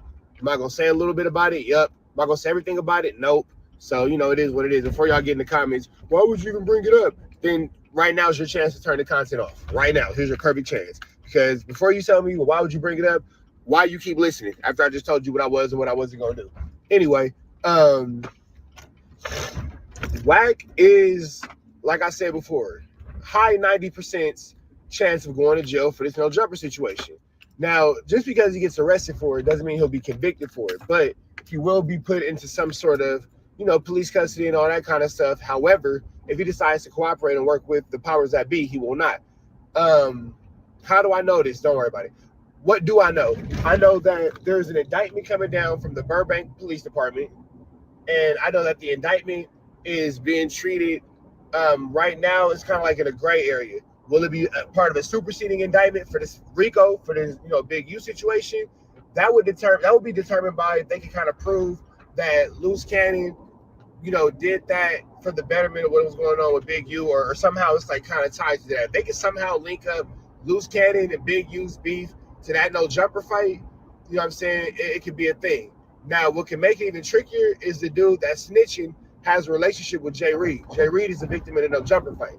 So it's kind of a tricky, sticky, icky, vicky situation because all these characters are indirectly involved with one another. You know what I'm saying? So, you know, like they cool with each other, but they not. They deal with each other, but they don't. Like persons 1 and 2 might deal with each other, and then persons 3 and 4 might deal with each other, but person 2 might deal with like person 4. And persons 2 and 4 might deal with persons 5, 6, and 7. But then they don't deal with 8, 9, 10, but they deal with 9. Like it's a lot of indirect, you know, webs of connection here. So with that all being said, a lot of the IBM dudes are mad. Oh, bro, you talking about stuff that shouldn't be on the internet? Number one, I like the IBM hoodlum dude. So let me throw that out there. Are you gonna let me get over? Or you gonna sell my A-double-double? I like the IBM hoodlum dude. IBM hoodlum has been on fire. Now the rest of you IBM niggas, I don't know nothing about. But the IBM hoodlum dude, outside of the ones that be in my comments, and I'm gonna address the IBM dudes in my comments next. The dude IBM hoodlum, oh yeah, that ninja's on fire. I don't know if y'all been watching his content, but if you ain't been watching his content, you need to watch his content because the IBM hoodlum nigga is knocking down doors and flipping tables and taking names. He ain't quiet about it at all. He didn't gave up Wack's addresses. He didn't gave up R&B's addresses. grandma's name, auntie names, mama's names, and all that. IBM Hoodlum is he a rogue agent right now. So you know you want to catch up with some of what he got going on for sure. But to the other IBM dudes that's in my comments, and you mad because I said it's 13 people that's gonna come down and be swept up potentially in this indictment. And one dude specifically is named for picking up a pair of Jordan tennis shoes, a pair of Air Jordan tennis shoes. Remember I said it. Somebody picked up, and they know who it is. I know who it is. I'm just not gonna say it. But you go back and you watch that no jumper fight, you know what I'm saying? The fight that y'all put on the internet, and if y'all, let's say y'all didn't put it on the internet, Loose Cannon bragged about it enough and made us all curious about it. And again, if you want that raw footage to that no jumper fight, holla at your boy. I'll be able to get that to you. It's gonna cost you a little bit though. It ain't for free. It's for me. It ain't for free. But you know what I'm saying? I gotta, you know what I'm saying, do a little 1-2 stepping. But don't worry about it. I can get you that immediately. You know what I'm saying? As soon as that chili touch, you can have that video. You feel me? Let me know some of you want the raw uncut footage of that no jumper fight. But if you watch that no jumper fight, you see bro picking up Air Jordans, and you picking up those Air Jordans after bro got potentially actually ulted, after bro got Yista whipped, after bro got potentially attempted murdered. You feel me? Y'all did that on camera. Now all those charges, you may have to face, you know, what you got to face for that. You might got to do what you got to do for that. Like that is the reality of the situation. And number one, it's 3 things you did wrong. Number one, y'all recorded a crime. Number one, that's the first thing you did wrong. Number 2 is y'all shared the recording of a crime. I'm lying, y'all did 4 things wrong. We can keep adding to the list, but we'll just stop at 4. Number 1, you recorded a crime. Number 2, you shared a copy of that recording to your friends. Number 3, you uploaded it to the internet. Number 4, you went on social media platforms and spoke about it. Yeah, so to come at me like, oh, well, you should know what to talk about. What you should know what to talk about. Why would you post it online? And then if you posted it online, why would you go on all the platforms in our universe bragging about the fight? Yeah, that's idiocy on your end. But where does that tie Wack 100? I believe that Loose Cannon knows something. Because if you notice, the IBM Hoodlum dude is striking right now. I like IBM Hoodlum, so I ain't gonna talk bad about bro. I like what he got going on right now, so I ain't gonna say nothing bad about bro. And I will continue to tell y'all should support his page, follow him, like, give him a comment, subscribe, run his page up, IBM Hoodlum. It's IBMH004LUM. I think that's how he spells it. But go to my subscriptions. I subscribe to him. Go check out my list. Yeah, but if you notice, the IBM Hoodlum dude is going rogue against Wack. He going off. He's dropping all this information. If you notice that Sharice Mills is dropping videos with Loose Cannon and 600 and Wack having these private conversations, and in these private conversations, niggas is getting exposed and getting outed and all that kind of stuff, blah, blah, blah. I honestly, in my heart, believe that Loose Cannon is holding on to a piece of information that is extremely damaging to Wack and 600. You notice 600 has kind of chilled out. 600 is like the kid who's getting bullied in school, and he only go up there and fight because his daddy made him fight. He don't really want to fight. He only fought because his daddy made him fight. He don't really want to do nothing though. He don't really want to get cracking though. He don't really want to jump to it. So he like kind of putting up a little fight, but that's only because his daddy Wack is making him fight. I believe that 600 knows something in regards to that no jumper fight that shows a premeditation. That shows that Wack was complicit in the premeditation that would get Wack 100 essentially thrown into an indictment. Now, again, for it to be a part of this RICO, there would have to be something that ties all this to what, you know, Loose Cannon had going on with Big U. And who knows what Loose Cannon, at this point, I think that Loose Cannon was the smartest kid in the dumb class. Because though he might be in jail, I honestly in my heart believe that he's holding on to information that can get everybody sent up there with him. And I believe that he had an ulterior motive, and in the back of his mind, he's holding on to some kind of trump card. Because if you notice, Wack still ain't went off on him yet. The IBM dude has put out Wack's address. He hasn't went out on him yet. Wack ain't on Paru. He ain't crashed out. He ain't did nothing. You feel me? I know a little bit more information, but I can't quite speak on that. But it's regarding the Wack. I ain't gonna speak on it. I know whoever watching was like, you better not say what you talk. I'm not gonna say nothing. I ain't gonna say nothing. But when that information becomes clear, just remember, all I'm gonna say is this, man. It's gonna be a cold. This summer gonna be different for a lot of people. And I'm gonna keep y'all updated, man, with some news y'all can use. I promise you, just bear with me, y'all. Bear with me. We're gonna learn the truth about Wack 100 real soon. Real soon. It's gonna be an undeniable truth. I'm gonna keep y'all posted. I'm gonna keep y'all updated. But if y'all don't get nothing out of this, get this. Wack is potentially on the way to an indictment. It's potentially 13 indictments coming out off that no jumper fight. It's somebody in that no jumper brawl video outside of Loose Cannon that's Yistel whipping people. Bile with the Yistel. Bile with the Yistel. He in the video clear as day doing his Dougie with the Yistel. We thought that Loose Cannon was the only Yisteler, but there's another Yisteler in a Yistel whipper in the building. There is another Yistel whipper. So get that through y'all head. If y'all don't get nothing from this video, let me get y'all with this. Somebody else was Yistel whipping, so he gonna get a charge. Bro who tried to snatch up them Jordans, he gonna get a charge. They're potentially Wack. Loose Cannon might be able to prove a premeditation or some other things. Wack might get a charge, and 10 other people who was over there, they might get some charges. We're gonna see though. For these stories and more, I'm gonna keep y'all developed. Keep y'all my bad. These stories and more continue to develop. I'm gonna keep y'all updated. Y'all know the deal, man. It's Rich Trapper signing out. CNN Trap News Network. News you can use. Get knowledge you ain't finna get nobody's college. Be better today than what you were yesterday, and be even better tomorrow. But today, be at your very best. And y'all know it's free. Avenue Angel till he's free. We gone.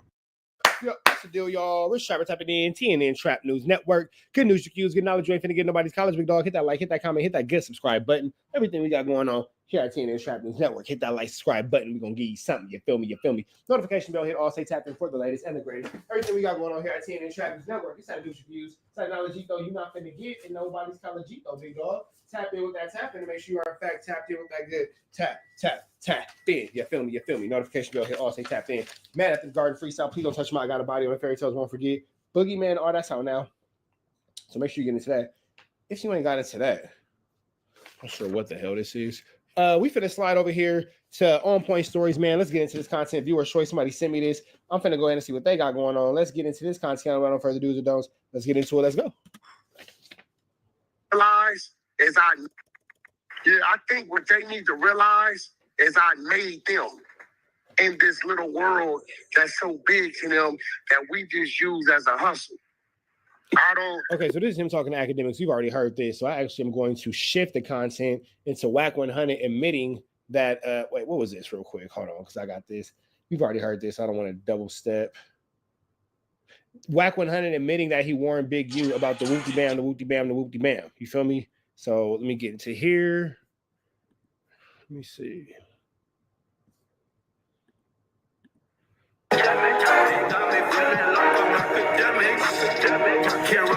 Media shit and then that's a fact. Oh shit. I said it to him before it went on the internet. Boom. This is Wack admitting that he gave the information to Big U and warned Big U about the whoopty bam. You feel me? And then he's gonna claim that he didn't, but Wack admits and shows Remo the text that he warned Big U after claiming that he didn't. Okay, cool. Nah. And what I didn't want to do is just hang the phone up because that looks like what? Maybe he is scared. Right? Yeah. That's and I'm like, I've never felt threatened. We know each other. You spoke nicely of him. Did he ever tell you thanks? I said it to him. You sent the call to him? That's a fact. Oh shit. I said it to him before. So Wack is right here admitting to the aiding and abetting of the escape of a federal fugitive who's wanted a federal RICO at the time. So again, why is Wack 100 not arrested, not in jail, not in handcuffs, not anything like that? We're gonna figure out why. Went on the internet. Okay. Now Wack, don't get mad at me. I'm gonna ask this question. And I'm not trying to get jammed up, but I'm just thinking out loud. You getting online and warning, or pretty much you essentially warn Big U. I ain't warning shit. No, hold on. I'm not saying you were intentionally. I ain't warning shit. Wait, I'm not Did trying you to rape that girl at your house? No, Wack, you're not hearing what I'm saying. Okay, then stop playing, white bro. Every time you play with me, I'm gonna play with you, bro. Wack. I'm not saying you intentionally warned, but that's how some people. I didn't warn shit. I trolled the nigga. All right. Okay. Let's go to the Big U thing, right? So if you're saying you sent a federal call to the nigga who they're asking about, do you ever think about like they might be pissed at you to say, Nigga, you're obstructing our investigation. What the fuck? Obstruction of justice of a federal crime. Fuck? You're telling the niggas who we want to lock up. Wait, what are you talking about? You sound dumb as fuck. Didn't no feds call me about Big Q, dummy? No, I'm talking about Jay Prince. You sound dumb as fuck because you don't even understand the question that he's asking your slow movie, your slow-witted ass. I'm talking about Jay Prince. Like, if they see you... Hey, bro, what are you talking about? You sound dumb as fuck. They called and asked and I feel threatened. They called me, motherfucker. Yeah, but you say you sent it to him and you also put it out online. They might be like, yo, bro, what the fuck you doing? Right, I did. I didn't tell him to call me. This ain't no fucking brick, baby. Don't nobody know what else. Okay, so let's go to the next clip. Let's see. Exclusive. Well, nigga, shout out to Cliff World. You don't want to talk about it, nigga, then do that. So, hey, Remo, go ahead on and play and let the world hear what the instructions was from the family and what the nigga 600. Let me see. Hold on. Wack. Let me see. Oh, it's 12. My bad.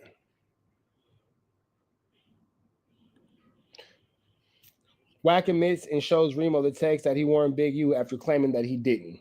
Got it. Remo. Wack. Now, Wack, let me ask you something. Let it out.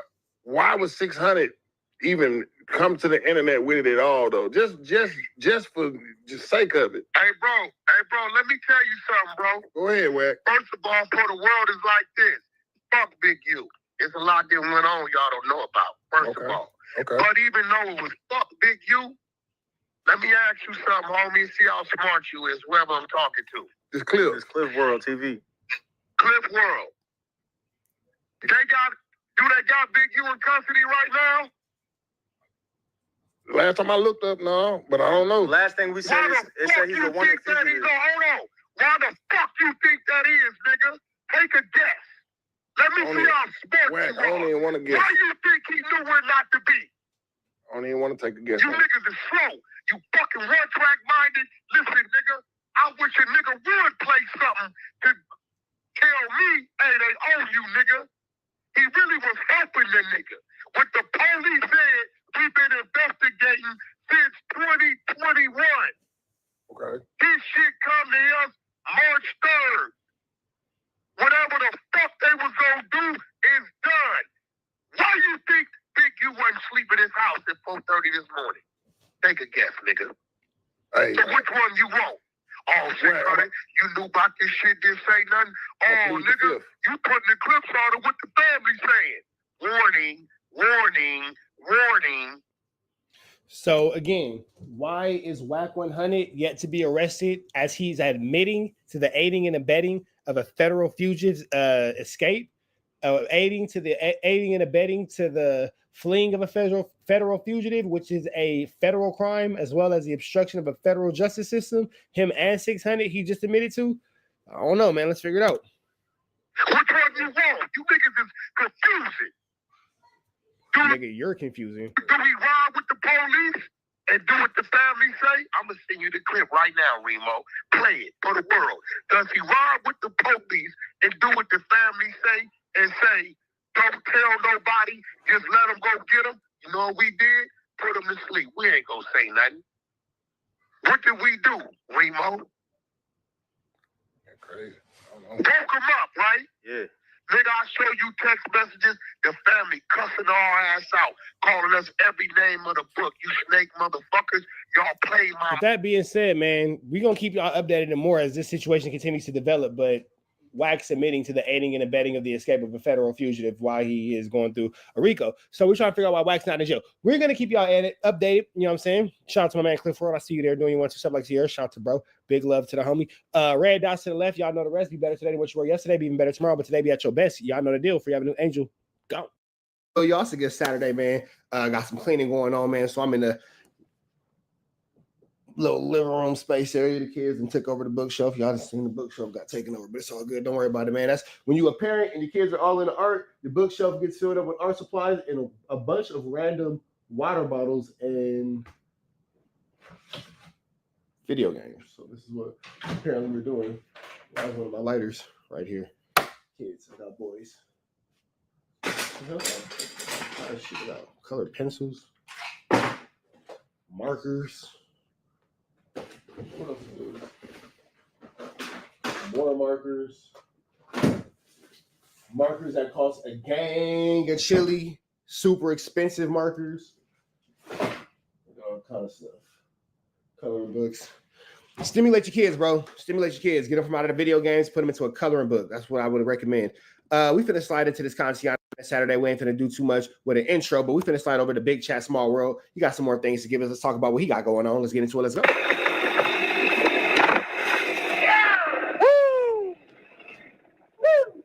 Definitely grateful. I want to clarify. All right, I just got off the phone with Brick. Okay. Is my mic on? Yeah. All right. I just got off the phone with Brick. Number one, he has not spoken to Sharp at all. Man, Sharp, get the fuck out of here. That makes a lot of sense. So hearing that kind of made me like, oh, all right, maybe I kind of jumped the gun with the video and stuff, because I feel like I also took it as a little bit more of like a personal thing that he said the thing about people with their feet kicked up. Somehow I feel like this is all a play. I feel like it's all flu flammery. On vacation or whatever. And we just had this whole conversation about it. We're still all good. And even his girl, I was talking to his girl, and she said that she didn't tell Sharp any of the shit that he was saying in that video. So, you know, in that video, he's so certain. He's saying, I don't think, I know, etc. Yeah. She's saying she didn't feed him any of that information, and he's just basically being, you know, himself and just being a snake trying to hype shit up. So that's number one. I don't know. Number two, I'm gonna say that Brick probably did have a conversation with Sharp. I'm not, because Sharp at this point has not lied about anything. You might not like Sharp's truth, but I don't think Sharp has lied about anything. I don't think Sharp has given us any false narratives or any misinformation up until this point. All right, so if y'all didn't know, Adam Grand Maison and Brick Baby, they've been beefing for about a few days now. They finally patched things up because apparently they got onto a phone call, and Brick's been apparently throwing some subliminals. You know, he said that apparently someone at the office wasn't returning his texts or his calls, and people were like, are you talking about Adam? And then, you know, Brick Baby said he didn't want to talk about it. And then there was another like cryptic video where it seemed like he was talking about Adam Grand Maison. And, you know, Adam didn't take too kindly to this. And he ends up making a whole video about it, talking about how Brick Baby had owed him $8,000 or some shit like that. Owed him like a lot of racks. And he was just really salty. So if it came out that Brick Baby didn't say anything, you basically put all his personal business and embarrass him and humiliate him for nothing, is what you're saying. Got it. And there was also a situation that just happened this week where Sharp said that he actually sent Brick Baby money already, and that he's talked to Brick Baby, and the feds aren't going to want Brick Baby back on no jumper again, and this and that. And apparently, you know, he knew a lot I'm not gonna lie, I believe Sharp in this situation. about the case. Well, Adam, after talking to Brick Baby and talking to Brick Baby's girl, he finds out that apparently Brick Baby never even talked to Sharp. Brick Baby's girl didn't even talk to Sharp. Like, no one talked to Sharp over there at that camp. And apparently Sharp made the whole thing up. Now, who do y'all believe? You know, do y'all believe Adam or do y'all believe fucking Sharp? Here's what I think. I think this could be one of two things. This could have been Adam and Brick's plan the whole time, as far as they were going to do a fake beef thing to try to get the views up. So I would believe that before I call Sharp a liar too. They could put it into a Brick Baby jail fund. Maybe Sharp actually was lying and he was just trying to get like a little cloud boost off of it and try to do some mind games with Adam. I don't know. Or Sharp really did talk to Brick, and somehow Adam and Brick got into communication. They squashed the shit, and Brick Baby decided to snake Sharp and pretty much say like he didn't even talk to him. Maybe he did. Maybe he did get money out of Sharp. And now he's just kind of like doing like a green, like a real snakish move to get in good with Adam again and secure his jail funds. I don't know. What do y'all think? Y'all let me know in the comments below. Almighty suspect. Bring that ass back, your boy. So apparently Brandon, some dude from Long Beach, almost got into a fight, came to blows with Almighty Suspect, and later on Almighty Zay showed up. I really want to dive into this because apparently Brandon is a jiu-jitsu world champion, and apparently the dude's just like built like a tank. And Almighty Suspect, you know, he was trying to fight him. Apparently they're about to get into a situation, and Almighty Suspect was ready to fight. He kept on calling him a fat nigga and this and that. Well, after figuring out that he's like some world champion jiu-jitsu fighter, Almighty Suspect then starts talking about how if they did a one-on-one, he wouldn't do a fair fight because there's no such thing as a fair fight, and he wouldn't be down to truly square up like a man. And I thought that was just interesting because, like, I if there was any respect I still have for this guy, it's all gone. It's all fucking gone because he's just because there's no other word to describe him besides a bitch. He's a fucking bitch. He's scared to fight. He does not want a one-on-one. That's just some pussy shit. He's got pussy feet. Look, we're going to dive into it right now. Listen to this. I don't give a fuck about that. MMA, BJJ, nigga. Have you watched that? I don't give a fuck about stream? none of that shit. Did he say he wanted? You probably should give up about that because that is some ish. You feel me? Wait, did he say he wanted? I'll be real, sus. I don't watch the Adam stream, but that nigga's scary, bro. I don't give a fuck about none of that shit, bro. He's a demon, man. Nigga, the ring, not the streets, fool. I don't give a fuck about none of that. There ain't no rules to a fight. Nigga, you think you gonna come in with some weapons that you know as am I. Nigga. What guns or what? I didn't say none of that. He has weapons that he know, nigga. Yeah. That all I'm Now you did all that talking, all that. Let's go outside. Let's go outside. Now you got to come with weapons, man. Niggas be scary, bro. saying this, it ain't no rules in a fight, and I'm just gonna leave it at that. There's no rules in the fight, nigga. And nah, man. No way Wait. We want like a straight up fight, man. It ain't no rules in a fight, bro. Honestly, this sucks, bro. Because I was hoping I could get my subscribers up and I could like challenge Almighty Suspect to like a boxing match at like one of those Aiden Ross boxing matches. I was thinking like me and Almighty Suspect and then like point and shoot and Poetic FLAKKO.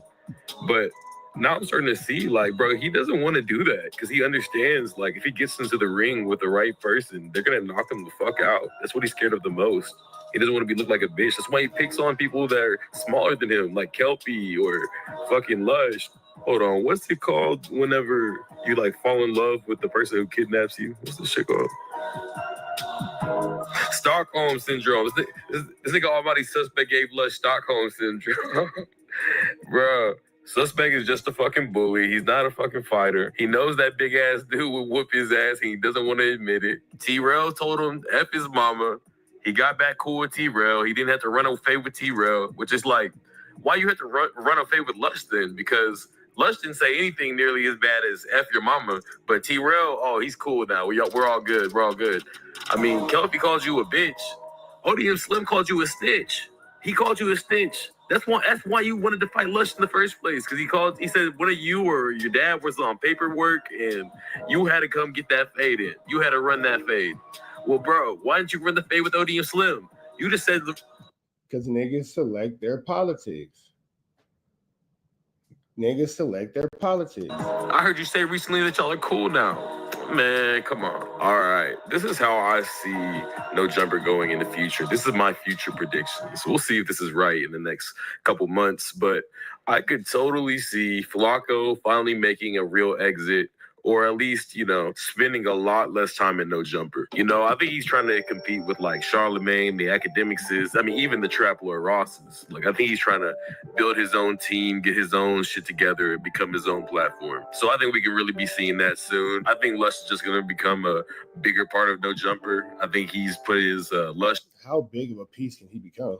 World, his own channel in the back seat, and is really trying to make the best content he can for No Jumper. And I think the same thing with Almighty Suspect. I think Almighty Suspect gonna really push this villain role, try to scream and yell at everybody till he gets his ass whooped, and probably becomes too depressed to even get on No Jumper and get on the camera anymore. He's probably just gonna play video games in his dad's basement. I heard he doesn't live in his dad's basement anymore, or maybe he never did. I don't know. This is just satire, but I don't know anything about Brick Baby situation. I was thinking about doing like a Roman 60s video, and then I saw like Poetic FLAKKO's got one, Trap Lord Ross got one. I mean, unless there's anything about the case that you guys specifically want to know more about, y'all just let me know that in the comments. But if not, I'm just gonna leave that alone. Yuri and Pot Lord are going at it again. But I mean, honestly, this is kind of serious because. All right, man, we finna get up out of here to the next one. I'm not sure about Yuri and Pot Lord. I don't really know too much about that. We up out of here next time. Red dots to the left. Y'all know the rest. Free Avenue Angel tweets free. We are gone. Apparently. What's the deal, y'all? What's the deal, y'all? We're sharper tapping in CNN Trap News Network. Back in this thing. Like, cook, cracking this thing. Make sure y'all like, make sure y'all comment, make sure y'all subscribe. More of this good content we got going on here at CNN Trap News Network. It's that news you use. So knowledge you ain't finna get nobody's college, big dog. I am sliding through the city. Big shout out to Young and Hefe. Don't care about nothing but what the checks say. I'm about to give y'all another Young and Hefe style video, man, as I go through this little day of mine and I go through my progressions. Make sure you hit that like, hit that comment, hit that subscribe button. Make sure you hit that notification bell. RichTrapHouse.com, man, at the Garden Freestyle. Please don't touch my I got a body on it. Oh, that's out now. Get into that. You ain't got into that. We finna slide into this concept, man. We got Loose Cannon calling in from the feds to discuss Big U not receiving a bond. Now, if you know, like I know, Loose Cannon not finna get no bond either. Brick not finna get no bond. They are not getting bonds for various reasons. But it's interesting that Loose Cannon is the only one on the phone talking about it. So let's jump into this content without no further ado to Jones, man. Let's get into it. Let's go. You may begin speaking now. Hey, baby. Hello. What's up with it? Man, did you hear what happened to Big U's situation today? What happened? Tell me. Oh my gosh. So Wack called and he said that 600 went to court and the feds was boasting about how, oh, you making it seem like we working with Wack, 600 and Loose Cannon, but we've never, seen them a day in our lives. And you acting like they're working with the feds when they're not, and this and that. It was crazy, baby. Crazy. Oh yeah, well then he's goofy. So, and they're going for the whole thing. They said they're going for the murder. They're going for this. They're going for that. It's bad. It don't look good at all for him. What they offer him? I don't even know. This was just the bail hearing, so you know what happened. They did not let him out. Oh yeah, that's crazy. Everybody was up there. I don't know who, but I just know from what Wack told me that 600 went. Yeah, call Wack. You want to call him right now? Yeah, let me see. I can't do a three-way with the recording, baby, and I'm recording this call, so. Oh yeah. I would have to do it from your phone, and your phone is dead, so I gotta charge it. But I'll call him later if you want to get on a call with him. No, but that's crazy that it's going up, but that's what he get. You get what I'm saying? For him being goofy. Honey, everybody's goofy, but that's not what he gets. I wouldn't say that much, because come on now, you've done some goofy stuff too in your times. So no, but I'm talking about accusing somebody of something. Honey, again, a lot of people call a lot of people's stuff. Don't say that. It's not nobody deserves what they get, but it's just crazy. No, I don't want you in jail on them. Okay, but you saying that's what he gets? That's what that kind of sort of means, baby. Listen, right now you in a predicament your damn self for your ass clad mouth. So come on now. Come on now. I'm not even. Yeah, I can't even lie.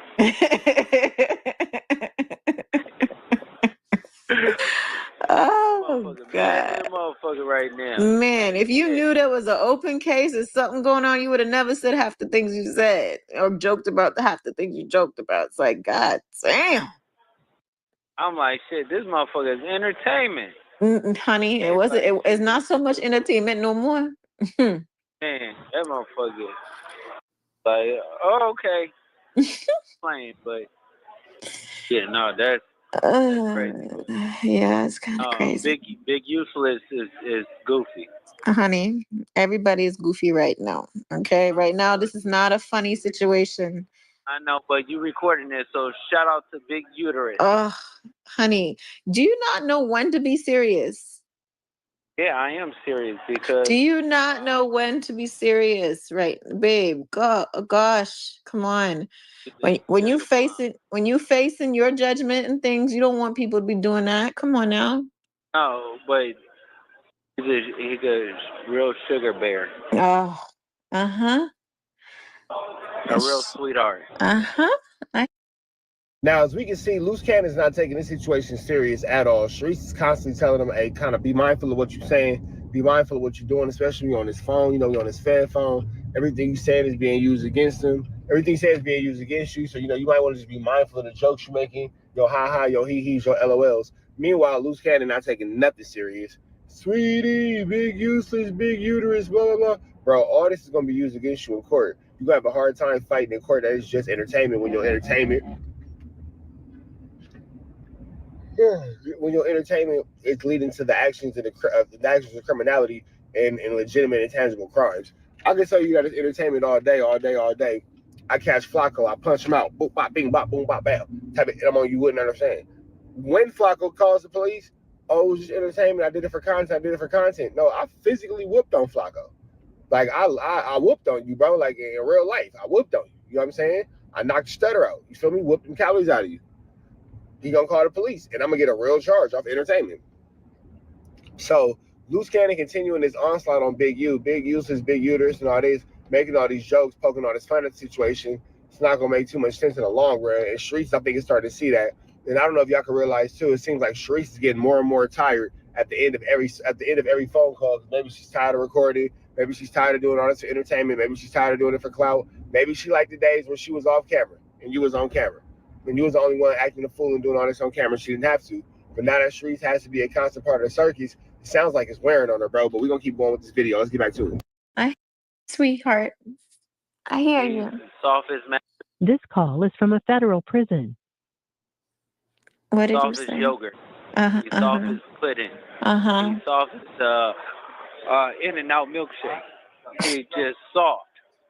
That sounds pretty much good right about now. I'm sure you want you some In-N-Out milkshake. What you talking about?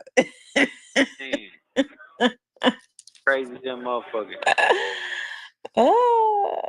It was so funny. I was remixing your video that I posted this morning with ending of you saying all these lines, and I was dying laughing because the things you were saying, I was like, "What? How in the heck do you even think of these things, baby? Like what?" I don't know, but the show you got is 80% done, right? Honey, we'll talk about that not on his recording line. I do not want I listen, I don't like speaking about things until it's completed and signed, sealed, and delivered. Let's just say that. It is completed, but you know what I'm saying? Okay. I don't want to speak on nothing until it's there in the right, you know what I mean? Listen. What's my portion? What's my portion of it then? Your portion is Let's speak on that. what do you mean your portion? Your portion, we married, so 50-50 anyway. So Okay. your portion is them damn lawyer fees right now that I'm paying for. Okay? That's the portion right there. Yeah. That lawyer fee there or her? Okay. Yeah. That's Mhm. crazy. Your portion is these batteries that I'm about to buy for this vibrator. Man, you need that? No, baby. Can't wait because I want that motherfucker juicy. Okay. I want it to be squirting like sprinklers. Yeah, it's always gonna be juicy. So you be straight. Okay, don't get too nasty on this call. You already know these niggas be thirsty. So Hey, they're already in your DMs. man. I went to church, right? And Michelle came with me and she recorded me walking to the front of the door of the church in my church dress. They all like, damn. I'm like, oh my God. You know, I don't post my booty like that often. But I was in a nice conservative dress. I was hella conservative. And they all already thirsty, like, damn, Sharice. Like, what the heck? This guy's never seen booty before? Like, I don't understand it. They had never seen ass? Super provocative with them, girl. Listen, how am I being provocative going to church? Tell me. You can't even say the damn word provocative. Mm-hmm. Because I was mad about to say something else. Mm-hmm. Yeah. Mm-hmm. You'll be all right. You'll be all right. No, I won't, girl. You better stop doing that. Yeah, doing what? What am I doing? Going to church? It's my body. What you mean? Oh, no, it's your body. You living in the body, but that's my body. Uh-huh. Whatever. Oh my gosh, baby. You got to see Callie's Easter pictures came out so cute. He's a natural.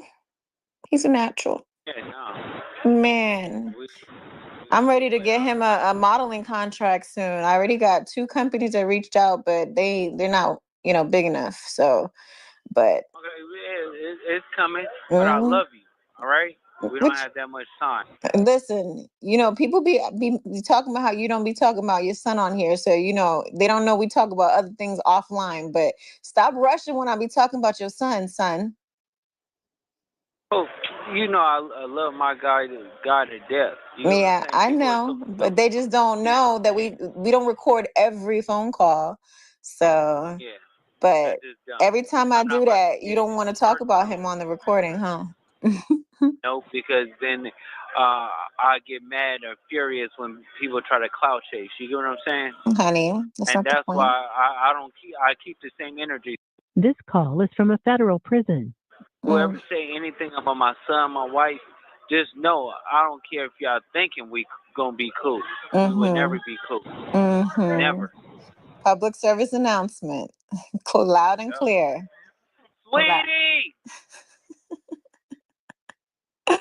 All right, baby. All right, honey. Now, it's a few things I do want to point out. It's a few things I do want to mention. It's a few things I do want to mention. It's a few things I do want to point out. Number one, notice how when it came to that talk of that chili, she said, oh no, I paid for the lawyer. That nigga said, what's my cut? None? Nigga, I'm paying for your lawyer. None? So, Sharice Mills is on her way out. She said, I'm going to leave you with a lawyer. And, depending on how long this case get took, how long this case get get taken to court, how long, this shit take before you get took away, maybe not. But I think that Sharice Mills is setting herself up for an escape. When she mentioned that money, and he was like, what's my cut? She says, nigga, the lawyer, the vibrator batteries, like, what you thought this was? Nigga, nothing. He kind of laughed it off, but she wasn't playing. She was all seriousness. There was no LOL in what she said. I don't know if y'all caught that. But it was all seriousness on her end. She wasn't playing. She wasn't ha, he, and she wasn't LOLing. She wasn't joking. She wasn't playing. Nigga, no. What? I'm not giving you none of that chili. So that was interesting to point out. And another thing is everybody watches TNN Trap News Network. She pointed out the fact that Loose Cannon's real wife, Gigi, pointed out the fact that Loose don't never mention his children. So she wanted to make it seem like Loose Cannon is a good dad or, Wooty Bam this, Wooty Bam that. That's her prerogative, as she should. She's supposed to make her man seem like whatever her man's supposed to seem like. But keep in mind, everybody watches TNN Trap News Network. Hey, Sharice. Yeah, I know you watch it. I pointed out yesterday and this morning that, Gigi made it clear that Loose Cannon don't never check on his kids in these jail phone calls. He doing everything but checking on them babies. Everything but checking on them babies. So when it comes time, for him to actually be a father and step into that role and wear that hat as a dad, he never wears these. So now Sharice is making it clear that Loose Cannon, mentions the kids and all that kind of stuff. So it's interesting how people adjust to, their videos based off my videos. That's the same reason Loose Cannon stopped doing videos in that living room with the dusty glasses and the empty bottles as decoration and all that kind of stuff because it's weird and it's creepy. So with that being said, man, we finna get up out of here to the next one. Y'all know the deal. It's red down to the left. Y'all know the rest. It's Free Avenue Angel, so he's free. Be better today than what you were yesterday. Even better tomorrow, but today be at your absolute very best. Red down to the left. Free Avenue Angel, so he's free. Today's message is just live, bro. If you don't do nothing today, just live. We go. TNN Trap News Network, back in the same, like you're cracking the same, man. Make sure y'all like, comment, subscribe for more of this good content we got going on here at TNN Trap News Network. Good news you can use. Good knowledge you ain't finna get nobody's college, man. We back in the same, like cook, cracking the same, said we back in the same, like cook, cracking the same. News you can use, knowledge you can't get nobody's college, man. It's Saturday. Make sure y'all tap in with the links. Man at the Garden Freestyle. Please don't touch my God body on the fairy tales. Won't forget Boogeyman, they all out now, and richtraphouse.com. Wack 100 destroys Loose Cannon, exposes Loose Cannon, and pictured with a federal agent. He's working. How do I know? I got the content because I'm Officer Rat Run Hunter and I snitch on everybody and I can tell you about everything except my own federal gun case in Texas. But that's a different story for a different day. We finna sign into this content, man. Let's get into it. Let's go. Shout out to Ray Give TV. That nigga Loose is working with them people. All right, that nigga win. Thank God for Gigi. You know everything. Oh, shit. Hell yeah, Gigi like us. She don't just talk about it, she send the content. She gonna have receipts. Man, now I ain't even call her a bitch, but that woman, she's a godsend.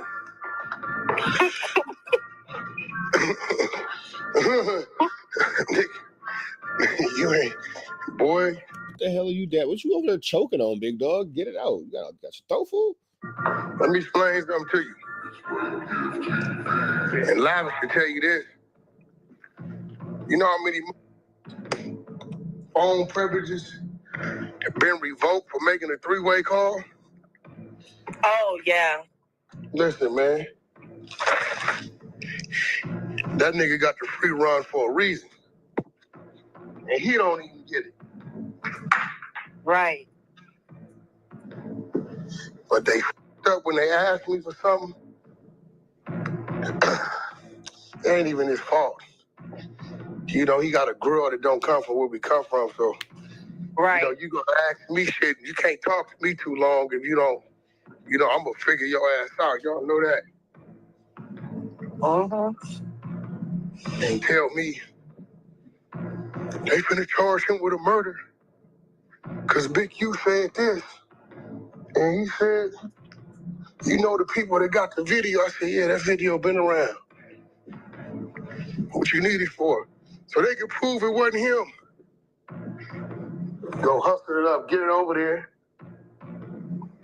And next thing you know, 4 or 5 days after you done sent the video over there, ain't no murder charges, but niggas just talking about they finna get out. Huh? Oh. Boy, I showed Adam that shit in my phone tonight. He looked. I said, let me show you something else. That nigga seen them photos and who it was. He said, "This that?" I said, "Yeah, you see that? Yeah." I said, "Shout out to Gigi." I said, so now you putting Adam involved. So now Adam and Wack are going back and forth on a campaign. I'm just playing. I ain't gonna put Adam in that. I ain't even gonna do you like that, Adams. But for sure, Wack is on a campaign to get Loose Cannon's credibility struck, and now he's using Adam as a tool and as a plot, as a source of what's the word I'm looking for? Verification was the word I was looking for. Words are hard. It's Saturday. Don't worry about it. Don't worry about it. It's a source for verification, but you know, long story short, Wack is playing a dirty game. niggas get mad at me when I get to ask the questions. You know what I'm saying? It'd be funny. It'd be funny when niggas try to twist it. No, nigga, I asked you the question. You got a little bothered. Hey, homie, what's happening with this dude, Jerry, huh? Jerry. What's up with him? You don't remember? No. You sure you don't remember? I caught you on pictures with him. He a federal agent, right? He got mad because I asked him about... Now, here's the thing, too. All of a sudden, Luce is a snitch. All of a sudden, Luce is a rat. All of a sudden, you know what I'm saying? I got him on video with this dude, and he's been talking to this federal agent and all this kind of stuff. So you didn't know this the whole time? See, where Wack messes up, in my world at least, y'all can think what y'all want to think. Y'all can see what y'all want to see. Where Wack messes up in my world every time, and where he always continuously tells on himself, is where nigga, you're surrounded. Two things. You're always around criminal activity, but you manage to never be involved in the criminal activity. You can tell me who got beat up by who got robbed by who chain got took, who was paying for extortion, who was being extorted, who got this and who got that, but you're never a part of it. That doesn't make sense. You got all these male-on-male videos and pictures and all that kind of stuff in your phone. All of them. Like, don't nobody got more, bro. You got more categories of male-on-male than Pornhub, bro. Like, golly, you feel me? You always talking about male meat. Always talking about male meat, but you're not involved in no male-on-male activities. Well, that just doesn't make sense. And now, you know what I'm saying? You can tell me about somebody who always got police work and somebody who got this paperwork and that paperwork and blah, blah, but you can't tell us about the paperwork we know that there's on. It just doesn't make sense, bro. It just doesn't make sense. It just doesn't make sense. And what doesn't make sense the most is how you were Loose Cannon's biggest fan. You were Loose Cannon's biggest fan. Now all of a sudden it's, oh, he's a snitch, he's this, he's that. Well, bro, what the hell does that make you? Y'all want to watch the rest of this? Y'all can go ahead and check out Ray Gibb TV. Shout out to Spin a Block, Ray Gibb TV. Make sure y'all hit bro with a like, a comment, and subscribe. I just did. Tap in with that tap in. I can't listen to the Mel Meat Muncher no more, man. Think I'm done with the Mel Meat Muncher for today. I'm finna go make a video about like the reptilians. Go watch that one. That's next. Rich Trapper signing out. TNN Trap News Network. Y'all be better today than what y'all were yesterday. Be even better tomorrow. But today be at your absolute best. You know the rest. Red dots to the left. Free Avenue Angel till he's free. We got back in the same. Like, cracking this thing, man. Make sure y'all like, comment, subscribe. More of this good content we got going on here at TNN Trap News Network. Yes, that's TNN Trap News Network. What's the deal, y'all? What's the deal, y'all? What's the deal, y'all? Chat, y'all tapping in. Y'all looking good, man. Y'all been in here for about 3 hours. I see y'all doing y'all due diligence. 282 people in here, man. I hope everybody hit that like button. And above all, I hope everybody's having a beautiful, blessed, and God-fearing day, man. Get you some water, get some push-ups in. Do your big one, man. We finna slide over here. Loose cannon is going off on Officer Rat Run Hunter. Let's get into this content without no further do's or don'ts. Let's get into it. Let's go. Forward. To block this call, you may begin speaking now. Hey, baby. Hey, tell the guard that Kenny want to holler at him. You know Huh? the black dude. Hello? Oh, hey. Hello, what's up? You good? Yeah, I'm good. What you was doing? Okay. Huh? I was just making sure. I heard you say something about the guard in Holland, so I had to make sure. Oh, yeah. No, we good. Okay. Yeah, just give Callie a bath, so I'm just here getting him ready. He talking up a storm. Yeah. Okay. How everything else going? Everything is everything, honey. Everything is everything. You know, Yeah. taking care of the businesses and whatnot. Of course. Mm-hmm. We online right now? Mm-hmm. Okay. Make sure tomorrow is vicious. Honey. You know what I'm saying? Why? Why do you want why? Just tell me why. No, because at the end of the day, it's like, doing some buster activities when you literally wait until, like, if you harbor some feelings because you going broke and that diaper company is not working for you, like, bro, we don't ask him to make money for us. I make money for him. Not one play he brought for me that I made money off of. I paid. You know, that Incredible Diapers company has yet to prove to be anything outside of a figment of Wack 100's imagination. Let's see something real quick about the Incredible Diapers, if we could. Sure thing. Based off popular information, are Incredible Diapers a profitable business, or is this something that is seemingly made up by Wack 100?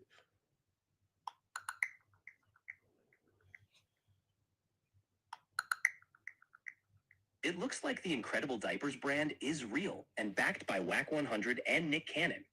They're aiming to offer high-quality diapers and support for families, so it's definitely a legitimate business venture and not just something made up. Is it a profitable business?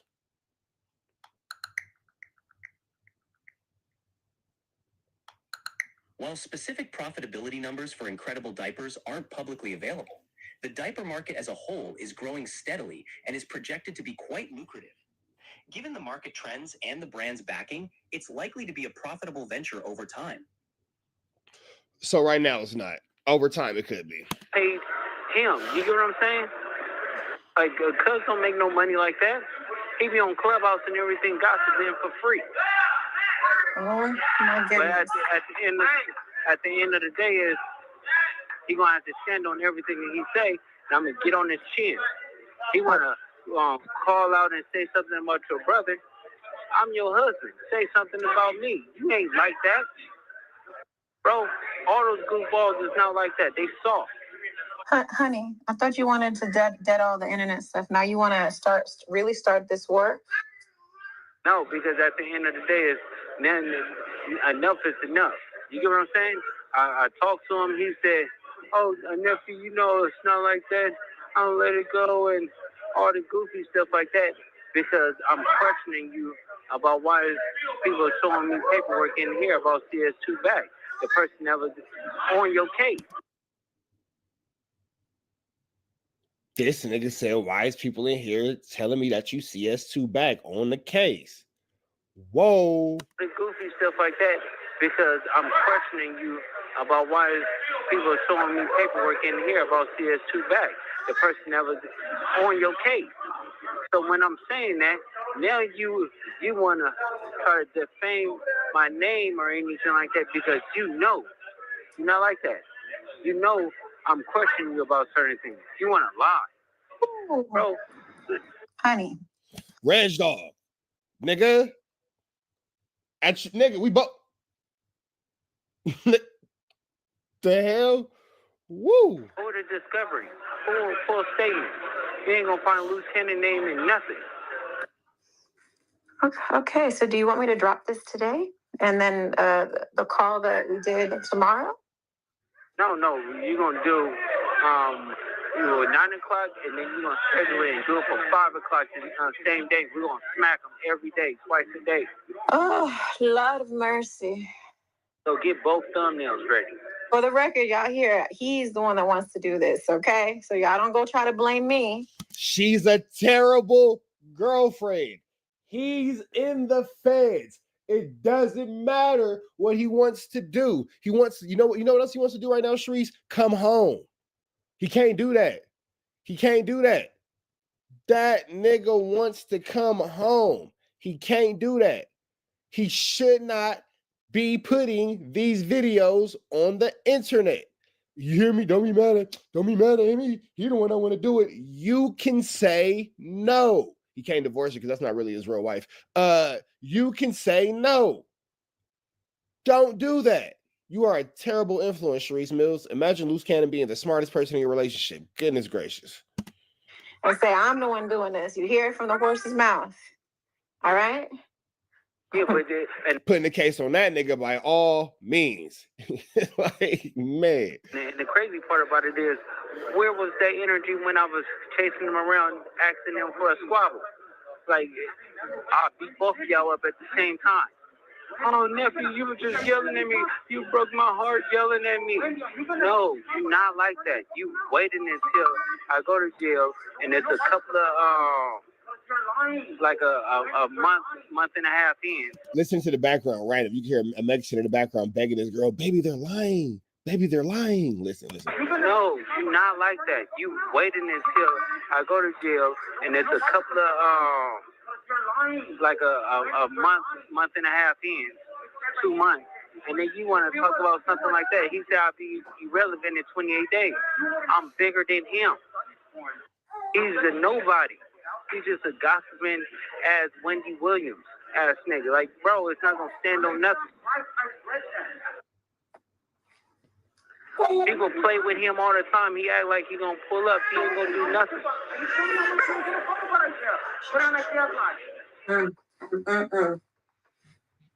Yeah, like he's a sweetheart.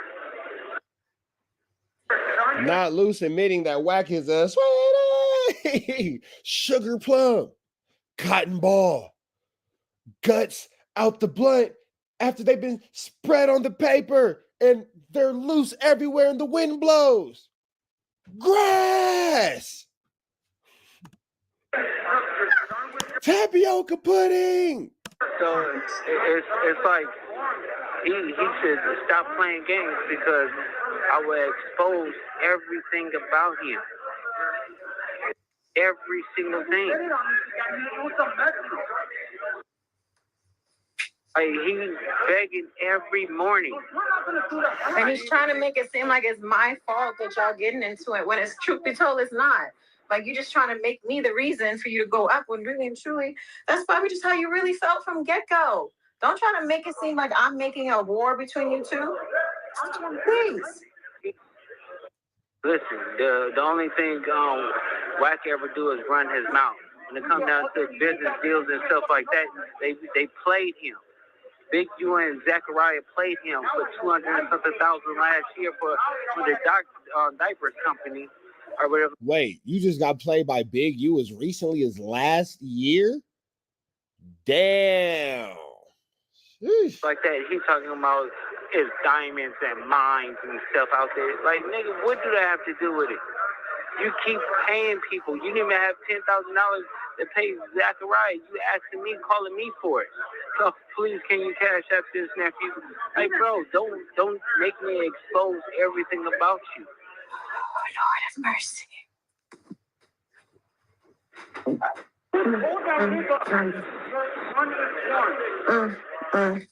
He always talks about something like that. Jay Jig is still talking, running around talking about he want to fade. He's doing the same thing that he was talking about Big Meech with Tammy. You get what I'm saying? He did that with R&B. Like third party snitching. That's what he. Damn, third party snitching. He's doing. and acting like nobody's going to know or find out. Like, bro, you haven't. And then you want to go and talk about, oh, the real wife is this. Okay, but who's your real wife then? Don't go start talking about real wives when you have the same situation. Whoa! Side chicks going wild. Don't talk about wives when you got the same situation. Don't you talk about no matter wife when you got the same situation. Gosh. You hear the girl with the accent, it's not real, but sometimes it's real, but sometimes it's not real. Why you talk about the guy with the same situation? You got side piece, he got side piece. R&B a side chick, me a side chick. We're both a plate of yams. We aside. The girls is yams. They aside. They never be a man and not lobster mac. Can't stand on their own and not spaghetti. Can't stand on their own as a man. You aside. Because if you black, sometimes spaghetti and fried chicken go together and lobster mac and a steak go together. Or you can eat them both by themselves and all that. I digress. They're not going to be the string beans, the mixed vegetables, the mashed potatoes that's not loaded. Because a loaded baked potato could be a man. It's not a man. Rice, corn, string beans, yams.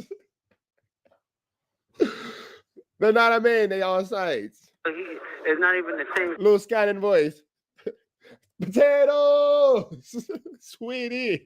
Situation. It's nowhere near the same situation. Nowhere near. Goofy.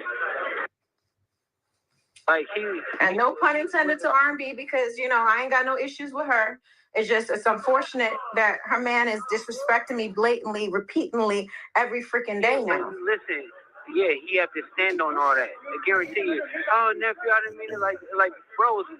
This call is from a federal prison. There's plenty of times I crashed on Wack and he turned it down. So I don't want to hear all the goofiness. And fighting is not against the law, so y'all need to make sure y'all understand. Fighting is definitely against the law. What the hell are you talking about? That's called assault. There's a whole law about fighting. It's called assault. Yes, I don't know if you didn't know that, but somebody needs to get that girl an encyclopedia. Then when he said get down, he mean fight. Yeah, of course. So we ain't talking about nothing. And then you just broke down what? Oh, you're this girl. Don't ever want to say to come from home. a federal prison. There's plenty of times I crashed on Wack and he turned it down. So I don't want to hear all the goofiness. And fighting is not against the law, so y'all need to make sure y'all understand. When he said get down, he mean fight. When he say get down, we mean fight. And fighting is not against the law. Who this girl is slow.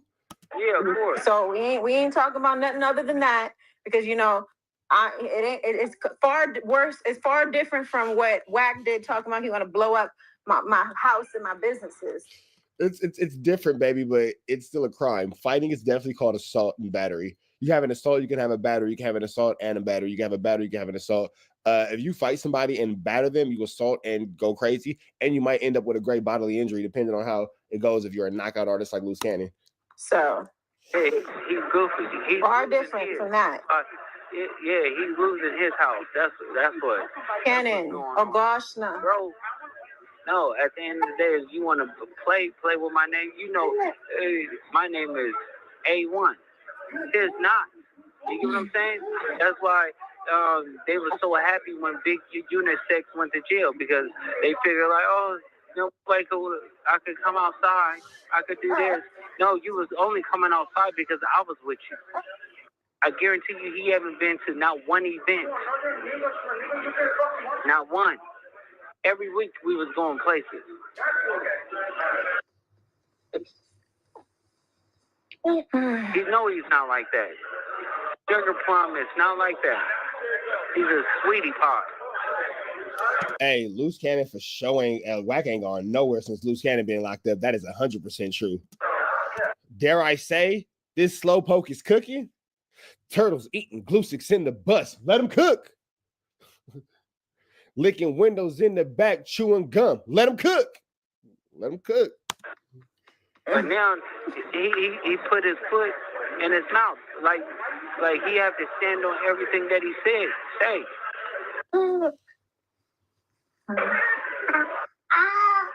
Hey, that nigga's cooking with turtle grease, ain't he? Cooking with turtle grease. And you've been trying to be real respectful and real honorable, even despite all the things you did prior. But now, like, come on, yo, you just keep going. Listen, I'm gonna put those videos out that R&B sent me. No, Cannon. What videos? Stop that. He better stop playing. Stop that. The videos of R&B saying that Wack was grooming a little girl. Because I can give y'all those videos later if y'all want them. I got them too. Y'all want them? Let me know something. Wow, why she sent you videos? Yeah, R&B said that Wack was grooming a little girl. I got that. But why? Why, Cannon? No, and we're not gonna stoop to his level. You're not gonna stoop to his level. This is his warning shot. Last warning. Stop giving warnings, nigga. Stand on business. Lord have mercy. Like, stop giving warnings and stand on business. Level 4 penitentiary. This is warning, no warning shot. This is what it is. But I love you or whatever like that. It's gonna go up. Oh boy. Okay. All right, I'm gonna call you right back. All right, baby. I love you. Be better today than what you were yesterday. Be even better tomorrow. You know the rest. Red dots to the left. Go. Trap News Network. I changed it from 5 seconds to 10 seconds, so it was weird. That's what mistakes happen. Rich Trapper tapping in 10 and Trap News Network back in the day. It was weird. It was weird. Back in the same, like could crack in the same here at 10 and Trap News Network. Good news you can use. Good knowledge, you ain't finna get nobody's college, big dog. We are in the living room today. I'm in the living room. Some of y'all be thinking like, oh, he cut it off. It's echoing. He's in the bathroom. Nope, I'm just in my living room and moving things around while I get things done. And, I'm living rooming it. So sometimes I living room. Sometimes I breakfast sniff. Sometimes I go in the office. Today I'm living rooming it. We finna jump into this content, man. Finna slide over here. Good news you can use. Get out. Finna get nobody's college. See what we got going on in this YouTube streets, man. Let's see. I am extremely tired, so I'm gonna see how many videos I can get y'all today. But we're gonna see what's going on, man. Let me see what's going on. Let's see what academics got going on. Let's talk about it. Can't run content, Wack. Yo. Yeah, I'm on stream, but what's good with you? You're in the I've been trying to get a hold of you. Yeah, I'm done. No, that center shit is crazy. You gotta go see that shit. It's called what? That shit is crazy.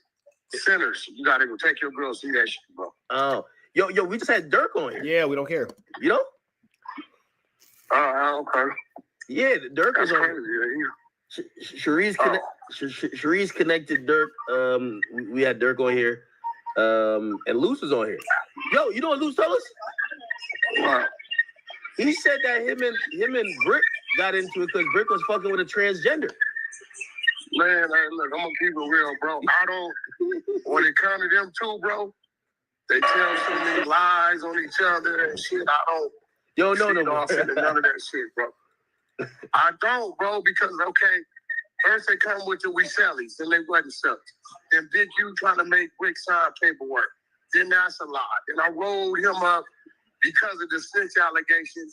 Now it's because of the trans. So whatever they doing. Like, I don't come from that world, bro. Act. You are who you are. I am who I am. We didn't get to where. Nigga, you are nobody. You are not who. That's cap.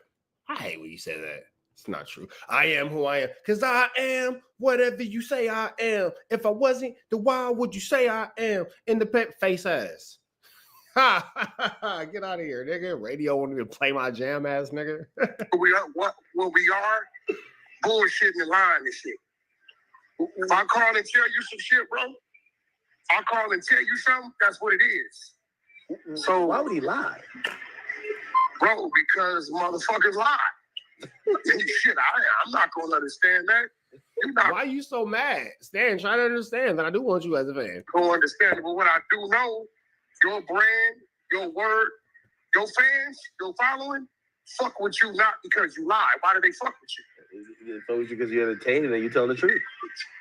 There you go. So, hey, Sharice did say she waiting on you to contribute, though. She waiting on what? She waiting on you to contribute. She waiting on me to contribute to what?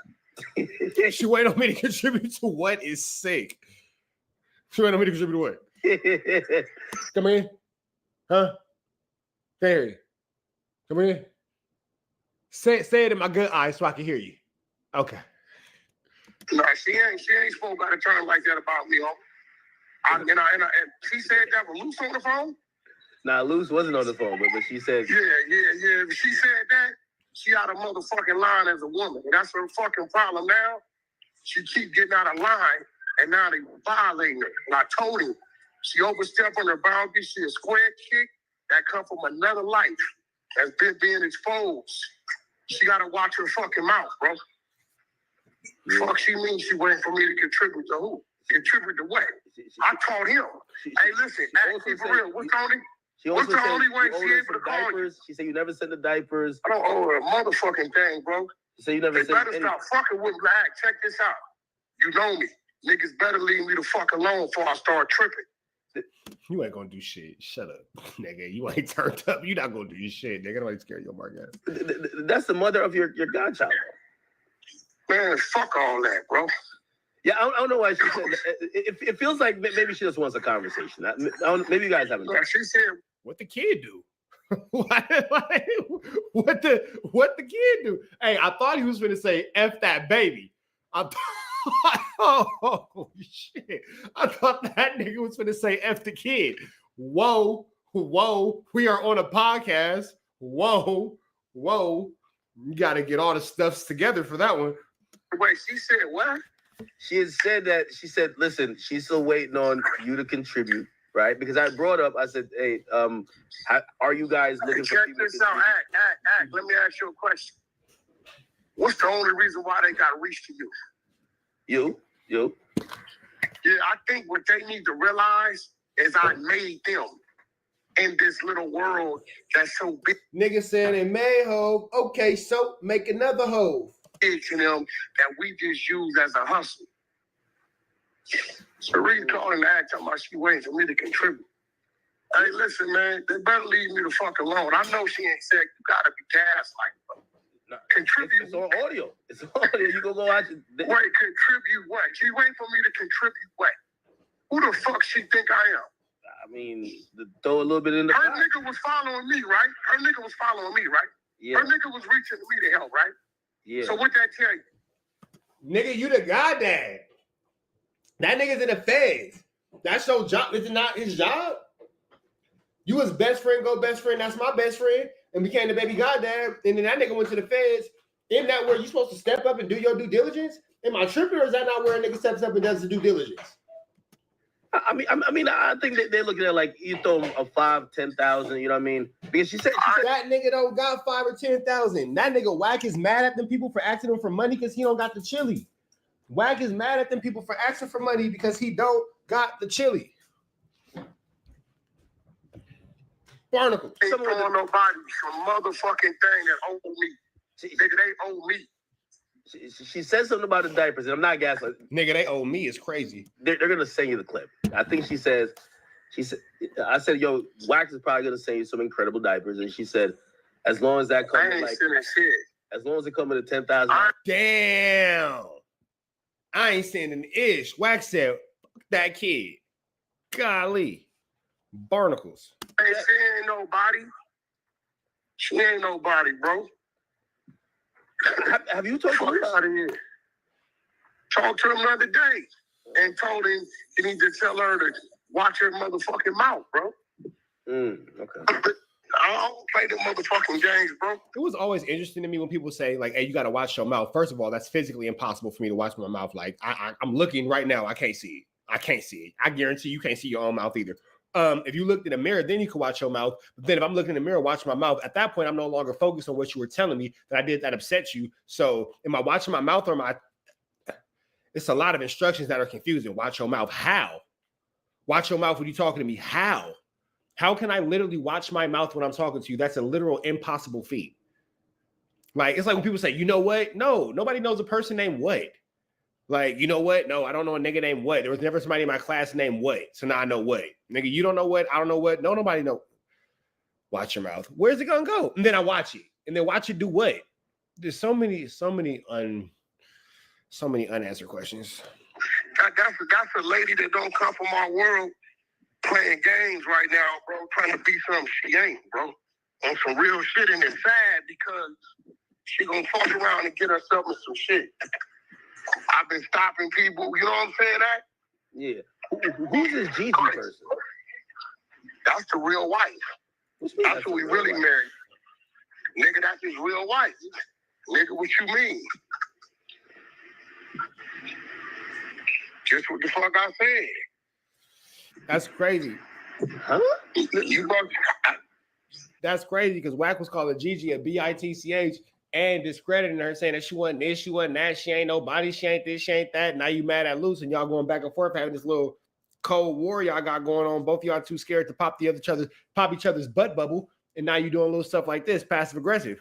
Hey, bro, they put out a bunch of clips, but she started exposing old girl Nuys, so they blew her page up. She might have put them back up. I gotta see if she got a new page, but she had like 3 55-minute clips breaking everything down, showing documents, paperwork, all kind of shit. Really? Yeah, I sent them to you. You didn't look at them. Oh no! I didn't see. I heard you just say there was some stuff. I didn't see no link or nothing like that. So I gotta see if she got new links. But yeah, What? Are you opposed to this? Because I think she wants a conversation, bro. I don't. You know. Who want what conversation?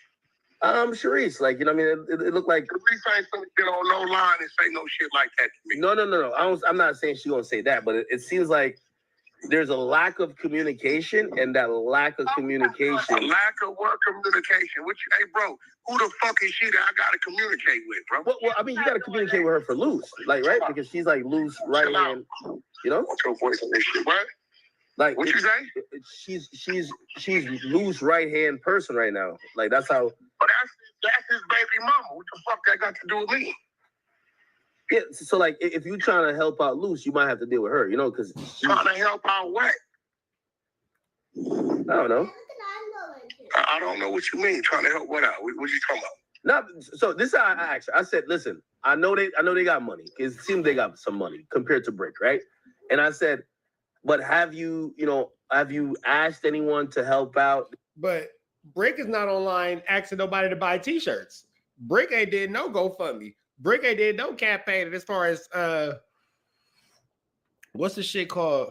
Fundraising and all that kind of stuff. You feel me? So I don't know. You feel me? This and third.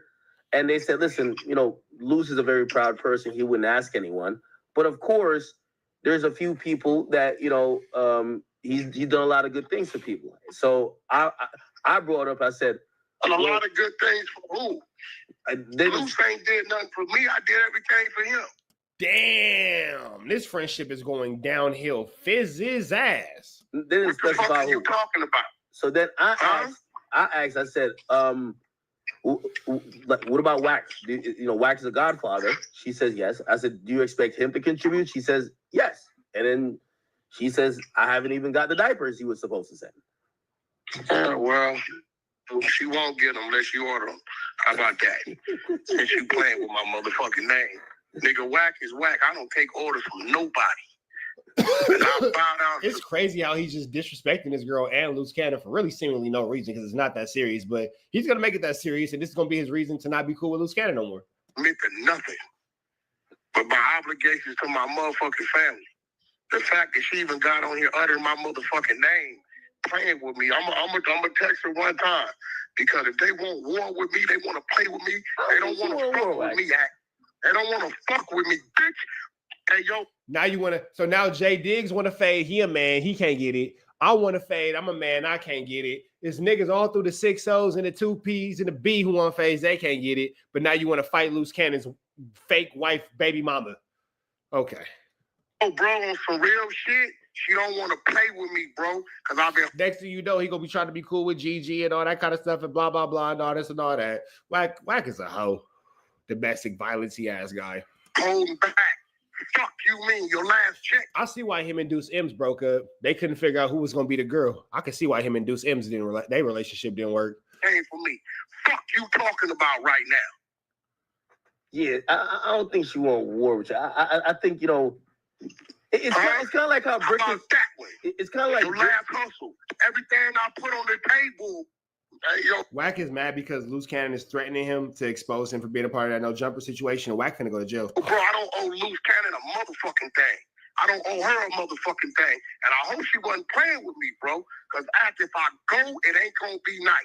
No, wait till you see this. You know me. Just wait till you see this. Like, I don't think it's that bad. Talking about running my fucking name. Yeah, just wait till you see it. Yeah. You're not gonna do shit about all the niggas that run your name. No, you just want to fight her because she a pretty bear. Don't worry about it though. Bears are hard. Bitch, is we live right now? Cause I go up. Yeah, no. Don't go.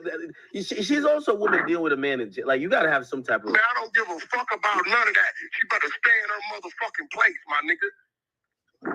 Stay in your fucking place with me. I don't fuck with you. I don't know you like that.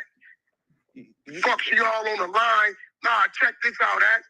I gave them access to you. You understand what I'm saying? That's true. That's true. I don't fuck with your... Go. What you doing? What you doing? I'm sleeping in the kitchen. Are you okay? Yeah. Are you tired? Yeah, probably. Why are you looking all crazy and disheveled? What's that? Why are you looking all crazy and disheveled? That's because I was just peeling an orange. Do you feel comfortable cutting tomatoes? Yeah. Take your time. Do not cut your finger. If you cut your finger, there's nothing I can do to help you. So you have to take your time. I mean, I can get you a Band-Aid, but do that stop that shit from hurting? No. There's nothing I can do at all.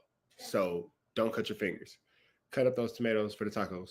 Okay, the ones in the drawer. Yeah, start with the ones in the drawer. And tomatoes don't go in a drawer. They say so. Trick. When you go to the grocery store, you know how the cabbage and the lettuce and the spinach are in the cold section with the water? Are the tomatoes in that section? No. Where are the tomatoes at? In the fruit section. Are they in a freezer or are they just sitting out? In the freezer. Are they? So when you put up tomatoes, should they go in the refrigerator or should they just sit out? Just sit out. Because when the grocery store tells you where they're stored. And when you pick up milk, is the milk sitting out with the tomatoes or is it in the refrigerator? So where does the milk go when you take it home? Boom. The grocery store already tell you where shit go. Got you. A lot of y'all didn't know that. And how do I know that? I used to be I told you I used to be a janitor at the Kroger distribution center in downtown LA off Alameda. Kroger and Rouse is the same thing. Food for Less is all the same thing.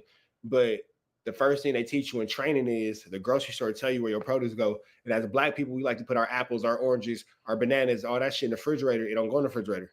It don't, and that actually make your fruit turn bad faster. Where it's at in the grocery store is actually where it goes. You don't put your garlic in the refrigerator. You don't put your onions in the refrigerator. Those are dry vegetables. Those are dry vegetables. You don't. The grocery store tell you where your shit go. If you don't get it, just watch where it's at in the grocery store, and that's where it should go in your house. Disloyal ass, get on the line that you got access. You think you something more than what you ain't. You not that, and play with my name, bro. Yeah, I think they're generally just trying to ask for help. You know. Ain't no generally shit. Don't play with my name, man. That ain't cool.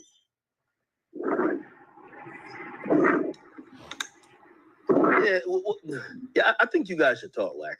Because I like the two. I ain't gotta talk to shit. I don't talk to nobody. That's his wife. Fuck you mean, bro? Hey, check this out, bro.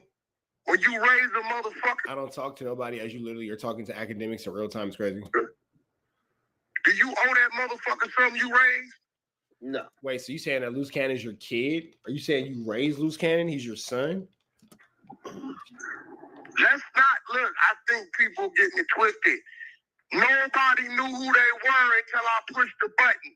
Let's keep it real. They letting it get to their head. You don't bite the fucking hand that guided you, bro. Wasn't no reach to act. Adam 22, none of this shit. Nobody fucked with you. And she really came on there talking about I owe her something? No, she ain't say you owe. She ain't say, you're right, you got to hit the clip. She basically saying, hey, listen, no. It's like he can't control the Frankenstein monster he created. She would probably expect something from you, you know what I mean? Like, you know. I don't expect nothing from me. Nothing. Fuck out of here. And you in my pocket. How the fuck I owe you something and I'm old? Do that math, bro. Sounds like Adam and Brick, baby. Loose locked up right now, so you know we're trying to help Loose out. I'm thinking what that got this okay, and that's the problem. Loose locked up. Conduct yourself like a fucking woman. You out here. fuck is you playing with niggas for? You playing with Big U name. You playing with 600 name. You playing with niggas and you ain't that type of female. You ain't loose. You understand what I'm saying? Now, that is something that I do agree with. Wack's a hoe, but I said in the other video when she called Big U big useless, and I'm like, oh, this bitch think it's a game. Okay. She don't understand how close niggas is and how motherfuckers can slide up on her. Got it. So I do agree with that. Oh, so man, all right. They did say y'all look. Luce said, yo, he's cool with you. He just said he wanted you to make sure. He's like, if he was out here, people would have run content on him. I think he wants for you to not have. Man, I can't fuck all that. No, he don't call no dogs. No, fuck all that. Hey, bro, when I told him and gave him instructions, they didn't want to follow him. Nigga, I told him, nigga, your woman out here calling niggas out their fucking name, disrespecting niggas like she that type of female, nigga. She ain't got a gangster bone in her body. So it's like this, nigga. If you gonna talk about a man, I'm not stopping that man from talking back, bro. Fuck that.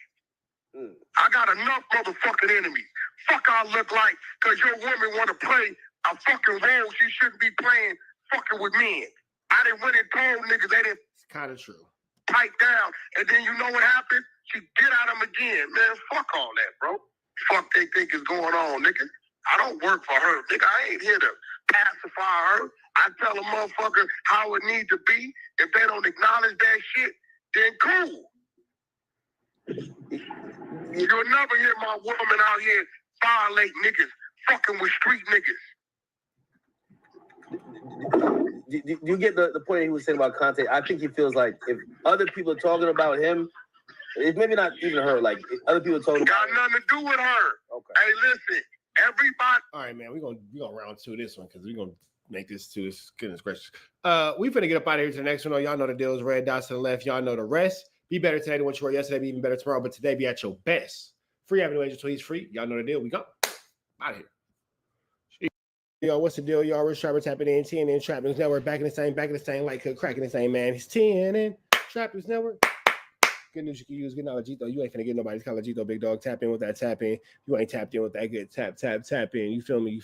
Get into that, like that, comment, that, get subscribe button. What's going on here at TNN Trap News Network? News you can use. Knowledge you ain't finna get nobody's colors, big dog. Slide over to richtraphouse.com. Get into that if you ain't got into that, man.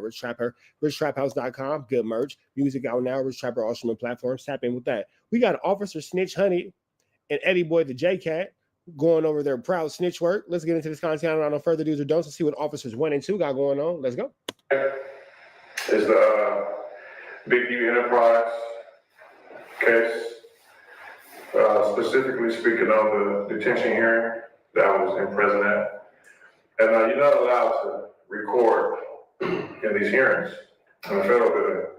I think I'm going to start going to these hearings. What y'all think? Y'all think I should start going to these hearings? I think I'm going to start going to these hearings. I want to see how this one acts in real life and how this one acts in real life. I want to go support my journalistic amendments of, journalism. I don't know which amendment it is. So when you go in, you can take mental notes, written, physical notes, stuff like that. But I wasn't really prepared for that. I really want to see, look him in his eyes, see what's going on, because previous detention hearings, court proceedings, some of them are sealed.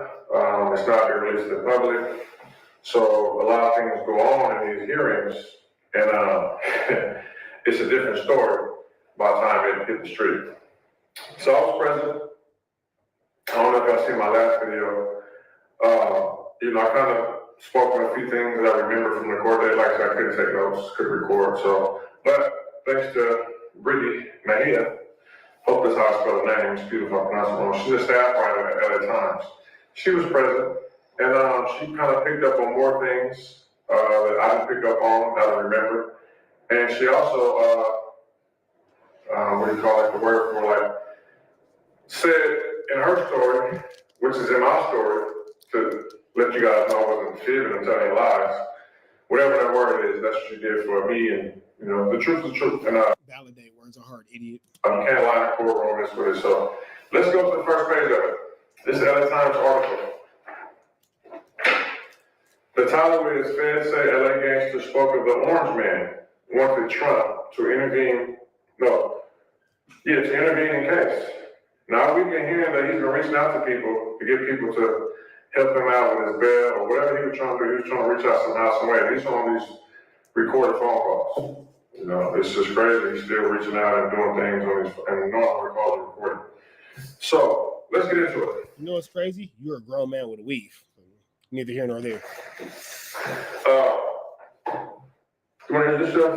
Because I always say something, an accused crip leader will remain behind bars while he faces charges of fraud, robbery, extortion, and running a racketeering conspiracy. A federal judge in Los Angeles ruled Tuesday. This was Tuesday when it was in court. As Henley, 58 years old, sat quietly in a white jumpsuit, U.S. Magistrate Judge A. Joe Richmond cited the violent allegations against him, including murder of an aspiring rapper and what he called a lot of evidence of obstruction of justice. And according to Henley, to remain in custody pending trial, Richmond said that he was concerned that Henley might flee and that he was potentially a danger to the community. So this was a detention hearing, and they're trying to, he's trying to plead for his case why he should be free, and the U.S. attorney is trying to say he shouldn't be free. So they have to bring up their points. They got to bring up their points. He's arguing why he should be free, and the versus on the other side is saying why he shouldn't be free. So this is what's going on. Okay. In ordering Henley to remain in custody pending trial, Richard said that, there's no condition or combination of conditions that will reasonably assure Mr. Henley's future appearance at court proceedings for the safety of the community. And this is what Richard said. Yeah, that's what they saying. Big U is a flight risk. Y'all gonna let him go. He's gonna terrorize and get gone. Before the ruling, before he even ruled it, he said there's no condition or combination of conditions that will reasonably assure Mr. Henley's future appearance for the court proceeding. You know what I mean? There's no condition or combination of anything that will reasonably assure he would appear in court. This is what he's saying before he even ruled it. Arturo Hernandez, Henley's attorney, which I saw him there, said his client could be confined to his home and monitored electronically. He also cited the fact that his client loved ones were putting up millions of dollars worth of property to secure his release, which he said made it unlikely Henley would flee. So this is the argument coming from his attorney. Like, man, we got millions of dollars in property we're putting up. This is his argument. You've got to give him a chance, said Hernandez. Who was representing cartel members in the 1980s serial killer Richard Ramirez, known as the Night Stalker. So he has a good resume of big cases and big people. Hey, representing cartel members, bro, do his due diligence. He do his big one for sure. Who were in a lot of trouble. Yeah, but he never won none of them. Well, we don't know if he won or not. I know because this case right here, Ramirez. In the paperwork that ever him and Wack keep saying that the district attorney called Big U out for lying on 600 and Wack, but there's nothing in the paperwork that says that. And that's kind of what makes me want to start going up to these courthouses, these court dates this summer, is because we need to see exactly what's going on. Not these niggas lying and spreading false narratives. We only want the truth, and nothing but the truth. And with the situation that's going on in front of us, there's so many twists and turns. I keep saying it. The lies make no sense when there's so much truth available that's good enough. You feel me? It's enough drama in the truth. Why do we got to add a lie? Going all day. Well, honestly speaking, he didn't get him released. So, it is what it is. You know what I mean? But keep doing what you do. So, this has been the defendant's second chance. Assistant U.S. Attorney Kevin Butler told the judge, so this is what I said in my video. So, Big U's lawyer is saying that you've got to give him a chance. It's like he'll tell a bunch of truth and then mix a lie in you. Like he's telling all the truth about what's going on, and then he'll lie and say, "Yeah, and the DA called you out for lying on 600 and Wack." Like my nigga, you and Wack are not that big of fixtures. In fact, it's in life to where a district attorney has to mention y'all in the court in a federal indictment. So they'll tell a bunch of truth and then slide that lie in there, and then be like, "Well, everything else was true. Well, how come you ain't blah blah blah?" And it's like, my nigga, but that's a lie though. Like you could tell 100 truths and add one lie in there to add the lie to make the lie seem valid. We all know it's still a lie. U.S. Attorney Kevin Butler told the judge, this has been the defendant's second chance. Remember I was telling you guys that? So, Henley previously served 13 years in prison for trying to rob an undercover sheriff deputy of 13 pounds of cocaine. He was indicted last month on 43 counts, including tax evasion, embezzlement of donations to a charity which receives public money, in running a racketeering conspiracy in which they allegedly kidnapped and fatally shot young rapper named Rayshawn Williams. Kenny has pleaded not guilty to all charges, and before turning himself in, he made videos denying the accusations made against him. I ain't did nothing, quote unquote. I ain't did nothing but a help to our community, Henry said on video. This is the price of being black and trying to help somebody, trying to help your community. So now he's talking about that video Big U made right before he turned himself in. And his attorney. He'd also become the most dangerous man to the case because his entire criminal enterprise is based on fear, intimidation, control. Control of the victims, control of the enemies, control of the witnesses, control of Los Angeles, Butler said.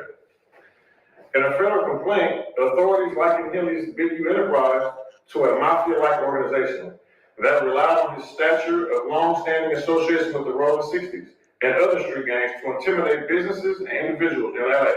More than a dozen alleged members of the associated Rolling 60 Crips, including Henley, have been charged in a sprawling criminal case. In a brief filed before the hearing, federal authorities allege that to avoid custody, defendant will not doubt continue his double dealing, as he did to celebrities or donors that he duped into believing that they were helping young, unprivileged athletes chase their dreams, when in reality, they were unwittingly lining defendants' pockets as he embezzled donation for donation. See, all this stuff is documented. I don't know if it's in here, but while I was in the court, they also noted that's documented. He received donations to his development options company of $20,000 US dollars, and the next day, $19,000 of those dollars were transferred to his personal account. And it showed no proof of paying anything from the development options, with the money originally supposed to be for, and this was said in the paperwork. Okay. Even in his short time in custody, he has put up old tricks. Once again. All right, man. So y'all can watch the rest of this on Officer Love Boy's page. I can't continue to listen to a grown man with a weave in his head, but y'all know the deal. Be better today than what you were yesterday, but today be at your very best. Red dots to the left. You know the rest. And it's free having Angel till he's free. We go. What's the deal, y'all? What's the deal, y'all? What's the deal, y'all? Back in this thing. Like, cook, crack in this thing. Like, comment, subscribe. Like, comment, subscribe. Like, comment, and make sure you hit that good subscribe button. For more of this good content, y'all know what we got going on here at TNN Trap News Network. TNN Trap News Network. Good news you can use. Good knowledge you can't get in nobody's college, big dog. Make sure you hit that like, comment, subscribe button. Early in the morning, man, tap in with that tap in. We here at TNN Clap Trap News Network. Clap, clap, clap. Because when a nigga driving, it's hard to do the clap, you feel me? It's hard to do the clap when you're driving. Anyway, we back early in the morning, man, with this Young and Hefe style video. Big shout out to Young and Hefe. Don't care about nothing but what the checks say, man. We out giving y'all this good news you can use early in the morning. We got some paperwork, man. Somebody has finally taken a plea in that Big U Rico. Somebody ready to go home. Somebody said, you know what? This is too much for me, man. So I'm going to give y'all this news y'all can use now you can't get in college. By way of Seti Nash. Big love to my homie Seti Nash. Make sure you show love to bro. Finish jump into this content without further do's and don'ts. Let's get into it. Let's go. Everybody reacting on YouTube, Clubhouse, Instagram, Facebook, TikTok, whatever it is. I did the work so you don't have to. Let me show you why this video is highly important. Take a look at these 3 dockets, and I'm going to tell you, pay attention to the numbers. But if you forget, I'll bring you along. Check this out. So in the highlighted section of this, right, you have USA versus Mitchell. This is Brick Baby. On the bottom part right there, I want y'all to say 00576, right? Big U's 00576. Because y'all know Big U as Henley Jr. Are y'all catching a theme real quick? 00576. Well, if you haven't, show you the first person to plead out. 00576 right there on the right hand corner. Christian Forbes, aka Bus. Why is that important? Well, there you go right there. Bottom right corner, second one. Christian Forbes, aka Bus. Now I know what y'all wondering. Seti Nash, why in the world is this important? Well, he was the first one to plea out. Let's get further into it. So Christian Forbes, aka Bus, is essentially a codee for Big U and Brick Baby. Or he just got picked up. What he is known as far as his indictment, I don't know him, I ain't never met him, don't want to meet him. He's known essentially as a gun runner. And since he's a gun runner, it gets interesting. I did the heavy lifting, so y'all don't have to. So the YouTube reactions, the tickety talk reaction, the Twitter reaction, aka X, the Instagram's reaction, the Clubhouse people and all that. I've done the hard work for you so that you don't have to. He's not in the paperwork, and the guns that he allegedly had are in nobody's paperwork. Now, some of y'all are going to say, well, you know, Seti Nash, he might snitch, he might whatever. The problem with snitching, I'm going to try to understand this, is when they snitch, they don't have deals already set up. Goes against everything. But he is the first one to plead out as far as the whole entire RICO, whose name is brought up. So I'm not going to put a snitch jacket on him without any freaking proof. Just like y'all try to put that on Brick. As far as you can tell in what we read, Brick has a public defender who doesn't have enough time to review the case. Brick can literally get an appeal and say, hey, y'all sent me up the river with this lawyer who did not have enough time to review my case. You have literally screwed me over. And that is grounds for an appeal because that's not effective counsel. But as far as Bus goes, the guns that he is alleged to have sold, not on anybody's paperwork. I think when they did they Big U RICO, because it's not a rolling 60s indictment, they just snatched up whoever they needed to snatch up, and certain people were just in the crosshairs. So, without no further ado, let's get into Christian Forbes, aka Bus paperwork, because a lot of people think that he's snitching on people, but he already has 5 years already. So who can he tell on? Because they wait for sentencing to see how good of a person you are. Now, automatic snitching in the feds, you get 33% of your time knocked off. So we will see. But other than that, let's get into it. I don't need to snap. Let's go. Man. And y'all want to get on Brick and say Brick is all type of things with no proof.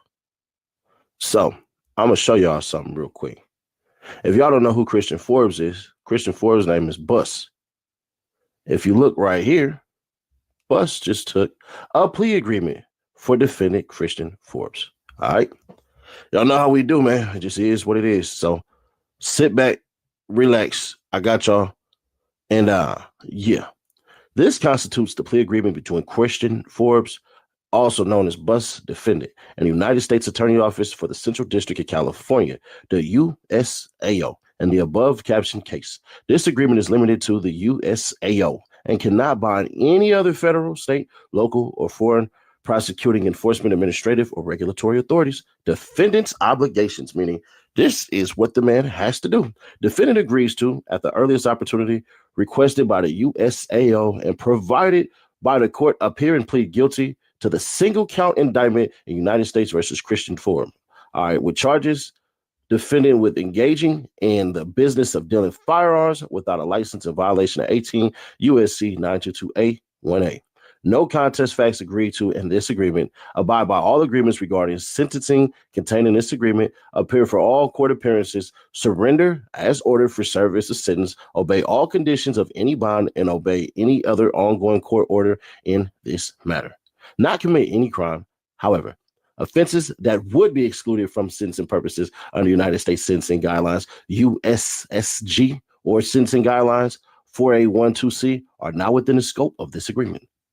Be truthful at all times with the United States Probation and Pretrial Services Office and the court.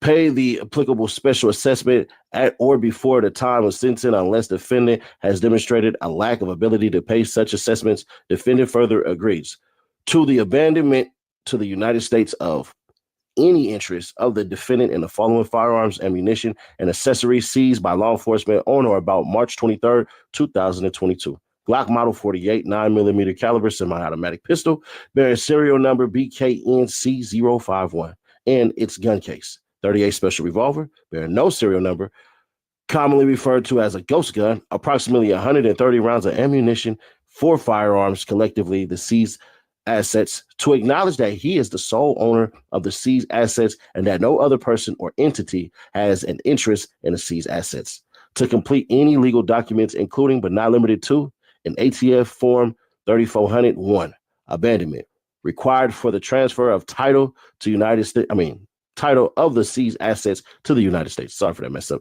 The USAO's obligations. The USAO agrees to no contest facts agreed to in this agreement, abide by all agreements regarding sentences contained in this agreement at the time of sentencing, provide the defendant demonstrates an acceptance of responsibility for the offense up to and including the time of sentencing, recommend a 2-level reduction in the applicable sentence guidelines offense level pursuant to USSG 3E11, and recommend, and if necessary, move for an additional 1-level reduction if available under that section. Nature of the offense.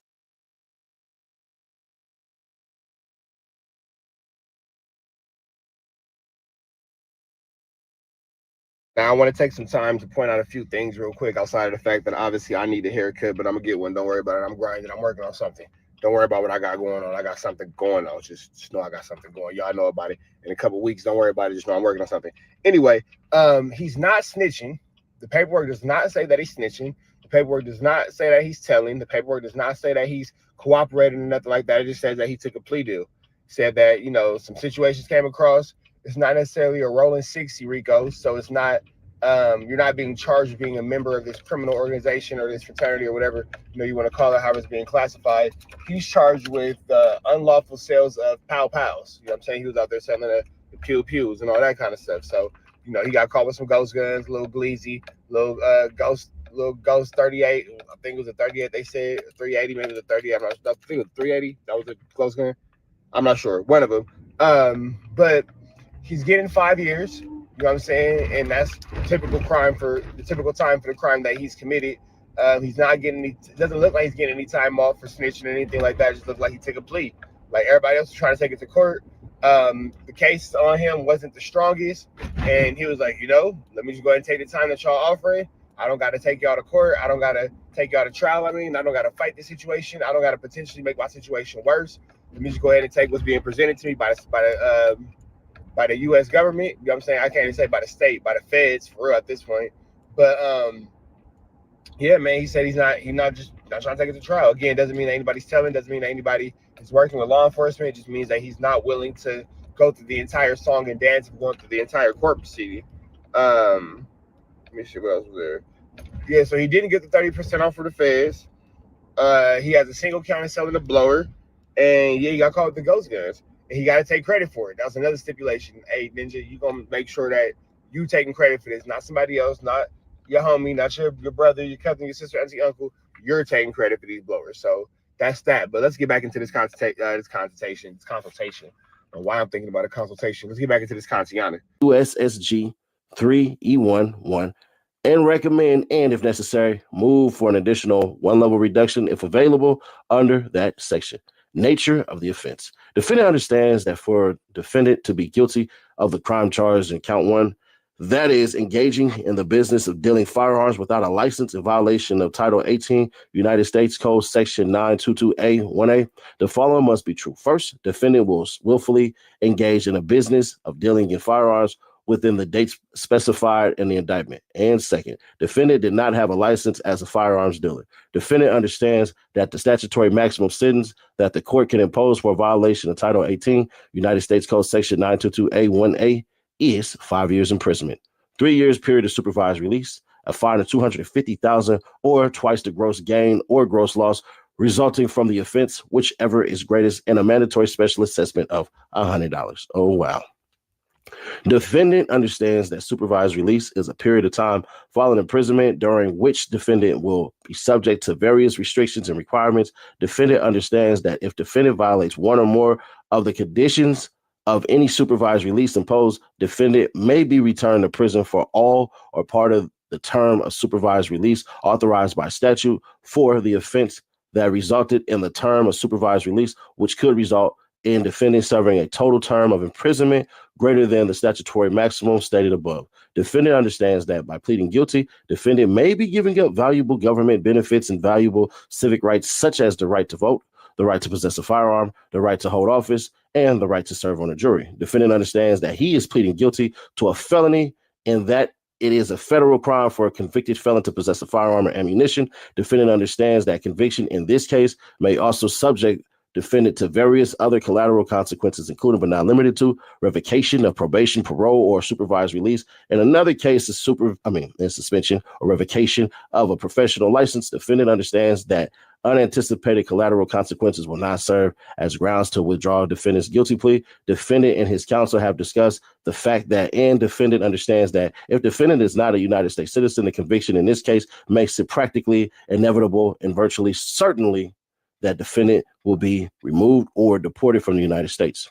The defendant may also be denied United States citizenship and admission to the United States in the future. I don't even care about all that. Let's go to factual basis because all that stuff is not even necessary. Factual basis. Defendant admits that defendant is in fact guilty of the offense to which defendant is agreeing to plead guilty. Defendant and the USAO agreed to the statement of facts provided below and agreed that this statement of facts is sufficient to support a plea of guilty to charge described in this agreement and to establish the sentencing guidelines factors set forth. So here we go right here.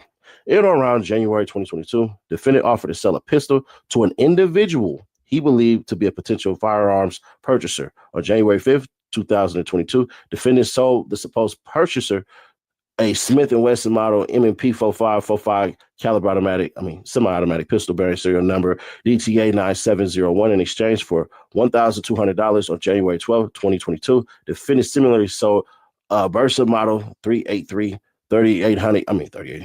caliber. I don't know why I said that. Semi-automatic pistol bearing serial number 149497 in exchange for $750 on February 2nd, 2022. Defendant similarly sold a semi-automatic rifle ghost gun with a scope and of unknown caliber, along with a 60-round drum magazine of PMAG, D60 ammunition, a 10-round PMAG, 10 magazine, and a black case laser attachment in exchange for $1,800 on March 10, 2020. Defendant similarly sold a Taurus model G2S 9mm caliber semi-automatic pistol bearing serial number TLU20146 with 7 rounds of 9mm caliber ammunition in exchange for $1,250 on March 23, 2022 in Carson, California. Within the Central District of California, defendant possessed a Glock 9mm semi-automatic pistol and a .38 special revolver, various magazines and ammunition for each firearm, other caliber of ammunition, and a Glock gun box, all of which he possessed with the intent to sell. At the time, defendant sold and possessed with the intent to sell all the foregoing firearms. Defendant did not have a license as a firearms dealer. Defendant made all of the foregoing sales in Los Angeles County within the Central District of California. Sentencing factors. Defendant understands that in determining defendant's sentence, the court is required to calculate the applicable sentencing guidelines and to consider that range. Possible departures under sentencing guideline. We ain't really tripping on none of that. So it's basically he understands he has a criminal history, waiver of constitutional rights. We don't care about that. Waiver of appeal of conviction, meaning basically, you have, I believe it's 30 days with the feds to appeal the decision. And they saying, now we ain't finna do that. Understands with the exception of an appeal based on a claim that defendant's guilty plea was involuntary. By pleading guilty, defendant is waiving and giving up any right to appeal defendant's conviction on the offenses to which defendant is pleading guilty. Defendant understands that this waiver includes, but is not limited to, arguments that statute to which defendants pleading guilty is unconstitutional, and any and all claims that the statement of facts provided herein is insufficient to support defendant's guilty plea. Let's go ahead and skip past all this BS. So result or withdrawal. Guilty plea, don't care. Effective date of agreement. This agreement is effective upon signature and execution of all required certifications by defendant, defendant's counsel, and an assistant United States attorney. Breach of agreement. Basically, what do you do if you mess up? Office, not parties. Defendant understands that the court, United States, probation, and pretrial services are not parties to this. So, yeah, no additional agreements. So this right here, defendant understands, except as set forth herein, there are no promises, understandings, or agreements between the USAO and defendant or defendant's attorney, and that no additional promise, understanding, or agreement may be entered into unless in writing, signed by all parties, or on the record in court. So that's pretty much it for right there. Then you got the certification of the defendant, certification of the defendant's attorneys. So what we didn't see is essentially him agreeing to testify. Now, somebody could say, well, you know, Bus basically sold Brick the gun, and then he admitted that he was a gun seller. So, I mean, if you want to do it that way, I guess you can. But as far as I'm concerned, he basically said, I sold guns and I sold these guns. Now, they can say, you know, they can double back and say, well, we know for sure that he bought this gun from this person. But once again, I don't see I don't see anywhere where it says that. So even on the sentencing, right, it doesn't say we're going to push it back. They already basically said you're getting 5 years. Typically, when somebody is testifying or going to testify, they get held back, right? So you see the sentencing factors right here. Defendant in the USAO agrees to the following based on level 12, 3 to 7 firearms plus 2, variance -2, defendant. See the rights, the argue additional specific offenses, characteristic adjustment. So you don't see any of that. They wouldn't put all of that in there. Now, somebody may take this and go, oh, Seti Nash, nah, bro. He's telling. I'm going to be fair. If he was going to tell, it would be in there. Now, that's tricky, man. So, Bus is being charged with the unlicensed selling of a firearm. They caught him with that, selling him powers. You know what I'm saying? We're going to get to how that's related to Brick Baby last. He's offered parole. You're going to do your time, and then you're going to get off on parole. When you get off on parole, you're going to be closely monitored. If you up that parole, you're going to do the time that they want you to finish in the penitentiary and the time for the new sentence. So when they said that you might end up with more than the maximum, is because you're going to finish that, they're going to max you out, and then they're going to give you the time for the new charge. So if you, for example, you take a piece of bubble gum, and that piece of bubble gum hold 5 days in the county Wooty Bam or the federal Wooty Bam as a result of you violating this federal parole, and it can be something as simple as stealing a piece of bubble gum that can violate your federal parole. You finna do every second of that time that they wanted you to do, and you finna get maxed out for that bubble gum. So just be careful when you are here stealing, man. They got him as a felon with a firearm. Something that was interesting that has no relation, but just kind of fact that Seti Nash pointed out, if he was an illegal, 100% would have sent him back over the fence. For sure. They made that very clear. If he was illegal and didn't have citizenship, you're out of here for sure. He sold the poop house to the undercover. And here's the part that's interesting. He sold the poop house to Brick Baby. Now, he hasn't snitched on anybody. He hasn't testified on anybody. He just has his deal. He working on his way to go home and all that kind of stuff. But the interesting part about all this is if he would have been telling on Brick, like he said, it would have been in the paperwork. That's the person who sold Brick the poop house. He's admitting to selling the poop house, but he's not admitting to selling anyone specifically poop house. So I guess, like he said, one can put all that together and all that, but that's the reach, bro, because again, it's simple. He just took a plea. Hey, man, let me get a deal. Sound like he got a lawyer. Sound like he's not working with public defense. It sounds like he's working with a paid lawyer, and the paid lawyer did what the paid lawyer is supposed to do, get him out the situation. So y'all know the deal, man. It's Rich Shepard signing out. Y'all know the deal, man. Be better today than what you were yesterday. Be even better tomorrow. Red dots to the left. Y'all know the rest. Free Avenue Angel until he's free. No, be better today than what you were yesterday. Be even better tomorrow. And today, be at your best. Red dots to the left. You know the rest. Free Avenue Angel until he's free. We go. Daily report. Now, Sharice Mills, who's Loose Cannon's wife, dropped some content yesterday, and allegedly Loose Cannon, Brick Baby, and Big U is all locked up in the same prison. That'll make the situation even crazier. According to Loose Cannon, Brick Baby's his cellie, and despite everything they said about each other online, they put that to the side when they got locked up because they figured two heads are better than one. Now, 600 gave out his phone number before he went live, and random people was tapping in with him and asked them questions. So let's get straight into it. Now, 600 said he doesn't even believe Brick Baby and Loose Cannon's even locked up. And he said the only reason they're trolling online is to get them views. This nigga 600 is like the lowest level of anything. And this is another thing too. I don't care what nobody say. I don't care who nobody is. Anybody who's still associated with 600, you a weirdo, bro. So all these super banged out gang members, oh, I'm this, I'm here, I'm from that person. Well, I don't got nothing to do with me. Man, you niggas is weird, bro. Hanging out with a snitch is weird. Condoning a snitch is weird. Being around a snitch is weird. So all this, well, he ain't got nothing to do. Oh, that's 6-0 politics, my nigga. This Crip politics. So all the Crips that's hanging out with 600, well, I don't know, blah, blah, blah, this and all that, giving them information, saying this, saying that, and all this and all that. Bro, you weird. It is what it is. You a weirdo. You's a weirdo, Bagirdo, bro. You was a weirdo Bagheerdo. You on some weird shit. It is what it is, bro. You can not like it. You can want to fight. You can whatever. It don't matter. You want to fight me because you hang out with a rat. Now you mad. Now you want to fight. Now you upset because you hanging out with a nigga who won't stop telling. Who all y'all niggas have told to stay off the internet with the snitching shit, and he won't stay off the internet. So now you're gonna be mad at me, man. Be mad at your homie, bro. Be mad at your homie. Better yet, be mad at yourself. Be mad at your girl for laying up with you because you'll be mad at your girl for laying up with you because you a nigga that support the cops. Shout out to G Perico. I stay away from niggas that be talking to the cops and them niggas that be talking to niggas talking to the cops. I stay away from niggas who be talking to the cops and them niggas that be talking to niggas talking to the cops. Straight up. So they can get that bag to provide for their family. Now, 600 watched that Sharice Mills live when she played that Loose Cannon and Brick Baby content. And he said, although that sounded good for content, none of that ish was real. Now, 600 said, as far as Big U goes, he's locked up for show and he's going to get a life sentence. And he said he believes that Loose Cannon and Brick Baby is trying to use Big U's downfall for their own benefit. Now, 600 said, for anybody that's been arrested by the feds on a RICO case, already know that anybody involved in that RICO case gets separated. With you, man. Hey, yeah. I was just watching the Sharice Mills show and she talking about Brick Baby and Loose Cannon stood side by side like Batman and Robin, taking this down.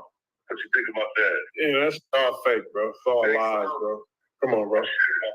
You can't don't call anybody you know been into the feds, bro. In that type of case on the RICO, they all be separated, bro. This is all fake, bro. I mean, respect to him. I mean, if that's how it really went, though, because you know what I'm saying, there was people once upon a time, though. I don't know. I just like to see together. I mean, dudes be saying what they're gonna do when they see people, and then be friendly, bro. So you don't get no respect for that, bro. When dudes say, when I see you, I'm gonna do this to you, I'm gonna knock you out.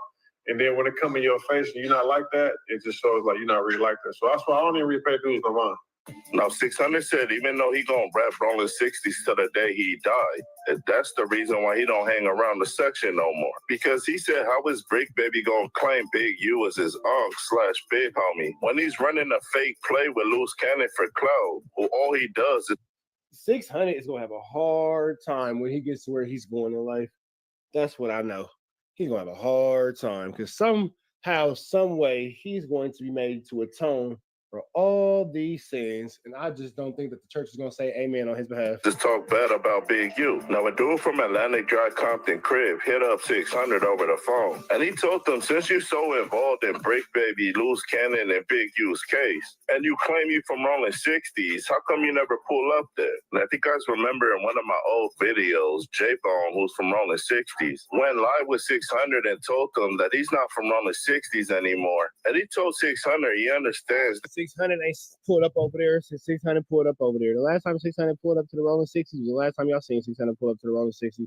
Swear to God. He's on social media, so you have to drop content. But why does all of your content revolve around exposing the hood that you claim you from? Now, J-Bone told 600 on that live that he's in the hood right now, and he wants him to pull up there so they can squabble. But 600 already knew if he pulls up there, whether or not him and J-Bone do catch a fade, he gonna get packed out for sure. Now, 600 said, now that Big U's out the picture, I am the face of the Rolling 60s right now. Now, 600 told that dude from Atlantic Drive, can't nobody or any section stop anybody from going to their section. And if I want to go to Hungry Harold's and get some breakfast, I can, because can't nobody stop me. Now, just like in 600 fashion, he told that dude where he from, and that dude told them. And 600 said, don't trip, I'm going to pull up there. And that dude warned them, don't come over here, because we're going to beat your ass. Now, just a quick recap, 600 said Big U's going to get a life sentence, and he's washed up. And as far as Brick Baby and Loose Cannon goes, they capping, and he don't even believe they locked up, because it's impossible to be cellies when you locked up in the same RICO case. Now, this crib from Atlantic Drive had a message for 600, but before I play it out, y'all like, share, and subscribe to Make sure y'all show some love to Paperboy News, man. He always giving us some good content. Shout out to bro. the channel. Y'all let me know what y'all think down in that comment section. Paperboy News, stand. Y'all be safe and stay dangerous out there. Down. Hey, You live, what's happening? Yeah, why you gonna go back to your hood? I done talked to a gang of real shit, so J-Bone and they. Hey, bro, you said what? Can't go over there and do Hey, bro, can't nobody stop nobody from going nowhere, bro. Shut your buster ass up. I am my hood, nigga. The fuck is you talking about? I go where the I want to go. I go to yours. Where you from? So you go over to Charlotte, names like come to Crip, get on me. Okay, well, I can come over there too. Oh, beat your ass. You come to the cell. Oh, my mama on the dead on me. When? You said when? Yeah, when you gonna be over there? I'm over here right now. I know some Atlanta drive. So look, stay outside. I'm coming through. I know some Atlanta drives, and he never goes over there. We're about to the next one. Y'all know the deal. Red dots to the left. Y'all know the rest. Free Avenue, Sweet Street. We got we back to the same. Like, woo. That's all that matters, though. Sometimes, look, the hands work, the vocals wasn't there, but that combination flew. Sometimes you ain't gotta look. Sometimes you just gotta pop out and show niggas. You feel me? Yeah. You know who the deal, though. Y'all know what it is, though. Trap News Network in this thing. Back like cook cracking this thing, man. Y'all know the deal. Here at TNN. Trap News Network. Get news views. Good knowledge, though. You ain't finna get nobody's knowledge, though, big dog. Hit that tap in, hit that like, hit that comment, hit that subscribe button for everything we got going on here at TNN Trap News Network. It's that Newsington. You can Usington. It's that knowledge, though. You ain't finna get nobody's college, though, big dog. Hit that like, hit that comment, hit that good subscribe button. Man at the Garden freestyle. Please don't touch my I got a body on it. Fairy tales won't forget. All that's out now. Get into that if you ain't got into that, man. Good music out now. Good music out now. Good music out now. Good music out now. Get into that if you ain't got into all of that. Hit that like, hit that comment, hit that subscribe button. And I need y'all to get into richtraphouse.com. That's a merch store. Tap in with that if you ain't tapped in with that. We got exclusive phone calls. Exclusive phone call from Loose Cat and the Brick Baby. Calling in from the federal penitentiary, giving it to us by the prettiest bear herself, Sharice Mills. Let's get into this content. Without no further ado, let's get into it. Let's go. The celebrity deathmatch thing is crazy, and I love celebrity deathmatch. It's one of my favorite cartoons. Let's get into it. Hello? Hello, what's up, baby? Oh my goodness, baby. I've been so worried. Are you okay? Like, what happened? I didn't hear from you. Yeah, I got in a fight after court and they took me to the hole. So What? What? Why'd you get in a fight? What happened? I done been to the hole. Never been to the hole in the feds. But I ain't never got to use the phone so quick in the hole. Interesting. To anybody who's been to the feds, do you get to use that phone that quick? If you get into a fight and then you're on the phone like later on the same day and you go to the hole? Is that how it works? I don't know. Give us some education. So basically, I walked in after court, and it was like, "What's up? Why you keep calling the homie this and this and this?" I'm like, calling who, saying what? And they was like, I said the names, right? And then they was like, "Yeah." I'm like, so what? What's going on? What you want to do, right? So This call is from a federal prison. He was like, Not even gonna. Look, glad to know everybody's paying attention. We're gonna get in. So I got off on him. Boom, bam, boom, bam. And I'm like, take that with you. Type of shit I'm on, you wouldn't understand. Sweetheart. And then the other homie that was with him, he was like, "Oh, cuz ain't all hype. Oh, cuz ain't all hype." And then I knew it was crazy because the police come in there and say, "I told y'all, you better leave him alone. I've been watching him." I'm like, "Oh yeah, this is crazy." Nigga, I told y'all to leave him alone. There's a lot of conversation between police and inmates in this federal penitentiary, big dog. That's all I'm saying. That's an awful lot of conversation between police and inmates. You got police jumping on the phone to say what's up to Wack. You got police commentating and politicking on fights between niggas in their same hoods. It's a lot of police conversation going on between Loose Cannon and these cops. Crazy. They how it get down or whatever like that. But crazy part about it is the lieutenant walked in and he was like, "Oh, let's take him to the hole or whatever like that, so he can calm down, so he won't bring it into the unit." They took me for the night. That's why you didn't hear from me. So anybody who's been in the feds, is that how it goes? You go to the hole for the night and then you go back to your dorm? Because again, we don't know. This is not a joke. This is the actual question. Wow. And so it don't even matter that they started it. They still put you in the hole. Yeah, no, because they knew that after seeing him, he was split open. So I was like, okay, cool, I'll go. Right up or anything like that. They just wanted me to cool down and not take it to the. Your phone is breaking up. Yeah, no, they didn't want me to come to the unit and do something. So at the end of the day, it's like, things happen like this, and in here. So, you know, you take the good and the bad. I'm just glad you're okay, because I was worried. I didn't hear from you, and I'm like, this is not like you to not try to reach me not one time, for the day. Yeah, no, but definitely, I love you. I love you Love you, too. love you. I love you too. But definitely, I love you. I don't do nothing else. I love you. I love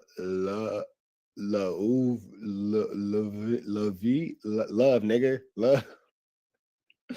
Bro, how do you have a hard time reading the script that is in your head that is your thoughts? Like, God damn, man, this boy is slow. He has a hard time reading out loud for sure. Words is hard. Thinking is harder. The celebrity. This is a perfect description of Loose Cannon's thought process, right? This is the fucking most accurate, man. Celebrity death match. It's mindless entertainment, boy.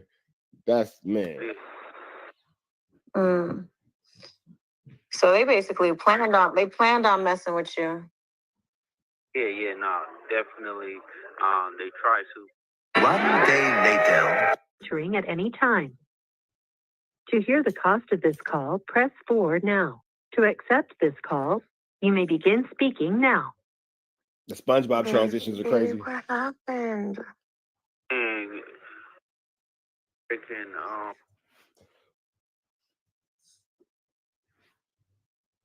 Huh? Hello? Hello? hear me? I can hear now. What happened? Got into it. Who? Blue. Huh? Blue Stain, Big U, me and Brick. What's up? Blue Sane? Who's that? Nothing.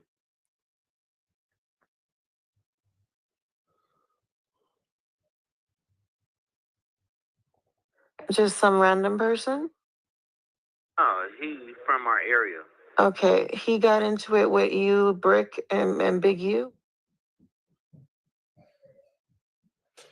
Oh, we got into it with other people.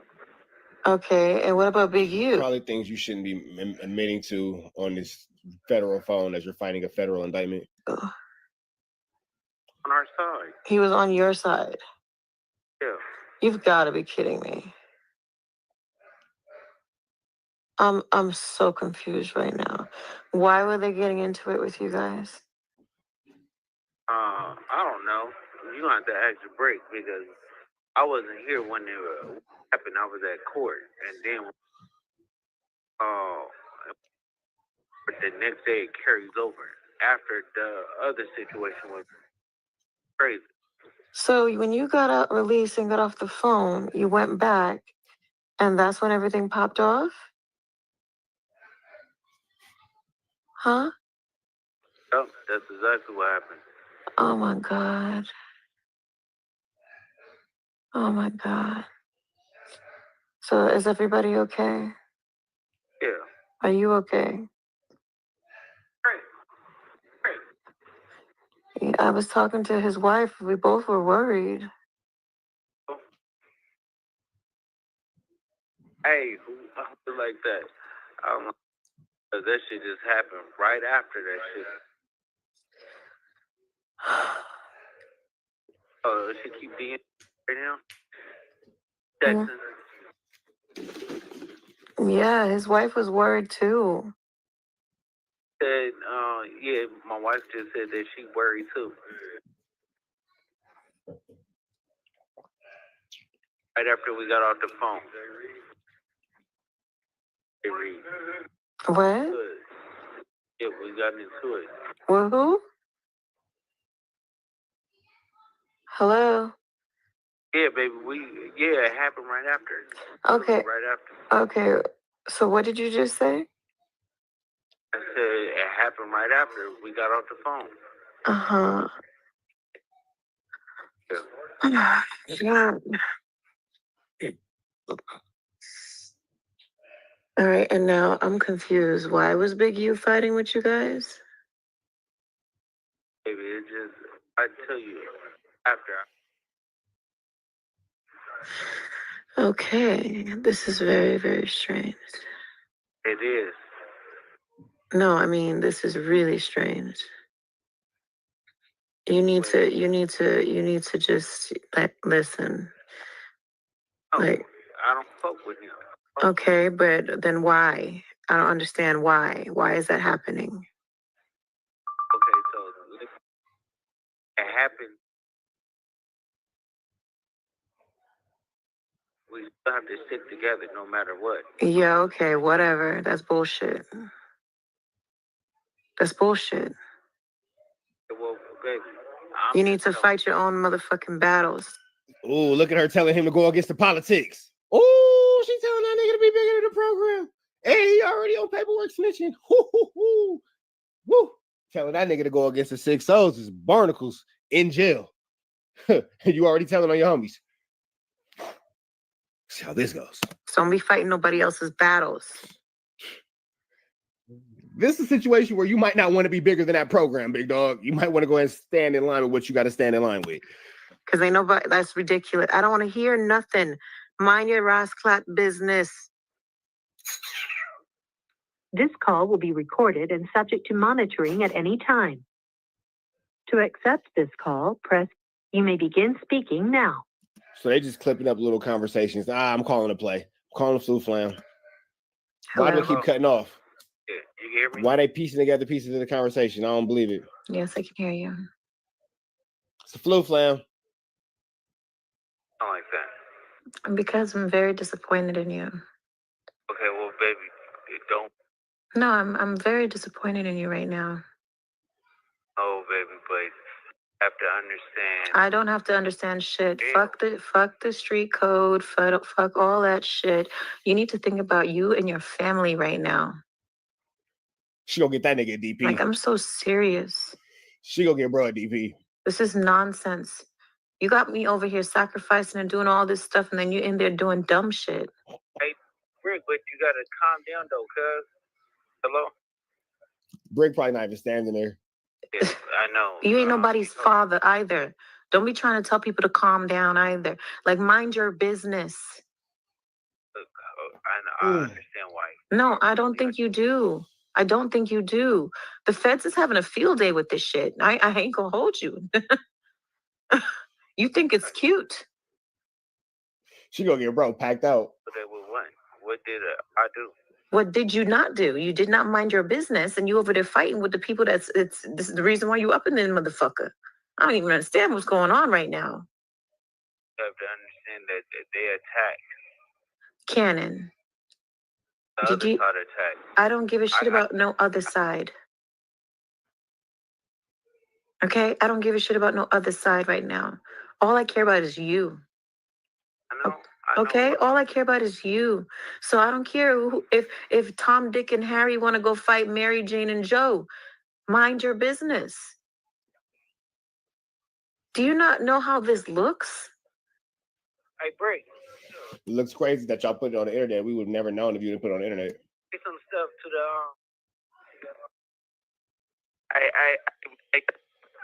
Hold on, you can hear me? Hey, yeah, hey, man, this not the trick reporting live. South, man, the MPC, man. You know what I mean? They try to put a J Reed in the line, man. I mean, we ain't in too deep with no J Reed, man. We right here turned up, beat up, man. It ain't no, man. You know what I mean?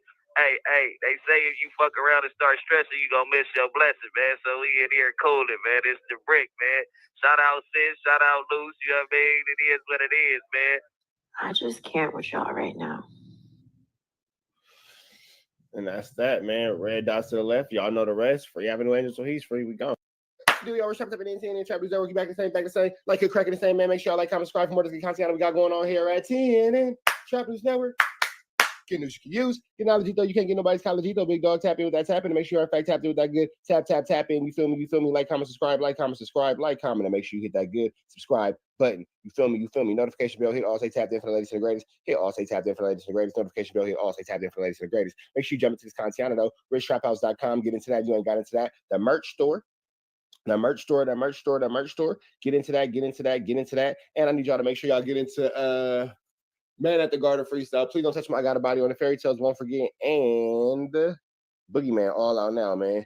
It's been a long weekend, but I've been giving y'all good content.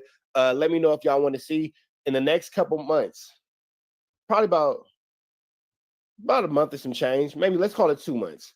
I'm thinking about doing some relationship blogs and all that kind of stuff. You know what I'm saying? Some his and hers and all that kind of stuff. Let me know if y'all want to see that, man. I think I'm going to call it Rich Trap House. Kind of give y'all more of an insight of what's going on as far as my family and all that kind of stuff. And Wookie Bamness, man. We probably started a new page for that. So let me know something, man. Let me know something, man.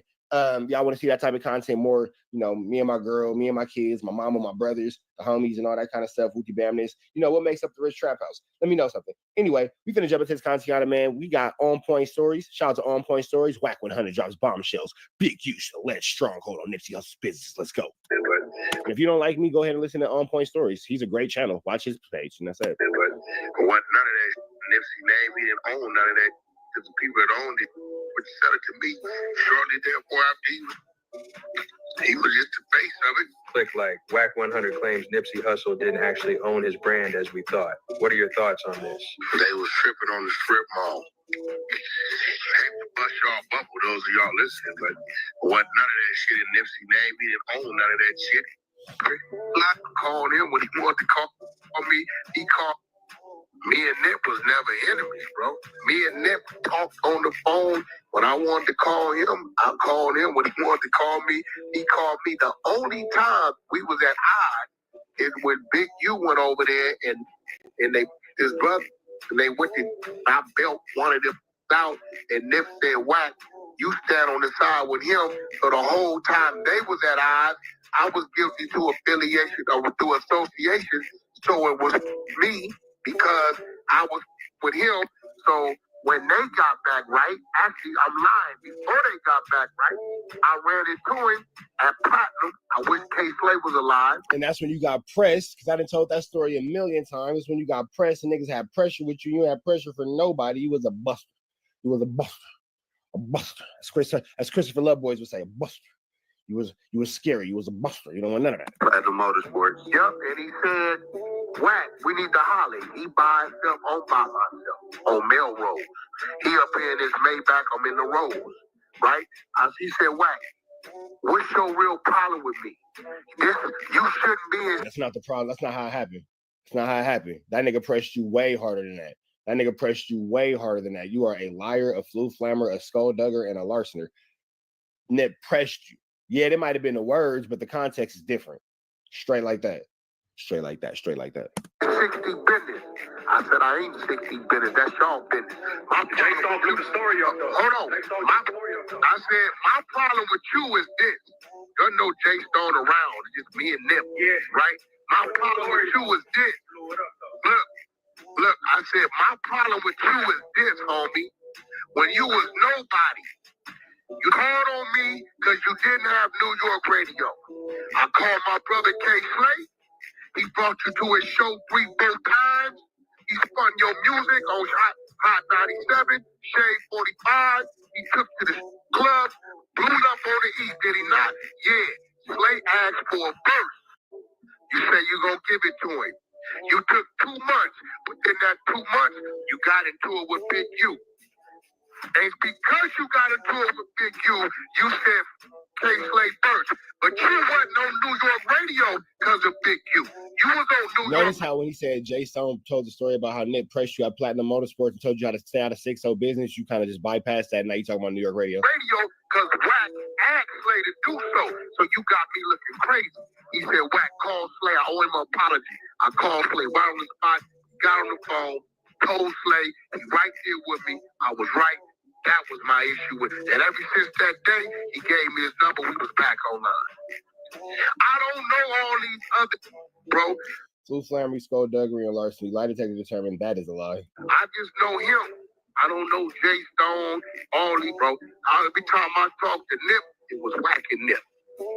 Or Wack, Nip, and Game. Or Wack, Nip, and Big U. And that was very few times. I got more conversations one-on-one than anything. So what I'm saying is that man wasn't my enemy. And on the flip side, he do have kids. And on the flip side, Crip Blood, a Paru, and indifferent, he a West Coast. So that's why I've been stopping it. from coming. Yeah, right, nigga. Yeah, right. I've been stopping it from coming out. I've been stopping it from coming out. Nigga, you don't get your feet whooped, bro. You don't get your feet whooped. You don't get your feedington, whoopington. He who gets his feet whooped, for sure. Real quick, that kind of clears it up because a lot of people thought. No, it don't. No, it don't. Stop eating meat. Chill out, big dog. There's a lot of things in your mouth. Meat don't got to be one of them. You know that tape that Wack is holding on to or protecting? All of the grid program. Now, I'm glad you said that. Now, listen. Now, if you listen to what I said. But I have a video of you. Hey, hold on. An award. It was all about Wack 100 and Pacoima. 3 years ago, right? And I'm going to speak on it. Now, remember, you bringing this shit up. So you making me speak on it. Do you want me to speak on it? Or do you want me to leave it alone? You always do that. Do you want me to speak on it? You want me to leave it alone? Because you the one of us. Shut your... So I can't wait to...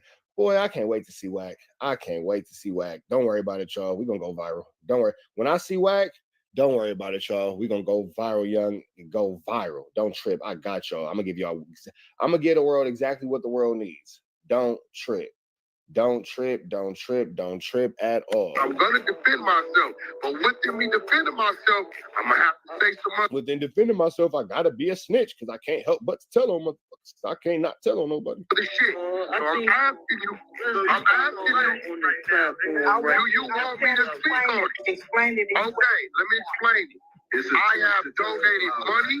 Listen, hold on. No, I have donated money to the Crenshaw coach. Right? Thousands of dollars for helmets and pads and all that shit. I've donated money for the paint to go cover up the graffiti. I've also donated my time and went down to the continuation school that was down there somewhere from Crenshaw, right?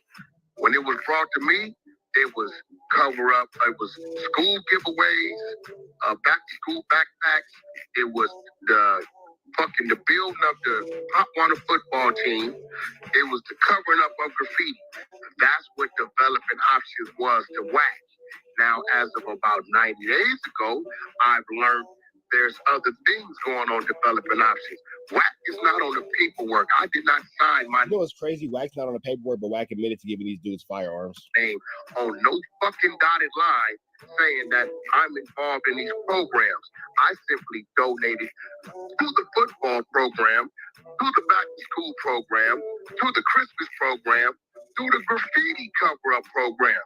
So if you're asking me if I knew there was a fucking contract in there that says a police issue cell phone from 77th Street Division was issued and that you had to fucking report any gang activity going on in the area, the fuck I didn't know that. Now you asking questions and you open up shit, you make me repeat shit. So, hey, you know, some of you and I have. Hey, Wack, do me a favor. Hey, tell your people to share the room, bro. Tell your people to share the room. Nigga, Wack said you making me repeat shit. Come on, Wack. I mean, bro. And then you got Rockstar still on the stage with this nigga after all this. Oh, he has learned absolutely nothing. He's learned absolutely nothing, man. Rockstar, you're an idiot. I'm gonna give y'all a couple more minutes of this, man. Rockstar's dumb. Rockstar did not get cracking and come back after all that. Rockstar still hanging out with Wack. Rockstar, you are a guy. Rockstar, you got to be the biggest dummy in the history of dummies, boy. I swear you got to be the biggest dummy in the history of dummies. Stupid. Rockstar, you're a dummy. Like, bro, I tell you, look, if I tell you, listen, bro, if I tell you, hey, look, bro, we got this program for kids. We got this shit over here for the church, the elderly. We help with wheelchairs and shit. We doing, we coming up graffiti in the neighborhood, and we doing fucking, turkey drives. And you like, bro, you want to donate? You like, yeah, nigga, I'll fuck with that. Hey, look, my nigga, you done looked out so much. We got an award for you, my nigga. You come receive the award. Year or two later, you find out that, nigga, we cooperating with the police on this. We doing that. We doing it. Nigga, I can't put that on you, bro. You didn't know that. You didn't participate in that. And what she trying to do is I was in there with 150 kids receiving trophies. And basically, she just proved that Wack knew about the grid program and all that kind of stuff. Because I've donated my... So basically, Wack is aware of the grid program, aware of everything that happened within the grid program. Ugh.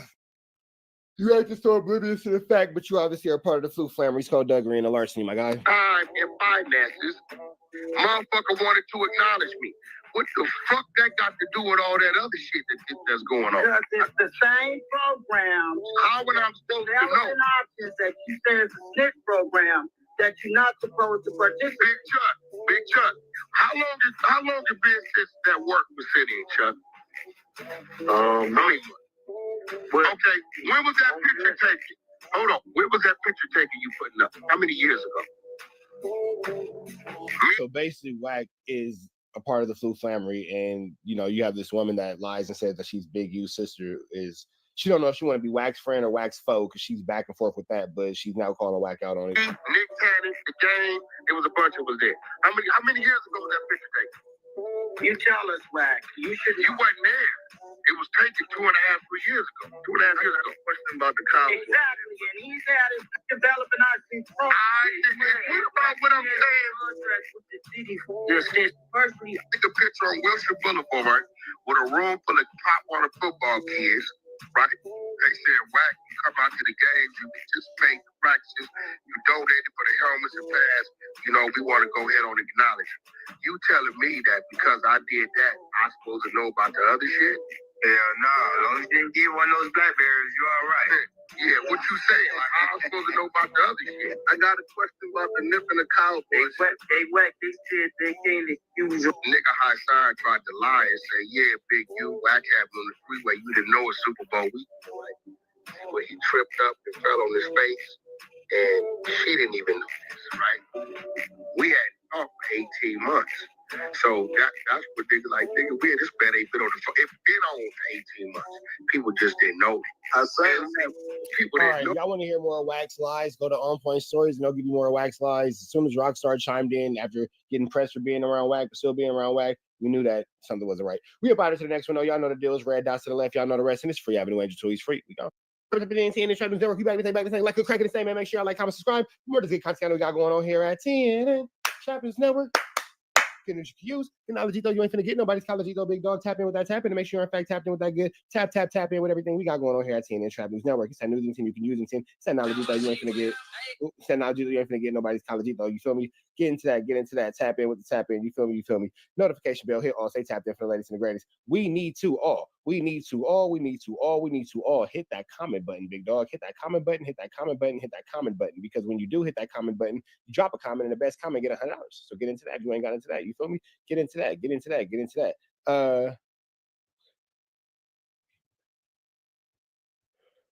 I'm not sure what the hell somebody's trying to text me. Anyway, we've been jumping to this content, man. But before we do, make sure y'all get into that if you ain't got into that. And I need y'all to get into Please Don't Touch My It Got a Body on It, Fairy Tales, Won't Forget, Man in the Garden, Boogeyman, and all that good stuff, man. Don't worry about it. We've been jumping to this content, man. We got Turtle calling in from the penitentiary to discuss his fight with Big U and Brick Baby. Go ahead and watch my last video to give you a quick little breakdown on what's going on, but let's get into it right now. You got Sharice Mills, Remo, and you know what? I just want to say again, we look at this little guy, man. How good of a person is Remo, and how beautiful of a soul is Sharice Mills to donate so much time and love to this special guy right here, man. I love the No Jumper Make-A-Wish Foundation, and I love the fact that Adam, like I say, man, goes out of his way to employ people with special needs. I love it, man. He just walks around with his face all over him. He has a little bit of drill going on, but Adam keeps him with a haircut. Adam keeps him with some Reebok text on, man. It's a beautiful thing. Shout out to Sharice Mills and Remo, because they're, again, just showing so much patience and dealing with that little guy, man. I love the patience. Big salute and big shout out to them, man. Here at TNN Trap News Network, we love to see people helping people, for sure. Real quick. Sorry, FLAKKO. Yes, I'm ready.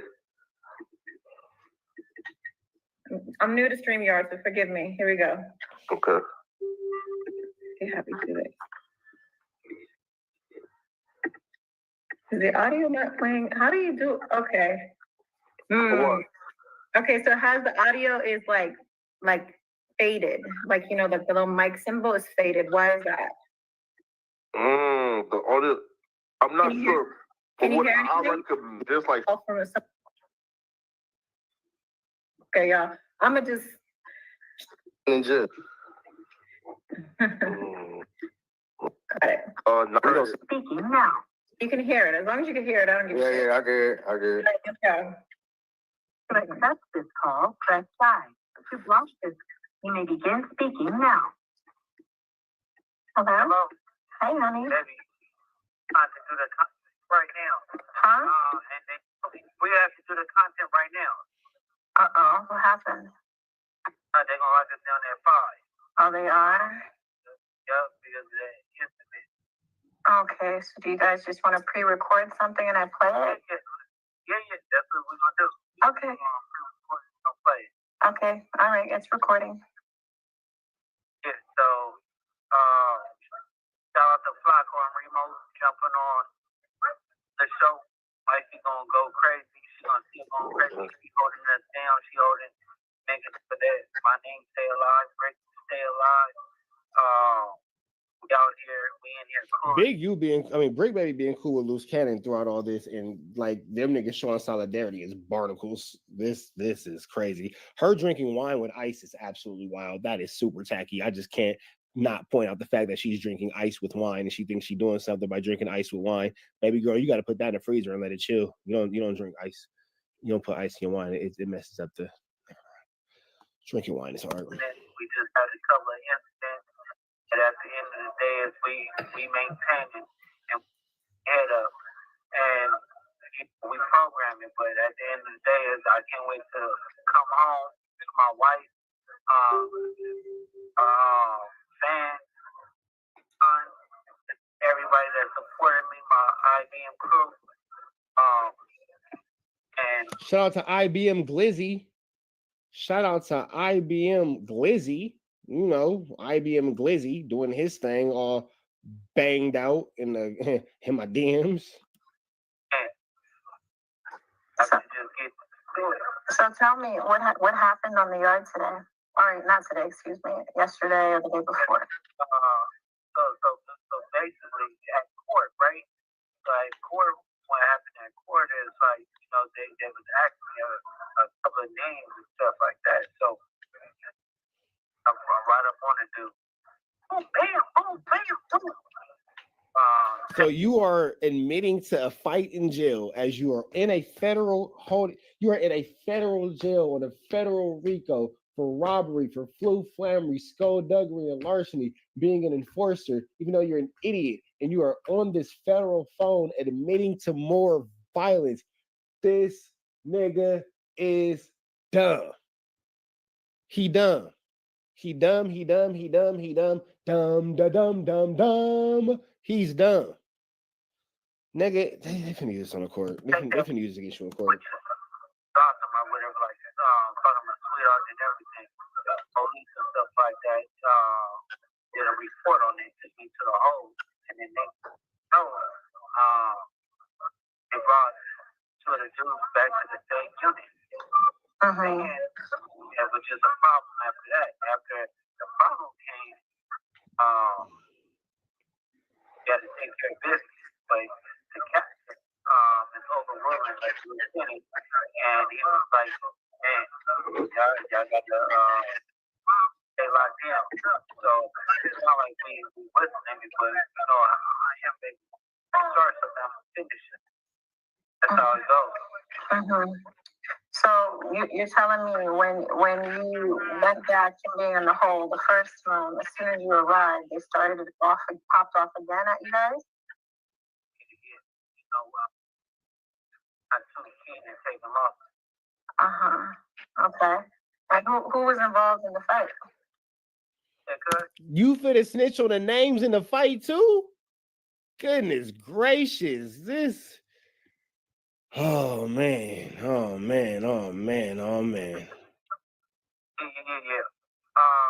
All of it, but I can say it over the phone. You didn't say it at all, man. At least you know when to stop. Great. Get some stuff to the thing. You can hear me? Man, the trick report live out with.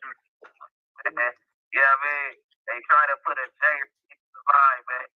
I mean, we ain't in too deep with no J Reed, man. We right here turned up, beat up, man. It ain't no, man. You know what I mean? Hey, they say if you fuck around and start stressing, you gonna miss your blessing, man. So we in here cooling, man. This is the brick.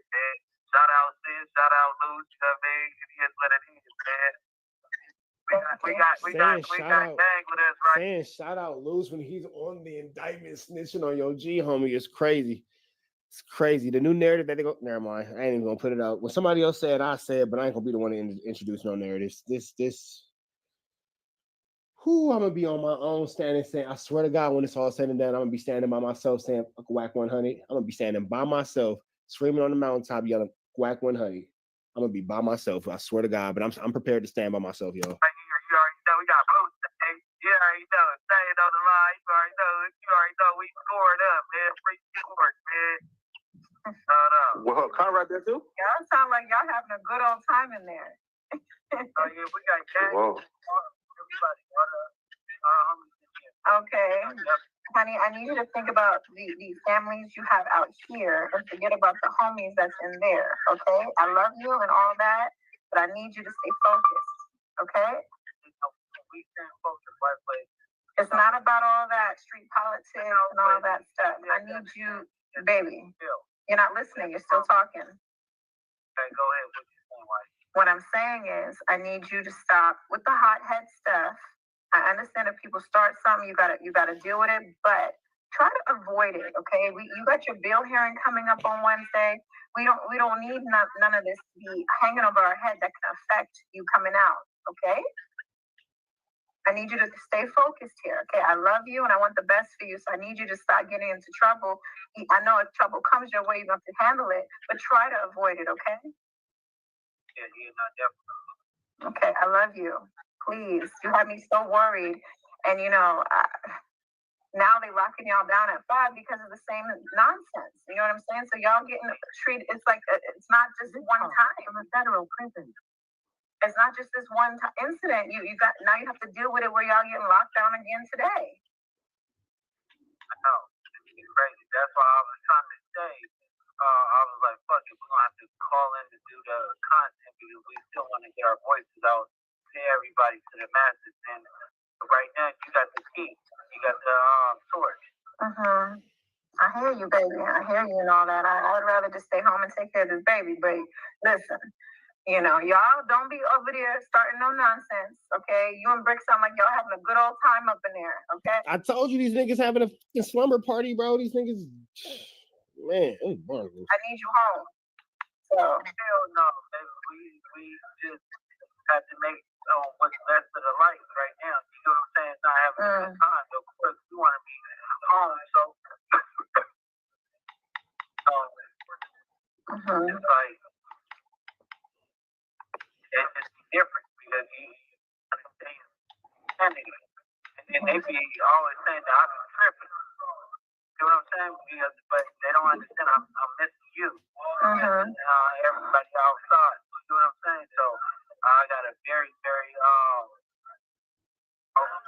short sentence. I hear you, but I need you to keep that sensor close and don't break that sensor because you got to understand that your actions have a reaction and we don't want it to affect anything that we're working hard for to get you out, okay? All right?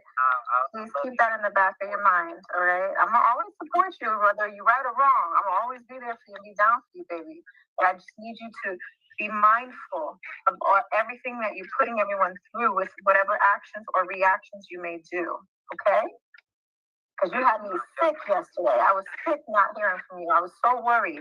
I'm like, listen. Dude, I was going crazy. I was like, man,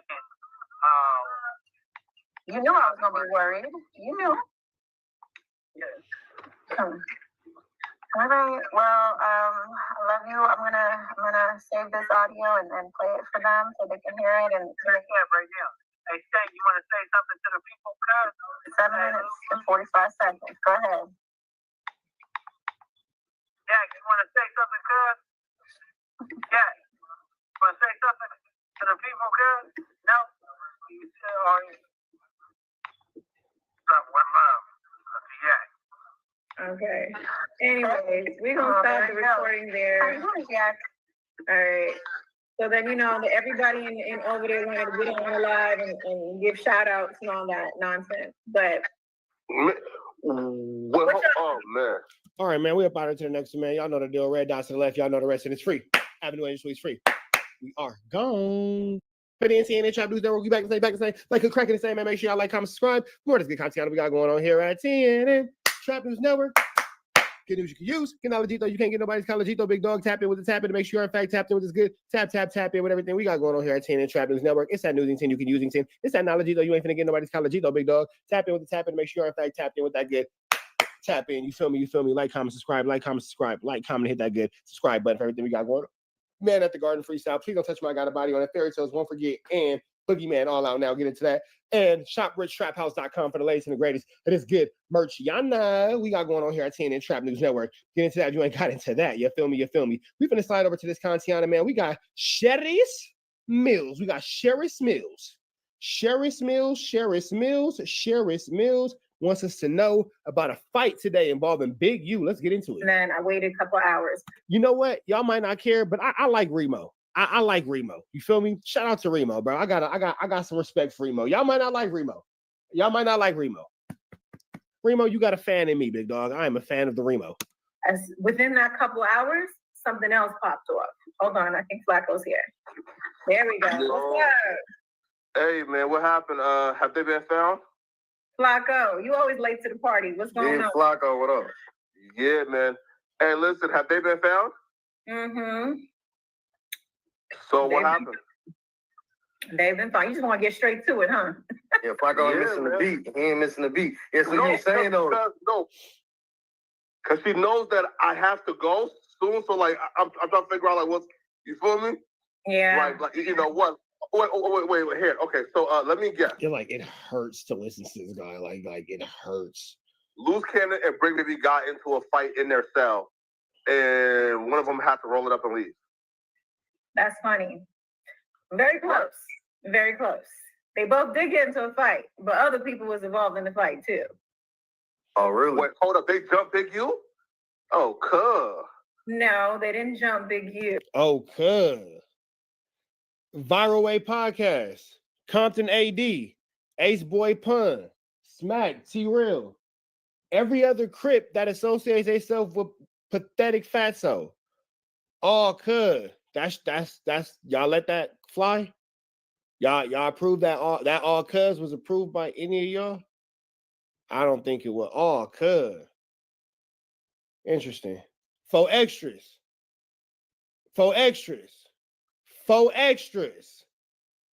Yeah, that all cuz was directed towards neighborhood business, towards double R business. That's your homie. That's your friend. Okay. But best believe Big U was Because I don't know about that one, big dog. I don't know. also involved. Big U was in the fight too? Yo, sis. How you gonna drop? You got hooked face ass. You the hog too, girl. This morning, I couldn't believe my ears.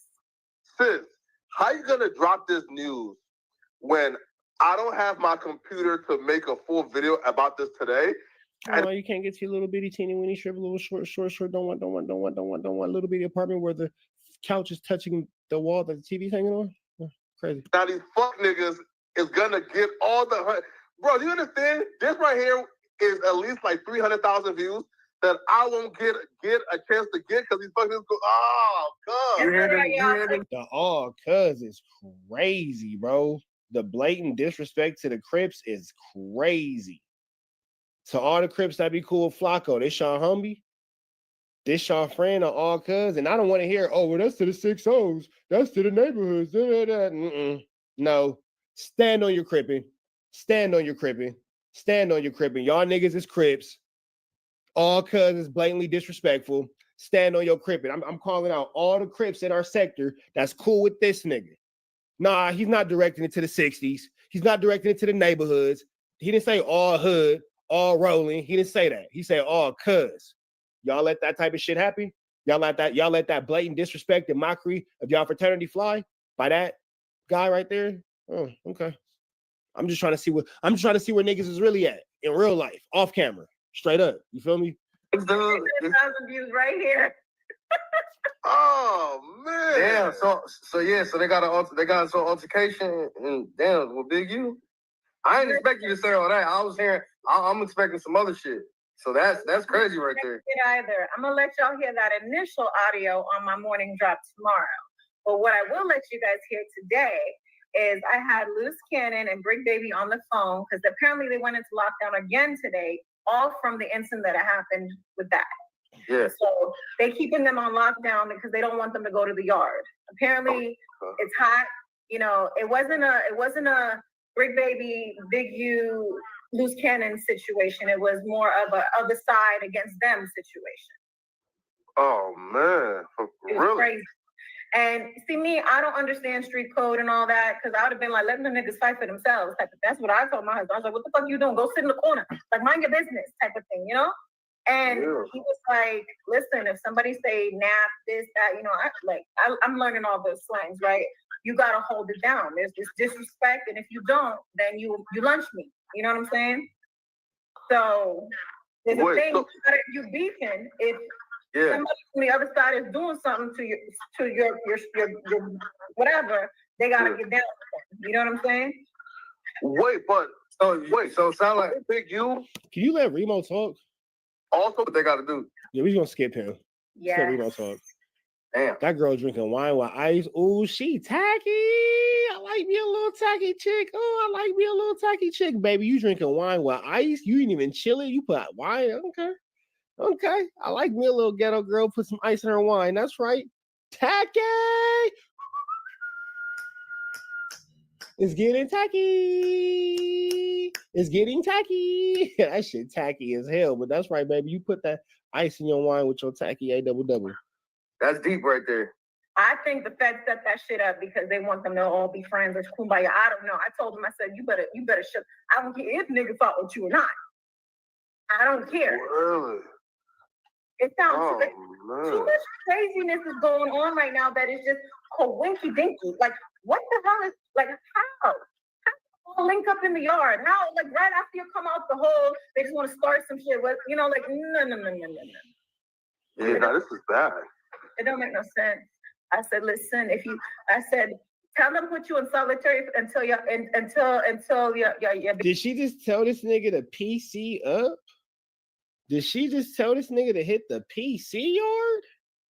Bail hearing because she told this nigga to PC up. I didn't want you with nobody right now.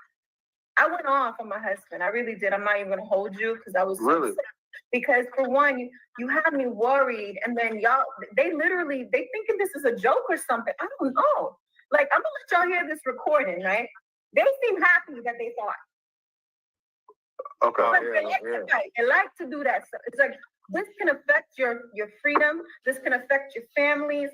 They hold this accountable. Like both Brick and Cannon has bail hearings on Wednesday. Why are y'all getting into fights? Why? Right. I spoke to Brick's wife and she's pissed. She didn't even want me talking about this right now because she's so pissed about this. Whoa. All right. How do you feel about all the backlash for everyone saying that you should? Remo's trying to talk and then FLAKKO's just destroying the content, bro. Just be quiet. Like, really, this could have been just as fine without FLAKKO there. Remo could have gave us a real good piece of content here. Just get off the internet with all this. Yeah. Listen, regardless of the fact, right? Y'all gonna run narratives and scenarios as best you hear directly from the source. We ain't saying nothing that's gonna go against him or hurt him. It's already done. It's already on record. It's already there. Recordings are recorded. The phone calls are recorded. Listen, my husband wants me to do this. This ain't my dealing. I retired from the entertainment. If he said, baby, I'm giving you the torch. Yeah. What happened? You went out for a second. You good? You back now? I said, he said, honey, I want you to do XYZ 1, 2, 3. I'm gonna listen. That's what a wife does. At the end of the day, he said, I want you to post these videos. I want the world to hear my voice. I wanted them to hear my side because y'all all running all these fake narratives and all these stuff to proffer this. He's not locked up. He's dead. So it's best that he just says what he has to say. It's already recorded anyway. He's not saying nothing that ain't on record already. Here, listen. Facts. And also, too, listen. The fact that she keeps continuously letting this nigga speak out is crazy. She should probably tell Loose Cannon to stop talking. Suggest, right? Could you drop the audio at the end of this video because I have a flight at like 7, so I'm gonna be back in LA around like 9-ish. So drop it from this afternoon. That it's like how did Listen to the audio. Anyway, so what? Audio not playing. I'm new to StreamYard, so forgive We don't care about pathetic fat, so let's just get to the audio. me. Here we go. Okay. Okay, happy to it. Little mic symbol is faded. Why is that? You know what? We're gonna go ahead and get up out of here to the next one, man. Red dots to the left. Y'all know the rest, and it's free. Avenue Angel Suite's free. Trap Blue keep back the same. Like, cracking the same, man. Make sure I like, comment, subscribe. More of the content we got going on here at 10. Trap News Network. Good news you can use. You know, legit though, you ain't finna get nobody's kind of legit though, big dog. Tap in with that tap in to make sure you are in fact tapped in with that good. Excuse me, tap in with everything we got going on here at 10 in Trap News Network. This that news and 10 you can use in 10. This that not legit though, you ain't finna get nobody's kind of legit though. Like, comment, subscribe, hit that good subscribe button for everything we got going on. Hit that like, hit that comment, hit that subscribe button, and make sure you hit that notification bell. Stay tapped in for the latest and the greatest. Make sure you get into the Man at the Garden freestyle. Please don't touch me. I got a body on it. Fairy Tales, One for Game, and Boogeyman. All out now. And richtraphouse.com. Get into that if you ain't got into all of that. Good merch store available. richtraphouse.com. Get into that if you ain't got into all of that. We finna slide back into the Adam and Wack show, man. Y'all know Sundays is for Adams and Rats. Shout out to Adam 22. We don't really care for Rat Run Hunter, but I like how Adam 22 is busting Rat Run Hunters a double, man. So we finna jump into this content without no further do's and don'ts. So get into it. Let's go. Podcast before he ends. But he got extorted in the paperwork. So, okay, this is my question. Is like, obviously Brick is going to have to be quiet about a bunch of shit when he comes back to the podcast before he ends up going to trial or taking a deal or whatever it is. And given the nature of our friendship and the way that we are on this podcast, the first thing I'm going to want to do once we get settled in, if he comes back, is to just say, oh, you a bitch. You was letting Big U extort you. You know, like, I'm going to want to make that joke, but he's there. What can he say? Like, yeah, don't make that joke on camera, Adam. Don't make no jokes about this Rico on camera, big dog. I get that your white boy jokes be white joking. Your white boy jokes be white boying, but nah, not about this, big dog. You don't want to really add no attention to yourself involved in this. Like, forget everybody else. Adam, you don't want to be tied to this situation. You want to be away from it. You don't want these problems. He can't comment on that. But you know that he's going to want to contextualize it and explain, oh, it wasn't like that. It was like, we all know what that means, bro. When you doing things outside of people and they find out and they say, you got to come pay the pipers, you can't do that with everybody. He can't do that with everybody. Right. But the ones he could do that with, he's doing it with, because it wasn't like, they heard about Brick. You notice who Brick did the robbery on is never mentioned. Nobody knows. They just heard he did a move. Right. And because we know you did a move, you got to come pay your way. Right. And this is why. Imagine hitting a lick that nobody knows about, and then they find out about it, and then they want to part of your lick. Nigga, I hit this lick by myself. What's up with you niggas? Law enforcement had no problem talking to him about the situation. Right? Because you're one of the victims. Right. Now, when the rest of the paperwork come out, Lord forbid, is he collaborates, he really paid. Okay. If that comes out, then it's a bad thing. Wait, what do you mean? So, like, when the rest of the work come out, right? If it's in there that Brick Baby gave a statement that, yeah, I, in fact, dropped off X amount of money to Big U. Okay. Because of this. That's definitely considered snitching. I ain't gonna lie. Snitching. Yeah. Not saying that he did it, but if he did do that, that's snitching. Yeah, at that point, that's just direct. But we at least cleared up the reason why Brick Baby is not named in the RICO as part of the RICO group is because he himself was being extorted and victimized. Damn, my boy, a victim. That's crazy. But if you think about it, bro, if you think about it, the law of the land. It makes sense. Right. On Brick Baby's how his temperament changed. His videos he would do. He would say, can't nobody win over there. Everybody this. It's a dark cloud over the hood. I'm willing to try to help anybody, but then niggas want to do this. I'm on my own. I'm out the way.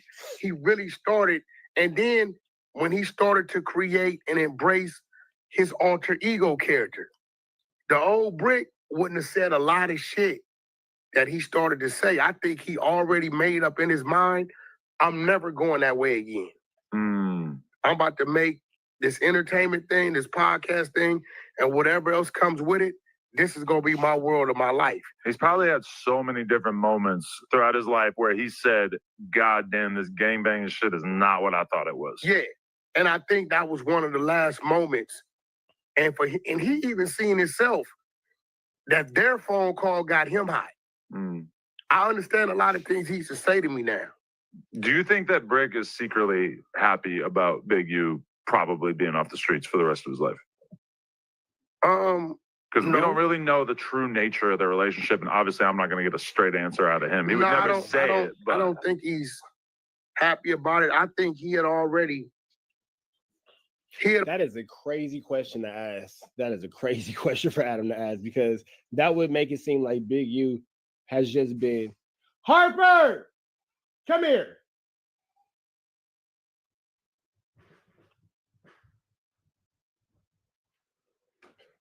Stop slamming them glass doors. What's wrong with you? Calm down, calm down.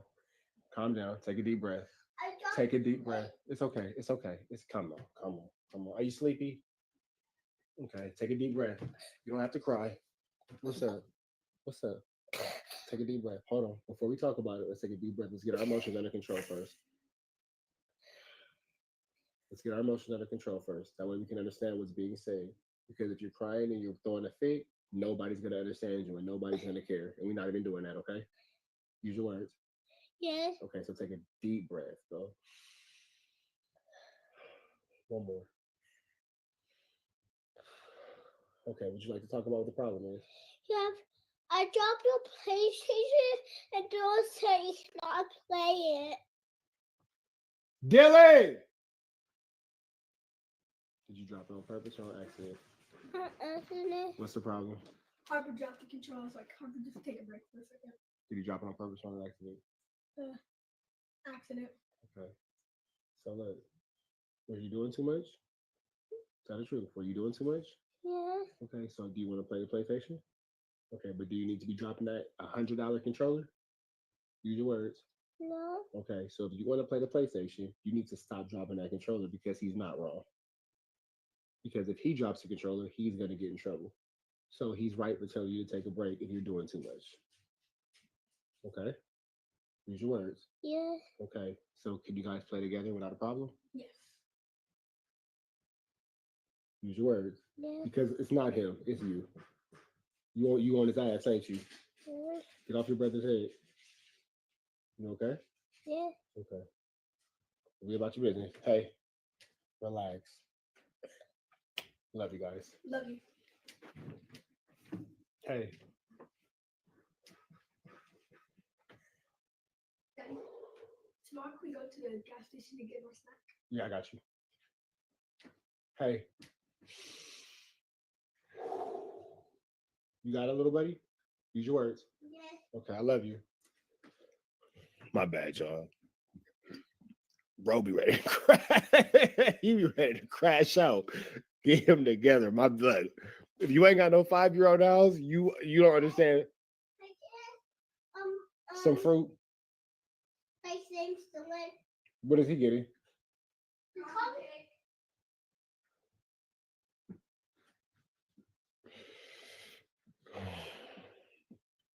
Just keep going. He had already disassociated himself and put distance between himself and let people know what he wasn't doing no more.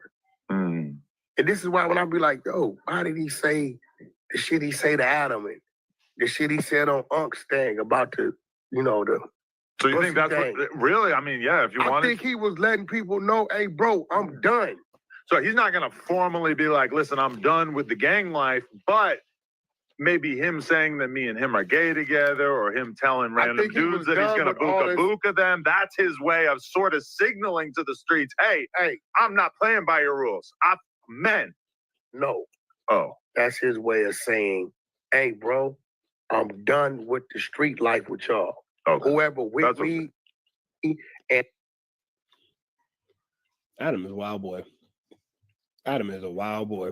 and I'm gonna do things my way. I'm having fun with life. I'm done. I'm not reporting to you. I ain't doing nothing with you. Whoever rocking with me. Whoever ain't. Got it. Cause he started to build a whole nother persona in him. But what would throw people off was on hood, on the dead homies. Right. And I just think maybe that would have been next. Maybe he was gonna start working on that. He worked on being so high. We can give him that. He used to be loaded. That is true. He got better at that. He got better at that. That's true. I think it was some things, you know, that he was working on, but I think he was just caught up.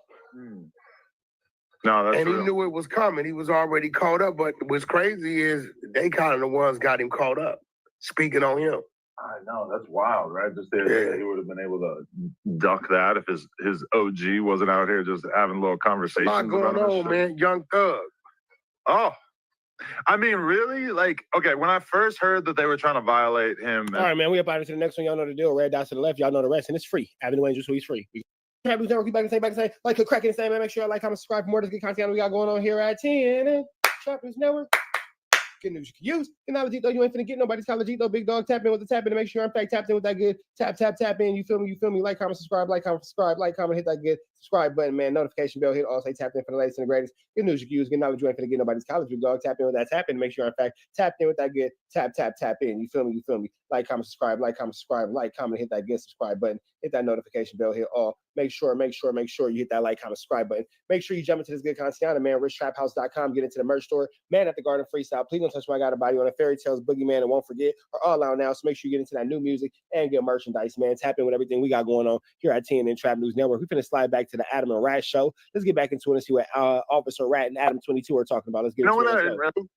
Over there, but he'll be way over there with somebody else. He's got a lot of relationships, but he's not really like a hanger-on in a way. Like, and you know what I didn't really like think about until I was listening to the phone call that he actually uploaded to his page, which was that after the Nipsey thing, his name was kind of in the dirt in LA. Like, a lot of people did not want to be associated with him because hanging out with him was almost like co-signing the death of Nipsey because people thought of him as being so close to Eric. You can't say that because... But that's how he felt, is that like people didn't really want to be around him like that. Well, no, what it was he wouldn't denounce Eric. Exactly. Which he wasn't supposed to. Right. That'd be some hoe-ass shit. Yeah, he wasn't supposed to because in a lot of people's eyes, Eric wasn't wrong. They didn't like what he did. Right. Because who it was, who he did it to. Right. No, that nigga was wrong. Eric Holder was as wrong as 2 left feet on a hooker in church, walking in a circle, praying for blessing before she go bust a trick. See, Rockstar, this is why you got pressed for being around this ninja right here. This grown-ass man wearing off-white boots with jeans out of rip like he's 12. I think it's got Betty Boop on that ish. Like, Rockstar, you got a bling-bling cash money chain that don't bling-bling. Like, that shit was crazy. This is why you got pressed, Rockstar, for being around this type of thinking person. And for the reason they say he did it, he wasn't wrong. And this is why Cowboy puts up a fight. Because Cowboy understands the reason that they put out there justifies what he did. I've been listening to Cowboy's old stuff, and his whole thing is Nip didn't say that to him. And if you eliminate that, right, now it's the question of why did he do it? And if you listen to Black Sam, right, Black Sam says he turned the corner in the red shirt as if somebody sent him to make it seem like it was some Bloods doing it, right? But then that's a little off because I don't think he was ski masked up. So he can have on whatever color shirt he want to have on, right? He's on the gang files, you know, they gonna know who he is. So that's why Cowboy, a lot of people don't hear him. I be hearing him.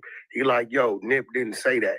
But what debunks Cowboy, and where I read it at, is when TMZ, long time ago, I don't know if you caught it, put out the statements of the 2 people that got shot in the parking lot. When they told the story of what the conversation was. Where 2 other people got hit when Nipsey got shot. Yeah, hell yeah. Was it just accidental or? Hell no. Why did he shoot other people? He popped them because they was there with him. Oh, shit. So he came in, he popped, he hit Nip, neutralized him, came back, shot them too. I believe it was a Cousin Carrie and a female or something. Wow. Or whatever. And he shot them too. Cousin Carrie was over there just getting some clothes and shit. And that's where it originally come from. I think it's TMZ article where they put up their statements to what the conversation was that led up to the shoot. Right. Because nobody else could tell the story. Nip's not here to tell the story. Eric never said it. He never gave any statements. So the only two people that's there is the other two people that got shot and survived.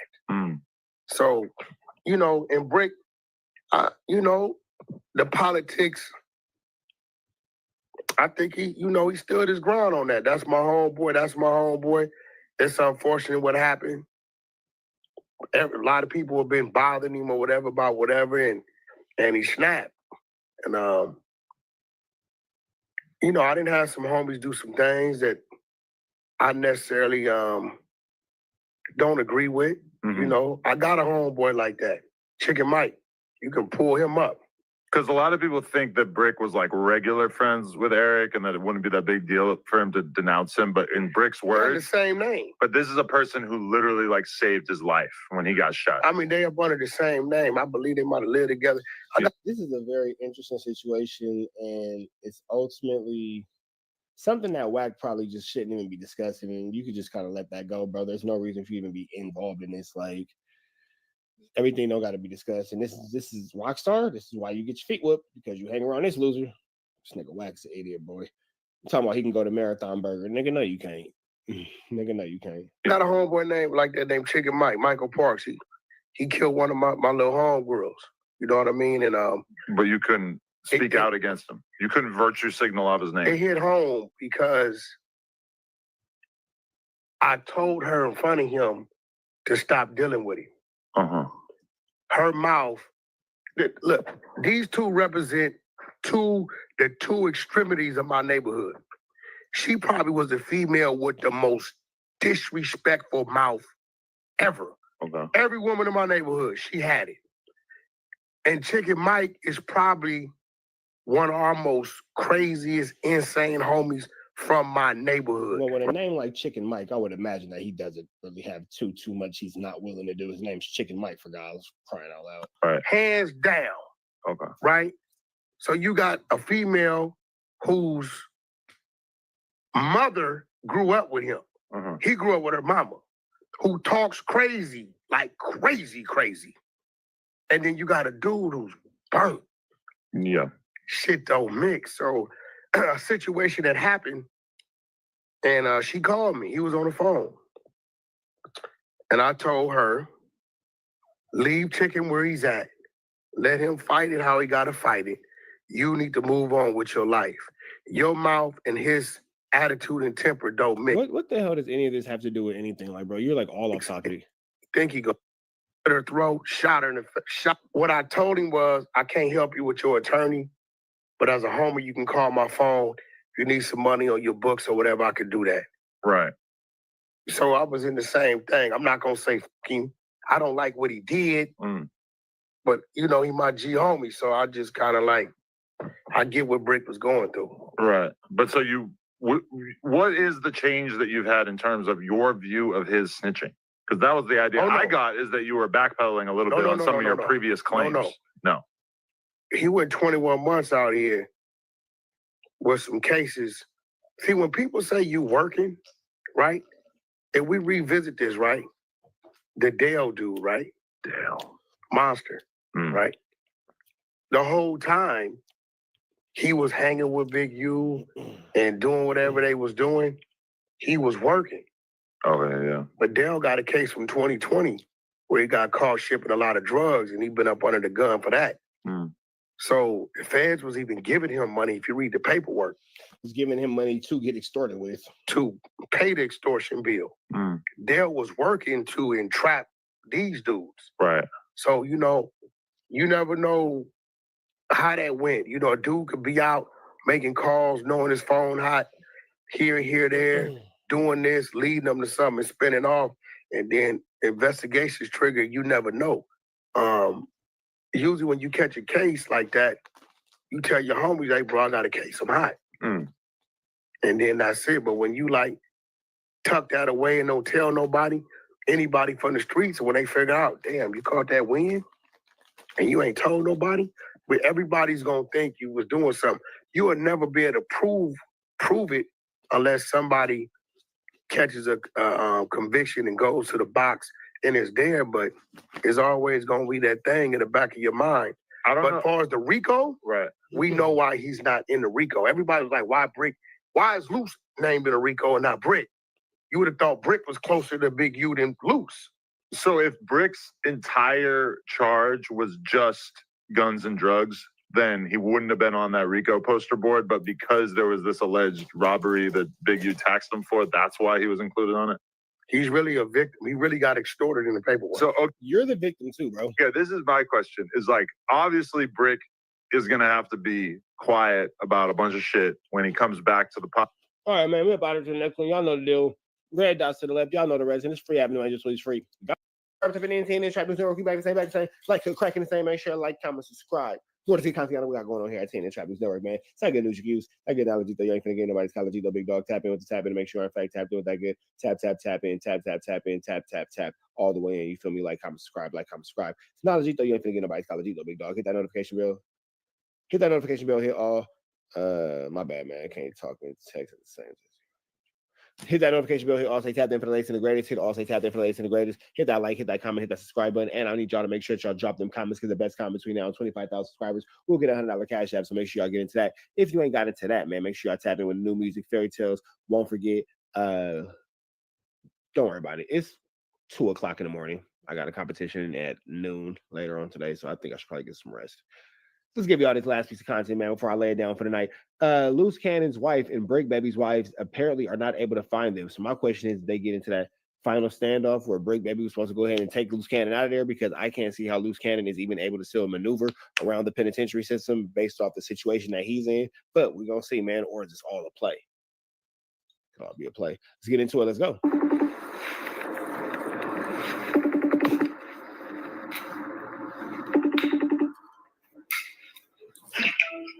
Hey, Mama, did you hear anything from them? Are you for real? So Brick hasn't called you either? No. What the heck is going on? I have no idea. He would have called you by now, right? I'm sure he would have called by now. Jesus Christ. I don't know, man. It still seems like it's bad acting. I'm not gonna lie. I still think that it's bad acting. For whatever reason, I'm not feeling this as a true, like as a real true story. I'm just not. For some reason, I think it's a play. Yeah, for some reason, I think this is a play. And it's unfortunate because they're in a very real situation. So if it is a play, it's Barnacles. He called you back. Hey, North Carolina boy, I gotta put this work in. You feel me? Good. No. I don't know what the fuck is going on. This shit is too much.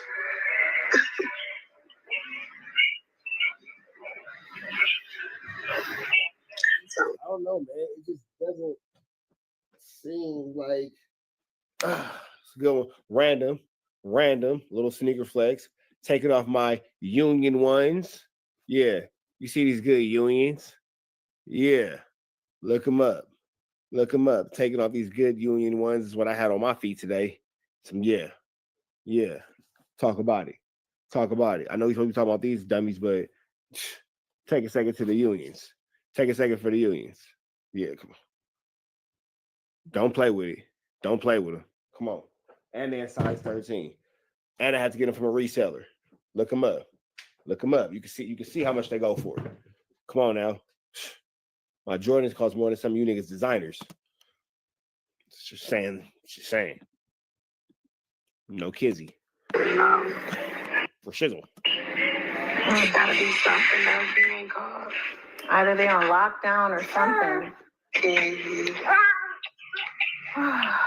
Lord of mercy. I'm gonna try to call down there. Have the attorney call down there and see what's going on. Okay. All right. Okay. That's the only thing I can do. I'll let you know. Okay. All right. Bye.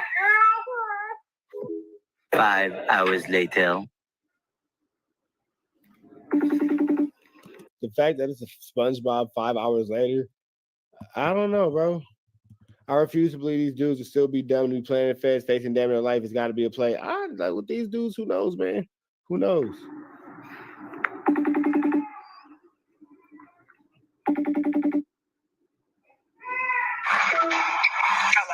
Hey, any news? You've got to be kidding me. Nope. It's freaking 7 p.m. Like, what the heck? He ain't called you back either since this morning? No. I don't know. No. It's like, damn. So you would think, and I messaged. We can say or do is my fault. Oh. Are you okay? Why are you didn't like that? You said what? You all right? Yeah, somebody just damn near hit us speeding. People just don't know how to drive. Sharice tries her hardest to make her voice sound the way she thinks she looks. Is crazy. Girl.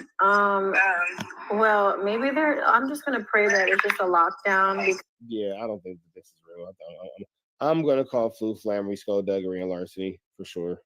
For sure. Because for both of them to not call us, you know, unless they both got into a fight.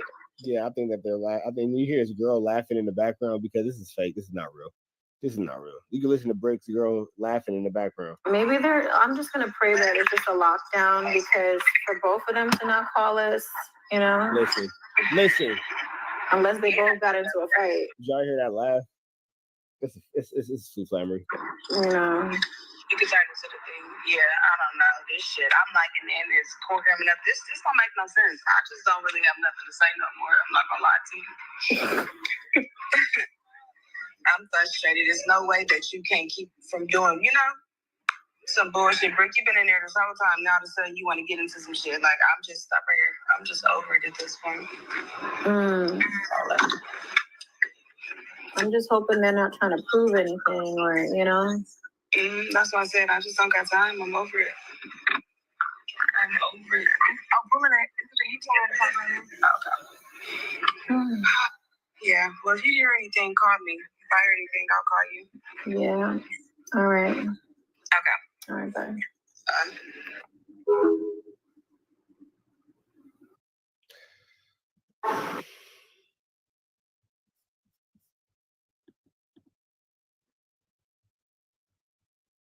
If you believe that's real, I got a beachfront property in Nevada I can sell you. Free Avenue Angel, so he's free. When you yell F blanks, all the neighborhood Crips feel offended by that word. You know what I'm saying? So not just the Compton neighborhood Crips, which you get into it with, all the neighborhood Crips. So the Rolling 60 neighborhood Crips took a specific offense to that, and Compton TG allegedly got put off the yard by the Rolling 60s and all that kind of stuff because they are the forefront pushers of the neighborhood Crips, is what it's being made seem to me.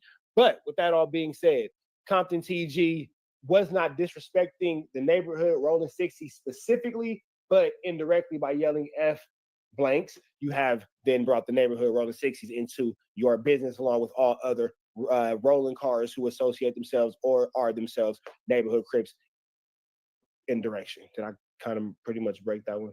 Got it. Let's keep going. It's not supposed to do that. That's a cell soldier. If you had any issues, you could have handled that way different.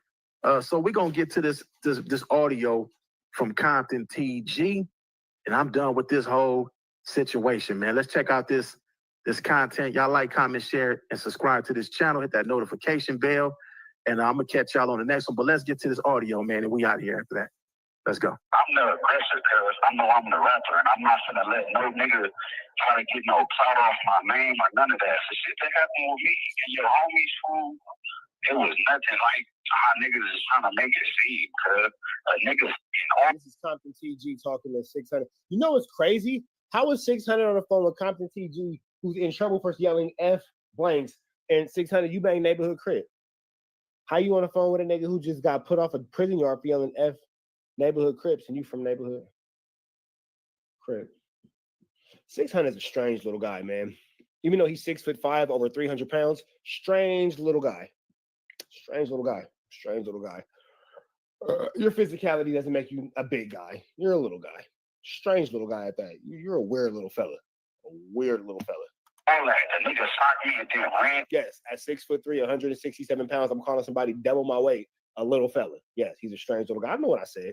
I said what I said. He's a little nigga. I said what I said. Stand on that. Little bitty guy. Little bitty guy. Down the stairs. The police pressed the button. They made a big ass scene. They was trying to move me out the building because there was two niggas in front of me talking to me, and then a nigga socked me from behind. So they like, oh, it was a 3-on-1. I tell the police like, no, it was just me and my celly horse playing. I don't know who socked me, cuz I'm trying to figure out who socked me, cuz I stayed in the building. I told the police, no, y'all not gonna take me out of here. I'm gonna deal with whoever socked me, cuz I'll find out. I get up. I'm finna go. I tell my celly go to work. He come back. I'm like, man, I didn't have no problems with these niggas. I've been in this building for 2 years. Mind you, I was only in the building for 2 weeks. He said, man, I've been in this building for 2 years, and I ain't never had no problem with these niggas. And what you over until you got here? Like, damn, cuz you going against me, a nigga shot me, fool. I said, I'm finna go. Like, bro, you supposed to ride with me, nigga, right or wrong, bro. Let's see, you're gonna think about that though. Ride with you, right or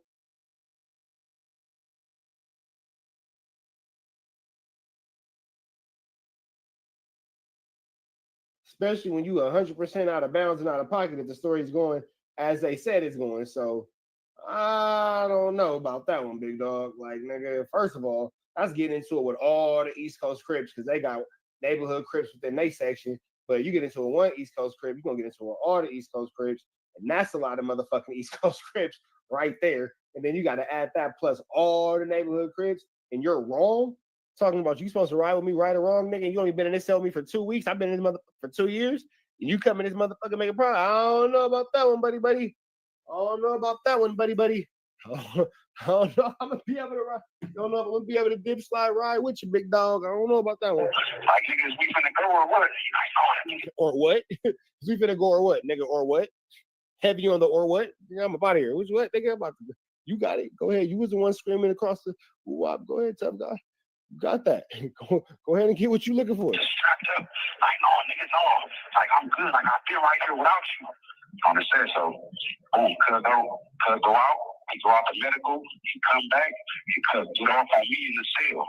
So we gotta like, comment, share, and subscribe to the channel, Compton Big Rock TV. Also, hit that note. Let's see if I can find the rest of this. I want to hear the rest of this story. Let me see. I think I gotta find go to my slow cousin.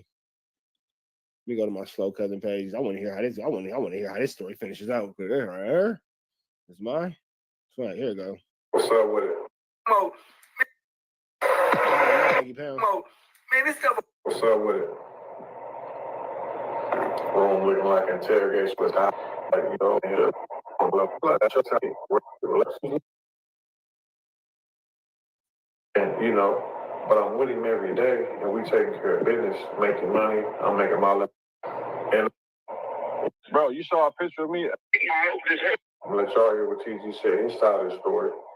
You feel me? And we go from there, bro. It's two sides of the story, bro. You feel what I'm saying? Let tell the whole story and the real story. Thank you for using Global Tel Link. What up? God damn, six, I thought we was better than that. God damn. TG, you know, so you didn't message me last week? Nah, I hit you up and all that, but that was between me and you. Like, I just got the reliable source and all that. They talking about I ran in the cell and pushed my celly in there. I've been down 3 years, fool. I've been beating niggas up and doing this the whole time. I'm gonna wait one day and not get cracking.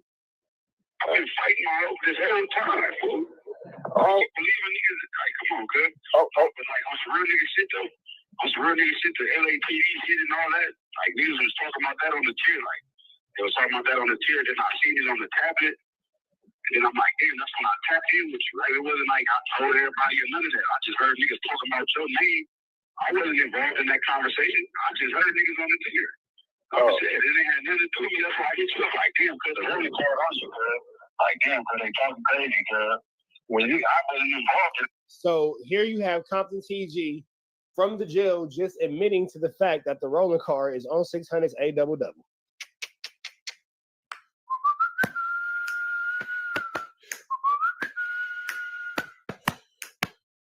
Better find a mop that's getting sticky in his. That shit, cuz, so all that you talking about on the internet, nigga, that's crazy. when you hit me, so now you see how I feel, right?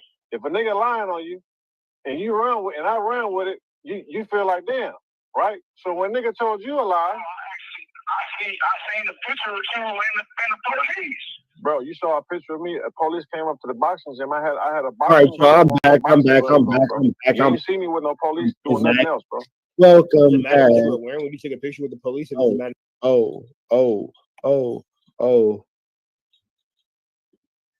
Welcome back. All right, y'all. Chat, I'm back. Chat, I'm back. Chat, I'm back. Chattington, I'm backington. I know you like that. I know you. Well, welcome back.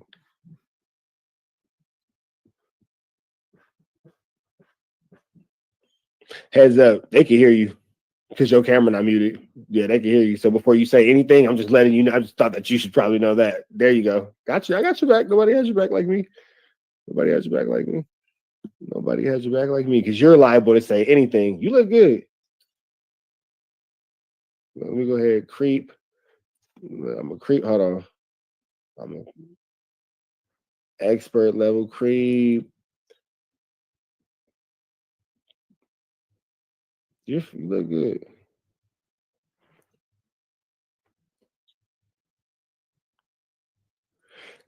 And say that to the homegirl. Yep. Don't let it happen to my baby. Don't let nothing happen to my baby. All right. Young and Hefe. Some news and 10 you can use and thing. He wasn't thinking of you another one.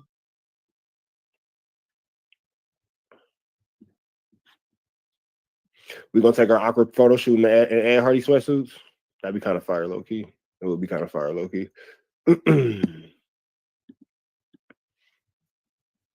All right, man. Let's get into this. Ready? Y'all ready? Let's get into it. Yeah. We're showing up at NTN and trying to be back to say, like, good cracking the same, man. Make sure you like, comment, subscribe for more of the good content we got going on here at TNN. Trappers Network.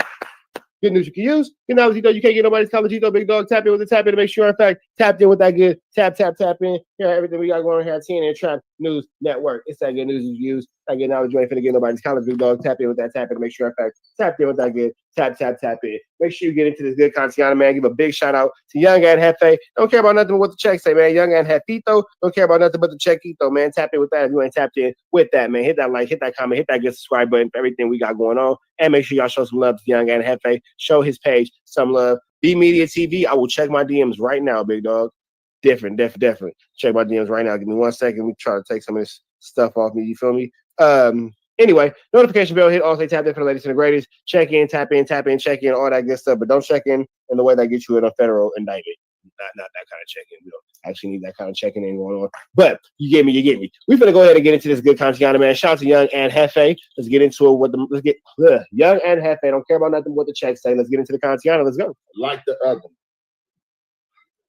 Peep game, man. Like the recipient of Hot Topic once again, for the many of time is Big U, you know what I'm saying? You know, it's a whole lot of controversy and a whole lot of alleged. A whole lot of controversy and a whole lot of alleged tied to him with all these events and things people trying to portray he done and who he is as a person. Now, you know they say when it rains, Lil Wack, what's the deal? It pours, and it looked like it's been raining and pouring. But like I said, it's all allegedly because the man have not been found guilty of anything. You know what I'm saying? He's not been found guilty of anything. So what it's looking like right now is just a bunch of trumped up charges. However, I'm on Instagram today, you know, scrolling up. You know how y'all do it. You know what I'm saying? Do your every scrolling up, looking at pictures you want to like, looking at some useful information. You know what I'm saying? Whatever you can use. You know what I'm saying? Instagram, you know, help the creativity mind space. You know, it might be some things you can add on and some things you wasn't thinking of. You feel me? That you merge, you know what I'm saying, from the Instagram and or these YouTube and or whatever social media outlet. That's the regular reflect in our universe. I'm the first one to start using Instagram videos and their reactions. Just saying. You use on a daily. So, however, while I'm going up, what kind of shoes you got on? Instagram. I run into Instagram page Unsexiest. So that's an Instagram page, you know, I log into, I tap into on a daily, you know what I'm saying?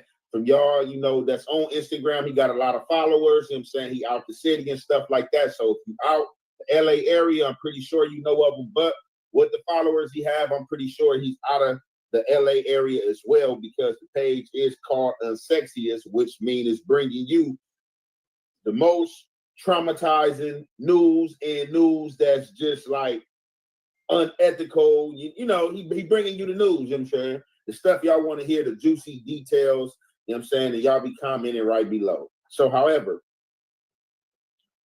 as I run across his page and I tap into his content, he's speaking. So this content I got from y'all is going to be him speaking by way of Rayshawn family member, a family member who did not want to be identified, but wanted to put this information out there. And with this information being put out there, it's still allegedly all day, every day, you know what I'm saying? Even if he found guilty, you know what I'm saying? I wasn't there. I don't know what happened, you know what I'm saying? We don't know what happened, you know what I'm saying? That's between the people that was there and God, you know what I'm saying? And that's what it is. So we're going to go ahead and get into this content. And you already know, man, it's the Hef way and the Hef effect. We going to commentate. That's what you guys, bro. I was kind of apprehensive about putting this out. I've known this for about a week and a half now, you know, but she wants to put it out and let people know that her family member wasn't killed over a diss song. Her family member was killed because Big U found out that his son and Rayshawn was fucking around, bro. I'm sorry. It's hard even for me to say. I apologize, bro. I apologize. But that's what his family is saying, bro. And I got the proof right here, right? Let the record reflect that the thoughts and opinions of anybody speaking in this video do not reflect the thoughts and opinions of those of us here at TNN Trap News Network, news you can use and knowledge you can't get nobody's college. We know nothing about any of this, and we just gonna go ahead and slide up off the camera for the remainder of this video. And yeah, man, how much more do we have of this? Whoa, just getting started. All righty, so we're gonna go ahead and give you guys a non-biased news report off camera. Let's get into it. Let's go. Right, but it's like that honestly does make more sense, doesn't it? Big U killed Rayshawn Williams over a diss track. There's 1,000 people that in this Big U. Why they not dead? And that makes more sense because I'm trying to walk myself through the situation, right? So if I'm Rayshawn Williams and I live with Big U, why would I feel comfortable enough to wear a chain that belongs to his son? Allegedly, the reason why Big U kicked out Rayshawn from his house is because he wore one of his son's chains without permission, right? Why would he even feel comfortable enough to do that unless he knew it was okay? My baby mama wear my shirts all the time.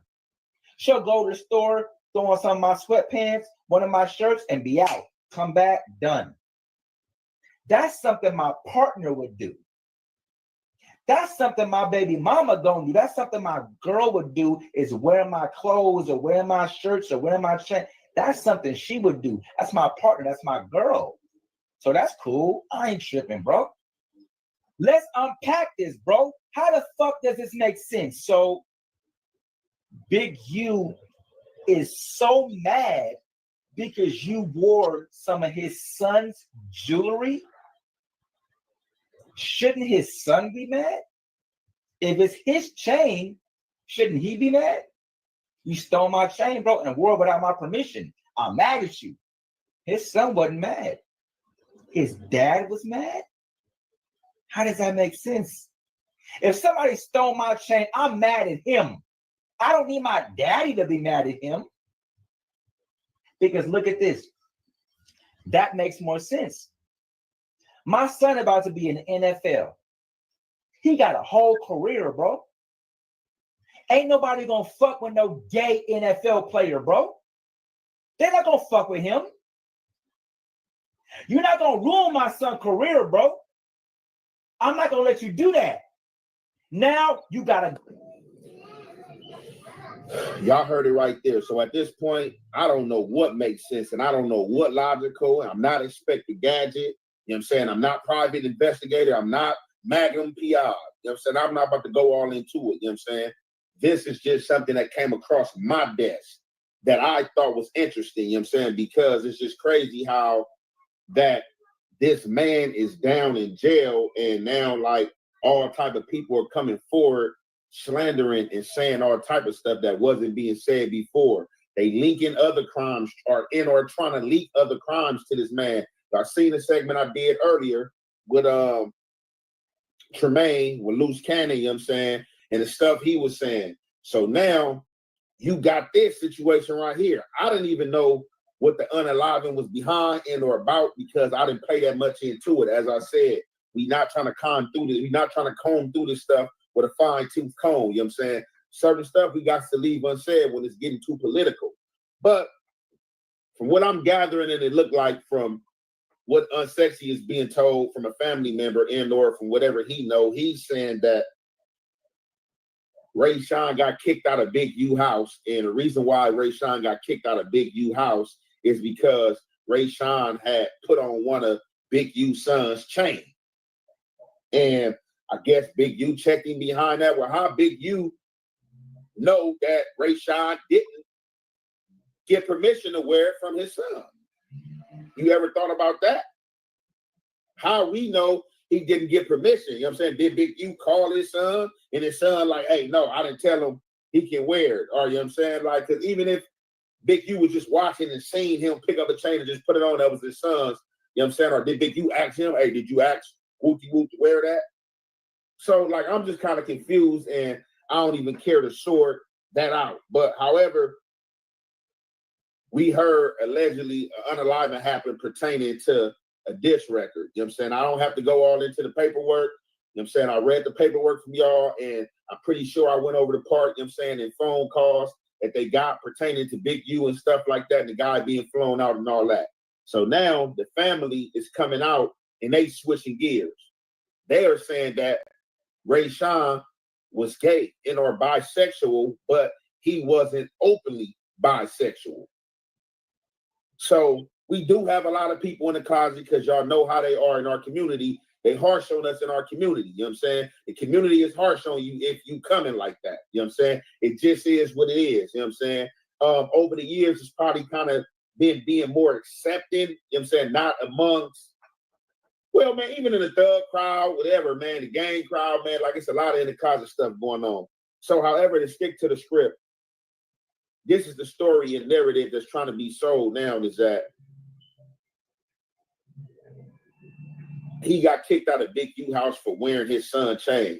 So where did Big U find out that they was having an affair and or that his son was in the closet? Like, how did he find that out? So you just telling me from a chain, he just started tripping off a chain and was like, oh, you doing too much. You getting too comfortable. I already know about y'all get down. So that's what I'm trying to figure out. Like, that's the logical question for me. Like, a chain brought all this out that he was allegedly in the closet.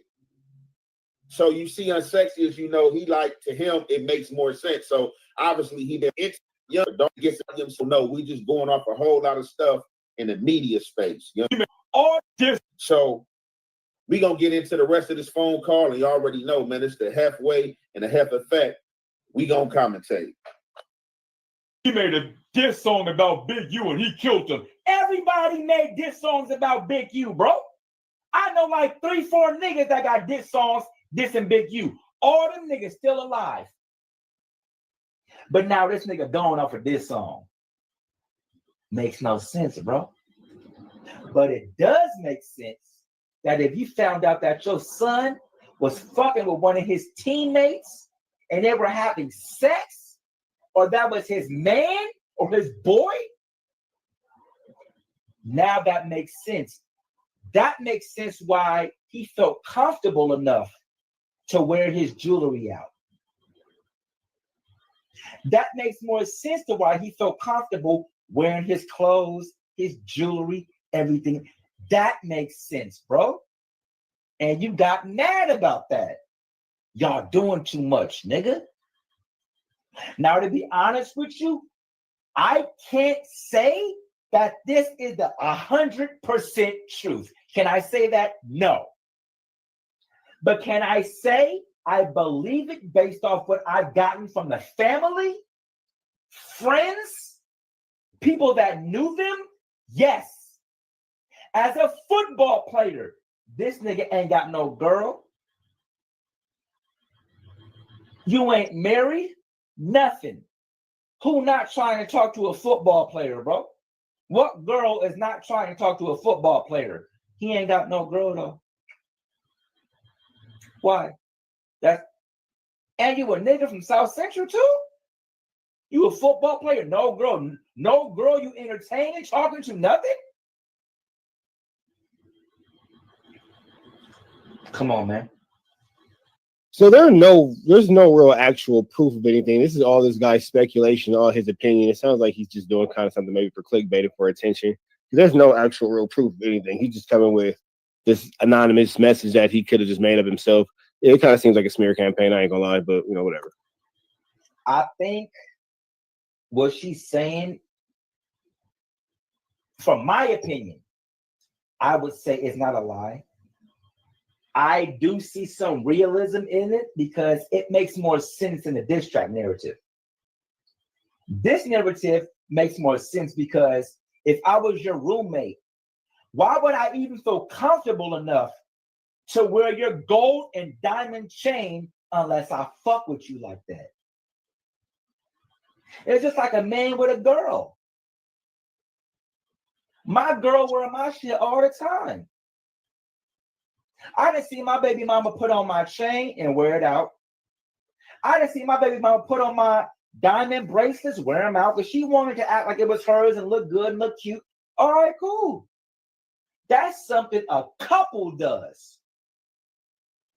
What man would feel comfortable wearing another nigga's chain without permission and that nigga didn't get mad? Big U's son didn't say nothing. He didn't care. It was Big U that said something. He got mad about that because he realized what the fuck y'all was doing. And he had to stop that. Ain't no team gonna take no gay football player, bro. You gay, bro. That makes more sense, bro. Way more. I'm sorry. Let me know what y'all thinking, bro.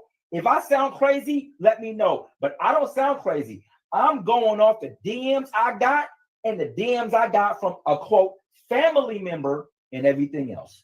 That's it. Unsexy is a fool. So, again, so we all know in the sports world and entertainment, you playing basketball, playing football, it kind of puts like a rough edge around you, like you a man. You feel me?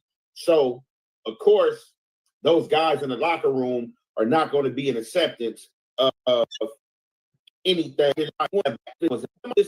Blow for blow or somebody.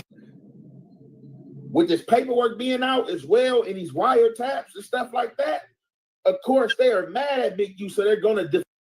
All right, man. Yeah, it definitely seems like a smear campaign, but y'all know the deal, man. Red dots to the left. Y'all know the rest, and it's free. Avenue Angels Week's free. We got 'em. That's a super, super, super tricky, sticky, Vicky, icky situation, man. That situation is barnacles. Like, the hell? That's all I gotta say about that one is the hell.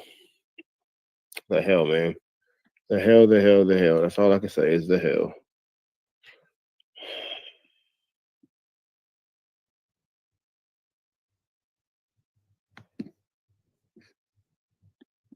Let me see.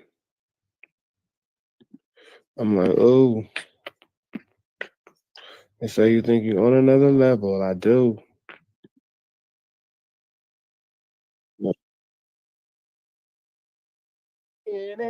Trappers Network. Good news you can use. You know, Legito, you ain't finna get nobody's Legito, big dog. Tap in with that tap in to make sure you're in fact tapped in with that good tap in. You feel me? You feel me with everything we got going on here at TNN Trap News Network. It's that news you can use. That knowledge you ain't finna get nobody's big dog. It's that Newington you can use Newington. It's not Legito, you ain't finna get nobody's Legito, big dog. Like, comment, subscribe, hit that good subscribe button for everything we got going on here at TNN Trap News Network. It's that news you can use. That knowledge you ain't finna get nobody's big dog. Like, comment, subscribe, and hit that good subscribe button for everything we got going on here at TNN Trap News Network. News you can use. Get into that subscribe button, man. Make sure y'all get into that if you ain't got into that. Become a part of this rich trapper mafia. Get into that if you ain't got into that. Get into that if you ain't got into that. Like, comment, subscribe, and make sure you hit that good subscribe button. You feel me? I need y'all to subscribe. Don't be weirdos, bro. Subscribe. We need that. Live at 5. Subscribe on my live. You feel me? We've been jumping to this content. Excuse me, man. We got Big U's secret plot to take down Rat Run Hunter, man. Big shout out to Young and Hefe. Don't care about nothing but what the checks say because somebody's using his content, but we are using the content from On Point Stories. So big shout out to On Point Stories, man. They're using Young and Hefe. So big shout out to On Point Stories and Young and Hefe. They don't care about what the checks say. You feel me? Let's get into this content. I don't want to further do the dogs, man. Let's get into it. Let's go. On December 27, 2020, on an intercepted call, defendant Henley told another Big U enterprise associate that OG Crip cuz need to be disciplined thoroughly for a violation of cripping. On December 30th, enterprise was the words you were looking for. Don't worry about it. Words are hard. 2022, on an intercepted call, defendant Henley said that when defendant Henley catches Wack 100, I'm gonna break his jaw. Just for me, living through that experience, I know checking and it ain't nothing wrong with that. Checking in is the new word for a relationship. That's what it is. Oh, man, it's a new word for a relationship. And it's like that, but he got the show, got cameras on us at World Stars called Check In. And he ain't come to check in, he just came to get some of this love, you heard?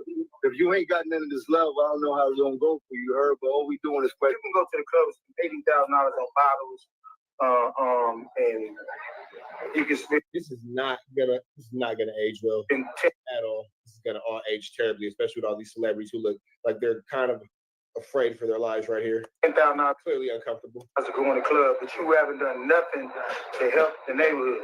You know, this young man just gave about 500 pair of tennis shoes, and he's about to give out another 500 pair of tennis shoes. Yeah. I'm dealing with, and I just want to say this to y'all. When they raided my houses and my property, there was articles asking about Wack, loose cannon, 600. And this internet stuff. All of y'all fired. All y'all who be sending around the internet. All y'all who be promoting and listening to what these niggas saying. All y'all giving these likes and hidden likes. All y'all supporting this. He's been a community leader as well. So when you get to be extra OG, you get to be a community leader. So Big U with it's a lot of people. My bad. It's a lot of people who secretly support Wack 100 the way of likes, sharing posts, and all that kind of little stuff. And then they be like, what? I didn't know what? I didn't know. What? I was just saying, what? Niggas think they know it. What?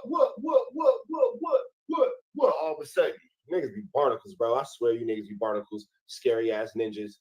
Was running this organization called Development Options, but was also working through what they call a grid program where it was getting paid over like $540,000 a year.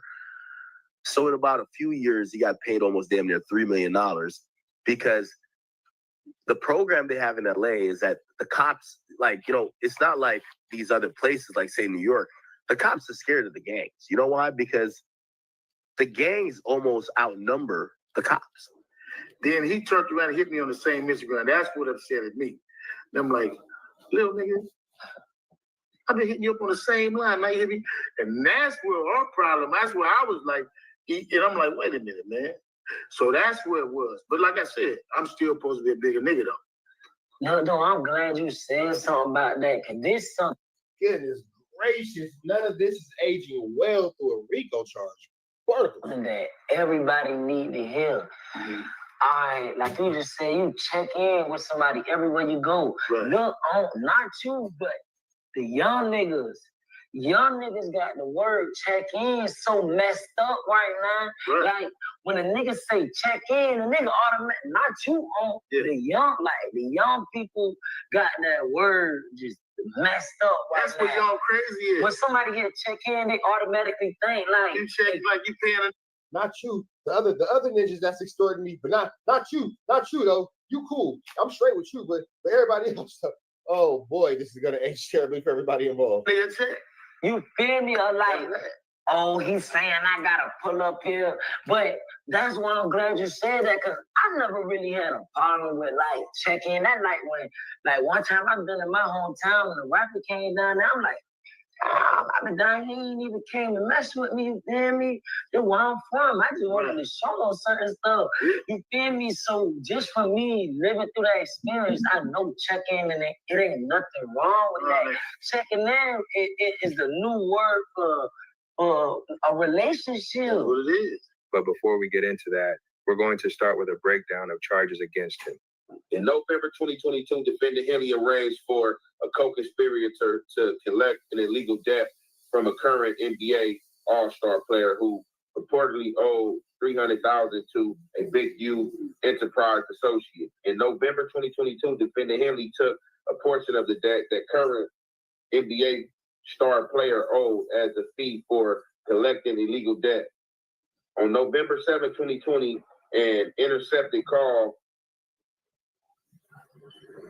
after an extortion victim stated that defendant Henley had not fully paid the extortion victim for the work on defendant Henley's vehicle. Defendant Henley directed defendant Martin to call the extortion victim right now and stated that he would go out there and kill that nigga. Defendant Martin then connected defendant Henley with the extortion victim and participated in the extorted call.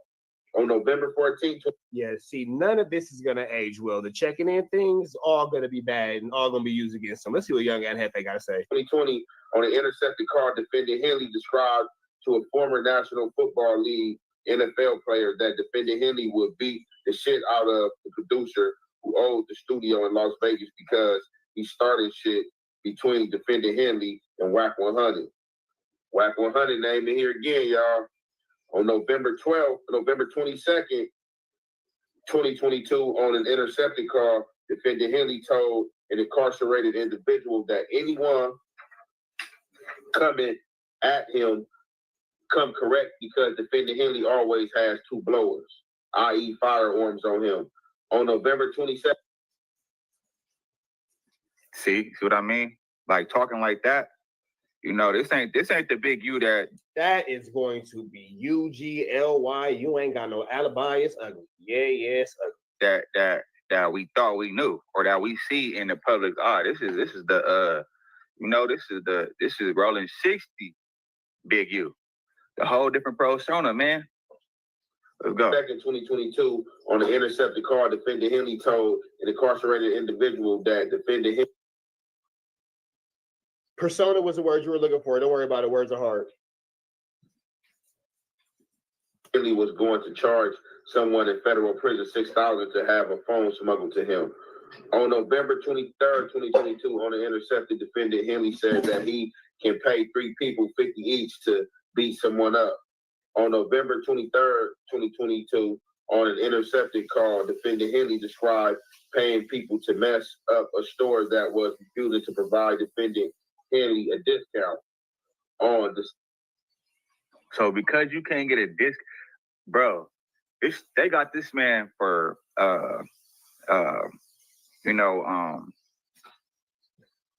extortion. Hey, knocking down somebody's store because you can't get a discount, you're a different level of diabolical for sure. What you mean to say 50% off? All right, bet it's gonna be free. He's extorting everybody, bro. He's extorting everybody. And it's crazy because he said he's like low-key alluded to a lot of these things in interviews, like when he went on Drink Champ and like I forgot that other podcast that he went on where he was speaking on, like he was just saying too much, bro. This nigga was bullying everybody. That's why the stories that these other people that came out, like the I think it's SKG or something like that. Her story came out a long time ago. And then also, not to mention, Big U's sister had came out and said how he was bullying. That lady is not Big U's sister. That lady is not Big U's sister. Make sure my bad, hold on. That lady is not Big U's sister. Let me make sure I say that loud. Let me make sure I say that proud. That lady is not Big U's sister. And that other lady is not his niece. They lying too. And mother and daughter got cases on each other for calling the police on each other. But that's a different situation for a different day. That lady ain't his sister. To mention, Big U's sister had came out and said how he was bullying and to get his way, bro. These people are going. Well, they already flipped on him, but yeah, it's not looking good for this man. Man, he over here, he paying to get people beat up, paying to get people store trash in order for him to get. If he don't get a discount, like that's crazy work, bro. December 27, 2020, on an intercepted call, defendant Henley told a Big U Enterprise associate that they need to hang OG Cuz. On December 27, 2020, on an intercepted call, defendant Henley told another Big U Enterprise associate that OG Crip Cuz need to be disciplined thoroughly for a violation of cripping. On December 30th, 2022, on an intercepted call, defendant Henley said that when defendant Henley catches Wack 100, I'm going to break his jaw.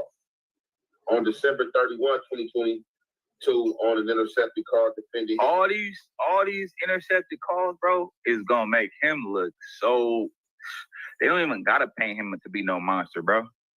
The wiretaps alone, all these calls, saying all this stuff, bro, talking about breaking people's jaw, talking about disciplining people, hanging people, extorting people, stealing from people, taking from people. Like, bro, this is gonna be, he's finished. Henley said that defendant Henley was bigger than deceased rapper Nipsey Hussle, that defendant Henley disciplined Nipsey Hussle, and that defendant Henley was bigger than any other Rolling Six. Now that's gonna be ugly, especially with them thinking about, the rumor that the same DA that had the Nipsey Hussle 187 is gonna now be Big U's DA. That's gonna be an ugly case. That's gonna be UGLY. You ain't got no alibi. It's ugly.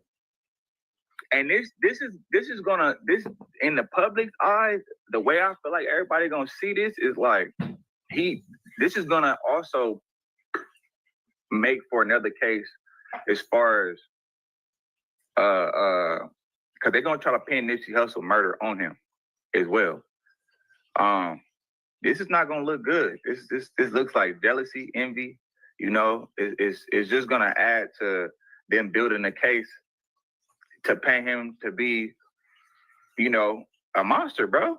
Because this is crazy. Like, and he talking like this behind the scene, and just it looks bad. It looks bad when you're talking like this. So it's like people gonna start talking, and this leads me to believe that he probably did have something to do with Nipsey's demise, man. It's just that because I always felt that energy from him, just based off of like little stuff that he was doing, like after Nipsey passed, and like it just seemed like obviously you're gonna try to keep your enemies close, right? That's basically what he was doing, because he didn't really mess with Nipsey like that. If you talking like that behind closed doors, like, why are you hating on this man? And even in his death, you still hating on him? That's some crazy work. On December 31st, 2022, on an intercepted call, defendant Henley said that if anyone has an issue with defendant Henley, they will no longer be alive. On this January 1st, 2023, on an intercepted call.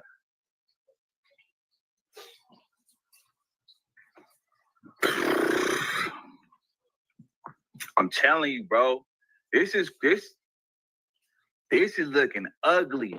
This is gonna look bad. Him saying that alone, you already got the murder for they already trying to pin the murder on him for the boy that was in Vegas that passed away, Ray Sean. I forgot Ray Sean something. And then he talking like that. And then And then we've also seen a pattern. Every time somebody make a diss song about them, they could come up missing, or they end up being unalive.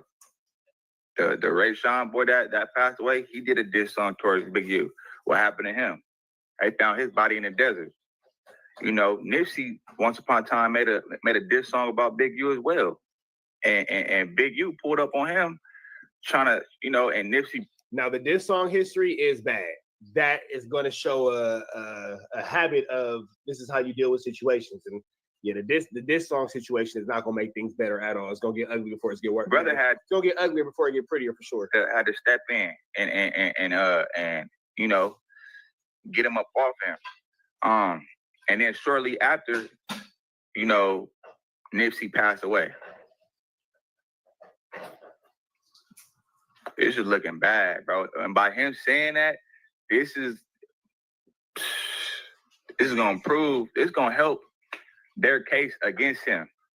Cause it's gonna make it look like, okay, he on some like kingpin type shit. Like he, you know, turned on his own community though. That's the cold part about it. Defender Henley said that he was not beefing with Nipsey Hussle because if any beef with Defender Henley, I'm gonna kill him. Now, I will say this, unpopular opinion, but it's a fact.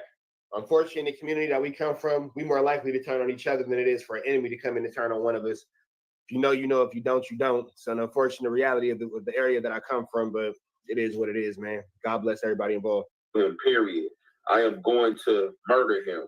On January 2nd, 2023, on a call, Defender Henley told Big U Enterprise Associates DS that to manipulate the press for DS lawsuit against law enforcement, DS should show both positive and negative parts of his life, wear glasses, and say that he was working with developing options, even though he was not. On January 2nd, 2023, on an intercepted call, Defender Henley told Big U Enterprise Associates DS that Defender Henley needed to at least break the producer's jaw.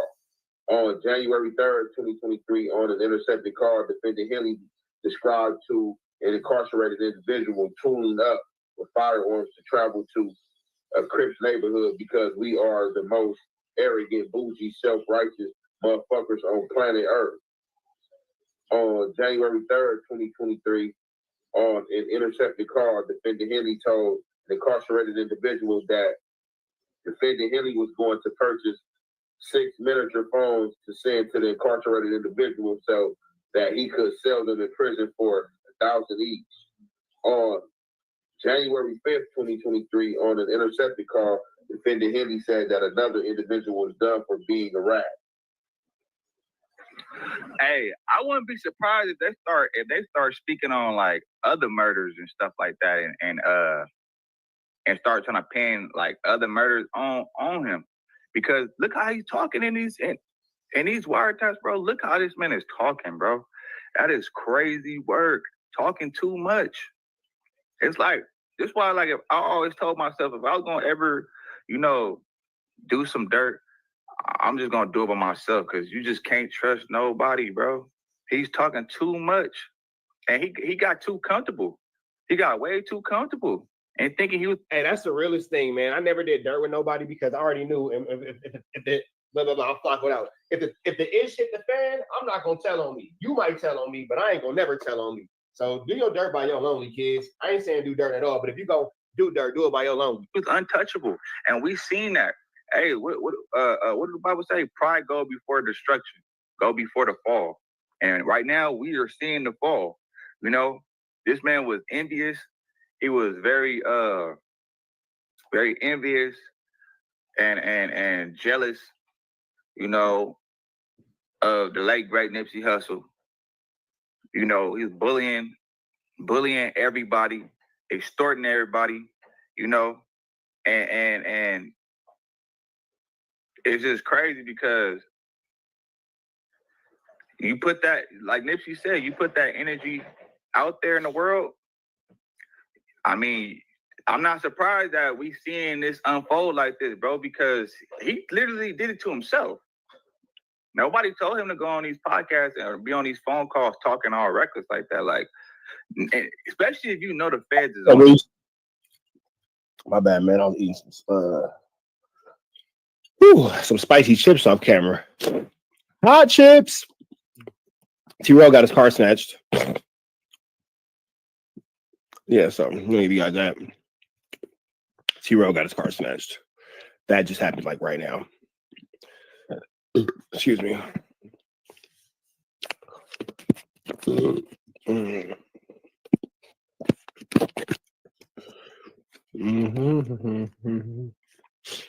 Appreciate you, Reese.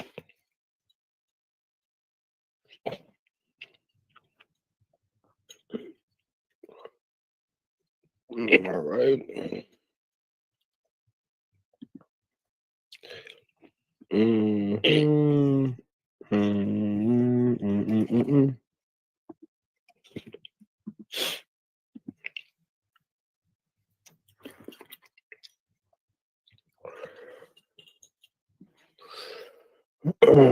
All right.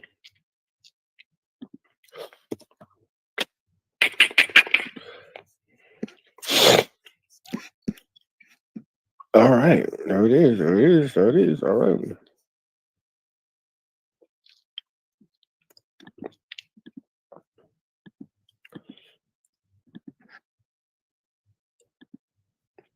All right. Let's get into this content, y'all. Yo. What's the deal, y'all? Sharper than an TNN Trap News Network. You at the same back saying, like it, crack it, say, man. Make sure y'all like, comment, subscribe for more of the content we got going on here at TNN Trap News Network. Yes, that's TNN Trap News Network. Good news for you. You know, you ain't gonna get nobody's Collegito, big dog. Tap in with that tap in. Make sure you're in fact tapped in with that good tap in with everything we got going on here at TNN Trap News Network, man. It's at Newsington. You can Usington. It's at Knowledgeito. You ain't gonna get nobody's Collegito, man. Hit that like, hit that comment, hit that subscribe button. Excuse me for everything we got going on here at TNN Trap News Network, man. Make sure y'all like, comment, subscribe, and all that. You feel me? You feel me? Make sure you hit that notification bell, hit all, and make sure you get into the new music, man. At the Garden Freestyle. Please don't touch my. It got a body on it. Fairy tales, all that sound now. Getting tab. You ain't got into that. You can slide over here to the FMW page on Instagram. If you ain't checked out the FMW Instagram page, please check out the FMW Instagram page. Apparently, T-Rail got his car took today. See what's going on here, man.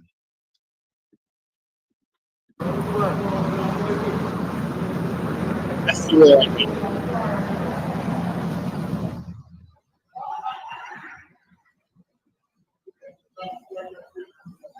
We can smack.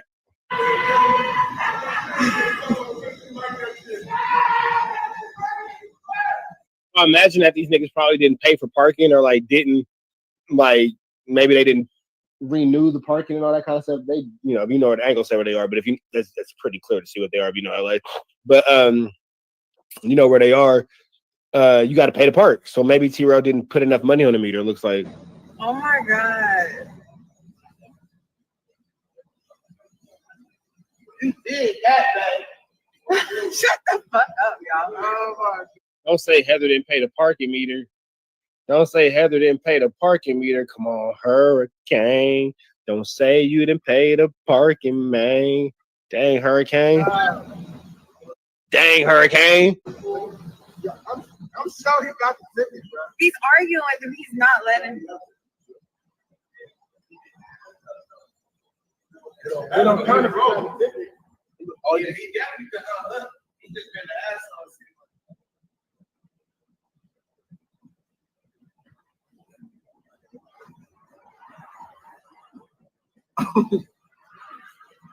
This is why Big Willie don't come out. Hold on. Exactly. And T-Rail done got his car. Yeah. They done got on T-Rail for the parking, man. They done got on T-Reezy for the peasy, man. Let me run it back one more time without no interruptions, man. They done got on T-Reezy.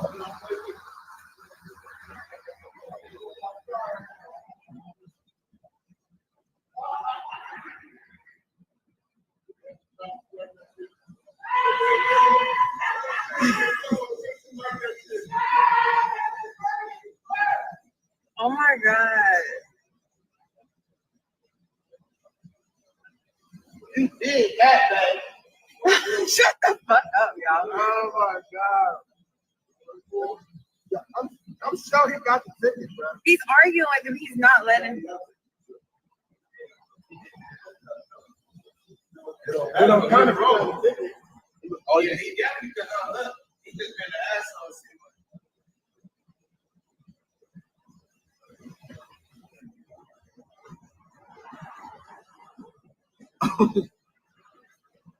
This is why Big Willie don't come out. Hold on. Exactly. All right, man. Hopefully, T-Rail got that situation figured out.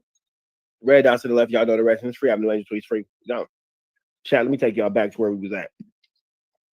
They don't play with that parking downtown LA, man. One thing you gonna do is pay that parking for show for show.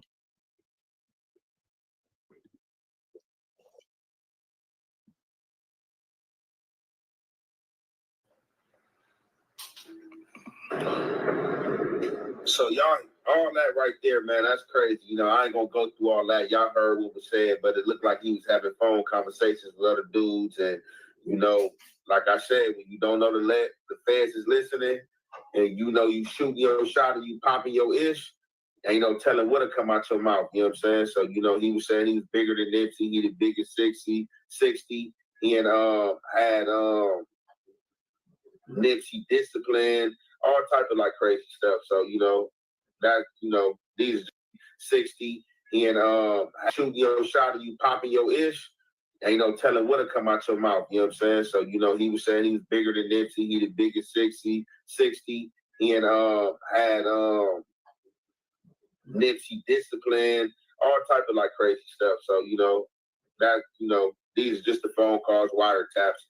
Not my words, these are you words. You know what I'm saying? Allegedly. On January 12th. Nah, it ain't allegedly no more, because if they got these wiretaps, I mean, that's your voice on the recording. How are you gonna explain that away? How are you gonna get out of that? How are you gonna get out of that? Like, I don't see Big U beating this. The evidence is too thorough. You know what I mean? It's too concrete, bro. They got this man talking on phone calls. His voice. Yeah, them wiretaps is tricky. They tricky, man. They tricky. And unless you're gonna sit here and find somebody who has your exact voice at the exact time of that conversation, you're pretty much FUCKED, big dog.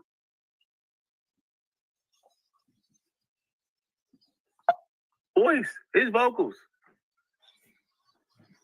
And then seeing how you talking about Nipsey, hey, it's a lot of people that love Nip, man. Man. 23 on the intercepted car defending him. He said he wanted to beat the shit out of Wack 100. On January 17, 2023, on the intercepted car defending him, he discussed traveling to Jordan Downs within Grape Street, Crip territory, and threatening to kill motherfuckers every day until he got his things back. On January 17, 2023, on the intercepted car defending him, he stated that he was the hunter of the 60s and that he had. And that's the thing, too. Like, bro is 60 years old. Like, at 60 years old, this nigga is still in the field. And he probably, obviously, yeah, he got people that go for him as well, though. But it's like, bruh, at 60 years old, you should be trying to live your life. Enjoy your freedom. Man, hey, kids, stay out the streets, man. The streets ain't it no more, bro. It ain't it. There's too many cameras everywhere. You got, especially because of the internet, I mean, dudes is going on these podcasts, going on the internet, exposing themselves. The police ain't got to do nothing but sit back and watch and listen. Like, it ain't no sense of even doing. As a matter of fact, I think somebody was talking about this. I forgot where I was at, but oh no, I was watching something, but I guess they got like something to where, like, man, the technology that they have, the police have right now, is crazy. I heard they have something like basically like where if you like when a shot ring out, they can literally locate the area that the bullet came from and all that stuff, like something that picks up the I don't know exactly what it is, but I'm telling you, man, this technology they got, man, they got drones, they got all this type of stuff out now. It's like doing crimes, that shit's over with. And think you're gonna get away? Nah. Nah, this ain't the 80s. Had obtained paperwork on individuals that should not be associated with the gang anymore. On February 13, 2023, on an intercepted call, Defendant Henley told a co-conspirator that Defendant Henley was going to break the jaw of the business manager for a former MVP. On February 14, 2023, on an intercepted call, Defendant Henley described smacking the Jew boy again. On April 1st, 2023, on an intercepted call, Defendant Henley asked someone to grab Defendant Henley's blower, which he left on the ground in a blue sweater in front of a tire. On April 23rd, 2023, on an intercepted call, Defendant Henley discussed gang politics with a co-conspirator and stated, "I'm retired, nigga, activist. I'll pull up on your block right now, nigga, and show up and show out, nigga. That's what happened to the last nigga that thought I was retired." So now you're admitting to being active and unretired at over the age of 60, which will make you, by the federal government's investigations, a gang leader. This is ugly. Telling on himself. Bro, he's like did he just admit to unaliving somebody else? Or So if these is his words, I'm saying the feds got this on wiretap. Why are you talking about you retired and this and that, and then talking about you would show up and show out and act crazy? So yeah, Big, you was talking crazy over this phone call, man, over these phones. So like I ain't gonna even lie, like he can't even like really blame nobody but himself, man. I personally believe, and I'm gonna tell you what I believe versus what I know is the fact that you could know what if I say I believe, you could say, oh, you disagree. If I say I know is a fact, you can't disagree with actual paperwork and the facts. What I believe is that the feds fast-tracked an ongoing indictment for multiple reasons. Let me give you some details. This entire situation got started, and the feds got involved after there was a kid that got killed who they claim was by Big U. The kid made this song to Big U. He was signed to Big U. Big U supposedly reportedly had an altercation with a person at the studio, bro. Grab that mop, grab that mop, grab that mop.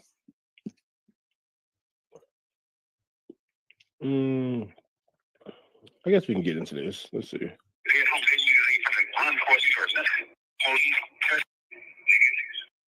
Say or die. All right, so this Compton TG talking about getting put off the yard.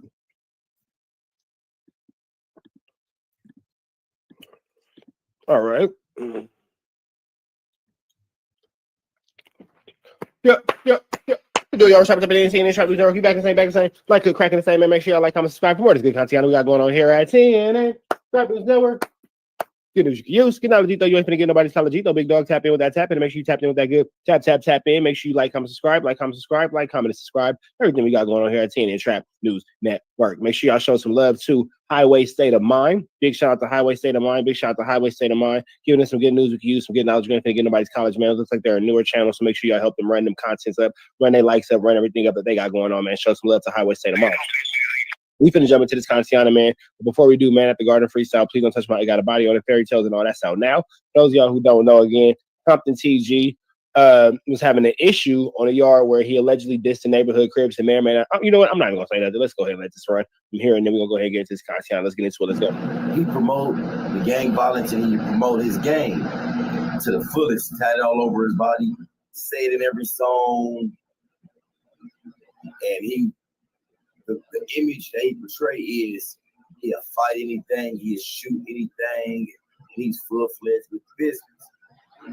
And that his hood love him, and he love his hood. And he even says, if you don't know me, Lil Wardian, you're not from, like, if you don't know him, you're not from the South.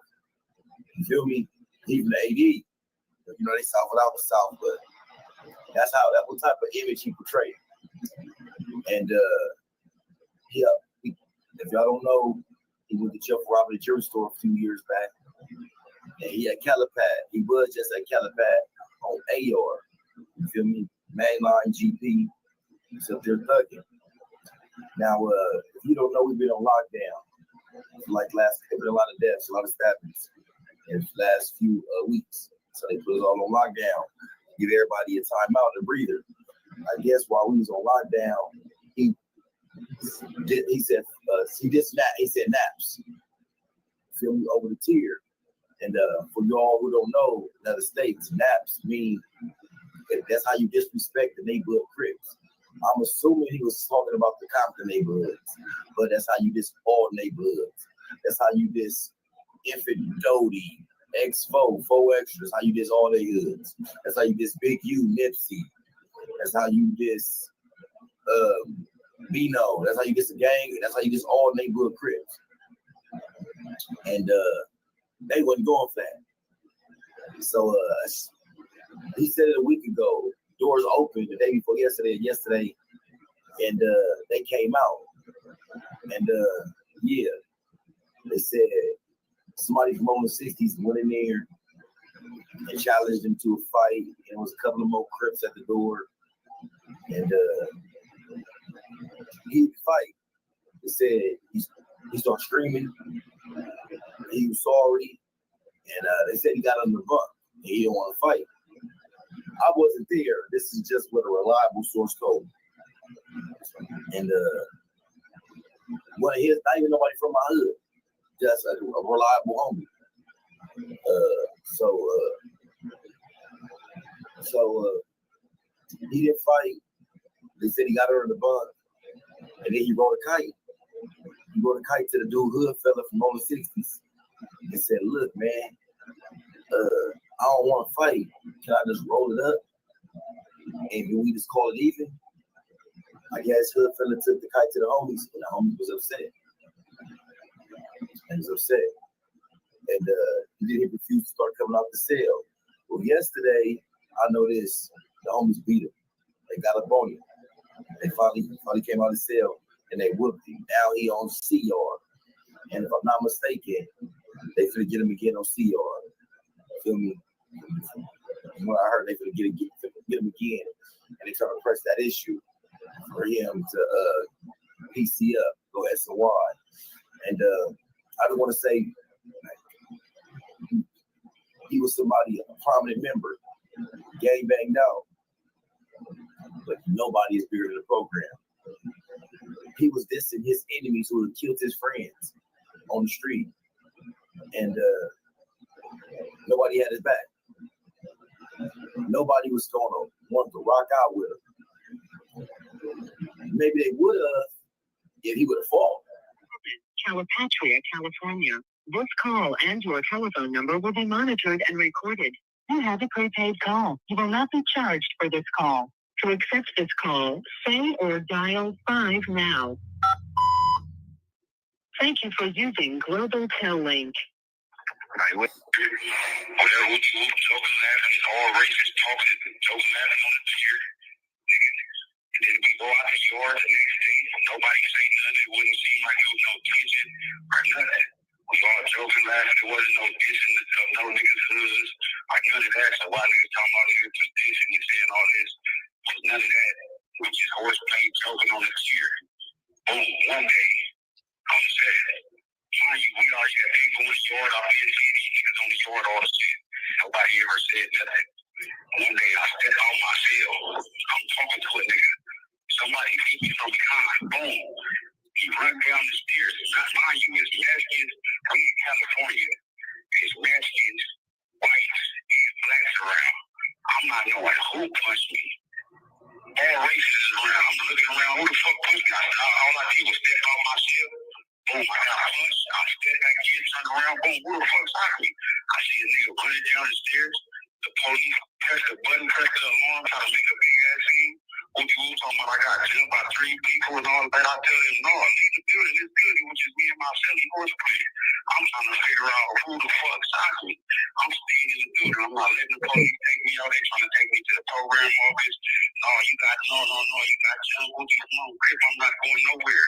Make me sign my marriage contract right here. On the shit, I made the captain go come from the program office to my building because I did not go to the program office. I stayed in here. I'm trying to figure out who the fuck did this. On the shit. So I signed my marriage contract. I go back to my cell. I said, I tell my sister because I'm going to get cracking on the dead homie, bro. You going with me or not?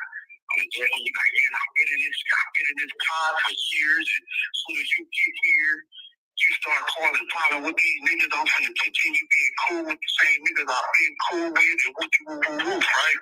Mind you, we on lockdown. So a nigga can't move around. I can't go talk to my homies. I can't tell them a nigga just like me.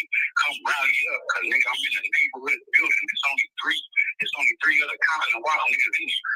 I'm a dead homie. The numbers are not in his favor. So they old and they bunk. I'm a dead homie. They ain't gonna run for us or nothing. On the hood, niggas keep coming to the door after the situation.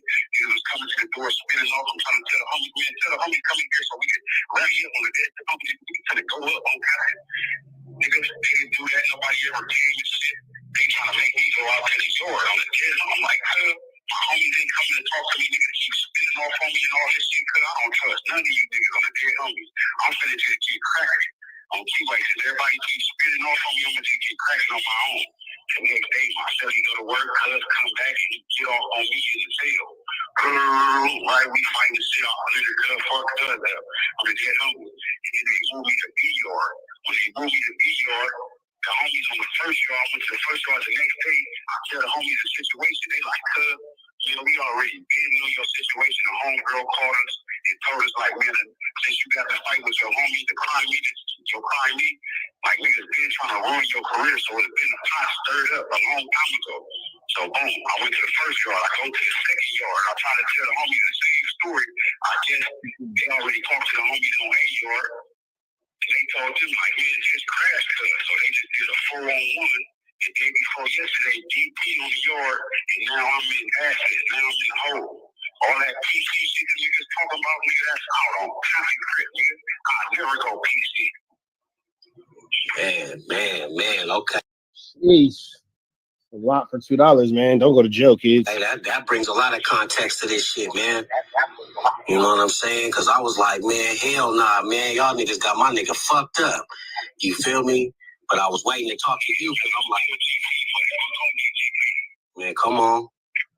Man, so what's up with 600, you know, because he was one of the first ones to drop a video. This call and your telephone number will be monitored and recorded. Out of that 600 today, it was a situation with him and his homies, right? It's a picture with 600 with a picture with 600 and the police. So they were saying on the tier before this situation even happened that Christopher Lovejoy 600 was the police, the LAPD, right? Because how the fuck you be able to take pictures with the police and shit like that? So I'm hearing this on the tier like, damn. So I text her like, damn, cuz you was the police the whole time, bro? Like, damn. On the dead homie, bro, that shit foul, cuz. Like, when I see you, nigga, I need that. I'm gonna beat you up. And then I block her on the tablet. But it wasn't like intentionally trying to block her. I blocked him for another reason on the set. So I guess he take that upon himself. Like, damn, nigga getting at me foul talking about I'm the police and all this shit. So cuz took it upon himself to make his own little video. But I called cuz, check the situation and thing, cuz to make that right. Okay. Hell yeah, man. Well, shit, man, that was... Yeah, he just put a post up here. The nigga just put a post on his Instagram that says two sides to the story. I just talked to Rode, the two sides to the story on the dead homies. On everything, man. I'm definitely glad you cleared that up, because, man, I was sitting on the other side of this phone like, man, these niggas got my nigga fucked up, cuz I gotta talk to my nigga, man. All that, niggas don't be doing no business and all that. Come on, I'm in prison, bro. We ain't doing that. Niggas die up here. The first 2 days I was in Calipatria State Prison. I seen 2 niggas get butchered. Nigga on the dead homie died. Nigga airlifted. You think I'm gonna be here playing? Nigga on content. Nigga I'm here. Nigga thunder and shit. Nigga aware. Nigga my awareness is on 1 million. On the dead homie. So all that shit niggas talking about cuz for I'm right here. GP forever. On the dead homie. Man, okay. So what's it looking like, man? You know, when should people expect you coming home? My big right now is 2029. I've been days, and that's a whole other year added on to your sentence. I've been thundering niggas, these niggas just been hating on the niggas. They don't got nobody to talk to. They don't really got no food and shit. So I'm just dealing with a gang of hater ass niggas in this motherfucker. So that's what I'm going through, bro. It ain't all that splitting, all that shit. Damn, these niggas can't see me, bro. Man, okay. Yeah, man. You know. Kids, stay out of prison, man. This could be your life. There's a lot to do about absolutely nothing. That's what I would tell my folks. I would tell my PG Tuesday real soon, addressing all of this shit. Man, come on, that's what we need to hear, man. We've been waiting for that TG Tuesday, man. For real. But I'm still rocking with you, brother. And whatever we gotta do, we gotta do it. You feel me?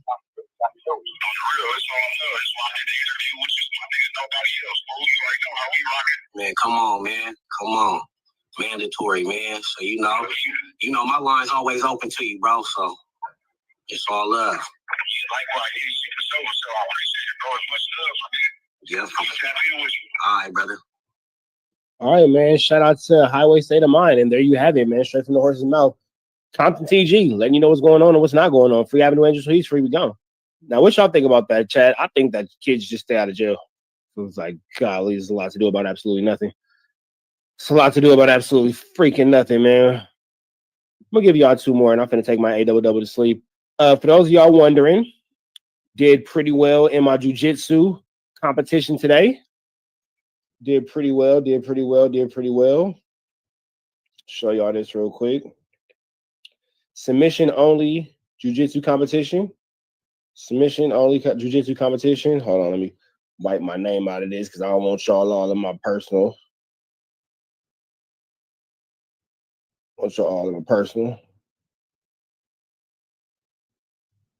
All right, let me airdrop this. So it's a submission only. You have 5 minutes to get off as many submissions as you can, and the submissions cannot be repeated. So once I did, like, for example, an arm bar, I had to do like a different variation of an arm bar. I couldn't do the same arm bar like over and over and over and over. You know what I'm saying? I had to do it, and each submission counted as 1 point, and that's kind of how they ranked it. It was a different way than I was used to of scoring, but it was cool. I liked it. You feel me? And it forced me to kind of, bust moves a little bit more effectively. So with that being said, let me see. Boom, here we go. You see your boy 43-4, nigga. He got 4 off on me. I got 43 different submissions off on that nigga. 43 different chokes or possible limb breakers off on that nigga. 43. You see your boy? Yes, see your boy? Yes, sir. That's your boy. Choke the shit out of you, boy. Niggas be talking all that shit. It's all said. It's different when you get off 43 different submissions off on a nigga in 5 minutes. 43 different submissions off in 5 minutes, nigga. So, yeah. 5.00 divided by 43. 5 divided by 43 is approximately. That's damn near 11 submission every 11 seconds. Nigga, I'm on this nigga. Every 11 seconds, I'm catching a new submission. Lethal, nigga. I'm fucking lethal. I will whoop the shit. It's all good. I ain't finna trip. I just want niggas to keep all that same energy in real life. Studio brought that kid to somewhere else, and then they believe in that spot that you shot the kid in the head. Then brought the kid's body to the side of a highway and dumped it. Okay? Now, the reason why all this is happening, and because I keep telling you, the feds don't really come in and fuck LA that much, is that it looks like Big U has been in a very interesting place. He's been a target of many things. Not only has he been going around bragging that he's like, like the Crip version of what Suge Knight is, people are looking at him to be like, yo, okay, if this is, he's been a community leader as well. So when you get to be extra OG, you get to be a community leader. So Big U was running this organization called Development Options, but was working through what they call a grid program where it was getting paid over like $540,000 a year. So in about a few years, he got paid almost damn near $3 million because the program they have in LA is that the cops, like, you know, it's not like these other places, like say New York.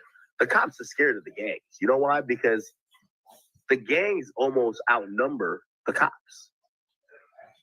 Okay? So they try to work with them to some extent. So, you know, in some cities, they do what's called a grid program.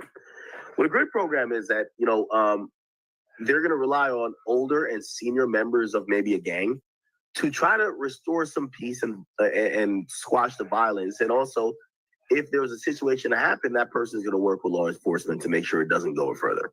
Okay? You guys can Google this.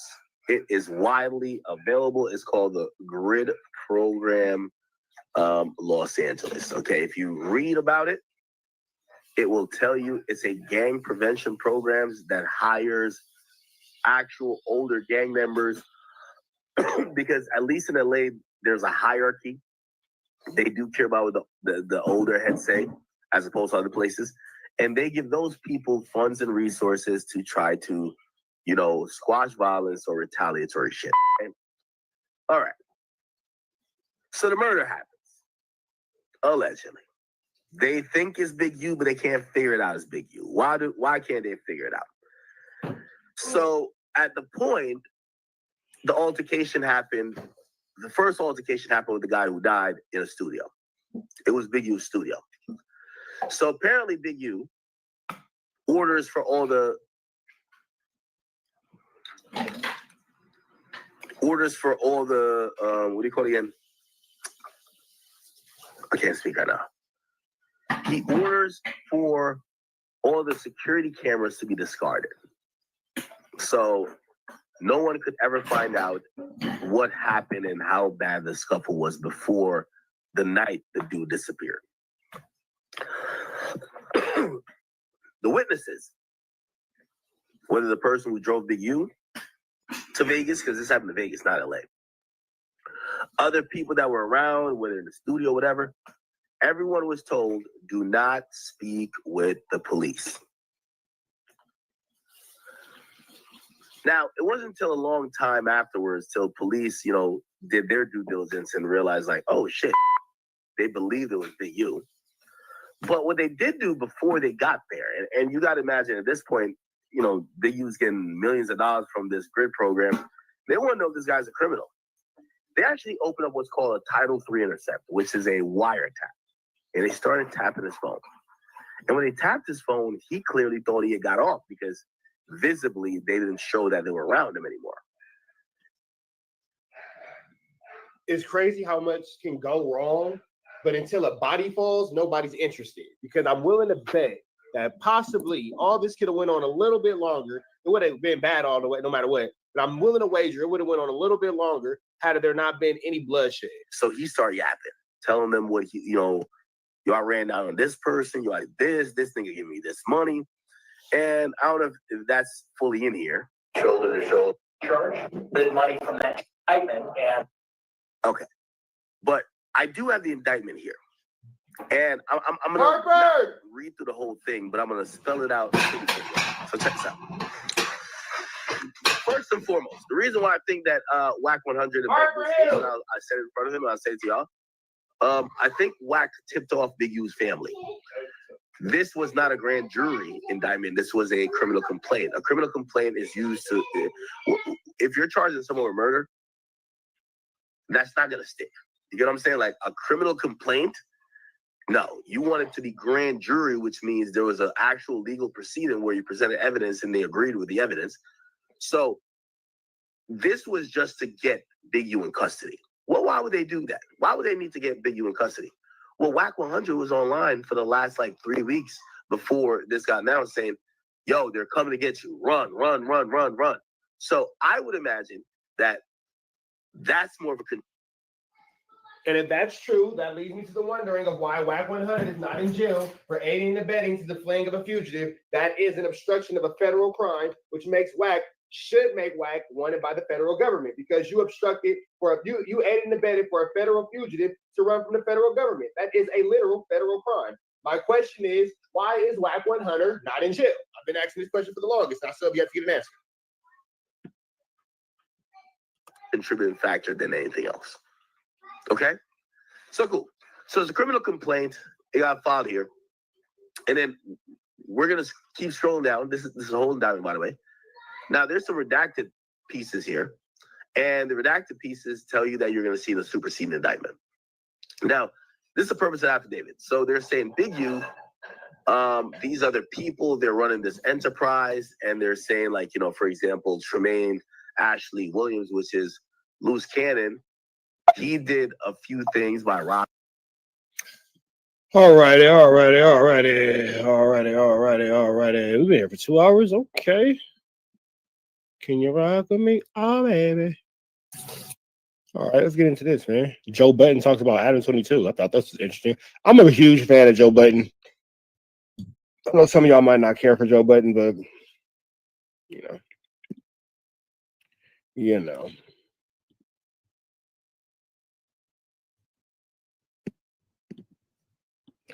All right, let's get into this.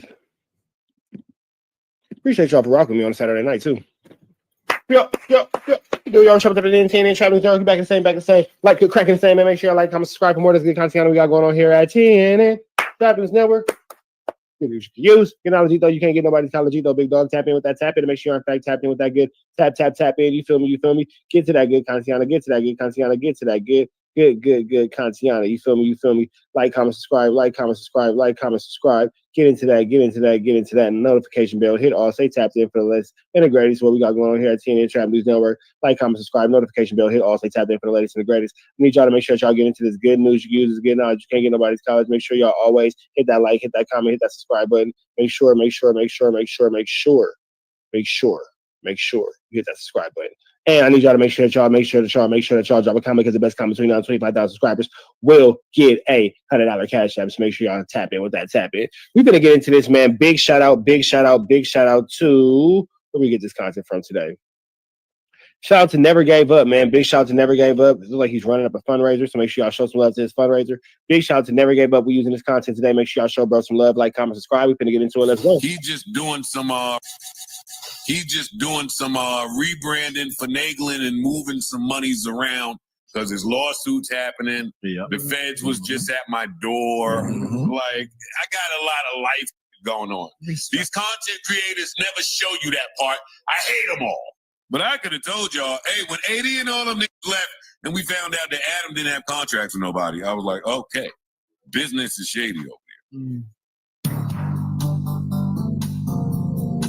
Now, the streets is talking about Adam 22 of No Jumper, saying that No Jumper is going broke. Now, we had to see what the Pie Father Joe Budden had to say about this. Y'all know Adam 22 is one of his arch rivals, okay? So we got to check this out. Like the video and subscribe. Let's get it. Our good brother Adam 22 recently put out a video. And I will pull the video up in a second. He put out a video recently talking about the state of No Jumper.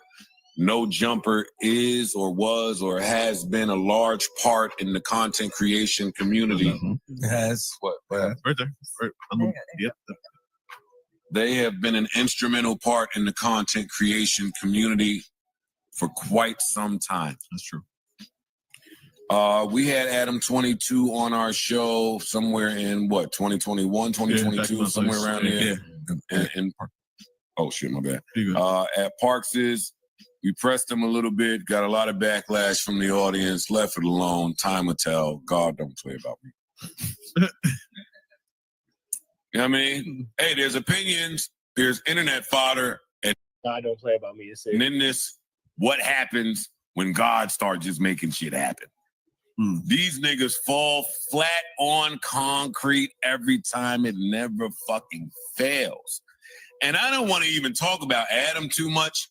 I want to talk about all of the Adam cheerleaders that had their pom-poms out a few years ago telling me about all the money that Adam made. Oh, yeah. It was a bunch of y'all. I mean, they had a list.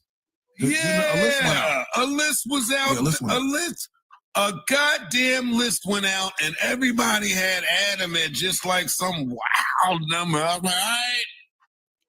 all of a sudden, all of my black friend content creators was fucking experts on what white porn dick made. All of a sudden, these niggas was, oh, you selling dick though? I don't know. He's selling meat as Barnacle. I don't know, Joe. You saw his wife. You told the porn show site. He's fucking on camera. Shut the fuck up. The fuck were y'all talking to with all of that hootenanny? But anyway, Adam has put out a clip. And this is like friendly smoke. This ain't real smoke. Because I hate to see... Nah, that's a lie. Let me not lie. Let me not lie. I don't hate to see it. I thought he was trolling. That's not true. Honestly, when it went out. I thought some April Fool shit. Well, let me be clear. Adam ain't broke. Nah, like, I don't want niggas to misconstrue what I'm doing and what I'm saying here. I'm just having fun with one of the people that I like to have fun with when they hit their head. You know, like when you tell your son, don't touch that, and then they touch it, and you walk in the room, and they got that stupid fucking face on. Did they touch it? Yeah. Touch the shit. And you sit there like, I told your ass. Didn't I just tell your fucking dumb ass not to touch that? Good for you. This is like what I'm doing with Adam. There's not a real beef. Actually, Adam hit me when he was in New York and said, hey, me and Wack is in town. Maybe we'll come through and fucking chop it up. I dubbed it, but there's no beef said no. Don't want to be around you or Wack, but cool. About it. So Adam put out a clip talking about how he's closing No Jumper, which, again, I don't think Adam is far from broke. He's just doing some rebranding, finagling, and moving some monies around because his lawsuit's happening. Yeah. The feds was just at my door. Like, I got a lot of life shit going on. Hey, I'm not mad at Adam 22. Don't let him put you on child support 22. Don't let him put you on child support, bro. These content creators never show you that part. I hate them all. I hate every last fucking one of them. They never show you the part about when life just get to going around them. They always want to disappear for a little bit. Put the cam down. That's when they want to cam down. Press the button. Yeah, for a few months. I can't. Nah. You following through. So Adam put out a little clip, and I'd like to play it for y'all. Perkhead motherfucker. Somebody sent me a clip of Joe Budden claiming that No Jumper is doing real bad in terms of our views and everything. So let's do the side. Oh shit. Joe That's the wrong clip. That's the wrong clip, bro. Oops. No Jumper's main channel plus our clips channel has done about 26, 27 million views for the past month. So we are 2 times by far what you have going on. And on top of that, we kill it on Facebook. We kill it on Snapchat. We have 3 million. Yo, he did all that. Dirty BMX white boy. Let me tell you, like I tell my 50-year-old black friends. What? For the block. Once Facebook enters the conversation, you got it. I'm leaving. Check out. That's from mom and dad. Yeah. Aunts and uncles to fight about politics. I know you tried to make that shit sound fly, but in real life, the second somebody say to me, yo, this is what's going on Facebook, I check out. Yeah. It's fucking Facebook. I'm not gonna lie. I don't really deal too much with Facebook. My mom's on Facebook with my aunts, like my dad and stuff like that, like my great aunts, my older cousins and stuff. They got it. Love you guys. You guys see us on Facebook. Y'all let these niggas get so much. Shut up. Let's keep it going. Followers on Instagram, and we make a huge amount of money on there. Joe Budden, I don't want to hear shit. You're running a chop shop. Oh, you might have the whole hip hop media gassed into thinking that you're really killing it like that. But trust me, when you want to talk about who's really doing business out here, it's not you. There's a big three, and you're not in it. It's me, Brad, and that motherfucker you were saying. Oh my God! Oh my Lord! That is how he spoke to me. Oh Lord, that is how he spoke to me. Barton, how much more we got of this? Oh, we got a minute. Savannah. I missed the. That is how he spoke of royalty. That's what I'm trying to say. Yeah. like a black god. Is he eating those words right now? I don't know why you did that. He thought your guy played about I'm not even adamant. I'm not your foe. But my God still will see somebody that we don't know where it's at with him and fix him up. Fix him up. Hey, newsflash, Adam. During the pandemic, everybody's numbers was up. Everything was up. Stupid ass. I'm gonna play the real video now. He talking about some day, yeah, we went and bought a $4 million building because the numbers was up and we continued to think that they would project it, yada, yada, yada. It was a mistake. It was a mistake. And that's my... Now, again, I don't think that Adam really thought this, but let's just say hypothetically he thought this. Why would you think COVID numbers will sustain outside of COVID? But I don't think he really thought that. I think he's just saying that because he has to say what he has to say to make sure that that legal situation goes the way he wants it to go. But in case he really did think that, why would you think that? My problem, it'd be too many niggas speaking on shit. They don't know what they're talking that about. Just is out here making fucking mistake after mistake after mistake. And I can't come in here and say it because I'm going to look away and then they're going to say, Joe Budden, you want some bullshit again. So I shut up. But I could have told y'all, hey, when 80 and all them niggas left and we found out that Adam didn't have contracts with nobody, I was like, okay, business is shady over here. Mm-hmm. Shout out to AD. Beginning of the end. Once we started talking about the Snapchat and you got the shout out. YouTube and Instagram checks, yo, I check out when niggas start talking like that too. We've built this thing in a way where the paranoia and trauma from leaving our fate in somebody's hands won't allow us to leave it in somebody's hands. So clap to you if you're leaving it in somebody's hands and it's going great for you.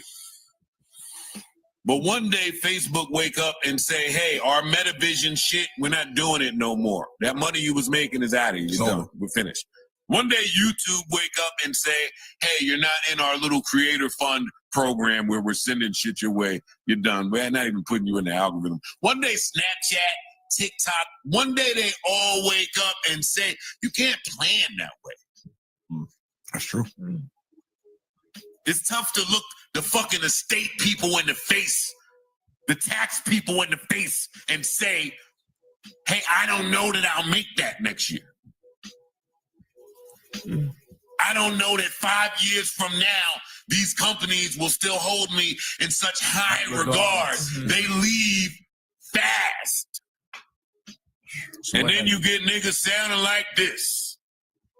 Let's play it. Let's fucking play it. Addition to that, we have. There ain't no addition to that, nigga. Rewind. Is going broke. I know that might sound crazy. It don't. On both of our YouTube channels last month, we got over 25 million views. That is not. We're doing well on Facebook, That is Snapchat. not. We employ quite a few of the hottest content creators on the West Coast. Nothing. And we pump out an insane amount of content on a weekly basis. How could we be going broke? Well, let's tell us. We expanded too much during COVID at just about the exact moment that our revenue streams all took a hit. Yeah, no, we you hired did. A whole bunch of editors and other employees, and we bought a huge office building that cost us almost $4 million, thinking that the growth that we were experiencing during the pandemic was going to continue. Why And would you think that? unfortunately, that did not happen. Our YouTube numbers, which had doubled or even tripled, Let me gradually pause returned this. to My fingers are stupid, so it takes a second. They pause this. Why would you think that, Adam? Or anybody for that matter? This is the same thing I told the stupid Clubhouse people. A lot of people got gassed during the pandemic. They did. Yo, a lot of people thought it was up. Some of y'all was smelling your own shit too much during that pandemic because you... Pandemic situation was crazy, bro. Like, it was really a false sense of reality. People touched money they had never seen before and has never seen again. Survived. You stretched your little PPP money or saw spikes in areas where you didn't normally before. Niggas ain't just survive. Niggas Niggas thrive. Niggas went, Yeah, live. thrive. It was a little Yeah. different. You know, some niggas live, made money they never made before in their life. Fuck girls they never fucked before. Drove cars I saw it. Yeah. Yeah. Oh God, niggas was in them Lambos and them Vets and them Raris and them Roses and them Maybachs. Niggas was driving everything. Niggas was doing everything, man. Shout out to those who did it for that time, man. What a time to be alive. You had to be there, boy. You had to be there. YOLO. I saw it a lot. And it was inflated by that was the time where streamers were getting extra bumps from all the different everywhere spots. You know what I mean? Why would you think that things would continue that way once people were allowed to be outside? That's a mistake. A lot of people with too much faith in this internet shit. Anyway, back to my Adam clip. No jumper. Or rewind it. No, we don't want to hear rewind. Hold up. Tell us how. Until the last few months, where we experienced two major L's that we never L man. First, we lost the No Jumper Instagram. After almost 10 years of building it up and essentially no strikes on our account, we got taken down one day, and we still have absolutely no idea why. How could they do that? No luck getting it back, despite being in contact with what seems like every. Fucking paid my light and water bill with that one. We were bringing in a very solid amount of cash monthly. That was keeping us afloat via selling Fucking bought sponsored tie-dye posts t-shirts with that and that mostly vanished overnight. And while we've been growing the new No Jumper LA account up ever since and managing to sell sponsored collab posts using my Instagram and the No Jumper LA account, DM. Oh my God, yo. Did you say you were selling sponsored ad posts? Which is nothing wrong with. You just can't look at me and fix your lips a certain way, which I don't think he knew a few years ago. Hopefully, he knows it now. Sponsor.